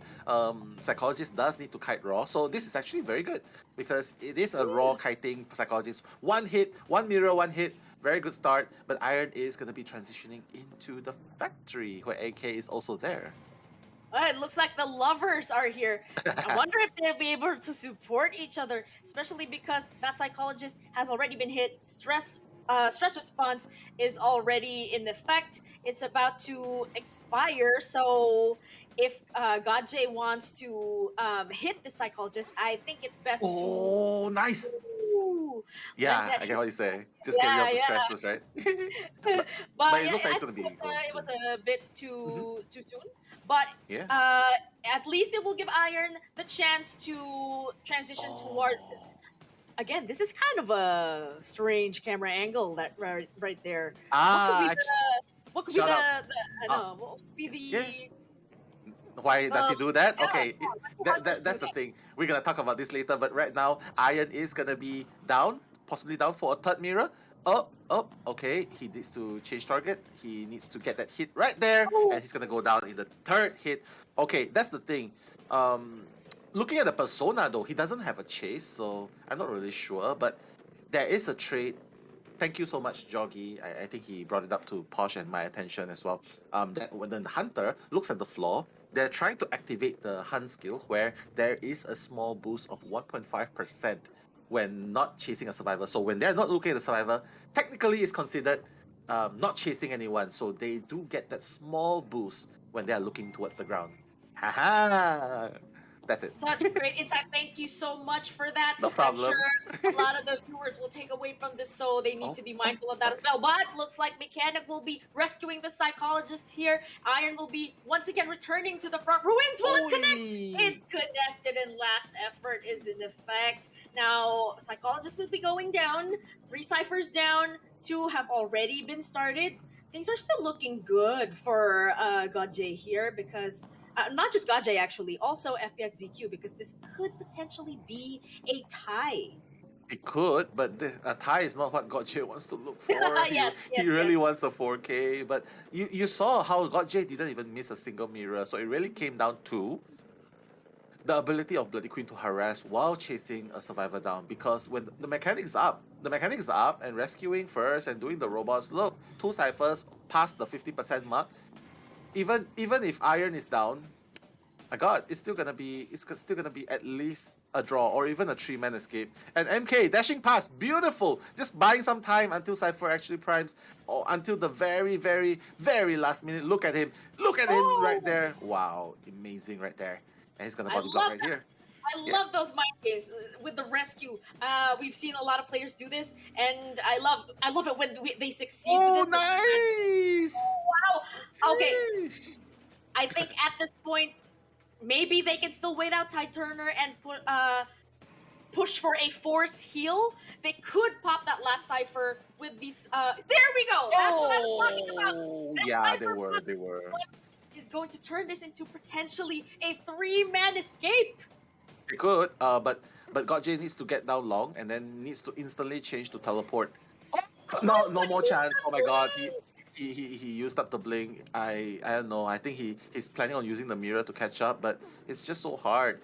I think the only chance that he has now is just to draw, but it's just the mechanic's first chair, and my God, the psychologist is nowhere to be found, and the rescue is gonna happen again with the tide. Oh my God! Might be able to get them out the gate. Oh, he's body blocking. He's body blocking right there. Yeah, he is. Trying to at least keep it from happening, but we have MK here. Oh, he should hit earlier. Oh my God, he doesn't want the speed boost. That's why. But he's gonna go out. Yeah, they timed it perfectly. 20 seconds of Tide Turner last, and they just made it all the way to the dungeon. And even the psychologist who was supposed to be at the last chair managed to get the dungeon, but but got Jay surrendered before that. fantastic team Oh effort my god, from such beautiful FPX.ZQ. teamwork. Yeah, I'm kind of well. I really can't believe it. Yeah, It's not that I can't believe it, but to see it, it's just so amazing. They did pull off surreal. that. Yeah, they did pull off that three-man escape against Dongshuan. But against a Blood Queen, that was really good. Considering that Blood Queen is really strong in this map, I Yeah. think they just really stayed on top of it. And God J, I think the game changer there as well was sharing not the psychologist but the mechanic in the end, because that gave them the strength of will to go for that shared mechanic and get that tide turner in effect. And even using the blink at the very last moment, and not even getting one kill. I think that's gotta be very disheartening. But you know what? Let's just go back to the stats right here. You can see that none of them has actually kited like triple digits. They've kited more than enough. They kited enough. 31 seconds, 70 seconds, 53 seconds, 84 seconds. What they did there was, it was all the patience decoding. It was all the mechanics decoding. And yes, I have to say, mechanics is definitely much better at cipher rushing than Kurt. And FPX.ZQ just show us why mechanic is more suitable in this case. 4K, just like that. Everyone brought Tide Turner, mind you. Everyone brought Tide Turner except for the psychologist, I'm not sure. But they basically all ran with 6. They basically all ran with Tide Turner, and it's gonna mess up. It's gonna mess up Bloody Queen so much. Yeah, Right especially in the end game, because that's how they were actually able to escape with 4-man. The patient had Tide Turner, and that's just how it works. Because usually in a team, we usually have 2 people with Tide Turner and 2 with 3-9 as what we call it. But is this the same case for your ranked team, Nil? What do you mean? I mean, when you're playing ranked, is it ideal for you as well? Would you agree that it's better for just 2 people to bring Tide Turner and it really people depends. to have a hiding field? Yeah, because rank is so much different. In rank, they are expected to just cipher rush, but in a competition, it's basically like, just paint this picture. Imagine a 4 peak tier survivor ranking against 1 peak tier survivor. Imagine that 4 of these peak tier survivors are ranking together. They are not randoms. They are together. And that's just so much more destructive in the case of a tournament, because they know what to do. Like, you know what, Bloody Queen, fine. I have a hook to kite. I have a pad to kite. I don't even need to kite. I just need to get the hit, transition, just keep running, and then when the time comes, rescue 3 times, and then I don't even need to kite much. I just need to run, keep running, make sure I don't get terror shock when I rescue, and that's it.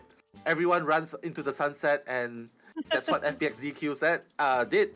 4-man escape right there at the very end against a detention. That shows how much it is, though. That shows how destructive it is. And also, one thing that I noticed is that in the tournament, even if a survivor gets down early, they still almost always get rescued before half. So Eli said that, of course, it's still time bot. Oh, but more on that first. Let us look at the highlights. Yeah. No. บิดโดนมาประตูประมาณ40 มันยืนมองเครื่องเสร็จกระจกใส่ผมวิ่งโรงงานมันน่าจะอุ้มเลย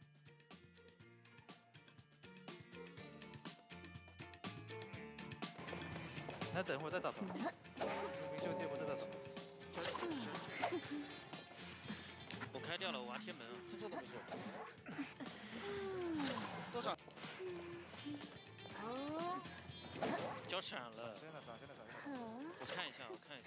多少？时间多少？应该能走。走了是吧？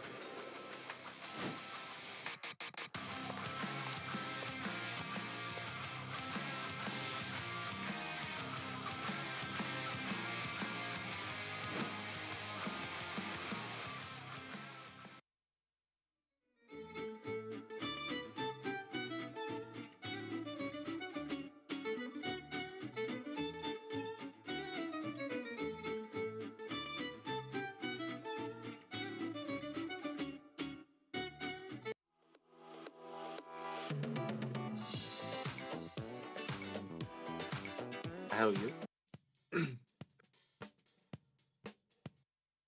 Welcome back. We've had such an intense round 2, but now we are finally at round 3 and potentially the last round of for today. I was gonna say for the tournament, but it's actually just for today. We get you. Again, this is between GH and FPX.ZQ. We are expecting a more interesting match because this is round 3. More bans for the survivors and more bans definitely for the hunter. Yeah, more bans for the hunter. Yay, Afus. Goodbye, Afus. Breaking Wheel. Goodbye, Afus. Bloody Queen. Depending on the map too, actually. But at the same time, I just have to say it was really, really smart. Like bringing it to Arms Factory. Not only did FPX.ZQ get an advantage in that terrain, number one, it did a few things. Number one, it took away Breaking Wheel from GOT-J without even banning GOT-J's Breaking Wheel. Number two, banning the Sculptor, which had more success rate, and therefore leaving with the Bloody Queen. And number three, everyone bringing Tide Turner. Everyone bringing Tide Turner. Do you know how crazy it is just to have like 4 people rescuing with Tide Turner, and you're like, oh my god, how many Tide Turners do these people bring? Yeah, so that's what happened. It's going to be such a headache. Now, thinking about what the map could possibly be, I'm thinking that the teams... who's gonna... Okay, so I think it's GH who will be choosing the map this time, and FPX.ZQ gets to ban one more map. So they could go for a map that's not really good for GOT-J's Soul Weaver. Yeah, possibly, but before that we're gonna see. Yeah, Chinatown. That's when I said Soul Weaver, because Soul Weaver is particularly strong in this map. Or could it be because we're gonna get a sub? If Last Human is actually going to sub in, just like what happened last time, we don't know that. Yeah, well, if there's a sub, we would have seen it much earlier. But I think GOT-J is gonna see this through until the very end. And I like how you talk about Soul Weaver. Oh, but before that, hello MK. 战队的话，我觉得就是稳扎稳打吧。其实进步也还有很大的进步空间。然后就是说最近就比较稳扎稳打了。然后自己的话，就是角色池可能会多出了一点点。然后平时排位里面也有在练，就希望以后比赛能够发挥得更好。 Oh, okay, MK practicing more Survivor, like just deepening the survival pool is so beneficial for the team. But right now it's going to be the Chinatown, and just as I was mentioning just now, thank you for bringing up the Soul Weaver, because yes, GOT-J does play an amazing. Yep, GOT-J, hi. Hello, GOT-J. He does play Soul Weaver, but so does Afu. So it's going to be a battle of the spiders this time, potentially. Well, if you're gonna put it that way, I would say that Afu, both of them have a sufficient amount of hunters in their pools. So I have to say what the ban really is though. Like Breaking Wheel can work here, possibly. Bloody Queen, even the Sculptor. But let's not take away the Dream Witch. We haven't seen the Dream Witch yet. Afu can definitely do Dream Witch here if he wants to. So there's just so many things that you have to ban if Afu's on the hunter. But for GOT-J, I think they basically just need to ban his 2 go-to hunters, Breaking Wheel, Sculptor, and that's it. Because they've made it happen against his Bloody Queen. And even if he brings out the Soul Weaver, man, a 4K with a Soul Weaver, I have to say it's really hard unless if FPX.ZQ slipped up, make some mistakes here and there, like oh oops, and and maybe that will happen. Yeah, which we'll have to see though. It could, but based on the performance of FPX.ZQ, they've just been so strong with it, and it is close to flawless gameplay. And I think as a hunter, you'd ought to aim for more than just waiting for the survivors to do these mistakes. You need to get ahead of that. You need to put yourself higher than that.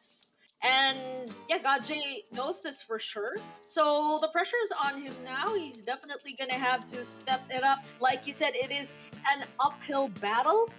And I think him thinking like that, giving that face is showing the puppy that look face. it's showing us that he is indeed taking that into consideration. And look at this team. Look at FPX.ZQ, just so calm with it. It's They like always they look like don't. this. Yeah, My they don't God. have a hint of nerves. How? Yeah. How do we do that? Please teach us that. Please teach me that. Well, you just have to put on a very strong poker face. But I can't. I'm just full of expressions, and I can see that you are as well, because you know we are the kind of people when we are loved, we just show happiness. When we are hurt, we just show the sad face, and we're just transparent like that, and that's the kind of people we are, just transparent. But you know what?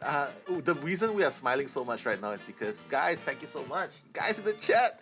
My God, why are you guys so sweet in the chat? Like, they are showing so much support. They are showing so much support, not only for the teams, but they're also showing support and love for us as well, Kahil. I'm just gonna tell it to you right here. Yeah, they do, and yeah, so thank you so much for making this fun with us. And there's definitely a lot of things that we can do here, but you know, it's a long stream, and we just decide that a balance, having fun and just knowing more about the game definitely works best for everyone. Oh, well, it is definitely much more fun to study the game and appreciate it from a fun, yeah, for sure. From a fun kind of approach. You see how I was able to get rid of my fear of the hunters. When I started playing this game, was looking at like video memes that people have been uploading in YouTube. Memes. And I'm sure you're doing this as well. You're creating content on YouTube, right? Yeah, for sure. But it's right the now, funny videos. It's the funny videos that it is. I like watching a few content creators, like especially from the local scene, like you know, Gaming Grizzly. Grizzly, Eli, Persuadable, and all those people really putting in a lot of effort into their videos. So do check them out as well. But right now we're going to game number 3, first half. Chinatown. Yeah, we can't see Guangzhou, but at least we can see Chinatown, right? So Chinatown, yeah, you know what? We'll take it. God J not gonna make the same mistake again. He's definitely banning the priestess this time. We saw how the priestess sort of messed with him in the previous games, like even against other teams. So yeah, he's taking out all the mobility. Nice. He's taking out the patient, taking out the priestess, taking out the forward. I really like this. But at the same time, FPX.ZQ, they still have access to the acrobat and the entomologist. So we'll see what God J brings out, because his breaking will and sculptor 100% gone. Bye. I think they're pushing for the Soul Weaver, and there it is. Like what you said. Seeing that Soul Weaver here in Chinatown, I do believe in this Soul Weaver. But looking at this Survivor lineup, it's not really going to be easy, because this entomologist, the bees, can actually absorb that web, if I'm not mistaken. And we also have this acrobat, such a good containment character, very consistent in all of the matches we've seen so far. Only that gate debuff is in his way, but that's hardly a problem anymore, because the acrobat isn't the only survivor in the field. There are other people who can open the gate if we get into the end game with 2 or 3 more players. So that's not really much of a problem. But a bigger problem for the hunter are these bombs. Yeah. And that slow motion. Yeah, I'm afraid of We've bombs. seen that before.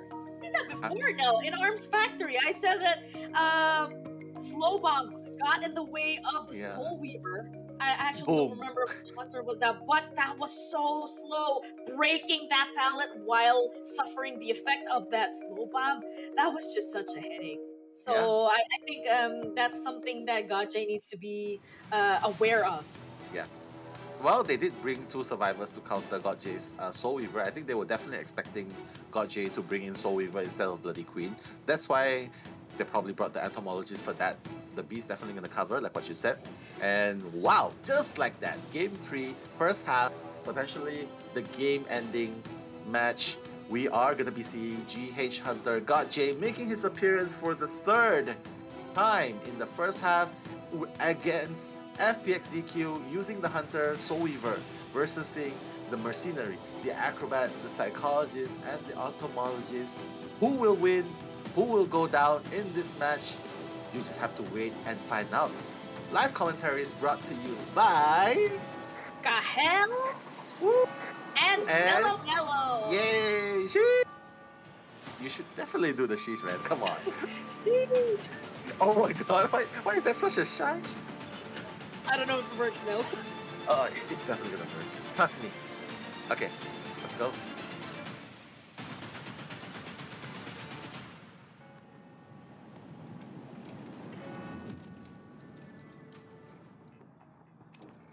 Boom, boom, boom. Got Jade. Beautiful, beautiful, beautiful spawn right here. Actually, not too beautiful though. He's actually in the middle, but the survivors have already rotated away. AK as the acrobat has rotated away. Long. Oh my goodness. Long as the entomologist will be the first kite. And mind you, this is exactly what God Jade does. Oh my god! Tricking the red signal and going straight for Long right there. But the bees are going to be a problem for God J. Okay, God J is kinda looking at the ground, not really, but Long has already deployed the bees, and it looks like God J will be persisting on Long and just saving the threads. It's up to 83 now, so possibly going for a speed burst very, very soon as he finds a favorable terrain to go on. I'm actually waiting for him to let out those webs and to start speeding up at this point. But it looks like God J is going to conserve the webs for now. These bees can be really pesky, and that drop pallet too. But there, we're finally seeing the webs and the speed boost that it gives God J. Amazing use of the webs here, catching up. Oh so my god! fast. How fast! Wow, catching up so fast with Long here. I did say she's not the best target, but it's just that God J is really good with these webs. Wow, and the Wait second a second. Wow! Beast didn't came back in time. He didn't come back in time, and just like that, Long. Oh my god, Long! Look at him, just struggling there.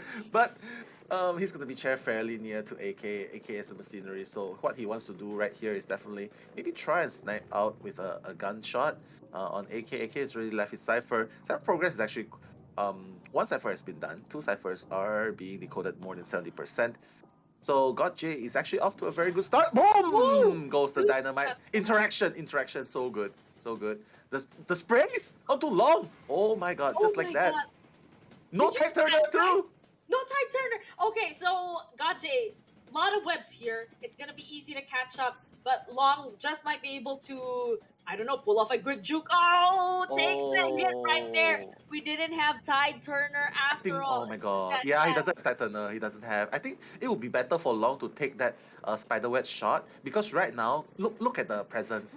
If God J practically just needs to shoot someone, get full presence, refresh the spiderweb shot, and basically down whoever is coming to rescue.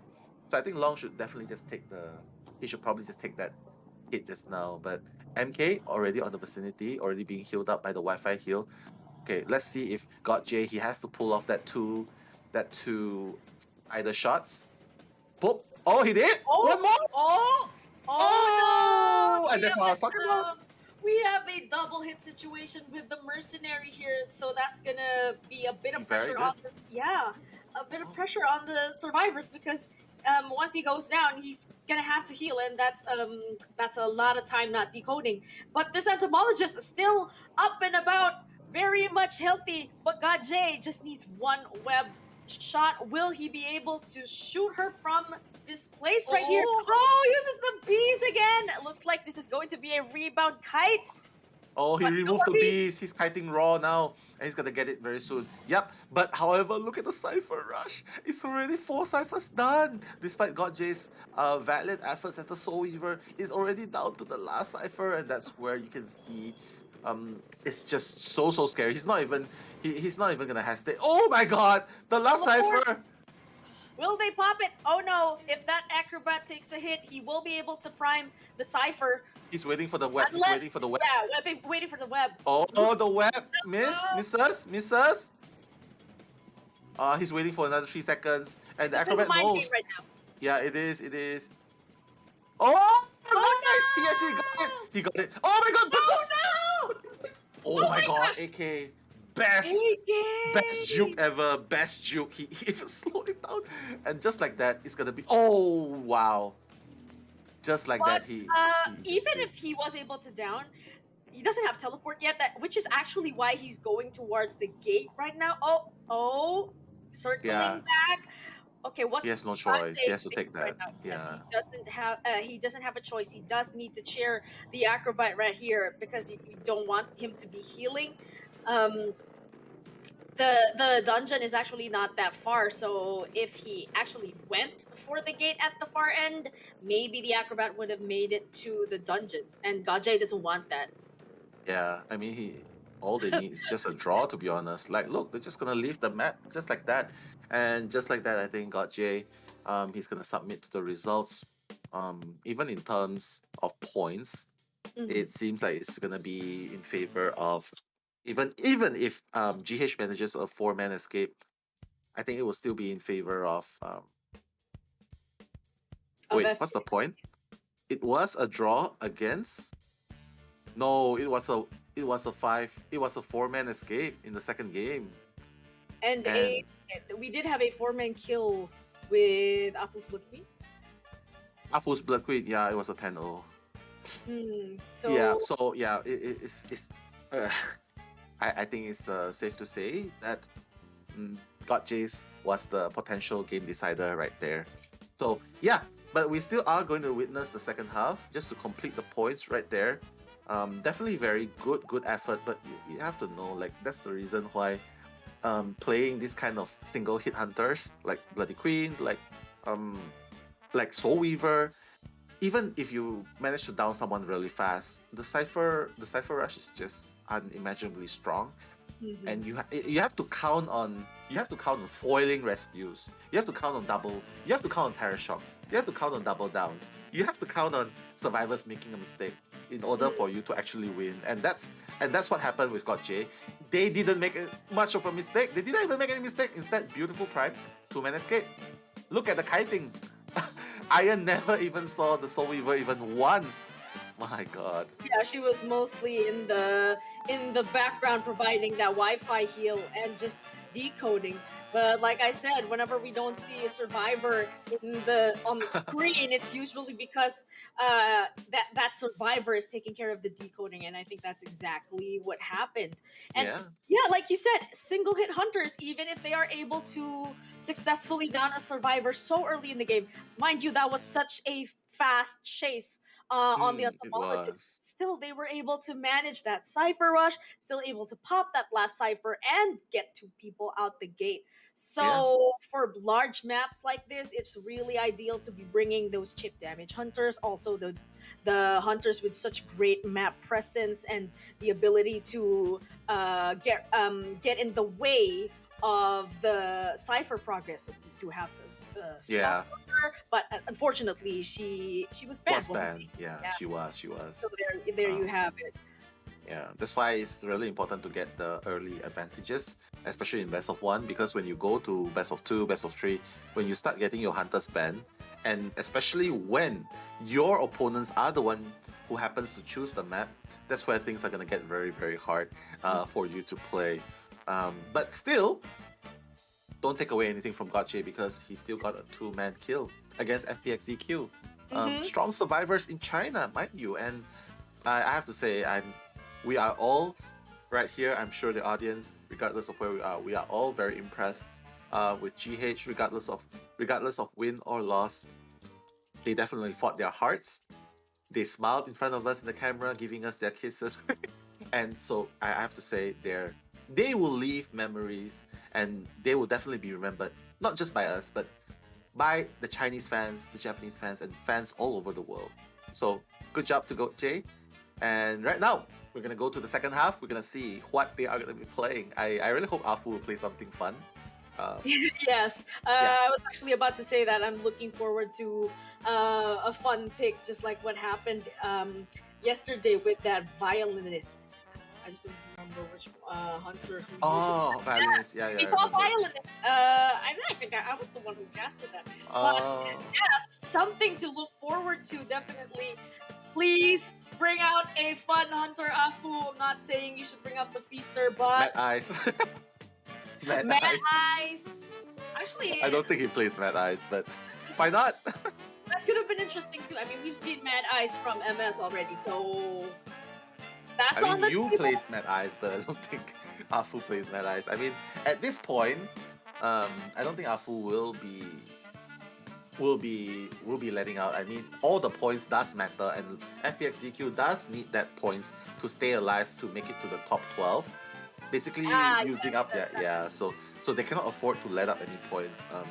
So I think they'll definitely go for a 5-0. But on the case of GH, maybe they will show us something fun, because it doesn't really give any impact right now whether or not they get a 4-0 or even a 4-man escape or even a draw or even a loss. So we'll have to see what they play. They're definitely gonna respect ban his Breaking Will, his Dream Witch.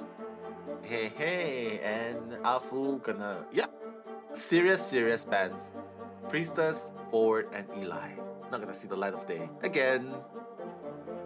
And I wonder who that last ban is going to be because, as you said, yes, they do. Psychologist. Plus, there's that fact that China mainland players tend to stick to the meta, even if it's a fun match. They really ought to bring out meta hunters and meta survivors. But who knows? We just might be surprised. I mean, a lot of players have been surprising us all week. Still, these surprises are very much welcome. But again, we understand the meta picks. This is definitely, it is what it is. You need to do what you need to do. But it looks like actually Hatari and Little Boy are thinking of which fun characters to bring out. So we do have the patient and the Postman. Let's it's go. your postman now. Ow! I can finally let out my howl. Let's go, Little Boy. Thank you for picking the Postman. I think it's gonna be fun. Afu's gonna bring out Sculptor. Hey, it's gonna be fun, guys.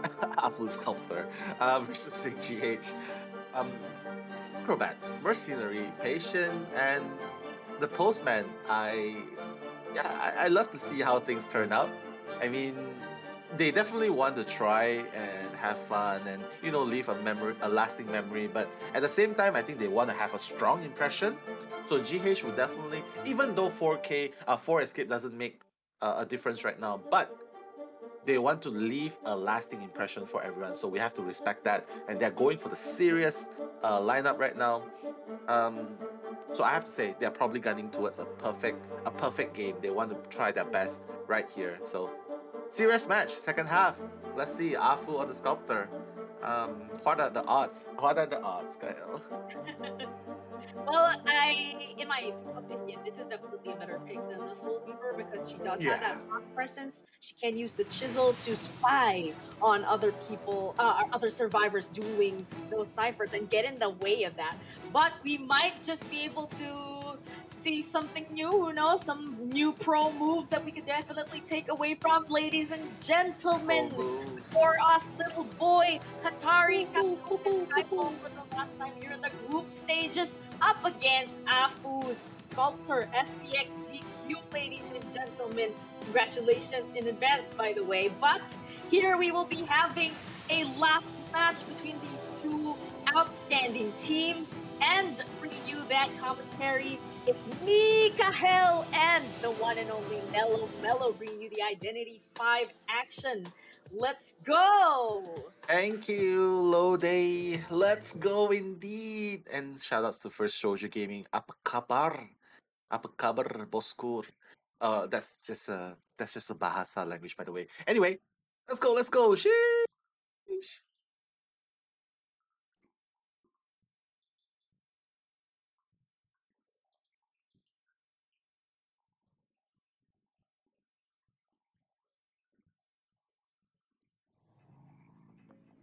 Okay, Chinatown with Afu also sporting the limited skin of the Sculptor. Let's go. Going towards that tree as well, which means that going towards the hotel will bring him his first target. And who should it be but Cap Kun, who is using the Acrobat, or not? It could be Hatari. Yeah, Afu doesn't want to deal.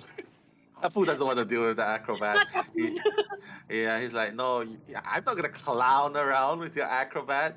So Afu definitely now. Oh, okay. He's gonna be chasing Hatari right there. You can see he was actually. Oh, okay. He was actually sporting. He was actually looking towards the ground a little bit, just trying to get that little bit of speed boost. And Hatari still trying to get that. Oh my god, is he gonna get it? He's gonna get it! Wow, but he misses just a little, but he's still running. He's still running. He's still juking. Oh my god. Oh my god. He is still juking, making plays right there. Hatari has to avoid that statue at all costs, but looks like Hatari, he is about to go right there. Ah, he's gonna get that hit. He's gonna get that hit and get that free hit, and he's gonna drop down the pallet. But oh wow, a nice the foresight. prediction. Yes, nice prediction from Hatari there, because right now he will be circling back towards the hotel. And again, ladies and gentlemen, this is such a strong looping area for the survivors, and Hatari is utilizing and taking advantage of that, because look at him, he's still alive. Might just make it to, or he could have predicted that he will be going down. So I think the best he's just gonna run course to of the action corner. is, yes, just go to the corner, at least far away from a chair. But Skyfall is already in the area and has finished a cipher of. Oh, sorry. He was a yes. He was able to finish a cipher. Yeah, 3 ciphers being done, not too bad, right? Like they actually did. Yeah, they used up all of the hooks, but it's fine because Skyfall. Oh my god, that dash a little bit short, but it's okay. He's gonna make it in time. Yep. But Hatari does not have that ability to rebound kite simply because he has used up all of the hooks. But it's okay because Skyfall is still at full health. And then the 2 remaining ciphers are being rushed by Postman and the Acrobat. So I would assume Skyfall cannot get hit right here. Oh my god, Skyfall got hit once there. No, the second time, Skyfall! Amazing placement of the statues from Afu there. Getting a mercenary, no less. He did have some elbow pads, but he chose to conserve it instead. Yeah, I mean, oh my god, Skyfall. He is obviously gonna be the one to rescue again. So, Acrobat will definitely be standing there trying to finish the cipher along with Postman. So just getting that 2 statue hits onto the machinery is very, very unfortunate. Because right now 1 statue hit and 1 hit is definitely gonna put Skyfall down. And look, Skyfall's gonna go down just like that. How can you do it? Like that's why. Like that was very, very unfortunate giving that free hit onto the machinery was definitely not favorable. Little boy gonna take that 1 hit, gonna run away from that cipher. Machinery is gonna start healing himself, and Capcom just around the vicinity is just like chilling. Hey bro, what are you doing around in the middle of the tree? Hello. They're probably communicating. Hey Capcoon, go get my cipher. But no, it's actually great insight from Afu here, knowing that they're probably gonna want to switch it up so that somebody will distract him while somebody goes to finish that cipher. So that's actually really good from Afu there. And these are some injured survivors here right now. It's gonna be hard to rescue if he does get somebody down with nobody at a prime cipher. So Afu just scaling the map, looking for survivors, because at this point I don't think it matters who he gets, because they are all injured anyway. Only the location, because that prime cipher is really, really dangerously close to getting. Capcoon's gonna. Yeah, he's gonna be clapped by the statues right there, but it's okay. The ciphers are being done at this moment. I mean, Skyfall is running towards that cipher, and Little Boy is just 1 chip damage away. I don't know. I think it needs a miracle. it sort of takes all of a sudden the game became. Oh no, Skyfall is not having the best time dodging the statues right there, but Skyfall does. Oh my god, Skyfall needs to run away right now because he is leaving Capcoon. Capcoon's like spamming "Help me!" and that's exactly what we see a lot in the match. Oh, the dash! What? The dash, unfortunately, gonna be dashing into a brick wall, and then Afu teleporting back. He knows that there's no more self heal on the machinery. That's why. Oh my god! Oh my god, Afu's playing ping pong right there. Wow, Afu is just amazing with the sculptor. He is. We do know that his was able to get the flame bomb, but doesn't matter. Yeah, they're just smiling there. GG. They're like, yeah. Definitely. Let's bomb Afu before we surrender. GG well played though. GG well played. But Afu, look at him. I have to say Afu, like such a great respect. Like he doesn't go flex like "Yeah, I beat them," you know. Like I just really love the amount of respect that these players have. It's in their culture and it's in their virtue. You can see someone and how humility gets more respect, I have to say, and that's what FPX.ZQ has wowed us over with today, I believe. And FPX.ZQ, congratulations. 恭喜你. That's what we say in Chinese. 恭喜你 it means congratulations. You want to try? Okay, go. 恭喜你. 恭喜你. Correct. Oh my god, you sound exactly correct. Yeah, congratulations to FPX.ZQ. But GH, you fought brave, you fought valiantly. Well done. Well done, my friends. And this is definitely not the last that we will be seeing from GH because, as they said in their previous interviews, they are here to learn. They're here to bring each other to the top. They're here to lift each other to the top on their journey to improvement. So that's definitely something to watch out for. So seeing these teams from Southeast Asia makes me feel very proud. They're there. They're there. So it's definitely such a pleasure to watch both, not just GH, but also BL. So these teams, we have a lot to look forward to. They have a lot to improve on. We're going to see more of them in tournaments to come. And I really want to encourage these teams to keep on fighting. Fighting! Let's look at the scoreboard though. Very unfortunate, almost looks like a 500% decoding there, almost timing, but very unfortunate. Hatari did his best though, 77 seconds kiting against Afu's Sculptor, and the rest of them 55 seconds on Skyfall, 35 on Little Boy, 38 on Capcom. Well, GG well played.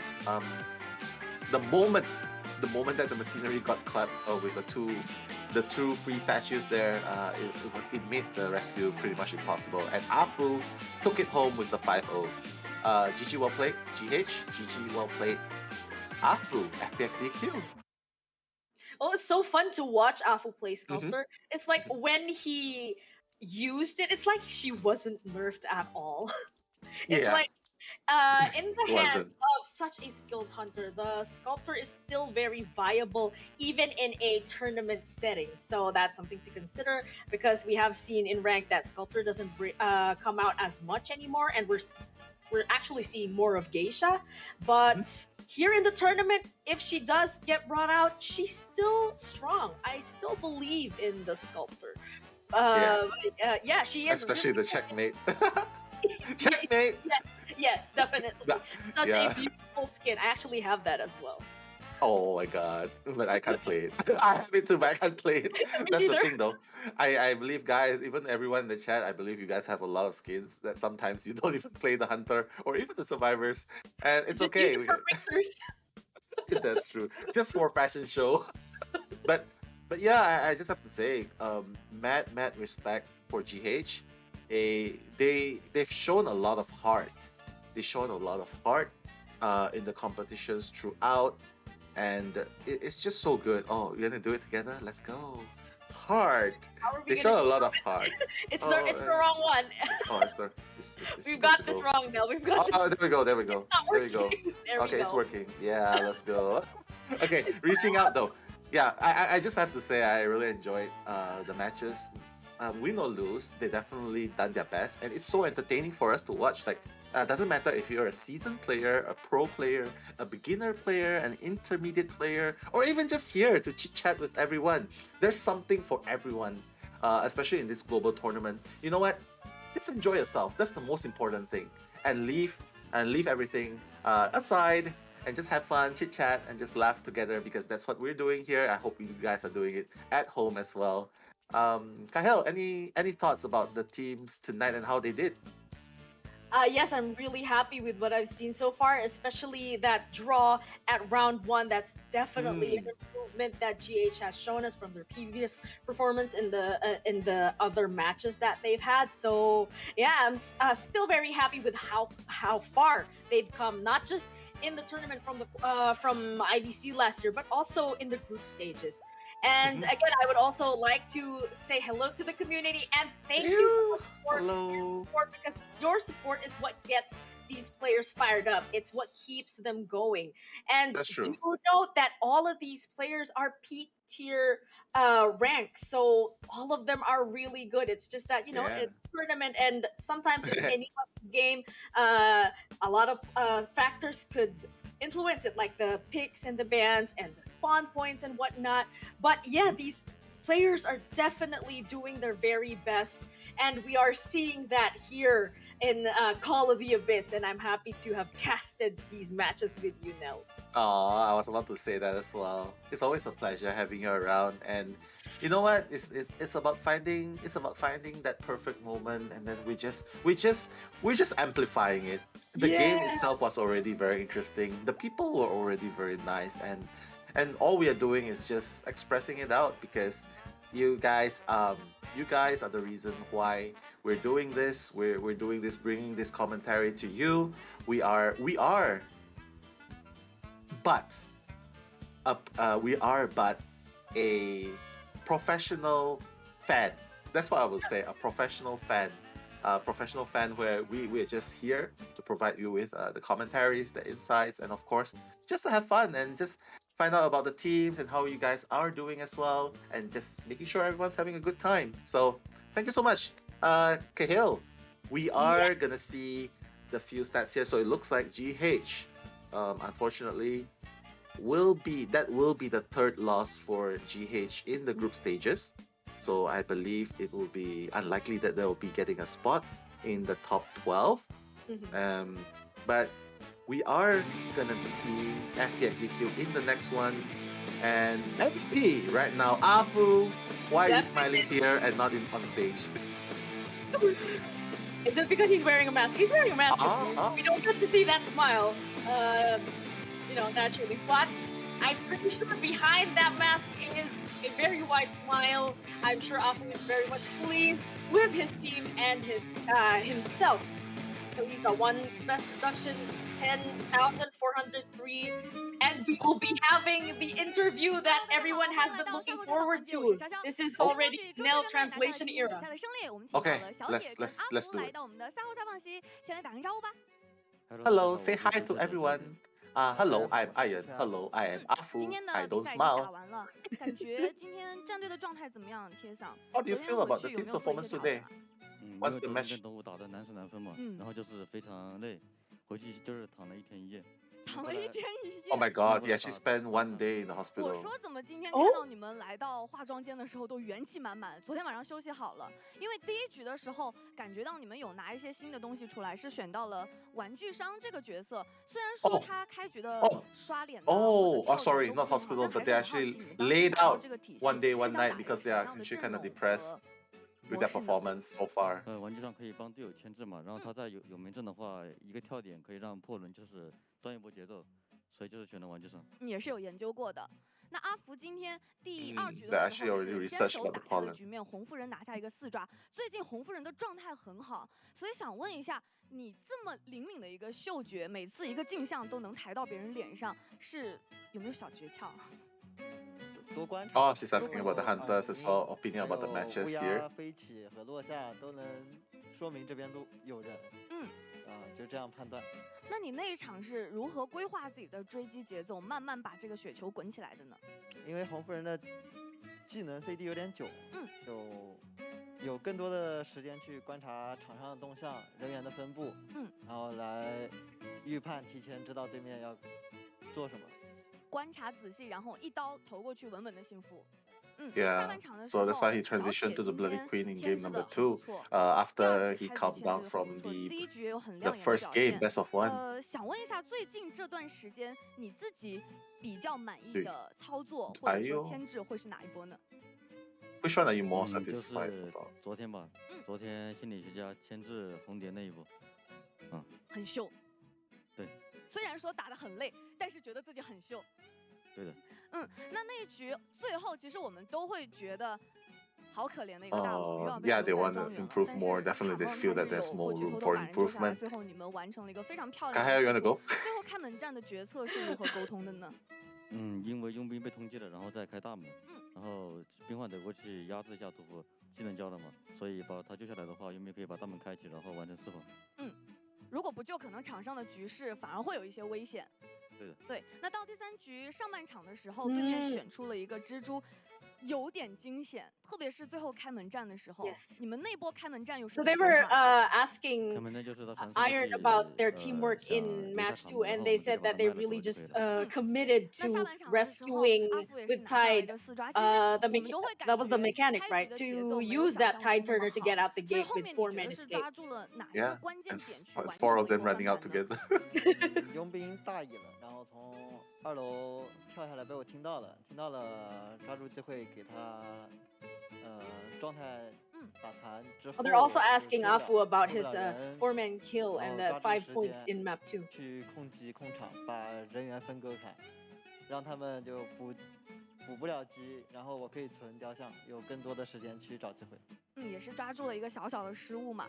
那我们本次深渊的小组赛已经打完了，想问一下2位，在接下来的比赛当中，对于自己会不会有什么目标或者规划呢？贴上好久没有来到赛后采访了。就是尽量打好自己的每一波牵制吧，每一波操作都上赛后采访。没问题。So Afu's talking about his techniques with the breaking wheel, and just like most players, he really pays attention to the skill countdown. It really pays off. 因为今天我们现场的很多工作人员，包括化妆老师，会想要问你换了一个新的发型。可能化妆老师会觉得比较难。And Afu also has a message for his fellow competitors, and that is to keep fighting. 去改变了一下自己的形象。And say thank you Nello and Kahel for casting me. 头发有半年多没剪，就都已经遮眼睛了，然后一次给他剪差不多。剪差不多了，你喜欢吗？这个造型现在？你还满意？凉快。贴上你会去考虑一下，去加一下他的 Tony 老师去？不会。不会。阿福未来有想尝试什么发型吗？因为刚才阿福还有在说小铁的这个头发现在变成黑色了，都不是红色了。后面你会有一些自己想要去尝试的造型吗？那先养发再说。先养发，先把头发留长。Iron's fashion sense. 好，祝你顺利。那希望我们2位能够在接下来的比赛当中发挥的越来越好。再次恭喜朱雀战队拿下了今天比赛的胜利。最后呢，让我们再次恭喜今天获胜的4支队伍。Oh, now they're telling him to get some color on his hair. Yeah. Yeah. Thank you and congratulations and sheesh. That's what she said. They would like to extend their congratulations to the other teams that have advanced to the playoffs with those points. Yeah. So yeah, I really like the support that every player has for all those competitors. They're playing in good spirit and has such sportsmanship, and I love that. I love that now. For sure. That's why I really love Identity 5 as well. If you go and see another game, you probably see that there's a lot of smack talking, like, hey, get good, you know. But here it's just mutual respect. Even people just shaking hands and the coaches shaking hands, trading handshakes. Just nothing but praises for the opponents. Even though they beat them, they were very humble about it, and that's what you have to give for Identity 5. 第5人格 Identity 5 here. But right now, we are gonna see the match results for today. Kyle, bring it away. So again, it was a win from SST against MRC, and Scars actually also won against BL. Weibo won against B4U, and FPX.ZQ won against GH. And here are the rankings, ladies and gentlemen. These are the most updated stats that we have today, and it looks like it's SST that's coming up on top. And I'm really excited about this because we still actually have some matches for tomorrow. So some of the teams here still don't have their full set of scores, so we have that to look forward to. But so far, this is it. Now we're kind of seeing here who are the teams that will be going home, but this is definitely not the end of their Identity 5 career.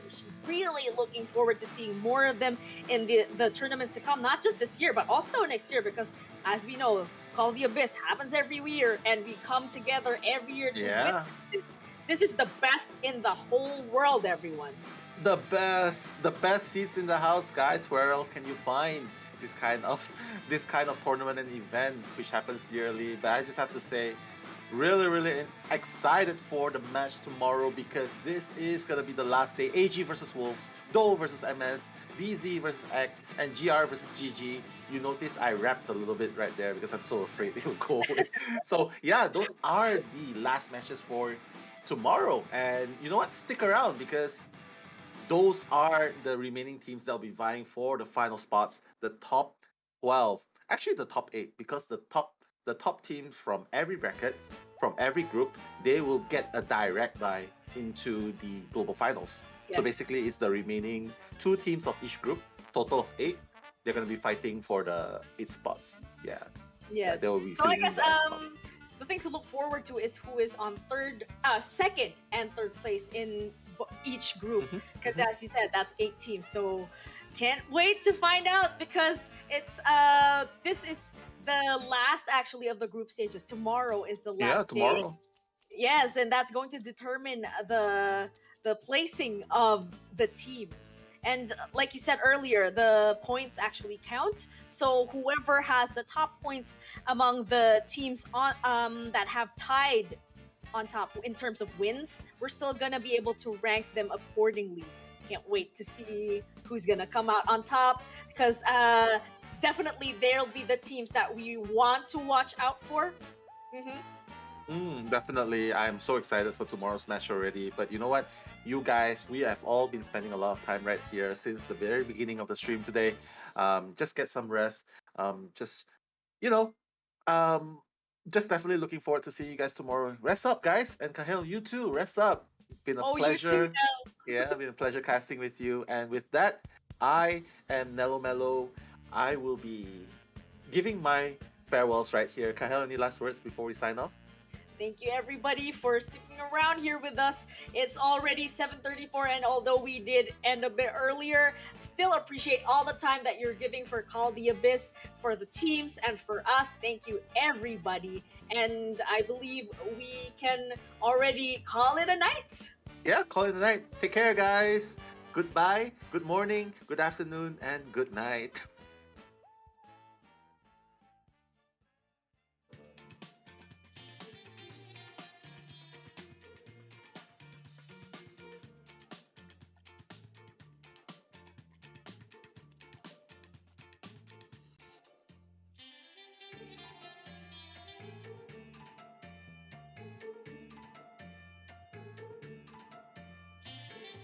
我们地球，我去，我们地球，我地球。上线。怎么看不到？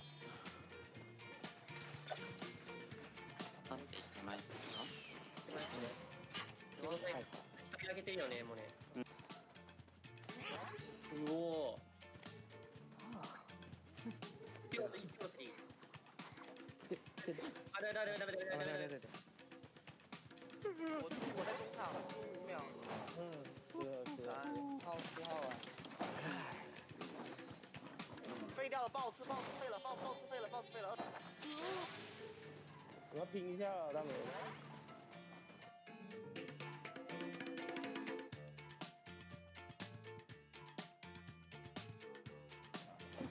He patrol it. Watch it.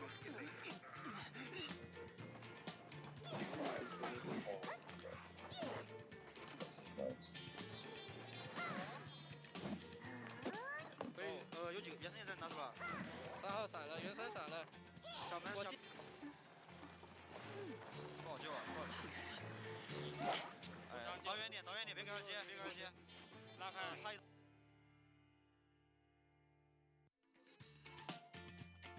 下 Destroying shot.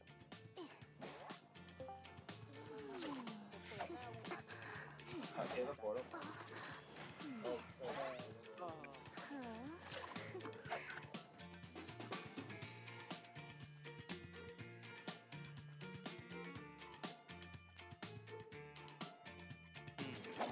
哎，我被夹了，我死了。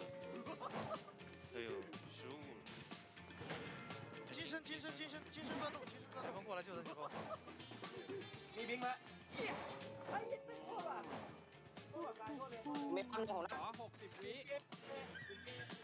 กูขอ60 วิไม่เกิน60 วิ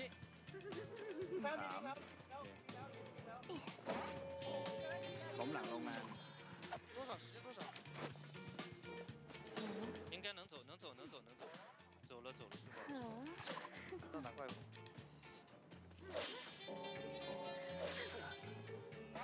还是吐了。是啊，这没。我回去补电器。解不开。多少？那你先走，别死，我来了。能开。我来了。ได้พี่มีค่าเท่าเดิม ไม่ได้ โอเคต้ม80